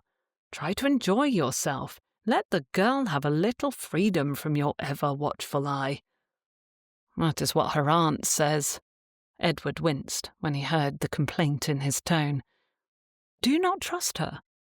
"I trust Miss Price completely. She has her niece's best interests at heart." Marlowe cleared his throat. "I meant, do you not trust your ward? But I suppose trusting the aunt is important, too, given that you have to place so much faith in her. Amazing, really, that you have not minded her interference when a girl's future is your responsibility." "It is hardly interference. She practically raised Daphne." "Yes, but the girl is grown now, or nearly so, and your duty will end when she is wed, which may not be this season, but it will surely not be long." Marlowe shrugged carelessly. "It is not as though you are her father, after all." Edward stared at the man, uncomprehending his argument. "She is my responsibility. Her own father entrusted her well-being to me. Now he is no longer here to protect her. I take it very seriously." "Oh." Marlowe shrunk somewhat. "Of course, very honourable." "Yes." He cleared his throat. "Ah, I see someone I need to speak to. Excuse me."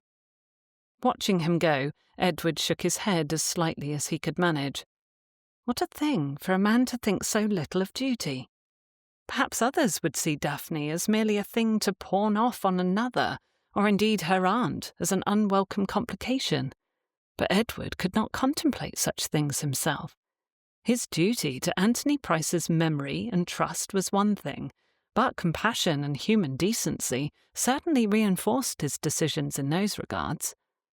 He straightened his black coat and checked the watch tucked into his deep green waistcoat.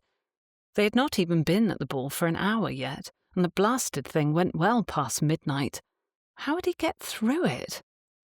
He was doing precisely what Felicity wished him to do, and yet a gnawing sense of unease would not leave him be. The room's size made it difficult to see everything and everyone at once. The music, combined with chatter and laughter of guests, overwhelmed him with sound, not to mention the scent of many bodies wearing all sorts of oils and perfumes assaulted his nose at every moment.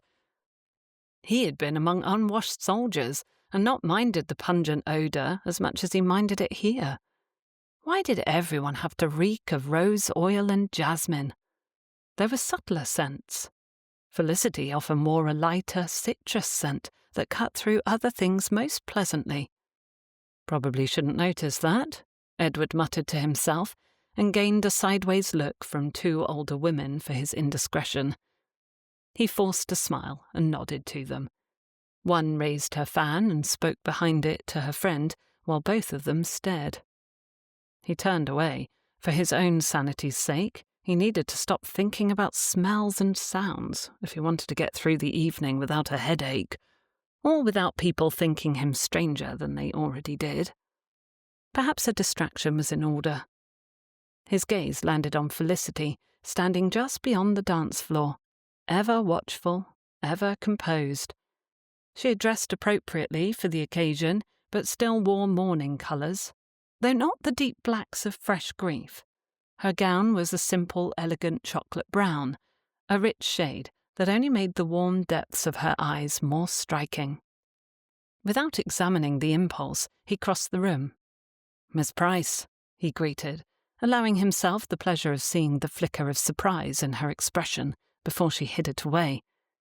"Would you do me the honour of a dance?" Felicity's lips parted before her brow drew down. You wish to dance?" He did. "I do." Especially if he could secure a waltz with her. "But in the carriage you said you disliked dancing." "Ah, yes. So he had. I should amend the statement. I do not mind it if my partner is an enjoyable companion." "You find my company enjoyable?" Why did she sound so surprised? Edward lowered his gaze to the ground for a moment. Is that so astonishing? Then he raised his eyes, but kept his head tipped down, trying to win her over with a smile, hoping to see her smile. Her lips curved, but the expression did not quite reach her eyes. "Chaperones do not dance, Colonel, especially when it is a waltz, which is what I believe is next." His chest tightened at the quiet refusal. "I see." He shifted slightly, acting as though the rejection had not affected him. "And that poses a problem." "I do not think you ought to be seen dancing with me either," she added, a flush that was not a flush gracing her cheeks. "Best if we maintain a respectable distance from each other, in public especially." That was an entirely different matter, yet he understood. "I imagine you have no desire to give anyone the wrong ideas." Felicity inclined her head, but something in her gaze softened. "I think it best if we not invite speculation or gossip, for Daphne's sake." She glanced away as the music swelled, beginning another song, another dance. When she spoke again, he had to strain to hear her. "I've already had to quell well-meaning comments on the matter." Had she? That didn't please him. "I understand," he said quietly, and he did, but that did not mean he had to linger. In fact, it was best if he did not. "If you will excuse me, Miss Price." "Of course, Colonel." Did he imagine the disappointment in her eyes? Edward left her at the edge of the ballroom, stepping out through the terrace doors and into the cool, crisp air of the gardens. The distant strains of music and laughter filtered through the hedges, but he ignored them, focusing instead on the peace of the evening. "Get hold of yourself, man," he muttered, then cursed himself for speaking aloud again. He was not in his own gardens, free to speak his mind as he beheld his flourishing roses. Edward walked deeper into the garden and the night air. He took in several deep breaths and closed his eyes. Despite the relative tranquility of the gardens, his inner state tumbled with confusion. He had known for some time that his feelings for Felicity were not strictly appropriate. Not for a man in his position, not for a woman in hers. But tonight, with the warmth of her rejection still lingering, the truth was far more difficult to ignore. Did he want her? The answer was undeniable. Did he care for her, or was this merely surface-level physical yearning? Edward exhaled sharply, shaking his head as if the gesture might dispel the thoughts entirely. He had come outside to clear his mind, not to sink deeper into confusion she so effortlessly inspired. And yet here he was, once again, wrapped up in thoughts of the woman with dark eyes and a stubborn chin. A woman he respected, who lived beneath his roof. A woman who showed a strength of intelligence and compassion, even toward him when he did not bend to her will. Goodness, he had not let his thoughts get this tangled over a woman in a long time, and never to this extent. How had he allowed this to happen, and what could he do about it now? Before Edward came anywhere near solving the problem, he heard a murmur of voices drifting through the neatly trimmed hedges behind him. Edward stilled, recognizing one of them immediately. Daphne. Had she slipped out of the ballroom when he left? Had Felicity accompanied her? He took a quiet step forward, ears straining to catch the words, hoping treacherously to hear Felicity's voice. "You must admit, Colonel Halstead is rather overzealous in his concern," came Lady Louisa's voice, amusement evident in her tone. "You needn't tell me," Daphne replied, exasperation and humour woven through her words. "He watches me like I'm bound to tumble down a well at the slightest provocation." Lady Louisa giggled. "Even my father does not watch me so," the Earl's daughter chimed in, her voice dripping with condescension. "My mother rarely pays attention to what I do, even within her sight. I should go mad if I were you, Miss Price." A male voice, the young Mr. Montague, spoke next. "He is a concerned guardian. I think he means only to keep you safe, Miss Price. I know I have felt overly protective of my sister on occasion." "Yes, but that is your sister," Lady Louisa said, annoyance in her tone. "She is your blood. The Colonel is not Miss Price's father." "I am grateful to him," Daphne said quickly. "I only wish he would—" "Loosen the reins?" A new voice entered the conversation, one Edward did not recognise. Male, smooth, filled with an easy sort of charm that immediately put him on edge. "There are ways around that, you know," the stranger murmured. "One must simply learn how to be discreet." "You are not proposing Miss Price act deceitful?" Mr. Montague inquired, his tone cautious. "Discretion and deceit are not the same, my dear boy." This new man's voice dripped with disdain. "And Miss Price strikes me as a clever young lady, certainly mature beyond her years. I am certain, should she wish it, she could find a way to pursue what she pleased without her guardian knowing." "I slip my leash all the time," Lady Louisa said lightly with a laugh. "Come, Daphne, you must wish to seize more freedom for yourself. It is delightful to do as one pleases." Edward's blood turned to ice. Without another thought, he stepped through the hedge, emerging into the candlelit garden path before Daphne could answer. The conversation halted instantly. Daphne turned, eyes widening. "Colonel." "Daphne." Edward's gaze did not leave the unknown gentleman, his stance deceptively relaxed. "I do not believe we have met. I'm Colonel Halstead. And you are?" The man smiled, but it did not reach his eyes, and he did not incline his head. "Mr. Richard Arnold. My father is Lord Dalton. A pleasure, Colonel Halstead." Edward did not return the pleasantry. His voice was quiet, but no less dangerous for it. "I imagine we shall see about that." He held his arm out to his ward. "Come, Daphne, Your aunt will be wondering where you have disappeared off to." His ward lowered her gaze as she accepted his escort, walking with him back through the garden, along the most well-lit path. After a moment of silence, he said quietly, "Did your aunt give you permission to walk in the garden?" Daphne shook her head slightly. I was with Lady Louisa and Mr. Montague. Since you both know them, and it was only to take in a little fresh air, I did not think I needed to ask." "No, you did not think." Edward did not mince words.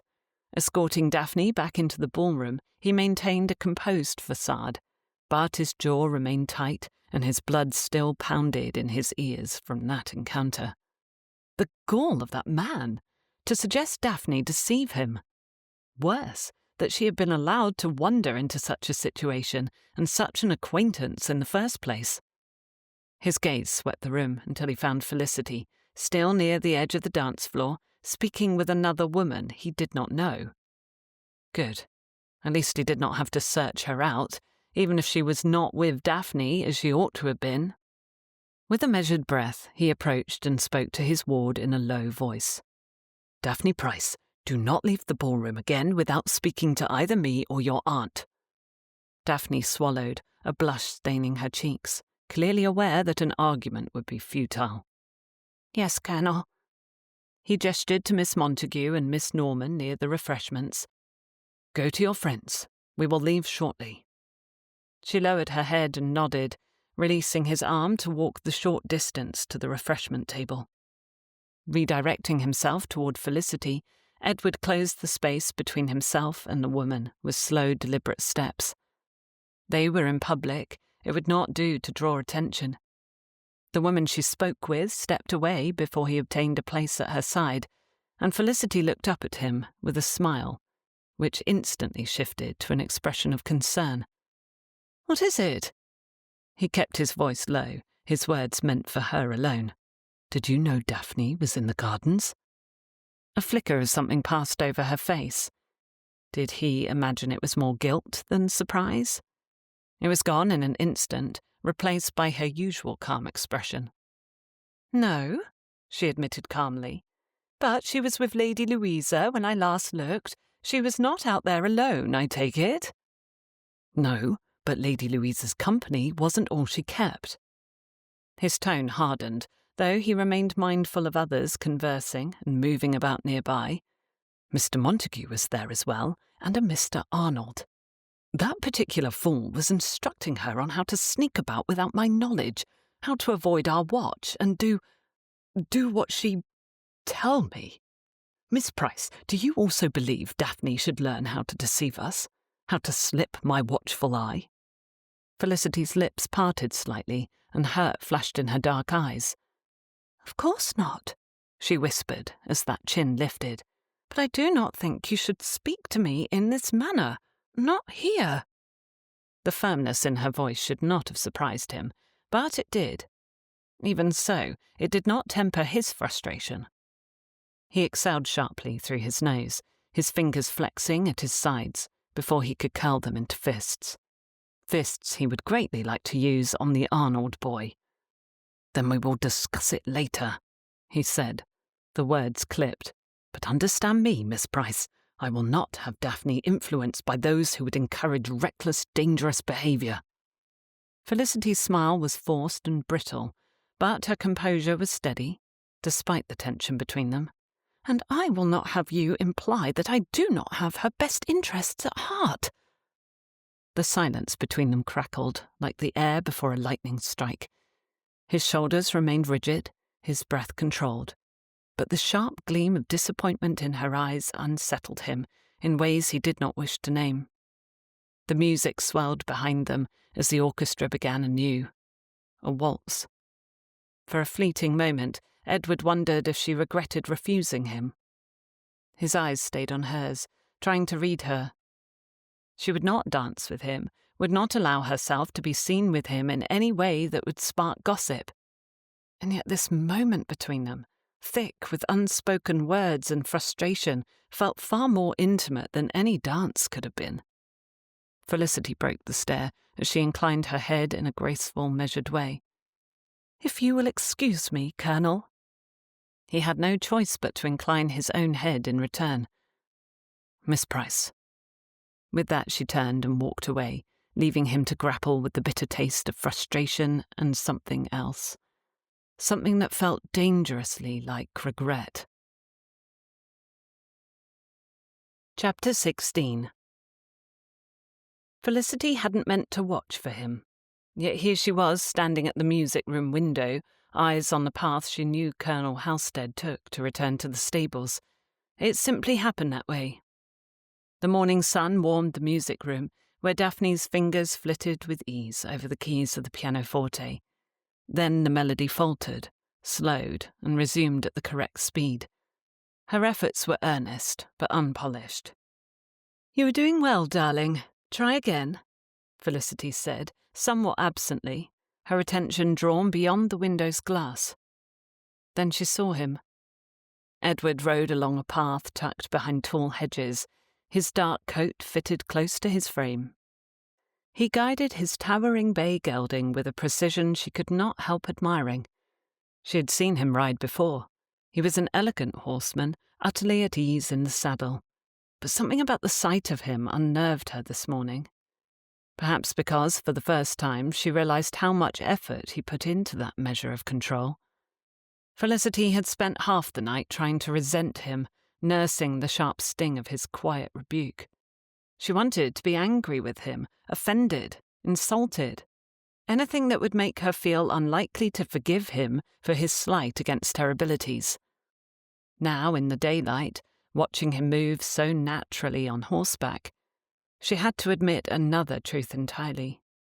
He had been worried. More so, he had been genuinely afraid for Daphne's well-being. That did not excuse his words, to be sure, but it made her understand them. Still more, it made her compassion for him overcome her own frustrations, which was, in itself, frustrating. "Daphne," Felicity said, as she pulled her deep grey shawl tight around her shoulders, "I need to step out. Keep practicing until I return." She walked at quite a normal speed to the door, which was very much on purpose. "Yes, Aunt Felicity." Daphne did not sound enthusiastic, but she would do as asked. She always did. She was an obedient and responsible girl. Once the music room door clicked shut, Felicity lifted her skirts and walked at a brisk pace through the house. In all honesty, one could call her movement a run if one was not feeling charitable. Making her way outdoors, she increased her speed to gain the stables quickly. After all, Felicity knew an opportunity when she saw one. Everyone in the household knew that Edward preferred to care for his horse himself. The servants thought it an odd habit left over from the war, but Felicity suspected it was something he did to soothe himself, as much as to care for the beast he rode. She preferred to stroke a cat purring in her lap, but why wouldn't an enormous man derive the same satisfaction from brushing an enormous animal? Entering the stables, Felicity placed her hand over her chest, slowing her breathing as her eyes adjusted to the semi-darkness of the building. The scent of fresh hay and saddle leather filled her senses and had a subtle calming effect. Adjusting her shoulders, she strode inside with her head held high, making her way to Voltaire's stall. Yes, the Colonel had named his battle steed after a French philosopher. When she had initially heard the name, she had giggled, but the housekeeper, Mrs. Lane, had warned her that Edward was fond of quoting the Frenchman every time he was brought up. Felicity kept her lips pressed together, rather than ask questions. Men quoting philosophers rarely entertained anyone. Now as she approached, she wondered what about the philosopher Edward had admired. But she was not here to hear him quote anyone, or to placate him. They needed to talk. Felicity halted outside of Voltaire's stall, peering over the high wall. Edward stood inside, his back to her, one hand brushing the gelding's neck in slow, methodical strokes. The animal stood patiently beneath his touch, shifting only to snort softly when he caught sight of Felicity. She hesitated a moment, admiring the breadth of Edward's shoulders as he worked. The careful way that he moved. He had to have sensed her there, surely. "Colonel." "Miss Price." He did not turn as he addressed her. "Are we on formal terms again?" His voice was calm, level. "We needn't be." It was infuriating how easily he contained himself while she had spent the last several hours simmering with emotion. Still, she kept her voice measured. "Edward, I believe we need to have a conversation." The man continued brushing Voltaire's coat in long, firm strokes at a steady rhythm. "Are you here to remind me that I spoke out of turn last evening?" She lifted her chin. "If I thought it would make a difference, perhaps." He paused. Then finally he turned to look at her, holding the brush in both hands. "I was harsher than I meant to be." It wasn't precisely an apology, but the acknowledgement helped. Felicity let out a slow breath, her fingers curling around the edge of the stool. "And I do not believe you meant to imply that I have no care for Daphne's well-being." Slowly he shook his head. "No, I did not." Well, that was some progress. But she was not finished. "Still, you cannot watch her every moment of the day, Edward, nor can you control the choices she will make, nor the people she will encounter. All you can do, all either of us can do, is guide her and hope she chooses wisely." Turning away again, Edward resumed brushing Voltaire, his focus seemingly on his horse. But she knew better. A man who hopes is a man who has already lost control of the outcome. Felicity narrowed her eyes at his back. "Control?" She shook her head. "Is that what you value most?" His hand slowed, but he did not answer. "Why do you insist on seeing the worst in people?" Felicity leaned slightly over the wooden edge of the stool. "Mr. Montague is a fine young man, and Daphne appears to enjoy—" "Montague is not the one who concerned me."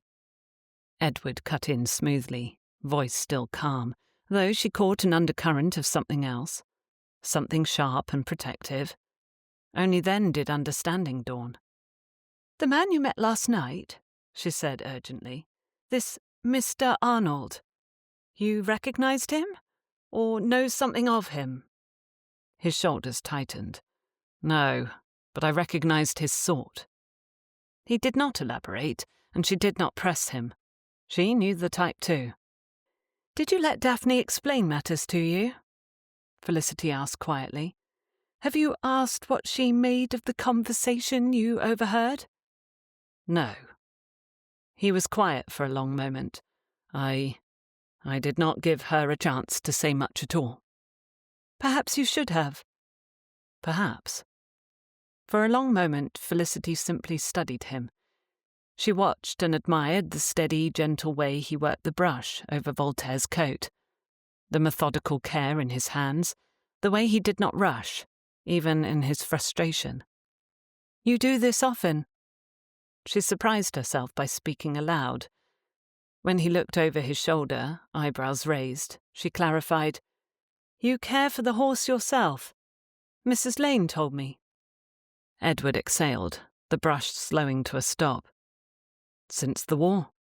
He glanced up briefly. "Most cavalrymen had to replace their horses often, as did the officers. I did not." Felicity frowned, her brow furrowing. "Voltaire was with you? In France?" A nod. "For the last 5 years of my service." The colonel put his empty hand on the horse's shoulder. "He had more patience than I do." Voltaire, as if knowing himself the subject of conversation, let out a soft huff of breath, lifting his head almost regally. Felicity could not help but smile at the animal.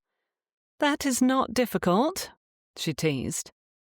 Edward released a quiet chuckle, a low and unexpected sound that warmed her inside and out. "Perhaps not." A small shift in the air between them made her relax. She rested her hands more fully on the wooden door, the tension in her body finally easing. "You named him after a philosopher." His answer was a small shrug, then a pause, before he said, "Seemed fitting. Voltaire's philosophy was rooted in reason, which I once thought I valued above all else." "Once thought?" She echoed the word, puzzled. The man's gaze lifted, his eyes meeting hers, and the moment stretched between them, long and heavy with something unspoken. For the first time since the previous night, Felicity saw something as potent as anger and frustration, but an entirely different emotion. Something more dangerous. Something she did not dare name, even as her heart sped up. Edward was the first to look away, returning his attention to Voltaire's mane. "I will do better," he said at last, his voice quieter than before. "For Daphne's sake. But I will not apologize for protecting her." Felicity considered him for a moment, letting her pulse slow to normal. Then slowly she stepped away from the stool. "Then I suppose we understand each other." "It seems we do, Captain." "Good." She turned. "I will see you at dinner then." Felicity walked down the central walkway of the stables and back into the morning light.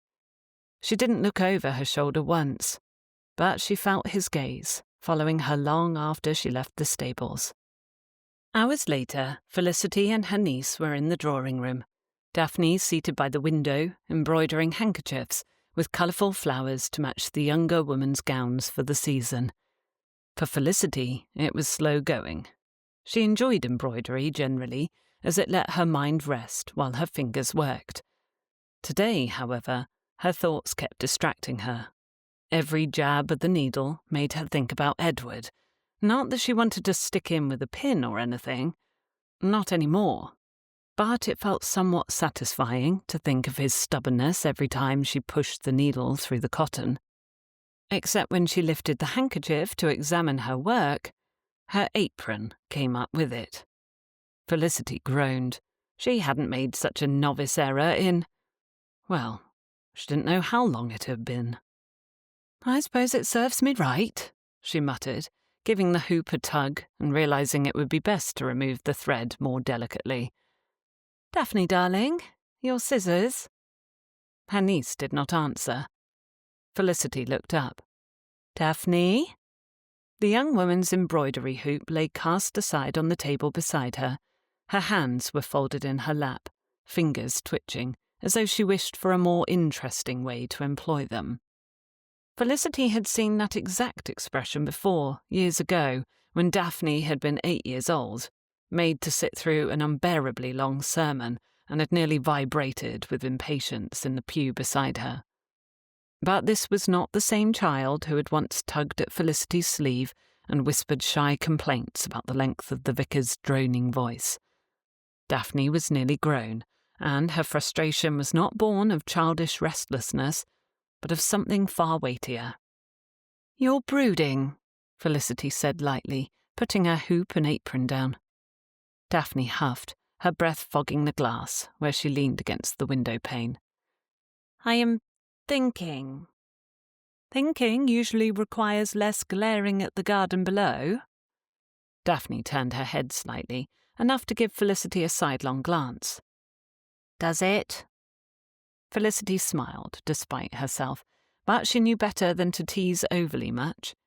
She had been a young woman once, hemmed in by rules, watched too closely, told that everything was for her own good. She rested her hands over her skirts, studying the profile of her nearly grown niece with a tender heart. "Shall I guess the subject of your brooding thoughts?" Daphne sighed, finally turning fully from the window. "Do you think I am foolish?" The question took Felicity aback. "Foolish? Of course not. I have always thought you rather level-headed. Intelligent, too." "That is not how he treats me." Felicity did not need to ask who she meant.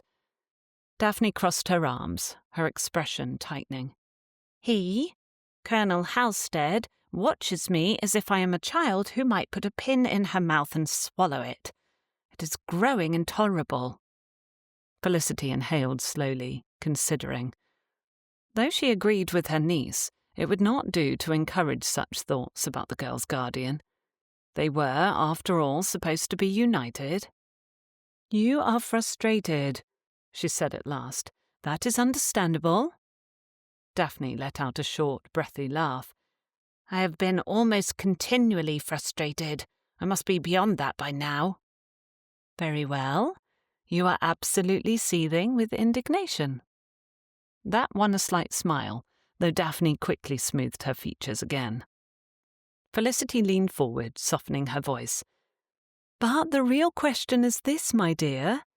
Do you think he watches you because he believes you are foolish, or because he is afraid?" Daphne's brows pulled together. "Afraid? The Colonel?" Felicity pressed on. "You lost your father not long ago, and while Colonel Halstead may not admit it, I believe he is terrified that something might happen to you too, that he will fail you in some way, and thus fail your father's trust. He is a soldier, Daphne. Soldiers protect what is theirs. 'Tis what they are trained to do." "I am not his," Daphne muttered, but the bitterness in her voice was less prevalent than before. "No," Felicity agreed softly, "but he has made you his responsibility when he could have ignored you. He could have done almost naught to aid you in coming out, and see how he has changed his routine, his habits, his expenditure. We have certainly seen he takes responsibility very seriously." Daphne lowered her gaze to her hands, tracing an invisible pattern along the folds of her skirts. "I do not mean to be ungrateful," she said at last, "but I want to be trusted, to be seen as more than a charge to be managed." Felicity's chest tightened. Was that not exactly how she had felt years ago, when she had still harboured hope that she might have the love she wished for? Her voice was gentler now. "Then prove you can be." Daphne looked up, startled. Felicity tilted her head slightly. "If you wish to be trusted, then show him you are worthy of that trust. Obviously, you will not be sneaking about or practicing deception, but you need to make it absolutely clear through your actions that you are not reckless." Daphne frowned. "And how am I to do that?" Felicity leaned back. "That, my dear girl, is for you to decide. After all, it would be no demonstration if I instructed you how to do it." Another moment of thoughtful silence passed. Then, unexpectedly, her niece's gaze turned sharp, almost assessing. "And what of you?" Felicity had started gently tugging the thread out of her apron. Perhaps she did not need the scissors. She only needed patience. "What of me?" she asked without looking up. Daphne's tone did not waver. "What will you do when I marry?" Everything within her stilled a moment. Then she continued, plucking at the thread. "I will find rooms to rent in a quiet seaside village, perhaps buy a cottage. I will pass my days gossiping with the locals, and I will visit you and your new husband whenever you wish." She had rehearsed the plans often to herself, and she knew Daphne had heard them before. So why these questions? Daphne pressed on, though, lips turned down. "You came with me because you would not leave me alone with a stranger. But I am beginning to wonder, Aunt Felicity. Are you only here because you think I need you? Or are you here because you do not want what comes next?" Felicity's breath caught in her throat. She met her niece's stare. "Surely not." "Do you wish me to leave?" Quickly, Daphne shook her head. "No, no. I would keep you with me always. But Aunt Felicity, there must be more for you, more that you want." She gestured to Felicity's person. "Even now you forget yourself too often for me. When will you put off your mourning? Father would not like to see you dressed so. He used to say mourning kept one's heart aching, but colour—" "Colour returned cheer and warmth to the soul," Felicity finished for her, smiling as she remembered her brother's words. He had spoken them to her after they lost their parents, Daphne's beloved grandparents, and repeated them frequently since then until his own passing. "I do not want you to fade into the shadows of life." Daphne stood and crossed the room to her aunt, leaning down to kiss her on the cheek. "You have always been so happy, always telling me to explore the world around me, to find the things I love and surround myself with them. You ought to do the same, Aunt Felicity." Uncomfortable to be on the receiving end of such sage advice, Felicity shifted in her chair and released a dramatic sigh. "Alas, my daffodil, I am but a spinster, not a young woman with the world at her feet." Her niece crossed her arms and scoffed in much the way the Colonel had done several times since their meeting. "Aunt Felicity, really, you are a lovely woman of independent means. You could marry, if you wished, or travel. Stop speaking as though you were an old woman with life already spent. Please." Daphne looked down at her aunt's apron, and her eyebrows drew together. "Did you sew the hoop to your apron?" Felicity winced. "Yes?" After giving her a confused glance and then a smile, Daphne fetched her scissors. Together they undid Felicity's mess, and the topic shifted, much to Felicity's relief. Yet the conversation stayed with her throughout the rest of her day, and then it followed her into her dreams. Chapter 17. Why on earth had Edward agreed to this? He should have put his foot down, insisted Daphne find a more reasonable afternoon diversion. Instead, he now found himself stalking the edge of the Serpentine, his boots grinding against the path, as he kept a wary eye on the boat bobbing across the water. Daphne sat laughing at one end of the rowboat, her bonnet tipped back slightly, a cheerful smile on her face. Miss Montague sat beside her, ever poised, while Mr. Montague manned the oars, with an ease that irritated Edward for absolutely no logical reason. A person can drown just as easily in calm waters as in a raging sea, he muttered aloud. Beside him, holding her bonnet to her head as she tried to keep up with his rapid pace, Felicity laughed. Actually laughed. "They are perfectly safe, Edward." Edward did not look at her. "I do not like it." "You rarely like anything that is beyond your control." That won her a sharp look, but she merely smiled. Edward huffed and kept walking, his stride quick, as though he could escape the ever-growing knot of worry in his chest. Felicity kept pace. "There are no cygnets yet," she mused, glancing along the shore. "Nor ducklings or goslings, but soon, I expect." Edward frowned at the apparent change in subject, but she only continued, her voice softer now.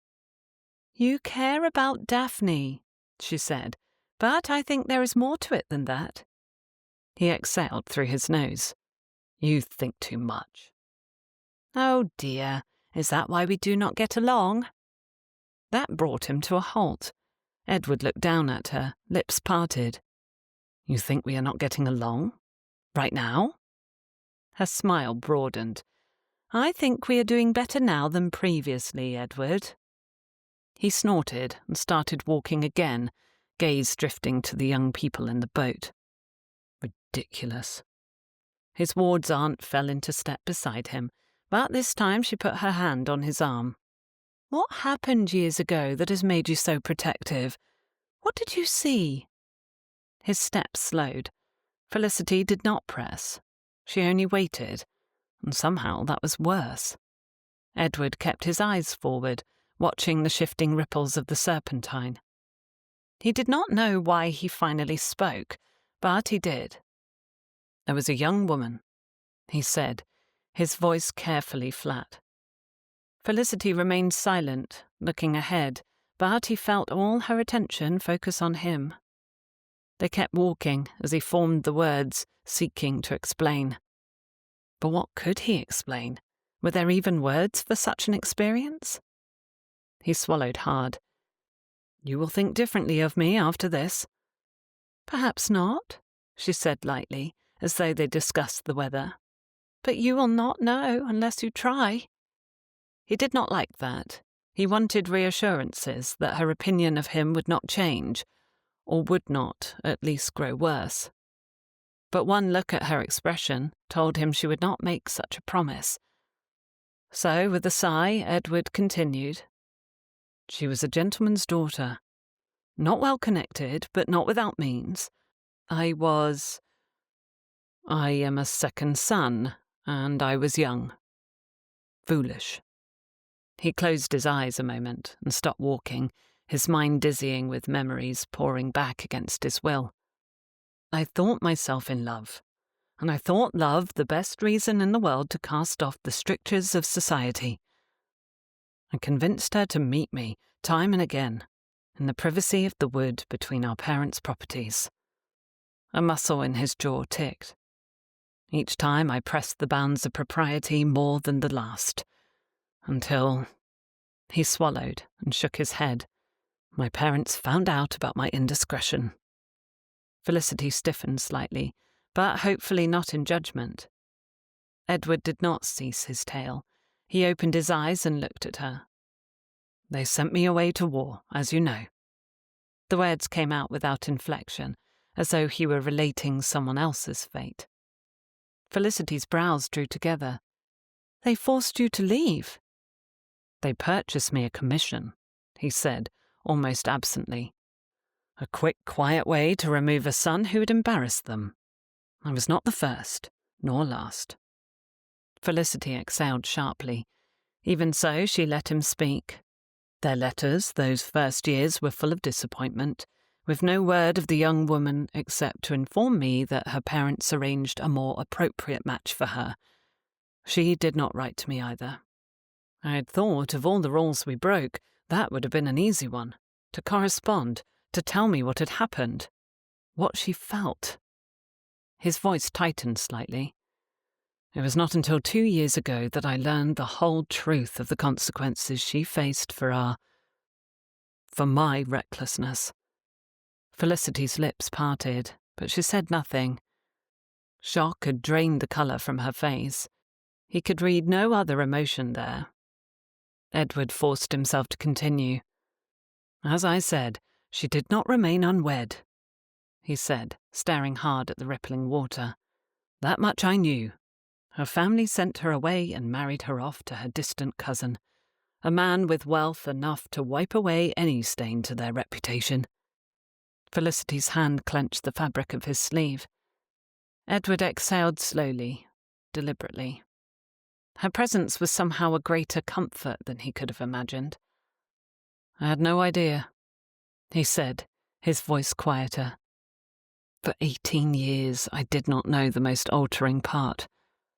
It was 2 years ago, on my father's deathbed, that he finally told me the whole of it. Felicity stared at him, her expression unreadable. He forced himself to look at her, forced himself to meet her wide, dark eyes. She had a child, early in her marriage, he said quietly. Too early. A boy. Felicity gasped softly and released him. Oh, Edward. His chest felt like a vice and closed around it. I have a son, he said, voice shaking, and I have never met him. The words hung in the air, weighty and impossible to take back. For a long moment Felicity only looked at him. The shock had faded, and in its place he had expected to see disgust, judgment. Instead he saw something deep and quiet, something he hadn't expected. Compassion. A moment later, as she stepped closer, understanding. Her fingers curved around his forearm. The touch was not light, it was steady. His throat worked, but he did not pull away. You have paid for your mistakes, Edward, more than you ought to have. And now I can see you wish to protect others from making those same mistakes. He looked out to the rowboat. He took in a deep breath. I cannot fail Daphne or her father or you. History will not repeat itself. For a moment Felicity leaned her head against his shoulder. The touch sent warmth through him, as though she had embraced him. Thank you for telling me. He nodded tightly. You see now why Daphne must be watched? I see why you feel that way, yes, she said, tone still soft, still understanding. I think there is more we ought to discuss. But later, at home. I agree. And he did his best to ignore the way his heart fluttered in that moment. He was too busy feeling relief because she had not rejected him. He did not have the energy to recognize the delight that she had called his house home. Chapter 18. It had taken far too little effort for Daphne to convince Edward to take her to Hatchard's. He could not say no to visiting London's most popular bookshop, a most respectable establishment. As the carriage left his country home, and he observed her genuine enthusiasm, Edward wondered if she might possess more excitement than the literary pursuit merited. Perhaps Hatchard's was too respectable, as it gave her an easy excuse to request an outing under the guise of wishing to read more. Perhaps he should have said no. But the way his ward's face had lit up when he agreed had kept him from thinking anything was amiss, at first. It was rare that Daphne made requests so earnestly, and he thought there could be no harm in it. When they arrived, and she practically skipped through the shop door, Edward's suspicions grew. He did not have any true reason to suspect her of more than wishing to leave the house, did he? He was being overly cautious, something Felicity had in her way attempted to warn him about. Surely that was all. As Daphne drifted deeper into the shop, moving past the polished wooden shelves with the delighted ease of a young girl granted unexpected freedom, Edward could not quiet the unease settling in his chest. She had been so keen to come here. Was it truly for the books? Or was she meeting someone? Edward exhaled, flexing his hands at his sides. Felicity had been very clear Daphne deserved trust. So why not test that theory? He would hang back, allowing her to move freely through the shop. He would let her wander without shadowing her, and he would see exactly what she did with her freedom. Moving to the front of the shop, he set himself up near a shelf of periodicals, where he could observe her without being too obvious. His back to the front door, he watched her go through a doorway farther back in the shop. Daphne browsed the rows of books, seemingly utterly absorbed. She lingered over a table stacked with poetry volumes, laying her hands on the slim books with quiet reverence. One could paint a portrait of her in the moment and capture a true reverence for the written word. For a moment he felt foolish. And then the door chimed. Edward turned enough to see who entered from the corner of his eye. Mr. Montague. The young man entered, utterly at ease, glancing toward the counter, before striding purposefully into the shop. Edward's pulse picked up. So, here was the truth of it. Young Montague had not looked around for books. He had not drifted among the shelves like a man intending to browse. No, he had walked straight through the front room, straight past Edward without giving him a second glance, and straight to the clerk. Not through the door to the back room, toward his ward. What was this? Some predetermined signal? Had Daphne and Montague arranged to meet here, in this shop, believing themselves clever enough to outwit his watchful eye, or to feign an accidental meeting to petition for an afternoon in one another's company? Edward shifted, readying himself to intercept them if necessary. But Montague did not glance toward the bookshelves, nor did he look toward the back room, where Daphne still wondered. Instead, he exchanged a quiet word with the clerk, placed a few coins on the counter, and accepted a pre-wrapped parcel. As swiftly as he had come, he left. Edward's hands uncurled. Montague had not so much as glanced around the shop. He had not lingered, nor even noticed Daphne. The entire exchange had been utterly innocent. The realization settled over Edward like a slow creeping wave of shame. His eagerness to catch Daphne acting deceitful or manipulative had overcome him to such a degree he had almost forgotten that he was here to care for her, not trap her in wrongdoing or suspect the worst of her. He had built an entire dramatic encounter in his head, like a man directing a play, but none of the principal characters within it had even known the roles he cast them in. What the devil was wrong with him? A few moments later, Daphne emerged from the back rooms, a book tucked cosily beneath her arm. She spotted him, her smile lit up her expression, and she hurried to his side. "I found exactly what I wanted," she said, holding up the volume. "It's a collection of essays on ancient history. Aunt Felicity recommended it to me. She believes my classical history is somewhat lacking." Edward exhaled slowly. He had been ready, eager even to capture her in some deception. Instead, she had done exactly what she had claimed she would. She found a book to read. He was a distrustful fool. Daphne tilted her head, examining him with mild curiosity. "Is something wrong, Colonel?" Edward studied her for a long moment. Then, at last, he relaxed his stance. "Not at all. Are you certain that is all you need? I know there are quite a few collections of poetry you might enjoy too." She held her book to her chest. "I may get another book?" "You may get an entire stack of them if you wish." He chuckled and took the one she held. "We have a library to fill up, you know." She took his arm to his surprise and pulled him eagerly along behind her. "Oh, then you must help me choose. I have a few I would very much like to add to the shelves at home." Now both she and her aunt had referred to Briarwood as home. The last of Edward's unease melted away, and he submitted himself to Daphne's whims, letting the young woman put book after book in his arms as she chatted away about how much she enjoyed reading this author or that subject, almost as though they were family. They left with several brown paper packages, almost all they could carry, and Edward had put in an order for several more to be delivered to his home later.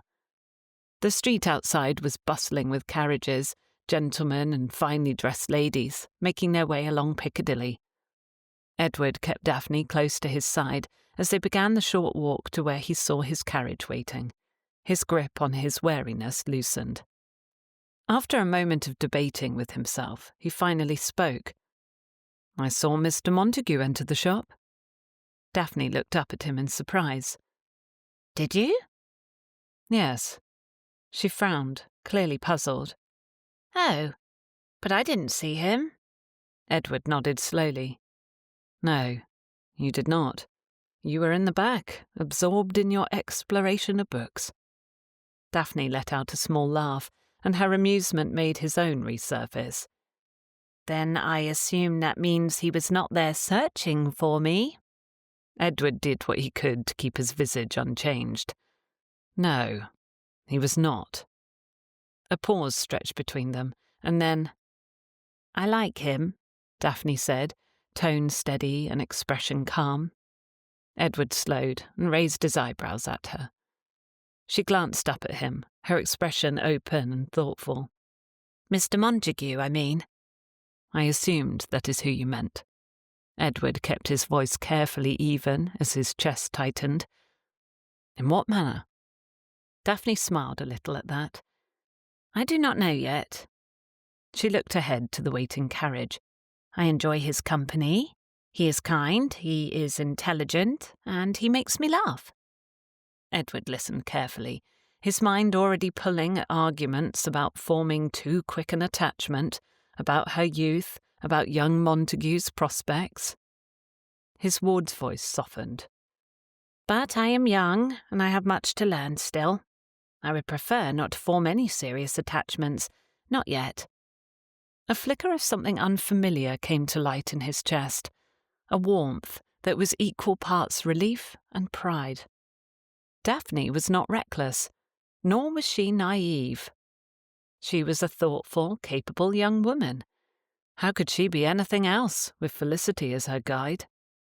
Perhaps it was time he started seeing her as she was, and not what he imagined her to be. Daphne stepped lightly along the bustling pavement until they stood in front of his carriage. Edward, having finally shaken the worst of his guilt over doubting her, allowed himself to relax, just slightly. The conversation about Montague had been unexpected, to be sure. But what had struck him most was Daphne's self-awareness, with her admission that she wasn't ready for a serious attachment, that she had time. She was not rushing towards some reckless decision. It unsettled him in a way he hadn't expected. "Perhaps we need not return home yet." Daphne, with a curious little smile, glanced sideways at him. "I've been thinking," she said, her voice carefully light as her words trailed away. Edward arched a brow. "A most dangerous pastime?" She giggled, nudging him with her elbow. "You sound like Aunt Felicity." He pressed his lips together and cleared his throat, even as his ears warmed. He hoped they hadn't turned pink. Daphne did not seem to notice his reaction. Instead, she pressed on. "I only mean that you and I speak often about my future." Edward made a low sound of agreement. "That is my purpose as your guardian, to think on your future." "Yes, but—" His ward tilted her head slightly. "But we never speak about Aunt Felicity's." Edward's brows drew together. "What do you mean?" "I mean—" The young woman hesitated, perhaps choosing her words with care. "Well, what will she do when I marry?" Edward exhaled slowly. This again. "That is not something for you to worry over, Daphne, nor is it my business." He handed the books to the coachman, who had opened the door for them, though he had the feeling they were not going home, though. "Your aunt is not without options," Edward said carefully. "She has an adequate inheritance. She may choose to establish a home of her own, or travel, or—" Daphne huffed, cutting off his weak listing of ideas. "You make it sound so simple."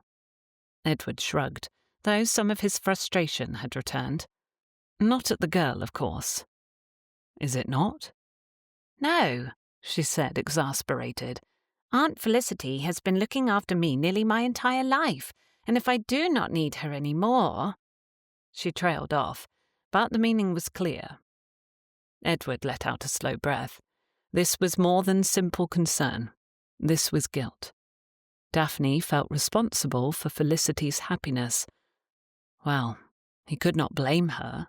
He had felt responsible for others before and burdened himself with their well-being even when it was not truly his duty. But he would not let Daphne bear that same weight. She was so young. Let her stay young while she could. "She will always have a place at Briarwood," he said evenly. Daphne stole a glance at him, her expression thoughtful. "That is kind of you to say," she said, her voice carefully neutral. "But it would not be appropriate for her to stay, or even visit, without me present, would it?" Edward considered. "No, I suppose not."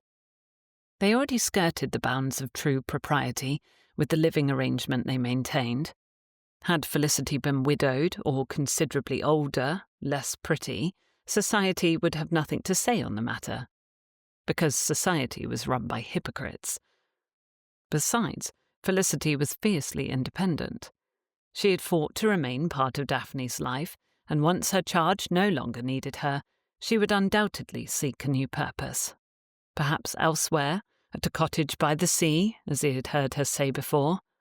Alone. The thought was most unsettling.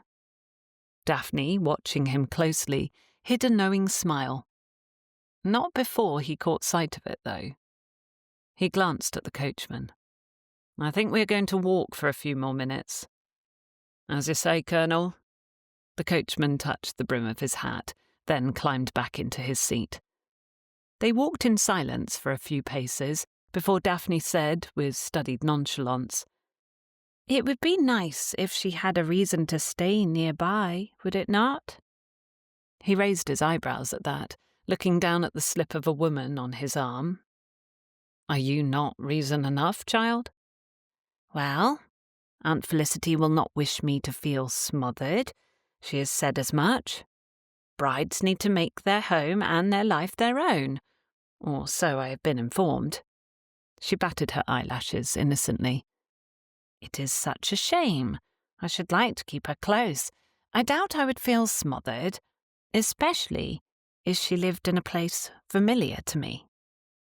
Edward snorted. "Daphne." "What?" she asked, voice sweet as honey. "You are many things, but subtle is not one of them." She grinned. "I do not know what you mean, Colonel." He gave her a look.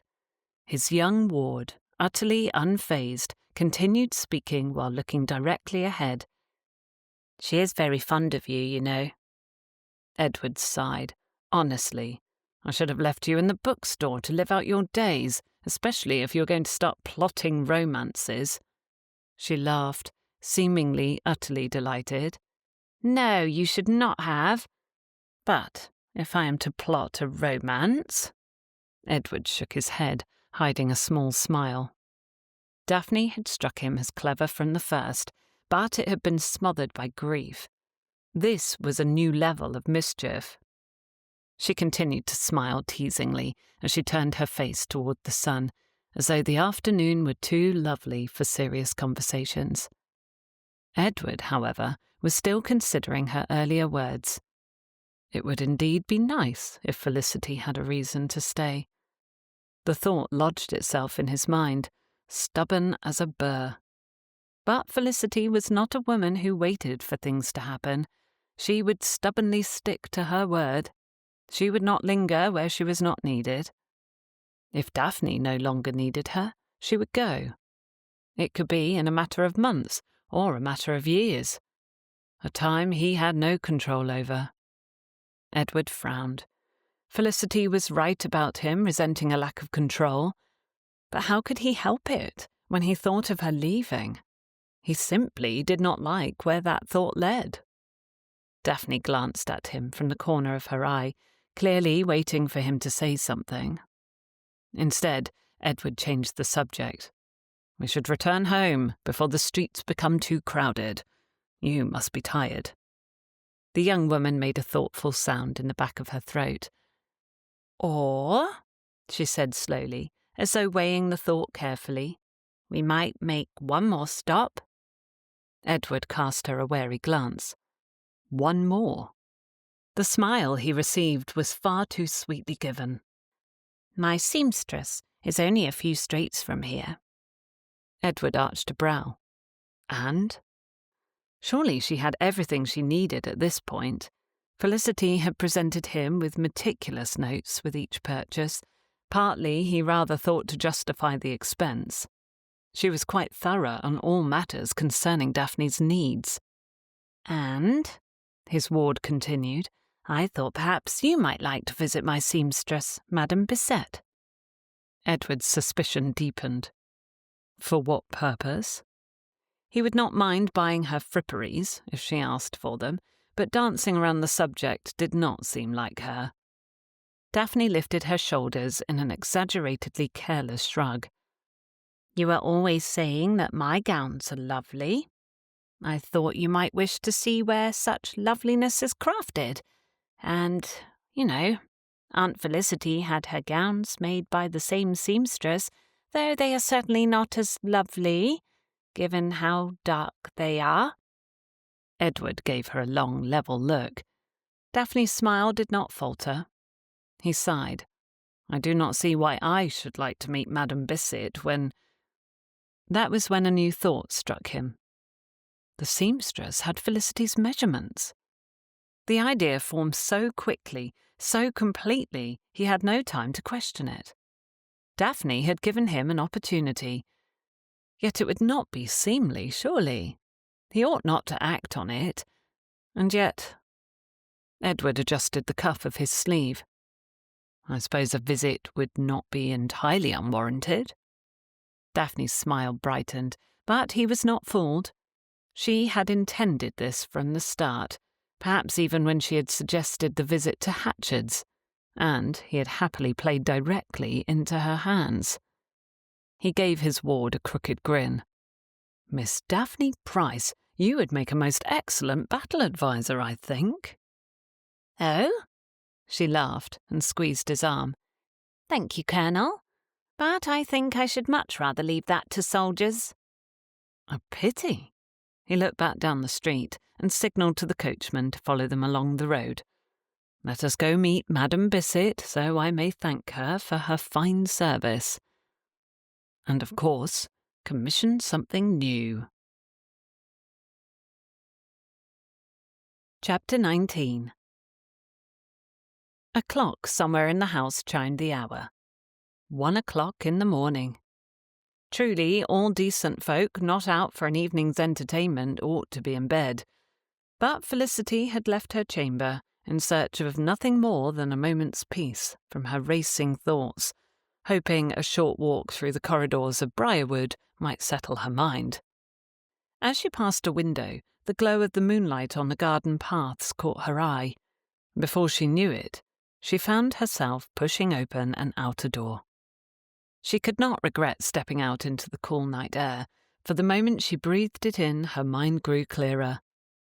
Wrapping her shawl more tightly around herself, even though the spring chill was not unpleasant, Felicity walked the garden paths, her slippers hardly making a sound on the stone. It was quiet here, peaceful, the kind of hush that made it easier to think and harder to hide from her thoughts. Her footsteps taking her there of her own accord, she came to the most dominant and likely most loved portion of the gardens. Her fingers traced lightly over the thorny branches of the rose bushes, brushing against something softer than expected. A bud. The first of the season. She smiled to herself, despite her tangled thoughts. No matter what came, the seasons turned and new things found life. The thought settled strangely in her chest, warm and wistful all at once. And then a voice from behind her. "Do you make a habit of wandering alone at night, Miss Price?" Felicity pulled in a sharp breath, surprised as she turned. Though she had not heard his approach, Edward stood at the edge of the roses, his face shining in the moonlight. His hands were clasped behind his back, his posture deceptively casual.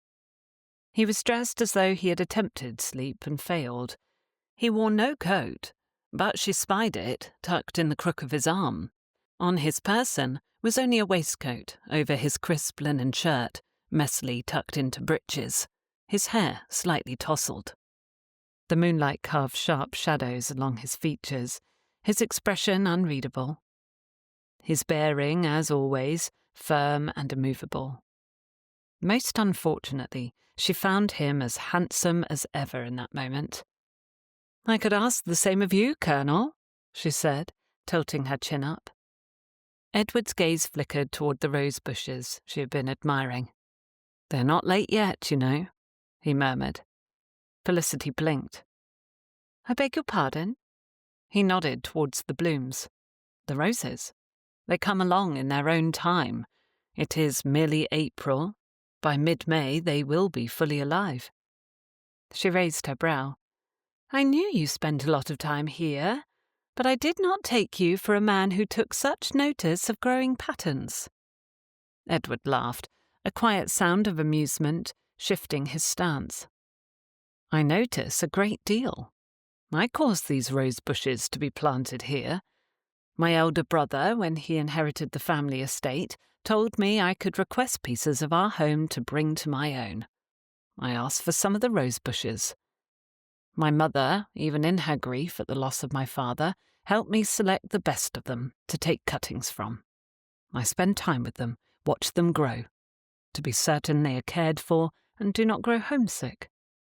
She suspected he had spent many solitary evenings among the thorns. Felicity turned back to the bushes, her voice quieter now. "Early or late, they will bloom." "A thing utterly beyond my control," he said, a touch of humour in his voice. "Are you impressed I love them still, when they do not bend to my orders?" She touched the tight bud again, letting her finger skim along the stem to a thorn. "Perhaps I spoke too hastily about such things. You spoke wisely of them. Thank you for it. I've become more aware of that trait in myself. His voice had lowered and grown softer. A silence stretched between them, filled only by the whisper of the wind through the hedges. You cannot sleep. It was not a question, and so did not require an answer. Yet Felicity sighed and turned to look at him. No. She hesitated. Then, perhaps because the night felt safe, or perhaps because she was too tired to guard her words, she admitted, My mind refuses to quiet itself. Edward studied her for a moment before looking up at the night sky. What is troubling you? She let out a short laugh. Where shall I begin? He met her gaze and raised his eyebrows, but he said nothing. He simply waited. What was there to do but speak? I have spent my whole life in someone else's home, she said slowly. My father's, then my brother's. Now I live in yours. Felicity traced her fingers along the back of the garden bench, grounding herself. I thought I was content, she admitted softly. I thought it did not matter. She looked up, meeting his gaze. But Daphne has asked me recently a question I thought I knew the answer to. She asked what I would do when she marries. Edward's expression shifted, but the shadows and moonlight made it difficult to read when he stood so many feet away. And what did you tell her, Captain? Felicity swallowed. The same thing I have always told myself, that I will go away, someplace quiet, someplace small. I will live on gossip and tea, take long walks on a pebble-bed beach, do nothing of consequence. The Colonel's brow furrowed, and for a moment he looked as though he wanted to say something. But he did not. Instead, he waited. I suppose it hardly matters, she said, forcing a lighter tone. I am far too stubborn for courtship, too set in my ways for marriage. That was when Edward took a slow step toward her. Felicity chuckled softly, ignoring his closer presence. I am too old to be wanted, besides. Edward's voice was low and even. 33 is hardly old, Miss Price. She shook her head, as though that could alter her very age. You are very kind. I am not, he said, as though the matter were quite simple. I am truthful. Felicity glanced away, watching the ground as his shadow grew nearer. You do not know me as well as you think. There are so many reasons I will never marry. Tell me, as many as you can list. Her gaze went to his again, and a disbelieving laugh left her lips. Edward, really? He folded his arms and waited. You are alarmingly patient this evening. I'm told it is a virtue. I do not think it applies in situations like this, where you needle a woman to give you consequential answers about her life. I am not needling. I have asked quite politely for you to list these reasons you speak of. Come along, Felicity. Tell me all the reasons you will never marry. He stood so close now, close enough for her to see the gleam in his eye. Was it a challenge? Very well. Felicity began listing her faults, one by one, ticking them off on her fingers. I am sharp-tongued. You are intelligent, Edward countered, startling her with the interruption. I find it preferable to insipid conversation. She rolled her eyes. I argue too much. You argue when it matters. Felicity narrowed her eyes at him. He was doing this on purpose. I do not bend easily. You shouldn't have to. Neither do I. I am quite set on getting my way. When you were in the right, I failed to see the problem with that. He leaned a little closer. Go on. I can do this all night. Felicity's breath caught, her heart thudding painfully against her ribs as she stared up at him. His gaze was unwavering, steady and open enough that she read something startling within them. Edward cared for her. And in that moment she realised something. She had spent so long deciding what was wrong with her. Edward was the first person in a long time to tell her what was right. The night air stretched between them, charged and waiting. A breeze swept through the garden, and she shivered slightly. Edward moved apparently without thinking. Shrugging off his coat, he stepped forward and draped it over her shoulders. "Oh, not again. Edward." Felicity looked up at him, stunned. Not by the action itself, but by the warmth of it, by the care in his gesture, by the way his fingers lingered just for a moment against the fabric. She swallowed, her throat tight. "I was so ungrateful last time you gave me use of your coat. I left it on the ground." "It came to no harm?" The man kept his hands on her shoulders, moving them slightly up and down as though to warm her through his touch. "Even if it had, I would give you another and another. All my coats are at your disposal, since you appear unable to think ahead well enough to wear your own." She laughed softly. "You see? Another thing that marks me ill-prepared for marriage. I cannot be bothered to look after myself." "Because you were too busy looking after everyone else," Edward said gently, looking down into her eyes. Though the moon cast everything in a silvery blue light, she had no trouble admiring the depth in his green-brown eyes. "Let someone else look after you for a change, Felicity. Let me look after you."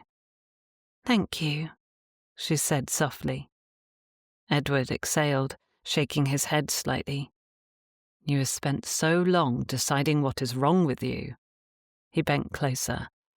"Have you never considered all that is perfect and lovely?" Felicity's breath shuddered. Her fingers curled around the edges of his coat, holding it tighter around her. She could not speak. For the first time, she had no argument. Edward's eyes searched hers. But then, with a slow inhale, he straightened. "The garden is lovely at night," he said at last. She nodded, collecting herself. "Yes," she murmured. "It is." A long moment of silence stretched between them. Then, wordlessly, he took her hand and most inexplicably laced his fingers with hers. "But it is late, and you are cold." She could hardly swallow. Everything felt charged. If she said the wrong thing, if he did, she might well combust on the spot. And what was the right thing, with her hand in his? "I should get you inside," he said, "and send you back to bed." Her cheeks flushed as his fingers tightened around hers. "Come, Felicity, all the troubles of the world will be there when you wake tomorrow. Perhaps you will confide a few more in me, that I might help you carry them." He gave her hand a gentle tug, and she stepped forward, walking together back toward the house. As they reached the doors, Edward gave her hand another squeeze. I think I will take one more turn around the garden, perhaps to clear my own head." Then he bowed, and at the same moment raised her hand to his lips.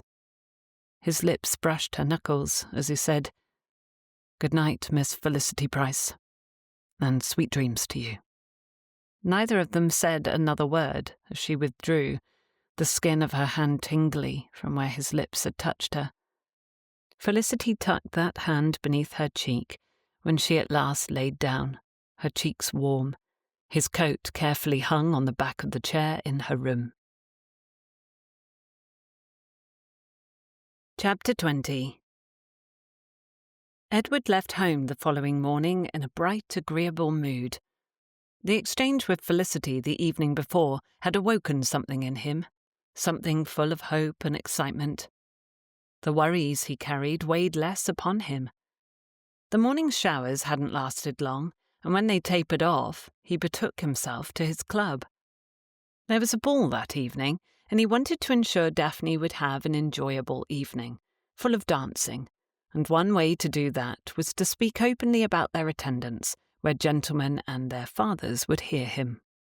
He arrived at Blackstone's club, fresh from an unexpectedly pleasant ride. As he had passed the dressmaker's shop on his way in, he couldn't help but think on Daphne's matchmaking attempt, the memory of which only put him in a still better humour. The club's familiar hush greeted him upon entry, the smell of pipe smoke and leather-bound books wrapping around him like an old coat. He'd grown to like the place, even with its odd taxidermy collection, which seemed ever in motion. A North American beaver stood on a pedestal near the doorway today, wearing a monocle. He bowed to it on impulse.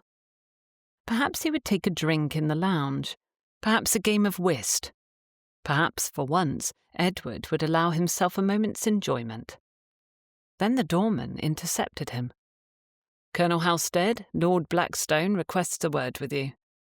"Oh, of course. Lead the way, Plockton."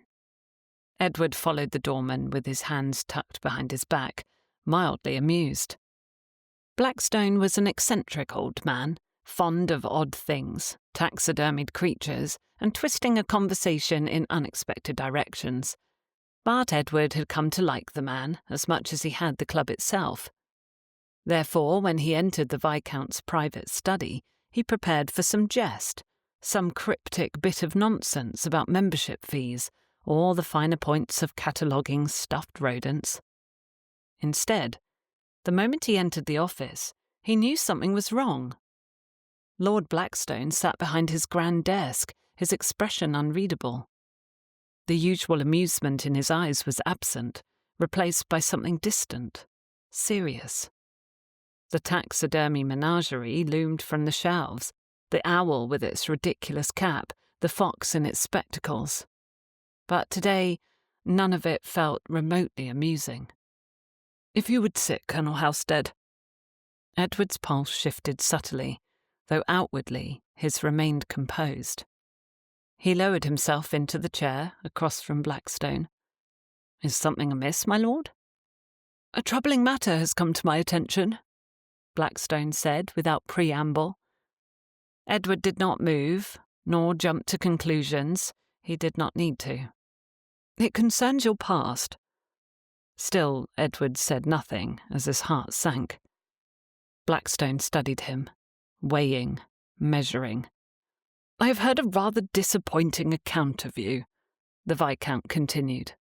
"One I cannot ignore."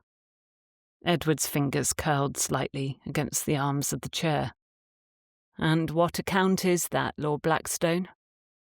"It is said that in your youth you ruined a young woman and immediately afterwards fled all your responsibilities. That you joined the army rather than face the consequences of your actions." A slow creeping weight settled in Edward's chest. It was not rage that struck him first. It was resignation. At last, the past had come for him. His jaw tightened, but his voice remained even, measured. "That is not how any of that happened." Blackstone tilted his head, an unimpressed gesture. "No?" "No." Edward's explanation was necessarily brief, his words clipped. He would not reveal all. He would not harm Pamela, not after all these years. "I did not flee. I was sent away. My commission was not of my choosing." Blackstone made a non-committal sound, steepling his fingers. "Perhaps. But intent does not alter the outcome, does it?" "My only intent was to obey the wishes of my father and the express wishes of the young woman's parents." Edward's spine went rigid. "What outcome do you speak of?" Blackstone leaned forward, his gaze sharper now. "There is another rumour, Colonel. One more recent." A pause. Edward felt as frozen in place as the animals on display, desperate to move, but entirely incapable. Lord Blackstone spoke almost as though the words pained him. "It is said you have been searching for a child." Edward's breath stilled. For the first time, his control threatened to waver. "And?" he asked, his voice low. It is no crime to make inquiries. Blackstone studied him for a long moment. I wonder what I am meant to make of it. His teeth clenched together, his grip tightening on the arms of the chair. That is a private matter. Perhaps, Blackstone said quietly. But reputation is not private, Colonel. It is instead very public, and reputation is what holds this club together. I have made it a point to only offer membership to men of upstanding honour, of high moral fibre, men I am not ashamed to know. Edward's shoulders locked. He had always known his membership here was tenuous, probationary. Now Blackstone was making the terms very clear. If you cannot satisfy my concerns, the Viscount said smoothly, I will have no choice but to revoke your membership. It was all he could do to exhale slowly through his nose. You mean to say I would be expelled? I mean to say, Blackstone corrected, that you would no longer be welcome beneath this roof or mine, and that your fellow members would be informed of my decision, and why. They would be free to draw their own conclusions about your character. Edward's pulse pounded, painful and swift. He could endure such a loss. He had endured worse. But this was not only about him. If Blackstone cast such public doubt on his honour, others would whisper of it. Nay, no longer fear to whisper it, but speak openly of their distrust. And if Edward was seen as a man of poor character, what would that mean for Daphne's standing, for Felicity's? If doubt fell upon his name, would invitations to events quietly stop arriving? Would Daphne find herself excluded from certain circles, quietly left behind as others move forward? Would the friendships of the Normans, the Montagues all disappear? Would Felicity's place in his home face greater scrutiny? The worry churned in his stomach. He lifted his gaze to meet Blackstone's directly. I understand. Blackstone nodded once. Good. Then you understand why I must ask. What explanation can you offer me that satisfies the matter? Edward squeezed his eyes closed. None. Blackstone sounded confused. None? What can you mean? Opening his eyes and focusing them on the bright gaze of the other man, he spoke in a firm voice, in a final one. None. The Viscount considered him for a long, long moment. Then, at last, he sighed. That is unfortunate. But you may change your mind. I will give you a fortnight to come up with a satisfactory explanation or reason why I should not doubt your integrity, Colonel Halstead. Consider your reputation. Consider those under your protection. Edward inclined his head stiffly. If there is nothing else, my lord, I will take my leave. Blackstone waved him away, standing and pacing to the window in evident discontent. It was a relief to rise and stride from the office. He did not look back. But the moment he stepped out into the club's main hall, the weight of what had just transpired settled heavily over Edward. He had not spoken in his own defence, but how could he? The story was not his to tell. There were others with reputations that could be ruined, lives hurt. And now there might be tangible consequences. The familiar comfort of Blackstone's club felt different now. Tighter, smaller. Edward moved toward the exit, retrieving his hat and gloves with uncharacteristic urgency. Stepping out onto the pavement, he let the tepid London air wash over him. For the first time in a long, long while, Edward did not know what to do. Felicity should have been watching Daphne, she knew it. She had promised to keep a closer eye on her niece since the event in the garden, and yet her attention kept drifting to Edward on the other side of the ballroom. Something was wrong. He was not himself. He was too quiet, too measured. His usual sharp attentiveness was there, but his mind was somewhere else entirely. The Colonel seems broody, Mrs. Norman said at her side from behind her fan. "Is anything amiss, my dear?" "I cannot think so," Felicity said, forcing a smile. Mrs. Norman might be a friend, but she was a recent one, and a lady could never keep some matters too close. "My, but Miss Norman looks lovely.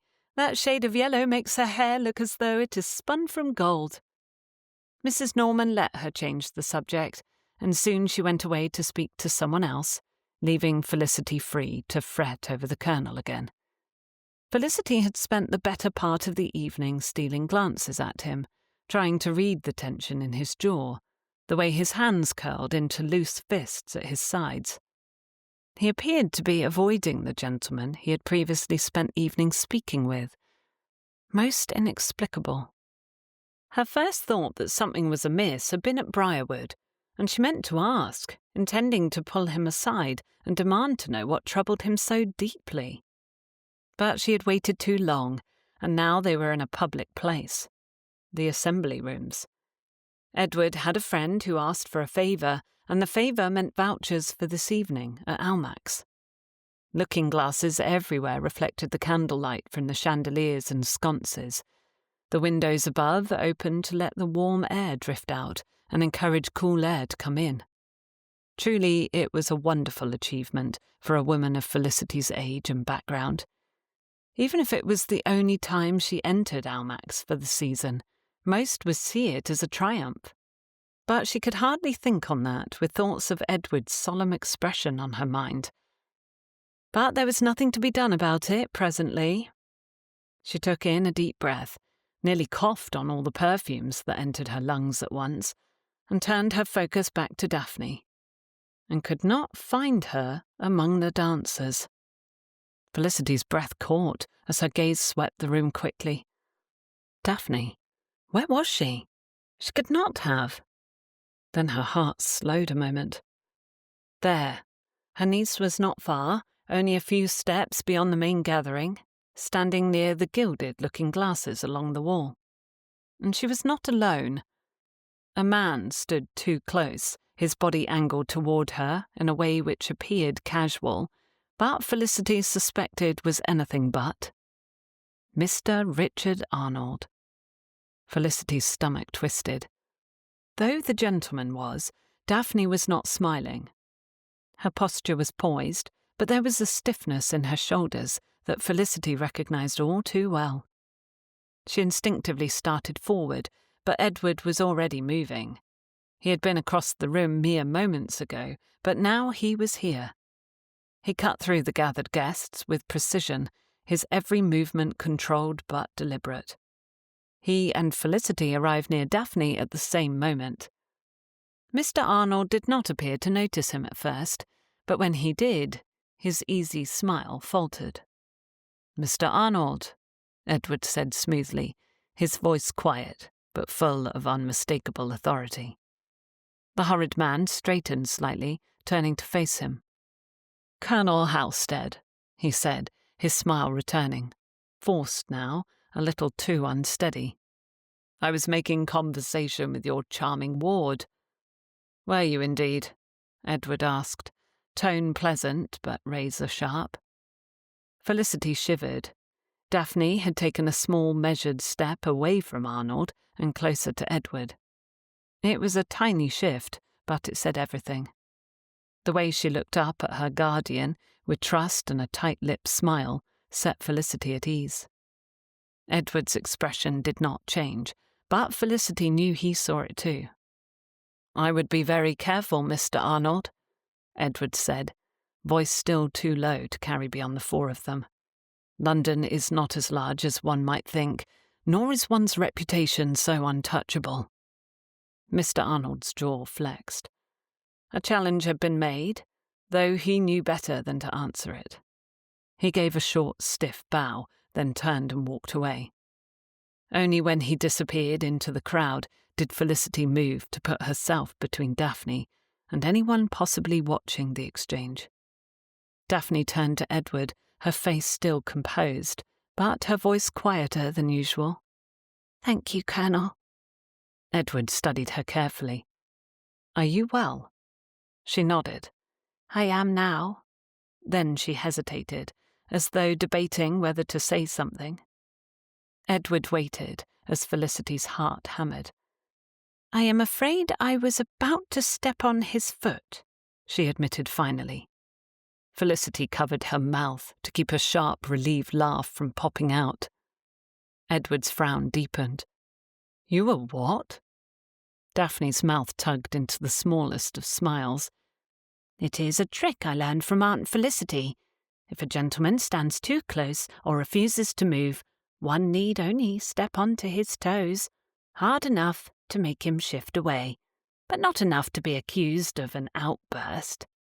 A swift apology always follows, of course, but the pain in the toes remains. Edward huffed a quiet, amused breath. He glanced at Felicity, his eyes sparkling. Not a terrible idea. He looked at Daphne again. And if that had failed? Daphne lifted her chin slightly. Then I would have asked quite loudly how he had enjoyed his time in debtor's prison. Felicity's brows lifted. Mr. Arnold was in debtor's prison? Daphne's eyes glinted with satisfaction. No, but I doubt he would have liked others wondering if he had been.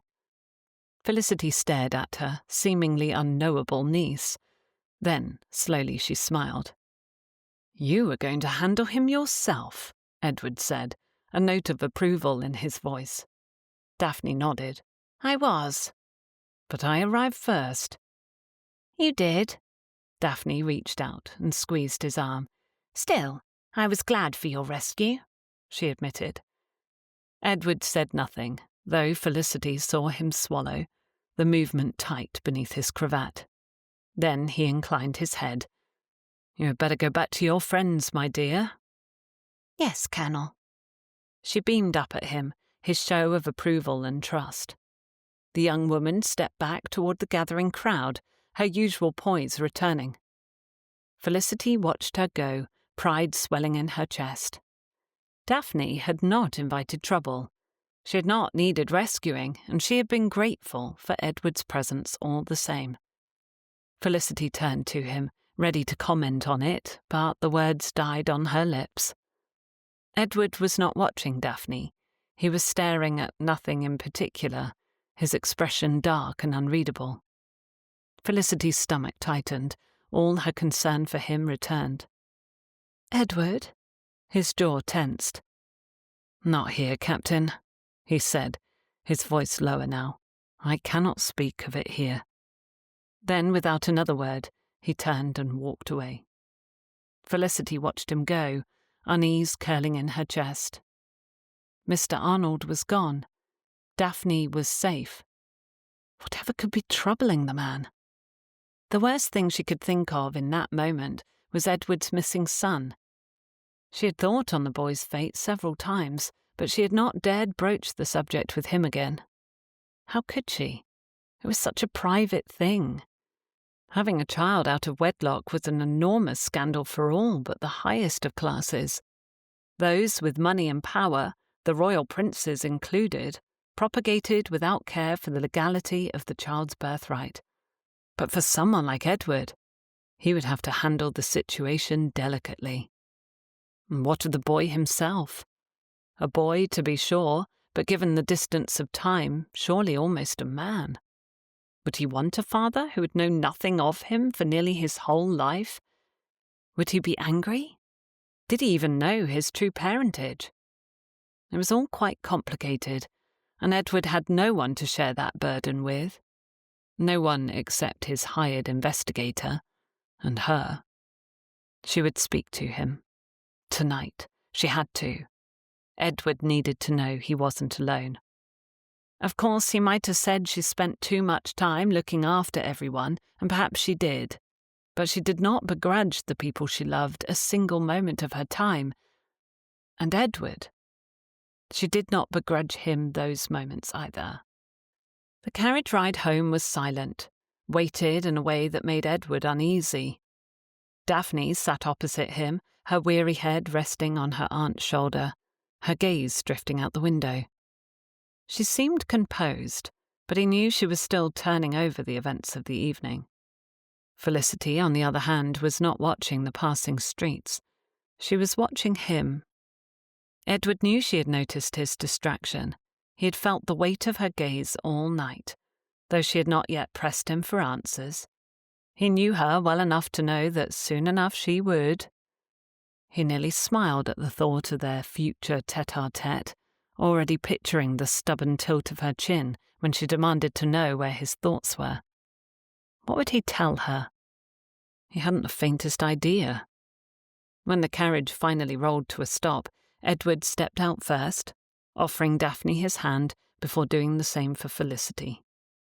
He expected the older woman to release him immediately, to follow her niece upstairs and help the younger woman prepare for bed as usual.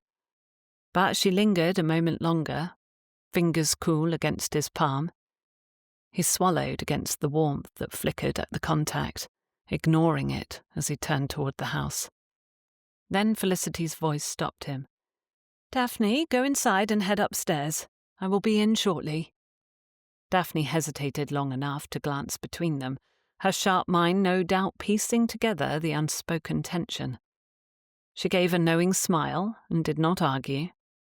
"Good night, Aunt Felicity." "Good night, Colonel." Edward inclined his head in response, waiting until she had definitely disappeared inside before looking at Felicity. The carriage pulled away, leaving them alone in front of the house, the evening air a cool relief from the insipidity of the carriage. He already knew what she would say before she spoke. "We need to talk." Edward exhaled slowly. "Felicity." "No, not later. Not tomorrow. Now." He hesitated, studying her in the dim lamplight.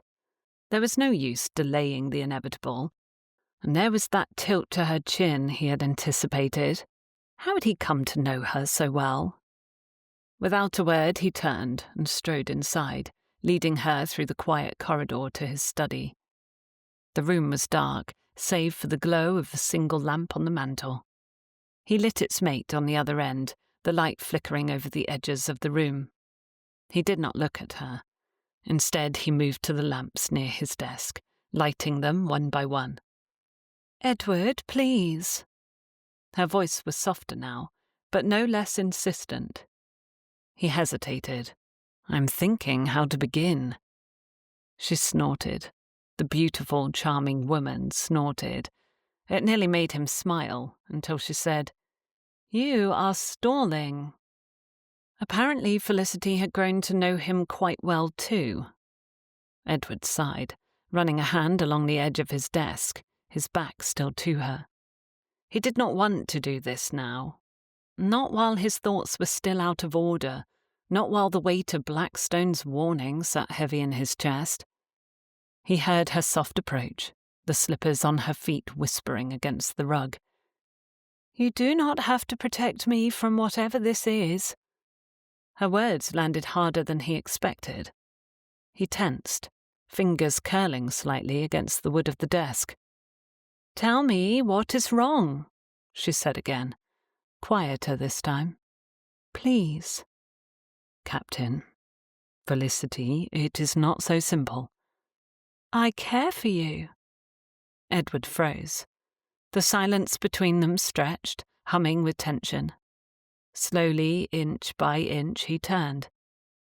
Felicity was standing near him, no more than 2 steps away, her hands clasped in front of her skirts, her chin tilted upward in that way which told him she would not back down. Her cheeks were flushed. Her eyes met his with quiet determination, though he could see the slight rise and fall of her breath, the way she steeled herself for his reaction. I cannot have heard you correctly," Edward murmured, his heart stuttering in his chest at the lie. He knew what she had said, but he desperately wanted to hear it again. She swallowed, but did not waver. "I care for you, Edward. Deeply. More than I have cared for any man before." For a moment he could do nothing but look at her. He had heard correctly. She had taken a beautiful risk, a brave chance, and he adored her all the more for it. Before he could stop himself, before he could reason himself out of action, Edward had crossed the space between them and kissed her. It was not a tentative or uncertain brush of the lips. It was all-consuming. His hand came to her waist, pulling her closer, while his other traced the curve of her jaw, tilting her face up toward him. Her fingers curled into his coat, gripping him as though she might anchor herself there. The warmth of her, the way she leaned into him, the way she had said his name. It was undoing him. When he finally pulled away, the fiery kiss tangling his thoughts, it was only enough to rest his forehead against hers. "Felicity," he murmured. Her voice was breathless. "Yes?" Edward exhaled, lifting his gaze to hers, searching. "I have deep affection for you." Her eyes softened. "You do?" His lips quirked in a wry smile. "You doubted it? After that?" Felicity's slight smile answered his, and her eyes danced as she gazed up at him. "I didn't want to assume." His thumb brushed lightly over her cheek. "My stubborn, lovely Felicity, I did not even ask permission to kiss you."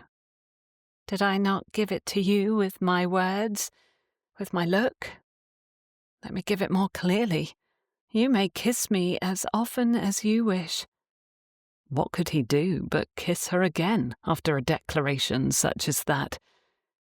He pressed his lips to hers, one hand around her to draw her closer, the other cradling the back of her head as he supported it at the perfect angle for his much taller form to bend and taste her. Oh, she tasted sweet. She felt soft in his arms, delicate. When his lips parted from hers, he placed a kiss on her forehead. "You will not stamp on my toes, then?" Felicity laughed and shook her head. "No, not this time." She laid her head on his chest and closed her eyes briefly, a soft smile touching her lips. For a moment neither of them spoke, content to stand there in the quiet, in the flickering glow of the lamplight. Edward marvelled at his unexpected good fortune. Felicity cared for him as he cared for her. She allowed him the privilege of holding her, the gift of her kiss. But peace, as always, was fleeting. Felicity pulled back slightly, searching his face. "Edward?" He sighed, already knowing what was coming. "Must we?" "Yes." He dragged a hand through his hair, reluctant to let the moment go. Then, because there was no point in avoiding it any longer, he exhaled. "Lord Blackstone." Her expression sharpened. "The man who owns your club? What about him?" It had to be said, no matter how painful it would be. "He has heard rumours about me, about my past." Her brow furrowed. "What sort of rumours?" His jaw clenched. That I ruined a young woman and fled responsibility by joining the military. "It is an old story, with some truth to it." Felicity inhaled slowly. "Is there more?" Edward hesitated before meeting her gaze. "And he knows that I have been searching for a child." Her breath hitched. "Oh, no."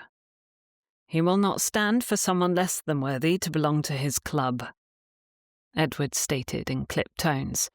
"He has informed me that unless I can prove my honour beyond doubt, provide an explanation both for my actions and the consequences, I will be removed from it." Felicity's fingers curled into fists. "If you are removed, that would cause harm to you." "It will cast doubt on my reputation, yes." He did not need to say the rest. It would affect her. It would affect Daphne. Everything. The woman he cared far too much about was quiet for a long moment. Then, her voice low and sure, she said, "That is not fair." "It is society." "Oh, society." She shook her head, disgust on her features. I lecture Daphne about the strictures of society almost daily, but the unforgiving hypocrites in charge of everything are always eager to dig their claws into someone, especially someone good, someone like you. So, what shall we do?" "We?" Edward repeated, looking down at her in bewilderment. Her eyebrows raised. "Yes, we. Daphne is your ward, I am her aunt. We are a part of your household. Your reputation is inextricably linked to ours. We are all in this together, Edward. I'm completely on your side at every turn. If you say we ride at dawn, then I will prepare my musket. Or parasol." She offered him a gentle smile. "Truly. What do you wish for us to do?" He was silent, moved by her quick acceptance and her tender loyalty to him. It was more than he deserved. Felicity stepped closer, resting a hand against his chest. "We will find a way through this." He looked at her, running his thumb along her jaw. "I believe you actually could, my darling." He released a sigh. "Let me think on it. I've been given a fortnight to decide what to tell Lord Blackstone." Felicity nodded and stepped away, immediately leaving him to curse her absence in the cool air between them. "Do not hesitate to speak to me of it, Edward. Please." "I will not," he promised. "I had best go attend to Daphne. Good night, Edward." "Good night, Captain." He watched her go, his chest lighter, though his burdens remained the same. Chapter 21. For 2 days, Felicity could not stop thinking about Edward's dilemma. It had settled in the back of her mind, lingering like an out-of-tune chord, its tension humming beneath everything she did. She had not spoken to Edward much since their conversation in the study, not because she did not wish to, but because every time she looked at him, she saw the weight on his shoulders, the quiet way he carried his burden, quite literally soldiering on. He was still thinking it all through. And he had kissed her. That, too, she could not forget, which was precisely why she had invited Mrs. Norman and Miss Norman for tea today, to distract herself, if nothing else. The parlour was bright with afternoon light, the fire warming the chill which still determinedly clung to early spring. The tea service was laid out neatly, and Daphne sat beside her, in high spirits, telling Miss Norman some amusing story about the ball 2 nights prior. Mrs. Norman, however, was watching Felicity.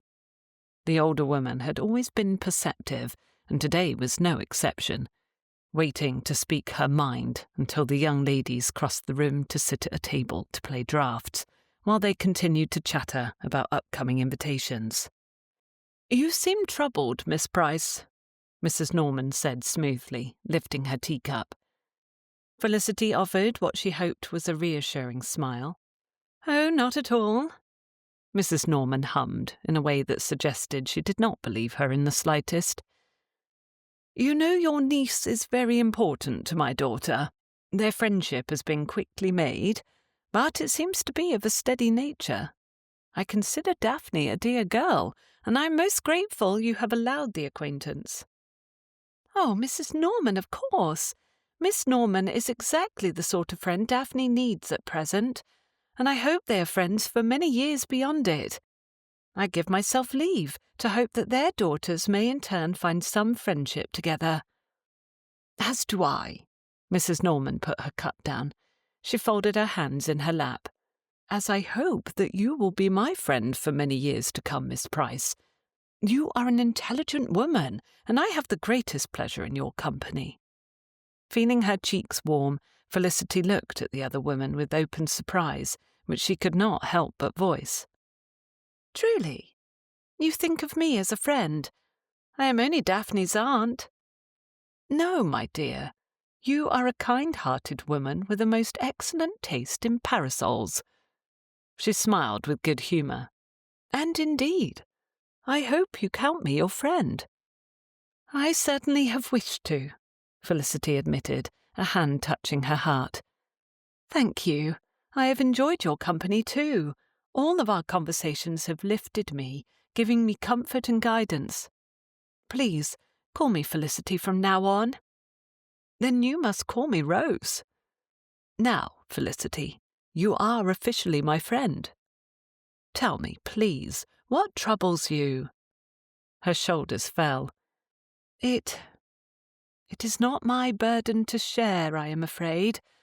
But that you noticed and wished to help, that eases my mind greatly. Rose nodded slowly, her expression still kind. I understand. You will tell me if I can help you, will you not? Of course. For now I am best helped with distraction. We must find something pleasant, some exciting topic to... Before Felicity could attempt to redirect the conversation, a light knock sounded at the door, and a footman stepped inside, holding a carefully wrapped parcel. A delivery has arrived, Miss Price? Felicity frowned slightly. Oh? The footman nodded. From Madame Bisset's dress shop. That was peculiar. She had not ordered Daphne anything recently. Setting down her teacup, she took the parcel from the footman, untying the string and unfolding the brown paper wrapping. A gown was nestled inside. A stunning one. The fabric was soft beneath her fingertips, finer than anything she had commissioned before. The colour, a rich, deep green, was striking, the embroidery at the hems delicate and elegant. It was surely not Daphne's. The colours were too bold for a young woman in her season. My, but that is exquisite, Rose said, peering into the box beside her. And how lovely! I cannot think I have seen many in this colour yet this season. You'll be setting a trend. I think there must be a mistake, she said, her traitorous fingers running along the neckline. We did not order such a thing for Daphne, though I did admire the cloth when we were in the shop. Like a prickle up her spine, a slow dawning realization settled over her. She turned to Daphne, who was grinning in a way which immediately set her on edge. You did not order this for yourself, did you? Felicity asked, holding up the sleeve of the gown. Daphne laughed, shaking her head. No, the Colonel and I placed the order, but we did it for you. Felicity froze. Edward had done this? For her? She tried to find the words, but her friend spoke first, amusement in her voice. Well, well. Felicity turned her head sharply, half expecting censure. Instead, she found her new friend, Rose, looking at her with something close to approbation. Felicity, startled, could not stop herself from asking, You approve? Rose sipped her tea, the very picture of serene amusement.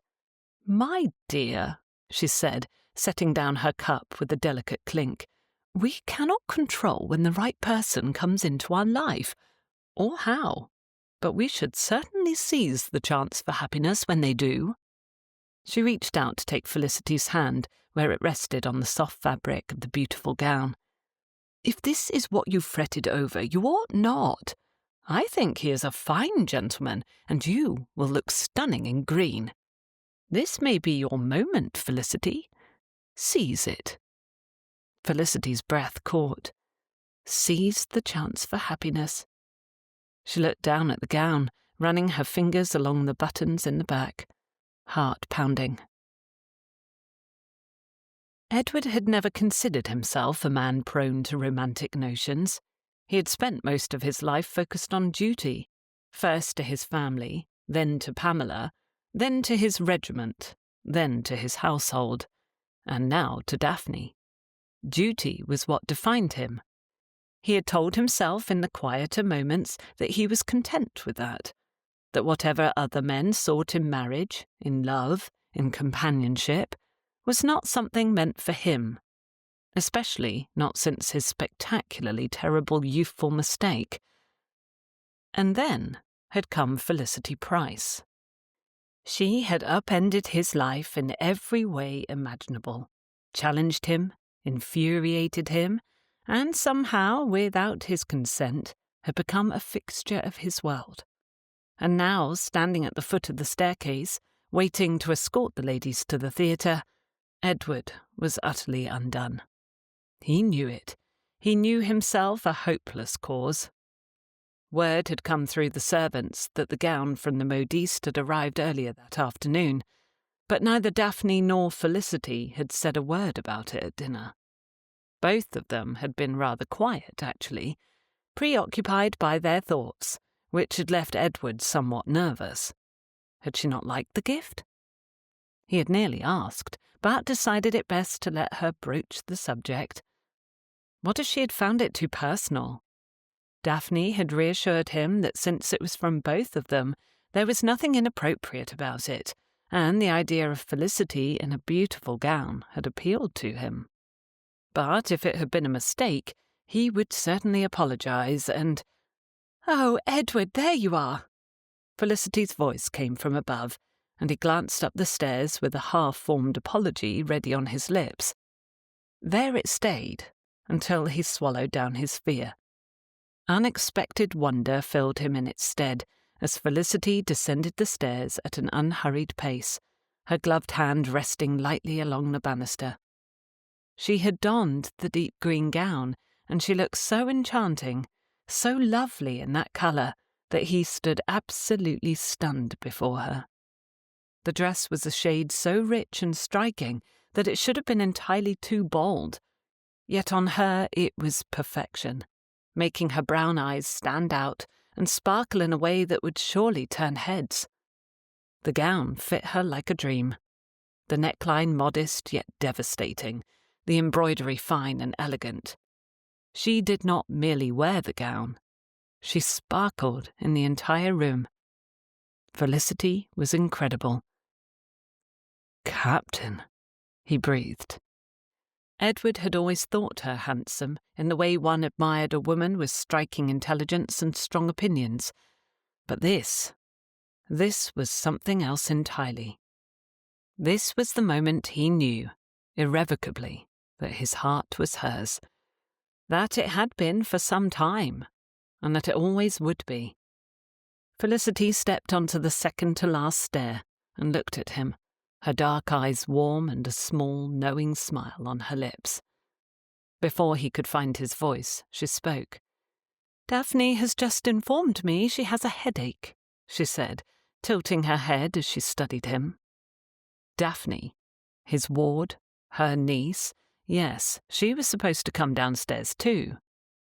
Edward looked to the top of the stairs, his mind still catching up with her words, then back at the vision before him as he frowned. She seemed well earlier. "She did," Felicity agreed, seemingly not at all concerned. "But she has since retired to bed." She took another step down, closer to him, and Edward's breath shallowed. "I was coming to ask if you would rather stay home as well." Edward did not answer immediately. Instead, he reached for her, drawing her close in a way that left no space between them. Felicity let out the softest of breaths, her hands resting lightly against his chest, not to resist him, but to keep her balance. When he spoke, his voice was quiet, but full of more certainty than it had ever held before. "I love you." Felicity stilled. He felt her inhale sharply, felt the way her fingers curled slightly against his coat, but she did not pull away. "In the weeks and months I have known you," Edward continued, his voice steady despite the pounding of his heart, "I have fallen in love with you, and no matter what comes next, I want you beside me, always, as my dearest friend, my ally, my captain, as my wife." Felicity's breath shook as she exhaled. For a moment she said nothing. Then, with all the certainty in the world, she made him the happiest man alive. "Yes." Edward closed his eyes briefly, pressing his forehead to hers. She had chosen him. For the first time in his entire life, he felt true peace. His future wife's fingers brushed lightly over the front of his coat. "I love you too," she admitted. He laughed softly, opening his eyes to look down at her. A very good thing. I would feel quite let down otherwise. Oh, Felicity. He kissed her forehead. I love you. First one cheek, then the other as her breathing hitched. I will spend the whole of my life loving you, and I will care for you as you have taken care of everyone else. He pressed his lips to hers, and she eagerly returned his kiss. I will always be thankful you chose me. She shook her head. The smile returned to her lips. How could I not? You are wonderful. A man of honour, integrity. You care so deeply about the people for whom you are responsible. You are the best of men, Edward. I have made so many mistakes, he reminded her, a note of caution in his voice. Best she not gain the habit of thinking him perfect. Felicity cupped his cheek in her hand. Everyone makes mistakes. It is how we right our wrongs, how we heal the hurts we cause that matters. You are a good man, and I love you with my whole being. That deserved another kiss, and his silent vow to never stop bettering himself. Felicity deserved the best him that he could give her. When their lips parted, but their foreheads remained touching, Felicity asked softly, What now? Edward exhaled a quiet laugh, stepping back enough to look at her properly. You have seen to Daphne? Yes, of course. Do you have a great desire to go to the theatre tonight? His beloved smiled. Not precisely. We cannot really go alone, the two of us. People would talk. They are going to anyway when we announce our marriage. Do you mean when we announce our engagement? Felicity teased. I'm getting a common license first thing in the morning. I will wed you this very Sunday, if you are not averse to it. She laughed softly and did not censure his eagerness. I am not, though people certainly will talk. You still lack patience, Colonel Halstead. I will learn it for you. After we have wed, I promise. The joy in her eyes erased any concern he felt over rushing the whole thing. They had lived together for nearly 2 months, butting heads almost daily about Daphne's freedoms, agreeing and disagreeing on thousands of things, and he did not want to spend many more days unable to kiss her after a disagreement, afternoons without her seated by him at these infernal visits, evenings without her by his side at balls, nights without her curled up beside him. Not when they were both so in love, not when they could easily remove the barriers to such intimacies through a single act. We cannot go to the theatre, Felicity said quietly, bringing him out of his excitable thoughts. So, if you are not averse to it, I would like to sit with you in the library.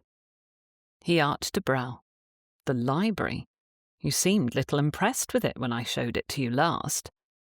There is a new settee, she said, lips curving slightly. I ordered it directly after you showed me the room. On your account, I'm afraid. Edward couldn't help but laugh at that. Of course you did. Daphne helped me order shelves and shelves worth of books. She does enjoy reading, Felicity smiled, looping her arm through his. Will you lead the way, Colonel? I will, Captain, he teased. The title he had suggested giving her from the early days of their acquaintance, making them both grin like young fools. In short order he had the library warm with lamplight, the fire burning low in the hearth. As she had said, a new settee had been placed near the bookshelves, its fabric a rich navy, its cushions plush and inviting. Not masculine, as his study was, not feminine like the fripperies of a tea-house. Something their own. Edward grinned as he took it in. You intend to fill my cold, empty home the way you filled my cold and empty heart? Indeed I do.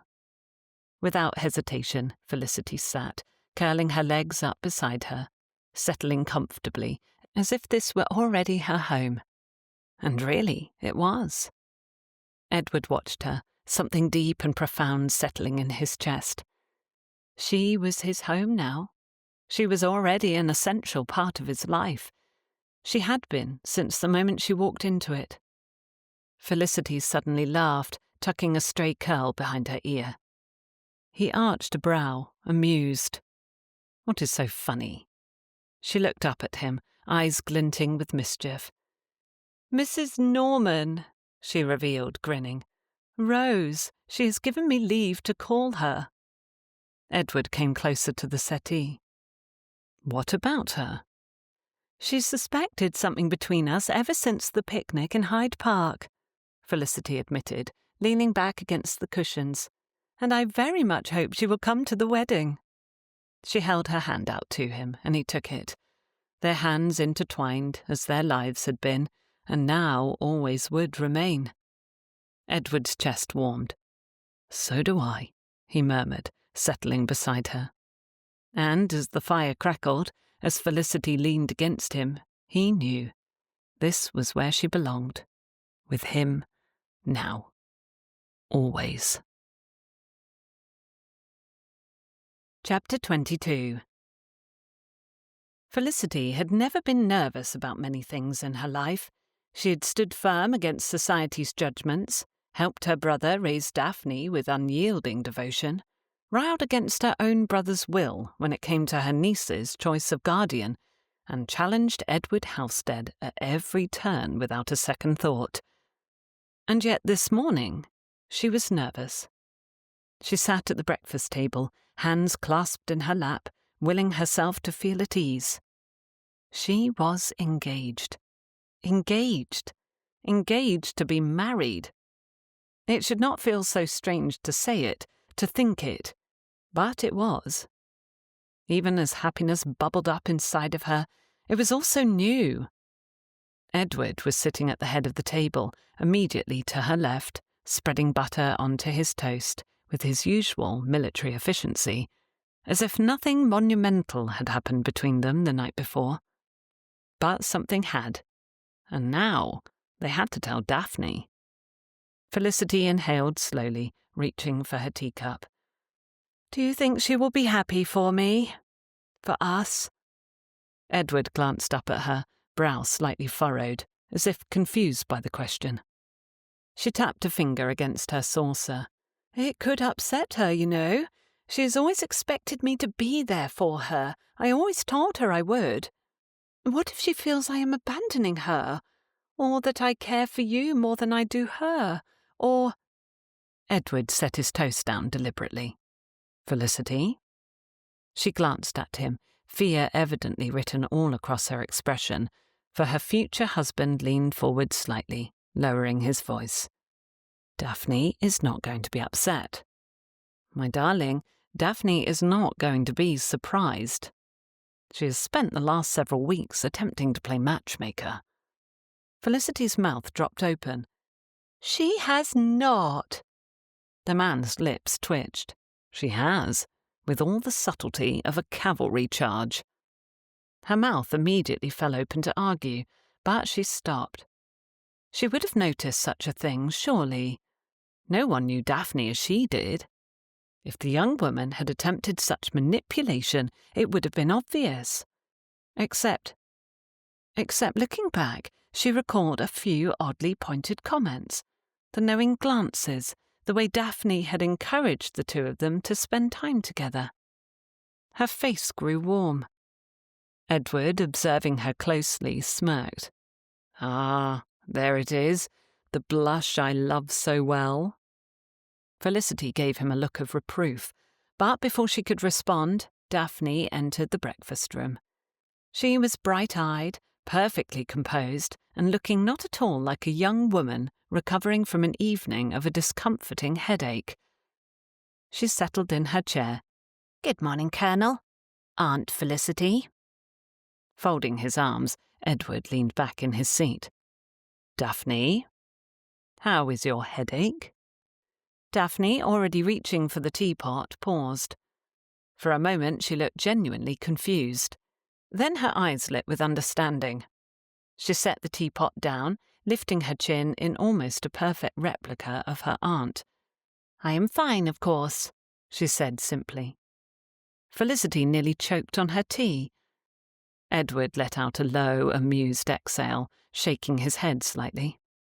Daphne, utterly unaffected by the scrutiny, reached for a slice of toast. Did you finally propose matrimony to my aunt? She asked blithely, as though inquiring about the weather. Felicity stared at her. What the... I did. Edward, drat the man, bit into his toast, entirely unbothered. Daphne nodded approvingly. Good. Of course you said yes, Aunt Felicity. You are far too clever to turn the Colonel down, especially given how much he adores you. I am glad. She grinned boldly at her aunt. You know, I was hoping for this almost from the beginning. Setting down her teacup with a bit more force than necessary, Felicity narrowed her eyes at her niece. Daphne Price, almost from the beginning? Smiling serenely, Daphne shrugged. Well, I needed to be sure he wasn't a scoundrel. The Colonel released a quiet laugh. And once you determined I was not? Unrushed and utterly composed, Daphne buttered her toast. Then I knew it would only be a matter of time before you both stopped being so stubborn. After spending the last several hours wondering how to tell Daphne, it was rather a shock. Well, I never. Edward, horribly smug, reached for the teapot. More tea, my dear betrothed? She glared at him, but she was smiling despite herself. The young lady, chewing her toast, sighed dramatically. I do hope marriage makes you both more sensible. Edward's hearty laugh filled the breakfast room, but Felicity was still staring at her niece, trying to understand how everything had turned upside down so quickly. An unrepentant grin on her face, Daphne said, I take it by your expression that you were worried about telling me? For goodness sake. Felicity threw both hands in the air, a gesture of surrender at last. Yes, well, clearly I need not have been. Her niece had the good manners to look a little chagrined as he passed her aunt the tray of tarts. No, you need not have been. Have one of these, Aunt Felicity. They are your favourite. Do you think Cook knows how to make a wedding cake? Will they have time to learn by the wedding? Felicity covered her face with her hands, laughing despite herself, as her future husband leaned back in his chair, entirely too pleased with himself. Eventually she lifted her head and pointed at him. Not a word. Edward smirked, raising his hands in mock innocence. I would not dream of it, my love. The entirely too satisfied Daphne took another sip of tea. So, have you selected a date yet? Felicity shook her head at her niece, then looked at her husband-to-be. I think we are going to make quite an interesting little family. And she had never expected to be part of a true family again, certainly not one of her own. As do I. Edward took her hand in his, but a happy one. A very happy one, Daphne said, taking a tart for herself. But horrible at scheduling, it appears. Do be practical, Aunt. When will we have the wedding? At the first possible moment, Edward answered for her. Yes? What else could she reply? Felicity looked between them both, her heart overflowing with joy. Yes, I cannot imagine waiting another moment longer than necessary. She had never looked to her own happiness at all in her memory. Now that it was within her grasp, she would seize it gladly, with both hands. The day before his wedding, Edward sat in Briarwood's study, glaring at the surface of his desk. The desk his father had left to him. The same desk where his father had likely written letters to him during his time in the army, never once mentioning the son Edward had unknowingly fathered. Perhaps he needed a new desk, or to make better use of this one. Perhaps he ought to write a letter, many letters, full of his love to Felicity. Perhaps. Later. He had been awake for hours. Sleep proved an impossible thing. The experience hadn't been unpleasant exactly, but charged with the weight of change. He was to be married. Felicity Price had agreed to be his wife. That fact alone had rerouted the course of his life overnight, but another change awaited him now, sitting on the desk before him after arriving in that afternoon's post, seemingly innocent. A letter. It sat on the edge of his desk, the seal unbroken, the script of his investigator's hand unmistakable. Given the nature of the man's last correspondence, this letter would hold the final report. It would tell him if his son was still living, and where. After a soft knock on the door, Felicity entered the study without hesitation, as if this were already her house to walk freely. He had to smile at her as she approached, grateful for her unexpected presence. "There are enough blooms in the garden for a small wedding bouquet. Daphne has already chosen which she will cut for me in the morning," she told him, her eyes bright with an excitement which made his heart turn over. "The gardener is astonished. He said he did not think we would see any blooms large enough for another fortnight at least." "We are fortunate the roses seem to know we have need of them." Edward tried to make his tone light, to match her joy, but concern weighed his words. Felicity took in his expression, then glanced at the letter, then returned her gaze to him. "Is that what I think it is?" Edward nodded slowly. Neither of them moved for a moment until she circled the desk to stand beside him, her hand taking his. "I am here. I will be here as long as you need me. We can read it together if you like." Edward lifted her hand to his lips and brushed a kiss across the back of it. His bride. His captain. His Felicity. "Thank you, love. Now that you are here, I think I can read it." He released her hand, and slowly he reached for the letter, broke the seal, and unfolded the paper. It was time to know what so many others had kept from him all these years. Felicity put her arm around his waist and leaned against his shoulder, supporting him in silence as he read the letter. His son had been found. The letter was brief, to the point, details on where the boy lived, with whom, and what sort of life he had been given. Edward read it twice, his grip on the page tightening, just slightly, before he set it down. Felicity did not ask him what it said. She did not demand answers. She merely remained with him, solid and steady. "They named him James." He laughed as tears fell down his cheeks. "James Thornton. A couple adopted him many years ago, a vicar and his wife. He's a vicar's son." Slowly he lowered himself, not to the chair, but all the way to the carpet. Felicity, his love, came with him, still holding him tight. "He is alive and healthy, studying to be an attorney. He has sisters and brothers." Edward held the letter for Felicity to read. "And he's but a day's journey from here. I could see him. I could see him if I wished." He buried his face in her hair, breathing deeply, trying to calm himself. His son. He was safe. He was well, and he was nearby. "I am so happy for you," Felicity said, her voice soothing. "And I will be with you, whatever you decide to do, Edward. Truly, this is marvellous news. You must be relieved beyond measure." Edward laughed again, sitting up slightly to better look into her eyes. "Thank you, Felicity. That you can rejoice with me is a gift." She reached into his coat and took out a handkerchief. How she knew he kept it there he did not know, but he wasn't surprised. His bride dabbed at his cheeks, then pressed the cloth into his hand. "Anything that brings you happiness will bring me the same. James is important to you, whatever may come next, so he is important to me. Truly, he did not deserve her.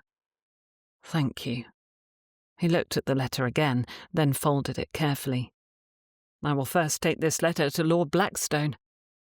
Felicity raised her eyebrows. You mean to tell him all? Some of it, Edward admitted. Not the name of his mother. Not details. James deserves to make his own name and way into society, as he chooses. But enough that Lord Blackstone will not think me completely without morals. If he still wishes to eject me from the club, so be it. We will still find a way to ensure Daphne's future happiness, and ours. Felicity watched him with intelligent eyes, assessing, then nodded. I hope he will finally see what I have always known. You are an honourable man. Edward lifted her hand to his lips, pressing a quiet kiss against her fingers. With you beside me, Felicity, I can endure whatever comes. They stayed like that for a time, sitting on the carpet, reading the letter from the investigator. He told her what he would say to the Viscount. She told him how she would change their honeymoon schedule so they could visit the county where the young James Thornton lived. Together they would make plans and move forward. The thought comforted him, and it gave him the strength of mind to gather himself for a visit to Blackstone's club. A short while later, found Edward entering the familiar foyer of the building, Plockton noting the visit in his book. The familiar hush of the club greeted him as he walked up the stairs, the weight of past conversations lingering in the air. He went to Lord Blackstone's study without delay in the hope of finding him there, and was in luck. The Viscount looked up from his desk as Edward entered, his gaze sharp but not unwelcoming. Edward wasted no time in setting things right. I've come to offer an explanation, he said, removing the letter from his coat. Blackstone folded his hands together, nodding once. Proceed. And so Edward told him. Not all of it, not the young woman's name, nor the boy's. He had covered the names on the letter with pinned slips of paper. What he had to say must be enough. That he had once been forced away from the life he might have had, that he had loved her, would have married her had his parents and hers permitted it, that he had wanted to stay, torn from her side and forced down a path of duty he had not chosen, that decisions had been made for him, that he had learned of her marriage and learned not to think of her, that years later he had discovered a truth which had changed everything. Blackstone listened without interruption. When Edward finished, he set the letter down and met the Colonel's steady gaze with one of his own. I do not ask for your approval, Edward said politely, but I will not allow my character to be questioned unjustly. I made mistakes and I own them, without tearing down the reputation of any others. I will see those mistakes righted if I can, and I am not without honour. After a long moment, Blackstone smiled. It was not a smug or triumphant smile, but one of respect. A respect earned. You are a better man than I expected, Colonel. The Viscount inclined his head. I will speak no more of removing you from this club. You are a most welcome member. Edward exhaled slowly, allowing the tension in his shoulders to ease. I also understand congratulations are in order, Blackstone added, amusement flickering in his eyes. You are to be married. Edward tilted his head slightly. That wasn't exactly common knowledge, though they had informed the Normans by invitation that very morning. Indeed? Blackstone's lips twitched. Then allow me to wish you well, and should you ever need advice on marriage. It was not perhaps polite, the chuckle that escaped him. Will you give it, my lord? Speaking of geese and owls and I know not what else. Blackstone's eyes gleamed with good humour. Most likely I will speak of lemurs. Lemurs? Edward chuckled, shaking his head. I will keep that in mind. As he stepped out of the office, a weight fell from his shoulders. He had not erased the past, but it had been faced, and Edward was free. Chapter 23. The country air was fresh, with the scent of earth and high springtime, the sky a clear, uninterrupted blue, as Colonel and Mrs. Halstead stood beside a stone wall, staring up at an ivy-covered church. They had arrived at the village the evening before, after a long day of travel. The innkeeper's wife had answered all their questions about the church, which had stood for 2 centuries, and she was equally happy to tell them about the vicar and his wonderful family. "Best minister we've ever had," she said with a firm nod. "He's a kindly one, not all doom and gloom and going on about our sins. He's the more encouraging sort, wants us to love our neighbours, treat people well. I always leave the Sunday meeting feeling like the world is a good place after all." Edward had listened to every word with gratitude. He'd imagined both the best and worst scenarios as they travelled ever closer to this place. What if the vicar thought the sins of the father were on the head of the son? What if he had treated James poorly because of his origins? He wouldn't feel at ease until he knew for certain how his son was treated, how he had been raised. The letter from the investigator had been too brief, too spare with details. Edward had to see it all for himself. Thankfully, his newlywed wife understood his worries. Felicity had soothed and supported him at every turn. Even now, as they walked down the lane from the small church to the vicarage, she kept her arm pressed tightly to his and pointed out the beauty around them. "How green and glorious it is," she said genially. "Wild flowers everywhere we look, well-tended fields too. All the buildings in the village look as though they are well loved and kept up. This is a good community. Edward, what a wonderful place to grow up." Yes, it appears to be. He tried and failed to relax his shoulders again. Their honeymoon had been quiet, peaceful and private, exactly as Edward had hoped. They had spent mornings in companionable ease, afternoons exploring the countryside, and evenings wrapped in the warmth of their shared life, all while Daphne stayed with the Normans under their protection. Everything had been perfect. And yet today there was a weight in his chest. Today, with Daphne travelling with them, but politely declining their invitation for a walk, they were stepping toward the vicarage where his son lived. Felicity's hand curled around his arm, her steady presence grounding him. "Everything will be all right, Edward. And if it is not, we will make it so." He nodded again and spoke without much thought. "I know." "Do you?" she asked, a note of challenge in her voice. He looked down into her eyes, finding that familiar, stubborn light in them. He stopped walking and drew in a deep breath. "I know that with you as my ally there is nothing I cannot do." "Thank you, my love."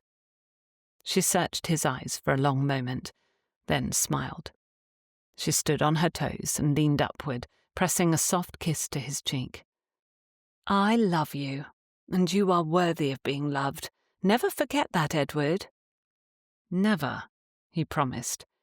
Before he could kiss her back or offer more romantic reassurance, they heard whistling ahead of them. Edward sighed at the intrusion as his wife grinned up at him. He took her arm again and kept walking. Ahead the lane curved slightly and the whistler appeared. He was a young man, approaching from the opposite direction. He was tall, nearly Edward's height, with a build that suggested he was not one to sit in idleness. His hair was dark, but as the young man drew closer and his gaze met Edward's, the eyes stopped Edward in his tracks. Coppery green, his own eyes. The young man gave them a polite, easy smile. "Good afternoon," he said with a nod and slight touch to the brim of his hat with respect. Felicity stiffened beside Edward. Surely she had seen it too. Edward cleared his throat. "Speak, man." "Good afternoon, sir. It is fine country you have here." The young man stopped walking, tilting his head slightly. "I have certainly always liked it." "Are you passing through, sir?" Edward nodded. "We are. We just came from the church, and we are looking for the vicarage." The young man's face brightened. "That would be my father's house." Felicity's grip tightened slightly on Edward's arm as his chest rattled, his heart pacing far beyond its usual rhythm. He swallowed, nodding once. Then you could guide us there? The young man smiled, and a dimple appeared. Pamela's dimple. Certainly, it is not far. He bowed. Introductions are in order, of course. I am James Thornton. I am Colonel Edward Halstead, and this is my wife, Mrs. Halstead. Every time he introduced her thusly, Edward's heart swelled with pride and affection.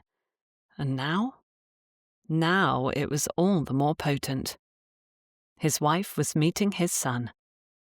Felicity curtsied as prettily as ever. "It is a pleasure, Mr. Thornton. Thank you for your kindness to strangers." He waited for them to reach him, falling into step beside Edward. They walked together, the younger man shortening his stride as Edward had, to accommodate Felicity's shorter legs.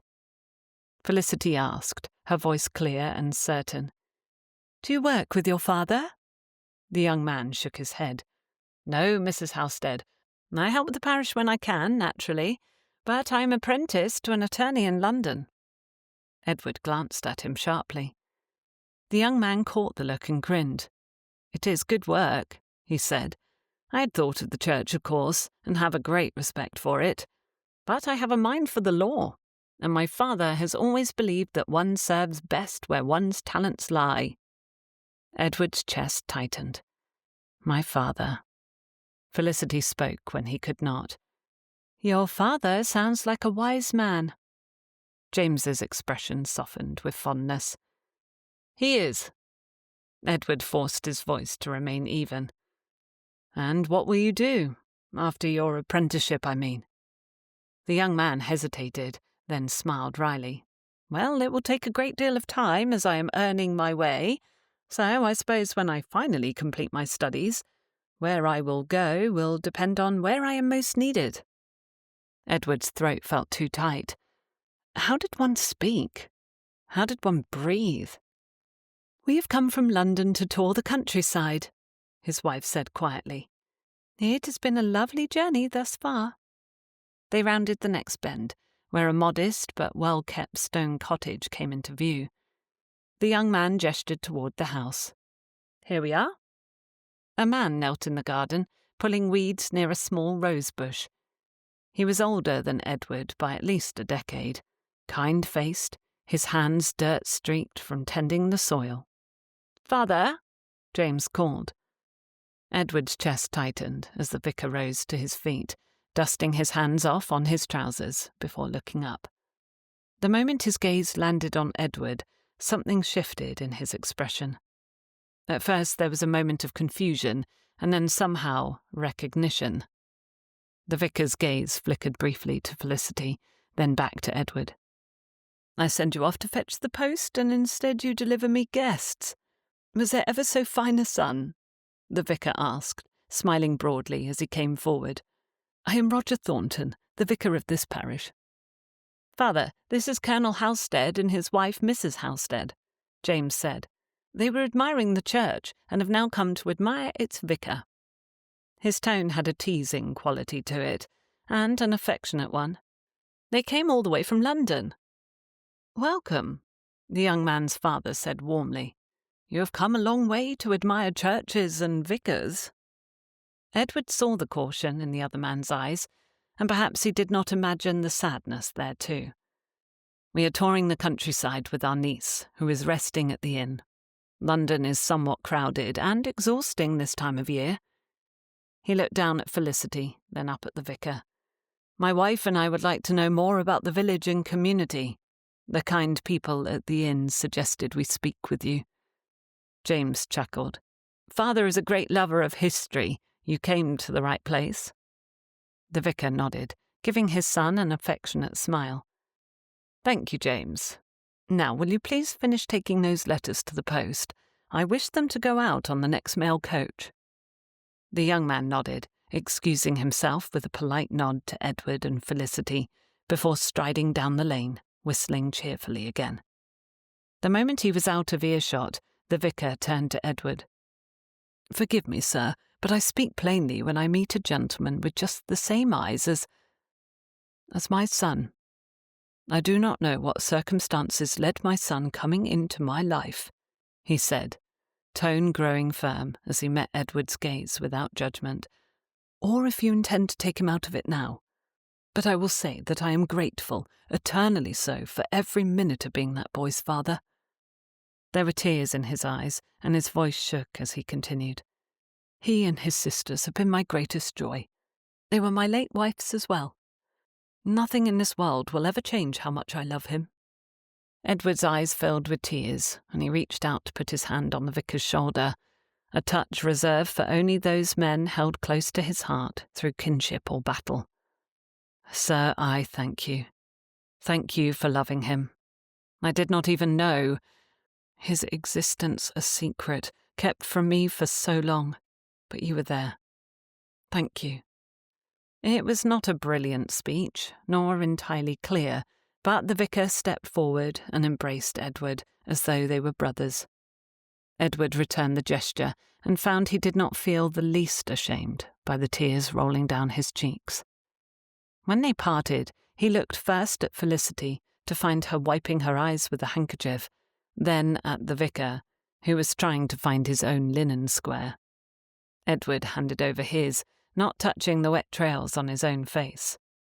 "Would you like to come inside?" the vicar asked hopefully. "No one else is home at present, and you must have things you wish to say." "Not say. I have so many things I wish to ask," Edward corrected, reaching for Felicity's hand. "But first, I must reassure you, sir, I will not take him from you. I cannot see how that would be anything other than a terrible, terrible mistake. I have already made enough of those." The vicar looked to Felicity, his smile slight. "You will not... But I presumed... You are not his mother, then?" She slowly shook her head. "I am not, but I am here in full support of my husband, and so in full support of young James, and of you, Reverend Thornton." Reverend Thornton's smile grew, and he looked up at Edward with a gleam in his eye. "I am glad you found yourself such a companion, Colonel. Now, let us go inside. There is much to discuss, I think, and likely to decide too." They were there for an hour before James returned with 2 younger sisters in tow from visiting friends in the village. Mr. Thornton invited Edward and Felicity to return for dinner the next evening, but he did not hurry them away, instead asking James to show Edward something on the vicarage farm. Grateful for the privacy granted him, Edward followed James eagerly, listening to every word the young man said. He had decided, with Felicity's support and the vicar's approval, that it was not yet time to tell James of his parentage. The young man knew he was adopted. He knew that his birth mother had been unwed and nothing more. He was intelligent and kind, and he was happy in his life. And that did not mean changes could be made. In a quiet, steadier voice than he had expected possible, Edward offered to sponsor the boy's studies. He first asked the Reverend Thornton, but he put the idea to James the following evening at dinner. "But why me, Colonel?" the young man asked, eyes wide. One of his sisters sat on one side of him, Daphne on the other, her eyes on his profile before turning to look at Edward.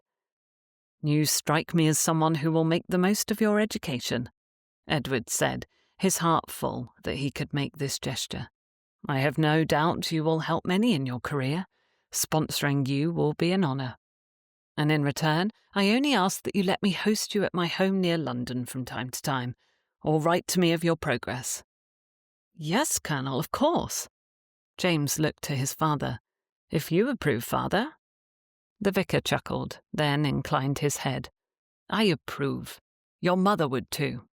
As always, use this opportunity for your betterment and the good of others. We never know who we will meet in this wide world, whether they will have need of us or us need of them, but we can walk each day in the spirit of love and gratitude. I think this will be the beginning of new and wonderful things for all of us." "I quite agree," Felicity said, looking up at Edward with a gleam in her dark eyes.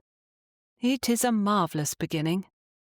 "Goodness," Daphne said with a little shake of her head. "And I thought the most interesting story I would ever be part of had already come to an end." Edward raised his eyebrows at her. And what story would that be?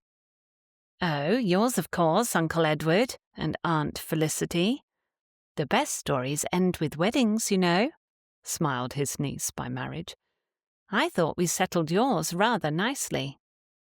The vicar chuckled at that. Miss Price, weddings are not endings either, not in life. They are always at the beginning of the best stories. After dinner they walked back to the village, Felicity's hand in his.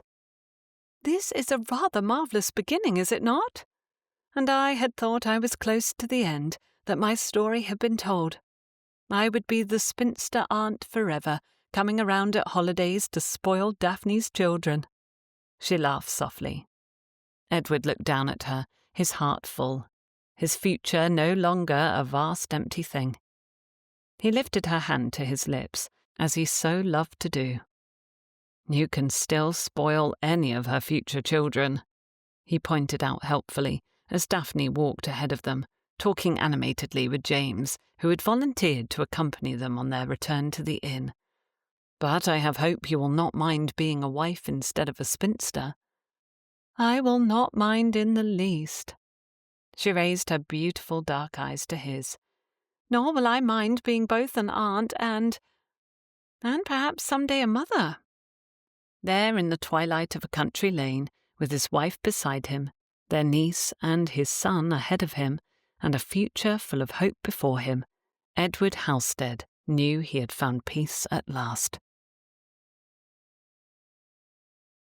Epilogue. 5 years later. The gardens were in full bloom. Thank heavens for that. Felicity had spent the entire morning weaving between the garden beds, tables and chairs, overseeing the final preparations for the party. The heavy scents of flowers and warm earth had nearly given her a headache, but a light summer breeze had helped her remain clear-headed enough to see to everything. The morning sky had threatened rain, but now everything above was a bright, unbroken blue. She looked up again, grateful for the good weather. She had worked several years to come to this moment. Rain would not have caused a tragedy, but she still liked to be prepared. Parties could be held inside as well as out, after all. All around her, servants were setting out tables and arranging refreshments, while inside the household bustled with preparations for the afternoon's guests. Mrs. Lane came hurrying up to her, a list in hand. All is in order with the refreshments, Mrs. Halstead, and we also have the stable yard ready to receive the guests from town. Thank you, Mrs. Lane. I could not ask for a better second-in-command. Felicity had thought the woman as efficient as a brigadier general, but had only dared say such a thing once. Mrs. Lane had immediately objected to being likened to a military man. They are terribly inept at running households, she had said, most indignant. Today Felicity needed everyone to be happy, or wanted that for them anyway. It was Daphne's betrothal celebration, and things were turning out beautifully. Felicity smiled to herself, adjusting the placement of a tablecloth. There had been a time when she had fretted over Daphne's future, worried whether she would find a match worthy of her intelligence, kindness, and strength. She needn't have worried. Daphne had chosen well. Felicity turned her head, sweeping her gaze across the gardens, where guests would soon gather, before moving toward the long table beneath a trellis. As she reached for the silverware, a sharp cry split the air. Mamma! Felicity's heart lurched as she hurried toward the sound, skirts swishing. A small figure stood near the edge of the rose bushes, his little face scrunched in distress. 3-year-old Anthony Halstead, his dark curls tousled from mischief, clutched one tiny thumb in his other hand, tears welling in his deep brown eyes. Felicity sighed, stepping quickly around the table. "Oh, my darling, what happened?" Little Anthony sniffled, bottom lip sticking out. "I picketed a flower." Felicity knelt beside him, gently prying his fingers open. A single red mark bloomed on his thumb. It was nothing serious, but quite enough to bring a small tragedy into his young world. Oh, that the days when soothing hurts so easily could remain forever. She reached into her bodice, retrieving a soft handkerchief, and dabbed carefully at his skin.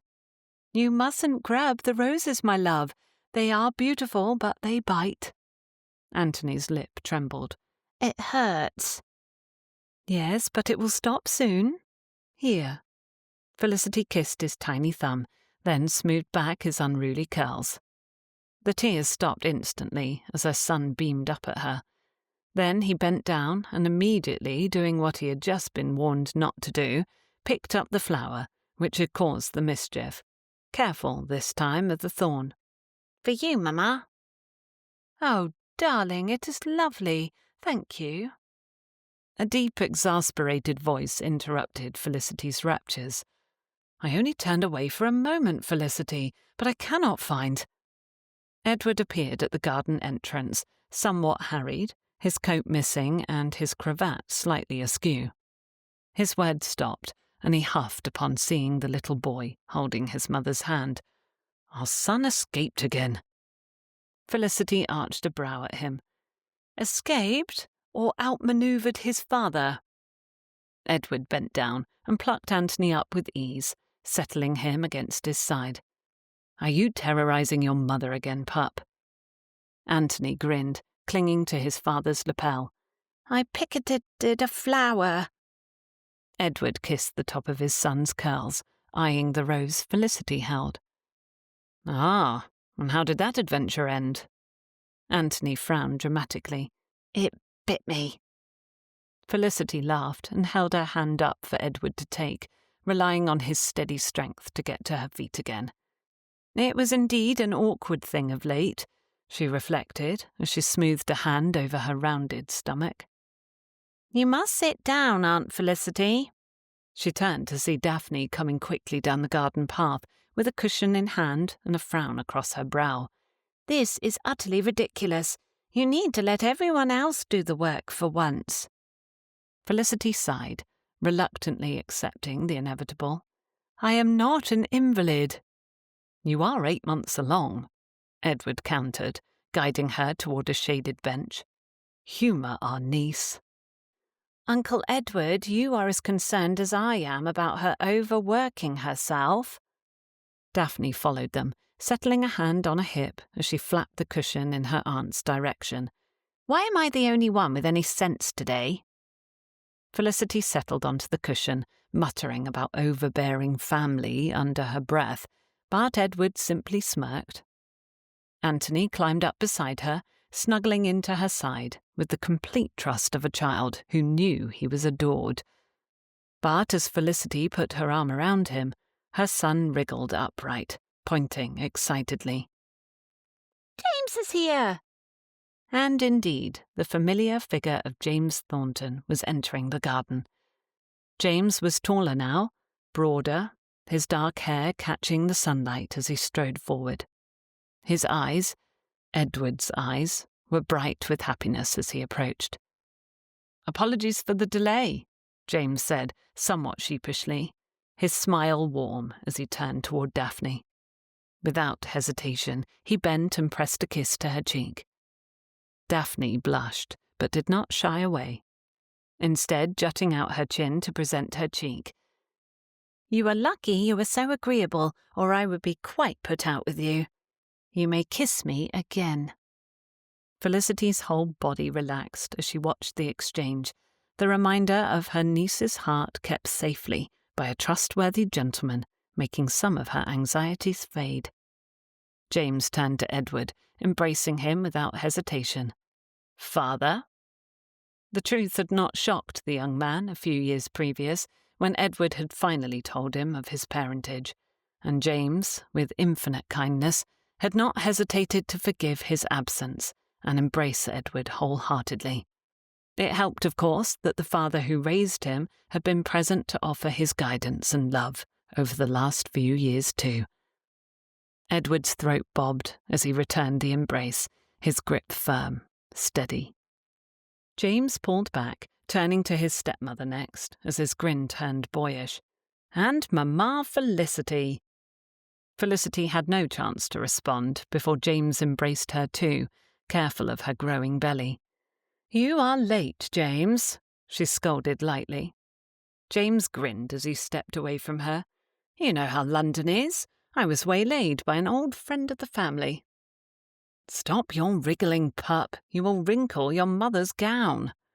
Edward picked up Anthony again. "And which old friend would that be?"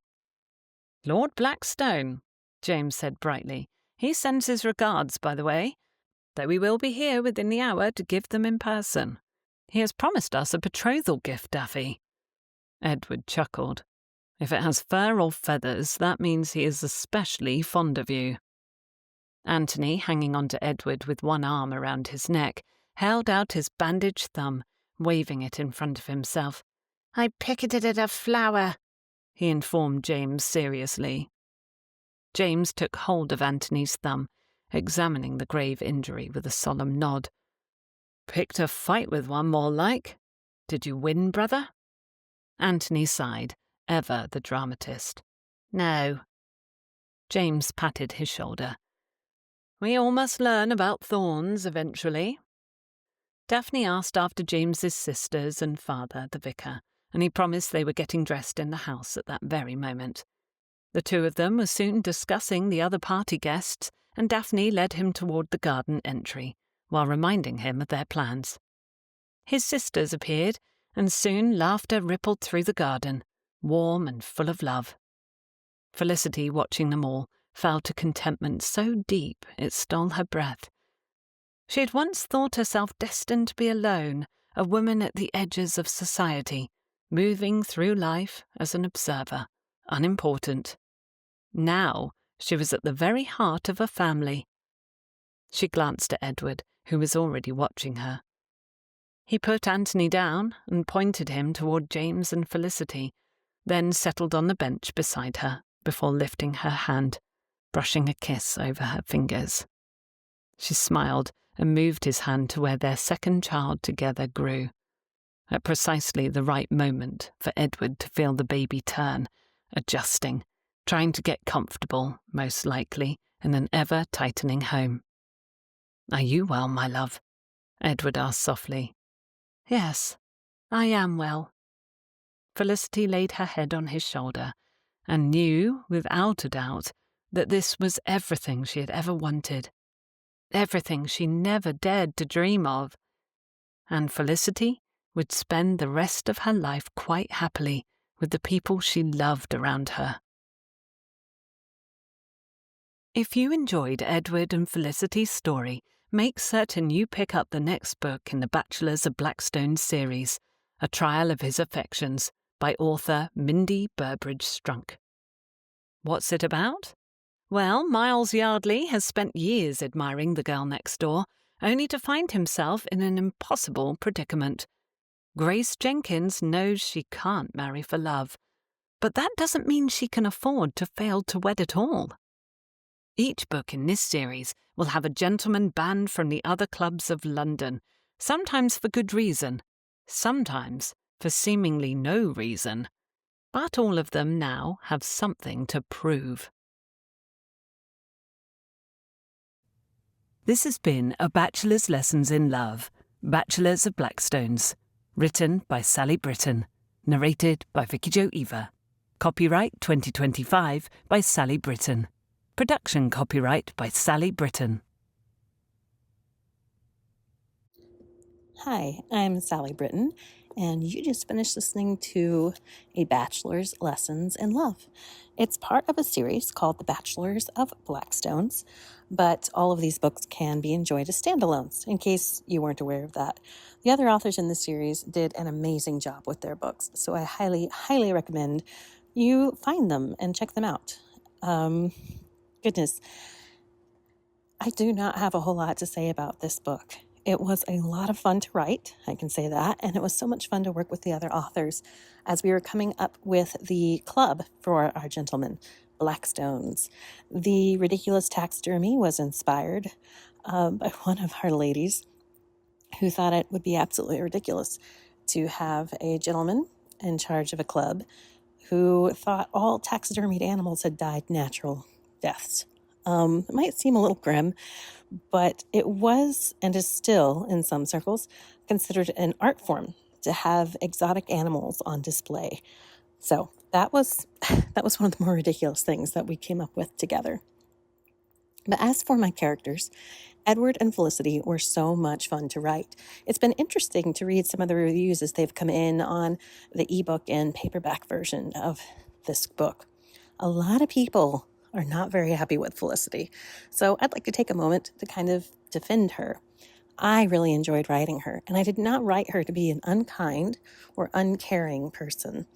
In that time period, women had to fight very fiercely for any kind of rights, privileges, to be heard. Felicity really did not expect anyone to listen to her when it came to her niece, Daphne, including Edward Halstead. She honestly thought that she would be fighting tooth and nail to keep her niece from being married off to somebody who would not love her and would only be interested in her money. So Felicity does come across as fierce, I would say, but she is a protector and a defender of her niece in a world where she knows men hold all the power. So I don't know. I'm kind of sad, but not everybody seems to have liked her as much as I did. I was really writing her to be a strong female character within the constraints of the time period. So it's interesting and difficult to do that sometimes. Daphne was a lot of fun to write. I wanted her to be not obvious about her desire to see Edward and Felicity come together, and I think I might have pulled that off. Not everyone who has read the book mentioned that they thought she was doing anything behind the scenes to get those two to spend more time together. Edward is also a really different hero for me in the fact that he has in his life what we in the writing business call former indiscretions. So he did get someone pregnant out of wedlock in a time period where that was a big no-no. But he had no idea that this had taken place until his father's passing many, many years later. If Edward had known, he would have wanted to marry the woman. He would have wanted to take care of her and be a good father to her child. But he was not allowed to do that. He was not even allowed to know about his child. So it was interesting to work with that dynamic in this section of the genre, the sweet, clean, wholesome, low spice, no spice, just kisses, whatever you want to call it, where we don't typically talk about sexual relations and intimacies. But I did want to show that just because somebody may have messed up in the past doesn't make them a terrible person in the present. And I think most of us know people who have been through similar circumstances and have learned that they need to temper their passions and do other things. This is a very informal recording because I'm doing it kind of on the fly here just so I can get this uploaded quickly. But by the time you listen to it, most likely, most of you, it will have been up for a while. So I apologize for background noises like the birds in my neighborhood. I do have to say that this epilogue is one of my favorite that I have ever written because we are several years in the future. We find out exactly who Daphne married. We find out exactly what happened to Edward's son, whose name is James, and Edward gets a second chance at being a father with sweet little Anthony. So I hope that that ending, that the epilogue was as sweet and wonderful to you as it was to me. Thank you so much for listening. I'm Sally Britton, and I absolutely love writing Regency romance. One more thing, I'm back just to remind you, if you enjoyed listening to this audiobook and any of my other audiobooks, please like the video, subscribe to my channel so you won't miss any of the new audiobooks that are coming soon. Thank you. Bye.